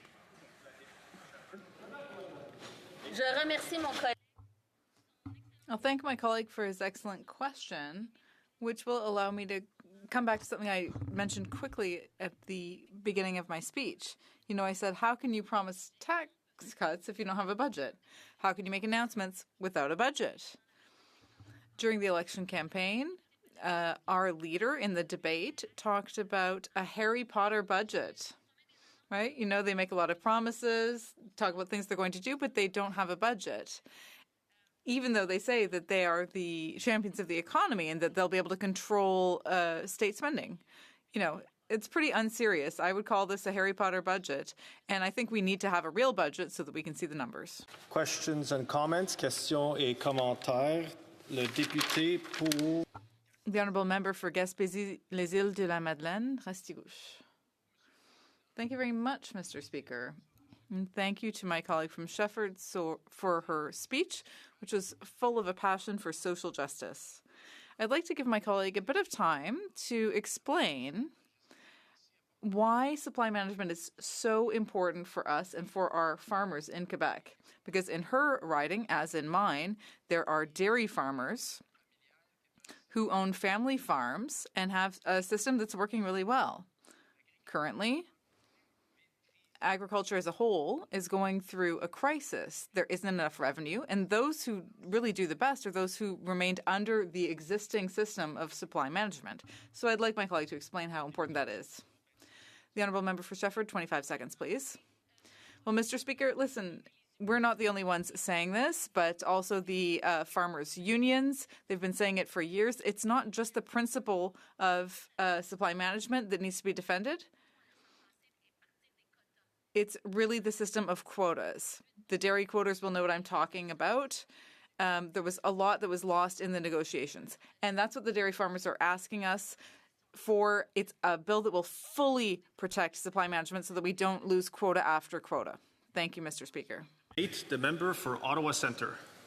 Well, thank you very much, Speaker, for recognizing me. It's with a profound honor that I rise for the very first time in the 45th Parliament to speak to all the colleagues about the speech from the throne. Let me first start by congratulating every single one of you for being elected to Canada's Parliament. I think it's a momentous occasion for all of us in our personal journeys, journeys on behalf of our families and our community. And my profound congratulations, especially to all the new members who have joined. What a remarkable opportunity to serve our community, but most importantly, to serve our country. Speaker, I would be remiss if I did not first give some thank yous in me standing here in front of all of you. And I will start with my family. I want to thank my partner, Andrea Dix, for her remarkable support and endorsement. Like many spouses, as everyone knows, somebody who's always was there looking after the kids so that we could be out there 5-6 weeks, day in and day out, knocking on doors, meeting constituents. We would not be able to do the work we do without supporting families, and in my case, Andrea. My two children, Rafi, who just turned 13 a day before election on April 27th. He was worried that whether he will have his birthday dinner or not. We made sure that that happened after I took him canvassing with me.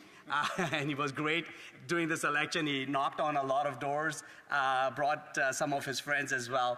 And my daughter, Aliana, who's 9 years old, who also came canvassing with me quite a few times.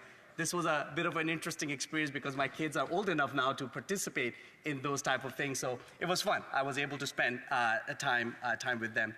Of course, I want to thank my parents, my father, who I call him as daddy, and my mother, Ami, for their support all the time, always being there for me. And I'm grateful to them for opportunities that they have given to me. Campaigns are nothing without volunteers. All of us know that, and my campaign was no exception. Hundreds of volunteers came out to support me in our campaign. These are people who are our neighbors. They are friends. They are colleagues. These are community folks who came in and day out because they were excited to build a strong Canada, because they really saw in the Liberal Party and Mark Carney, the Prime Minister, the member for Nepean, as the leader who can really lead our country in the next chapter of our growth, to make sure that our country, our economy is strong, but most importantly, that we are an independent country. And I will speak to that a little bit more later. I want to thank the staff in my office who work extremely hard in the anticipation of the election and in between election, and the good work that they did. I want to thank them for having faith in me, for working along with me in serving our constituents here in Ottawa Centre. And my most important thank is to my constituents of Ottawa Centre, who have trusted me yet again and given me the opportunity to serve our community. They came out in thousands to vote for me. They allowed me the opportunity, the time to be at their doorsteps, to have very thoughtful, mindful conversations about issues of the day and the direction our country needs to take. I have always gained so much from my constituents.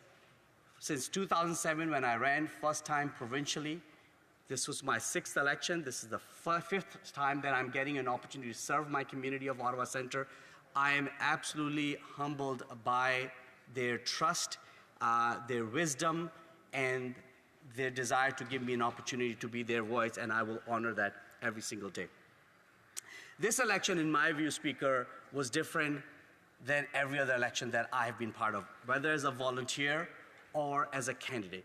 This election was really about the future of our country. What direction do we want to go to build a country that is strong and independent? Independent both politically, when it comes to our sovereignty, but also independent in terms of our economy, the kind of economy we build. And those were the conversations that I had. And that's why when I was listening to this speech from the throne, and this was a very historic moment itself, having our sovereign, the king, to come and present that speech himself. I was lucky, like many of you, to be at the Senate by the bar to listen to the speech. There are two passages that really jumped out at me that are in this speech that spoke to me directly in the conversations that I had with my constituents during this election. The very first one is right actually in the beginning of this speech, and I will quote. It says, "Democracy, pluralism, the rule of law, self-determination, and freedom are values which Canadians hold dear. And once which the government is determined to protect. Democracy, pluralism, the rule of law, self-determination, and freedom. These are the values we will all agree defines us who we are as Canadians." The reason why this passage really jumped at me, because it took me back to my origin story, Speaker. The story about how I came about to Canada. I was not born here, as some of the members have heard this. I was a teenager, I was 15 years old when I came. Both my parents were lawyers, but they were not able to practice for a single day here in Canada because their credentials were not recognized. Like many families, immigrant families, what they did is they bought a small business, a motel in Niagara Falls, Ontario. A recession hit and we lost everything. Our family of 5 moved into a small 2-bedroom apartment. My mom and dad got one room, my sister got the other room, the boys got the living room. My brother, being older than me, slept on the couch, I slept on the floor. But our family worked hard extremely every day. We had our community, and we were proud to be part of this new society, this new country. And the opportunities that were given to us, even though we were not Canadians at that time, allowed us to be successful. But what's most important is the reason why we came to Canada. The reason why we came to Canada, because both my parents were involved in pro-democracy movement in the country I was born in. In fact, my father led a pro-democracy march and was imprisoned, sentenced for 9 months as a political prisoner. I was 10 years old at that time. It is part of my memories, has defined me as to who I am today. So when I see words like democracy, pluralism, rule of law, self-determination, and freedom, that is what this country has given to me. And my story is not unique. That is the story of so many Canadians coming from different generations who have chosen to be part of this country, who are working hard to contribute. These are the values that define us. And these are the values that we honor. And I was excited and thrilled to see those words mentioned in this speech. The second passage, which you find towards the end, that I think everybody noticed, was the words when the king said, as the anthem reminds us, the true north is indeed strong and free. The true north is indeed strong and free. And I love hearing my friends opposite hackle because they do that all the time. Yes, indeed, Speaker, the true north will always be strong and free. Those were the most important conversations that I had with my constituents in this election. I would say to you that almost 90% of the conversations was around the anxiety and the fear that people are facing as to the future of our country. That they wanted me to know that we will do everything in our capacity in this parliament to stand up for Canada. That we will make sure that Canada will remain a strong, independent country. That we will collectively take steps, working together with each other to make sure that Canada is a country that remains the beacon of hope, a country that will always cherish the values of democracy and pluralism, rule of law, self-determination, and freedom. Okay, go ahead. Thought you gave me 10 minutes and then you're standing up, so I wasn't sure what's... You may continue. 5 minutes. Thank you. Merci beaucoup. And those were the conversations, and I will never forget those conversations. And I'm sure all of you have example. I'll give you a quick one right now. When I was talking to a couple at a door close to my age, and one of the men who I was talking to just broke down. He started crying. Why? Because his fear and anxiety was so palpable. And I had to like give him a hug. And I made a commitment to him that I will, on his behalf, will always stand up for our country. And that is the work. And I was going to stand up and ask for a bit of silence, but it being 6:15, it's my duty to interrupt the proceedings and put forthwith every question necessary to dispose of the sub-amendment now before the House. The question is as follows.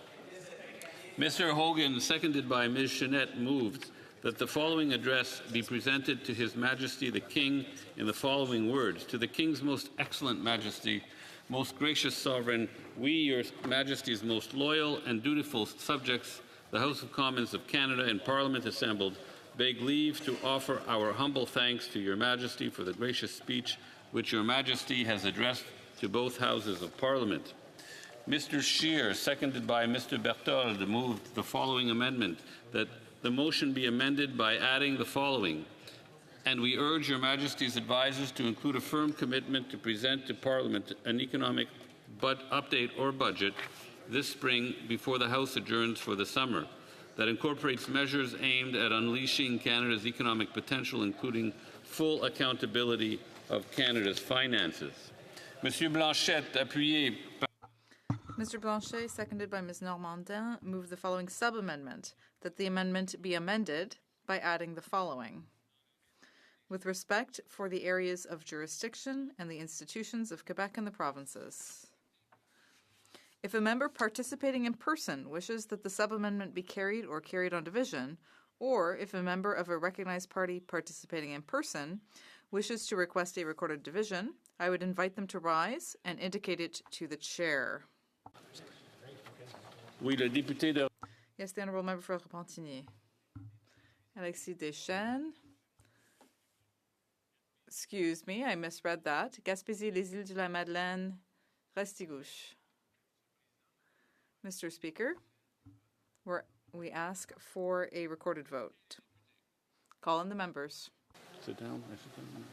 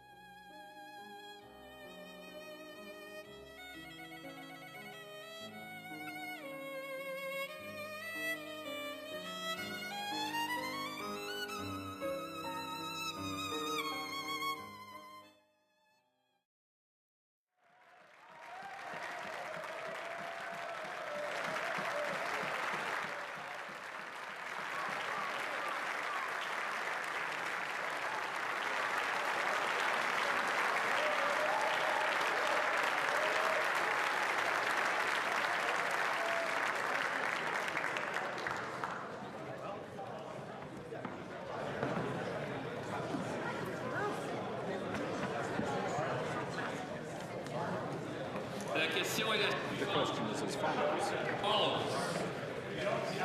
Mr. Hogan, seconded by Ms. Chenette, moved that the following address be presented to His Majesty the King in the following words. Shall I dispense? Yes. Good. Mr. Scheer, seconded by Mr. Berthold, moved the following amendment, that the motion be amended by adding the following. Shall I dispense? Yes.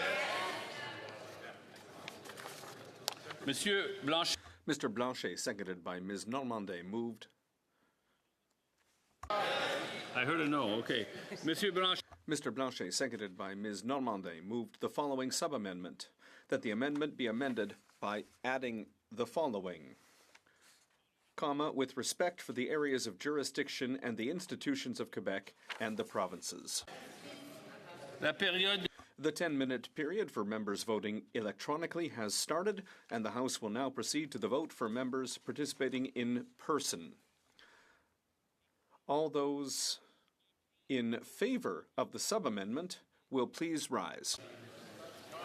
Monsieur McKinnon-Gatineau. Monsieur McKinnon-Gatineau. Mr. Ali. Mr. Ali. Madame Diab. Madame Diab. Mr. McDonald-Malpeck. Mr. McDonald-Malpeck. Mr. McGinty. Mr. McGinty. Mr. Lightbound. Mr. Lightbound. Mr. Robertson. Mr. Robertson. Ms. Freeland. Ms. Freeland. Madame Joly. Madame Joly. Mr. Champagne. Mr. Champagne. Ms. DeBruson. Mr. Bruson. Mr. Hodgson. Mr. Hodgson. Ms. Thompson. Ms. Thompson. Mr. Hernandez Sangari. Mr. Hernandez Sangari. Ms. Haidu. Ms. Haidu. Madame Michel. Madame Michel. Monsieur Guilbeault. Monsieur Guilbeault. Mr. Cedar Brampton East. Mr. Cedar Brampton East. Ms. Olszewski. Ms. Olszewski. Mr. Solomon. Mr. Solomon. Mrs. Valdez. Mrs. Valdez. Monsieur Duclos. Monsieur Duclos. Mr. Hussein. Mr. Hussein. Monsieur Miller. Monsieur Miller. Madame Fortier. Madame Fortier. Mr. Fuhr. Mr. Fuhr. Mr. Vancouverden. Mr. Vancouverden. Madame Provost. Madame Provost. Ms. Sahota. Sahota. Mr. Belanger, Desnefe, Mississippi, Churchill River. Mr. Belanger, Desnefe, Mississippi, Churchill River. Ms. McKnight. Ms. McKnight. Ms. Chartrand. Miss Chartrand. Mr. Gerritsen. Mr. Gerritsen. Ms. Anand. Ms. Anand. Ms. Alty. Ms. Alty. Ms. Gulmasti. Ms. Gulmasti. Mr. Sarai. Mr. Sarai. Mr. Zaricelli. Mr. Zaricelli. Ms. Jasic. Ms. Jasic. Ms. Suds. Ms. Suds. Madame Brière. Madame Brière. Mr. Duguid. Mr. Duguid. Mr. Fisher. Mr. Fisher. Mr. Blois. Mr. Blois. Mr. Dollywall. Mr. Dollywall. Mr. Casey. Mr. Casey. Mr. Oliphant. Mr. Oliphant. Mr. Cormier. Monsieur Cormier. Ms. Dillon. Ms. Dillon. Ms. Zerowitz. Ms. Zerowitz. Monsieur Elkoury. Monsieur Elkoury. Monsieur Lamoureux. Mr. Lamoureux. Monsieur Fergus. Monsieur Fergus. Mr. Fonseca. Mr. Fonseca. Mr. Fragiscatos. Mr. Fragiscatos. Mr. Yacono. Monsieur Yacono. Monsieur Lauzon. Monsieur Lauzon. Mr. McKinnon, Coquitlam, Port Coquitlam. Mr. McKinnon, Coquitlam, Port Coquitlam. Mrs. Romanado. Mrs. Romanado. Monsieur Schiefke. Monsieur Schiefke. Mr. Sheehan. Mr. Sheehan. Ms. Vandenbeld. Ms. Vandenbeld. Ms. Yip. Ms. Yip. Mr. Baker. Mr. Baker. Mr. Baptiste. Mr. Baptiste. Mr. Calloway. Mr. Calloway. Madame Koutrakis. Madame Koutrakis. Madame Lalonde. Madame Lalonde. Mr. Lewis Kitchener-Conestoga. Mr. Lewis Kitchener-Conestoga. Mr. Pulowski. Mr. Pulowski. Mr. Turnbull. Mr. Turnbull. Mr. Weiler. Mr. Weiler. Monsieur Zuberi. Monsieur Zuberi. Mr. Elfson. Mr. Elfson. Madame Lapointe, Rivière de Mille-Îles. Madame Lapointe, Rivière de Mille-Îles. Mr. Coteau. Mr. Coteau. Mr. Gahir. Mr. Gahir. Mr. Hanley. Mr. Hanley. Ms. Hefner. Ms. Hefner. Madame Lapointe, Sudbury. Madame Lapointe, Sudbury. Mr. Nakvi. Mr. Nakvi. Mr. Souza. Mr. Souza. Ms. Akan. Ms. Akan. Mr. Al Saoud. Mr. Al Sahoud. Madame Auguste. Madame Auguste. Mr. Bardizi. Mr. Bardizi. Mr. Chang. Mr. Chang. Madame Chanette. Madame Chanette. Ms. Chi. Ms. Chi. Ms. Church. Ms. Church. Mr. Clark. Mr. Clark. Mr. Connors. Mr. Connors. Madame Dandurand. Madame Dandurand. Mr. Danko. Mr. Danko. Monsieur Deschênes-Thériault. Monsieur Deschênes-Thériault. Madame Desrochers. Madame Desrochers. Mr. Earl. Mr. Earl. Ms. Fancy. Ms. Fancy. Mr. Fanjoy. Mr. Fanjoy. Mr. Gasparo. Mr. Gasparo. Mr. Grant. Mr. Grant. Mr. Greaves. Mr. Greaves. Ms. Harrison. Ms. Harrison. Ms. Hurdle. Ms. Hurdle. Mr. Hogan. Mr. Hogan. Monsieur Joseph. Monsieur Joseph. Mr. Clausen. Mr. Clausen. Madame Lavac. Madame Lavac. Monsieur Lavoie. Monsieur Lavoie. Monsieur Letao. Monsieur Letao. Mr. McDonald Cardigan. Mr. McDonald Cardigan. Mr. Mallet Bay of Quinty. Mr. Mallet Bay of Quinty. Mrs. McKelvey. Mrs. McKelvey. Madame Mingarelli. Madame Mingarelli. Mr. Miles. Mr. Miles. Ms. Nathan. Ms. Nathan. Ms. Wien. Ms. Wien. Monsieur Tumba. Monsieur Ntumba. Ms. O'Rourke. Mrs. O'Rourke. Mr. Osborne. Mr. Osborne. Monsieur Ramsey. Monsieur Ramsey. Mr. Rana. Mr. Rana. Madame Rochefort. Madame Rochefort. Ms. Royer. Mr. Royer. Mr. Saini. Mr. Saini. Mr. Sari. Mr. Sari. Mr. Sawatsky. Mr. Sawatsky. Ms. Sodi. Ms. Sodi. Mr. St. Pierre. Mr. St. Pierre. Ms. Tesser Dirksen. Ms. Tesser Dirksen. Mr. Villeneuve. Mr. Villeneuve. Mr. Watchhorn. Mr. Watchhorn. Mr. Doherty. Mr. Doherty. Mr. Schmale. Mr. Schmale. Mr. Kirk, Battle River Crowfoot. Mr. Kirk, Battle River Crowfoot. Mr. Deltel. Mr. Deltel. Ms. Lanceman. Ms. Lanceman. Ms. Lewis Haldeman Norfolk. Ms. Lewis Haldeman Norfolk. Mr. Chong. Mr. Chong. Mrs. Stubbs. Mrs. Stubbs. Mr. Albus. Mr. Albus. Mr. Lake. Mr. Lake. Mr. Martel. Monsieur Martel. Mr. Lloyd. Mr. Lloyd. Mr. Small. Mr. Small. Mr. Mazier. Mr. Mazier. Mr. Zimmer. Mr. Zimmer. Mr. Jennis. Mr. Jennis. Mr. Brassard. Mr. Brassard. Mr. Moore. Mr. Moore. Mr. Berthold. Mr. Berthold. Mr. Duncan. Mr. Duncan. Mr. Workington. Mr. Workington. Mrs. Cramp Nyman. Mrs. Cramp Nyman. Madame Vien. Madame Vien. Mr. Morin. Mr. Morin. Mrs. Block. Mrs. Block. Mr. Van Popta. Mr. Van Popta. Mr. Kelly. Mr. Kelly. Mr. Lefebvre. Mr. Lefebvre. Mr. Steinley. Mr. Steinley. Mr. Viss. Mr. Viss. Mr. Baldinelli. Mr. Baldinelli. Mr. Calkins. Mr. Calkins. Mr. Lawrence. Mr. Lawrence. Mr. Melillo. Mr. Melillo. Mr. Waugh. Mr. Waugh. Mr. Muse. Mr. Muse. Mr. Shipley. Mr. Shipley. Mr. Tolmie. Mr. Tolmie.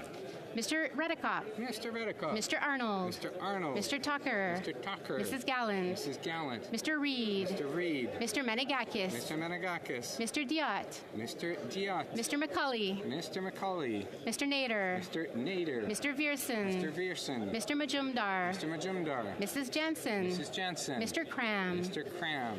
Mr. Morrison. Mr. Morrison. Mr. Patzer. Mr. Patzer. Mr. Leslie. Mr. Leslie. Mr. Anderson. Mr. Anderson. Mrs. Anstey. Mrs. Anstey. Mr. Ow. Mr. Ow. Mr. Bailey. Mr. Bailey. Mr. Bexty. Mr. Bexby. Mr. Bonk. Mr. Bonk. Mrs. Borelli. Mrs. Borelli. Mrs. DeRitter. Mrs. DeRitter. Mr. Gill, Brampton West. Mr. Gill, Brampton West. Mr. Gill, Windsor West. Mr. Gill, Windsor West. Mr. Kimmich. Mr. Kimmich. Mr. Gill, Abbotsford, South Langley. Mr. Gill, Abbotsford, South Langley. Mr. Groslo.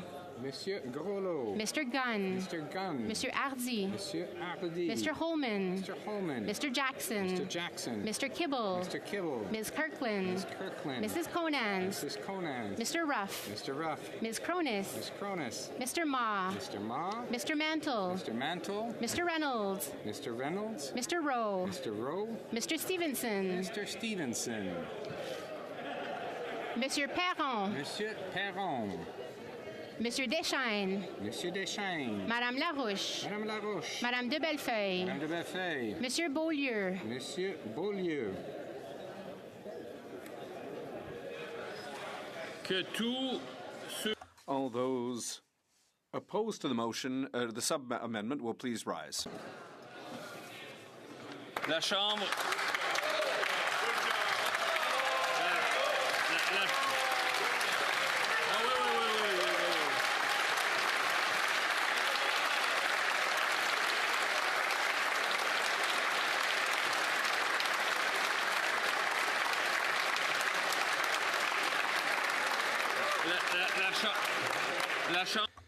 The House will now wait for the electronic voting period to end before resuming its proceedings.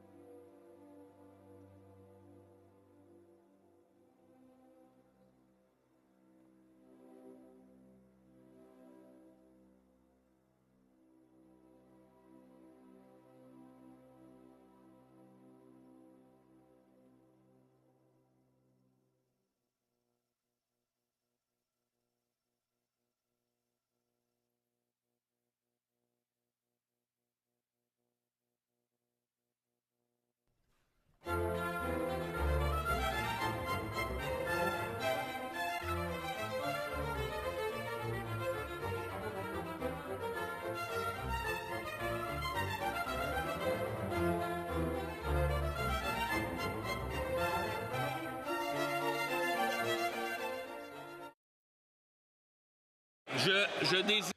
I wish to inform the House that the electronic voting period has ended. If members were not able to vote due to technical difficulties, they may now use the raise hand function, and the chair will recognize them. Mr. Dalton? Yes, I'm having technical problems, and I vote yay.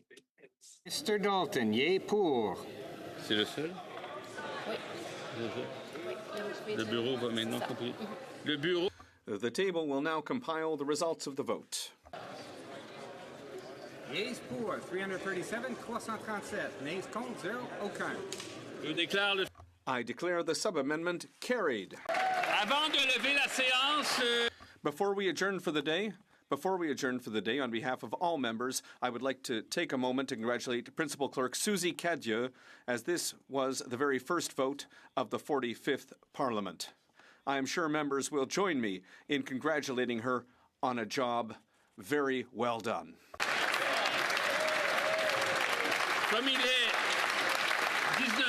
It being 7:01, the House stands adjourned until tomorrow at 10 a.m. pursuant to Standing Order 24-1.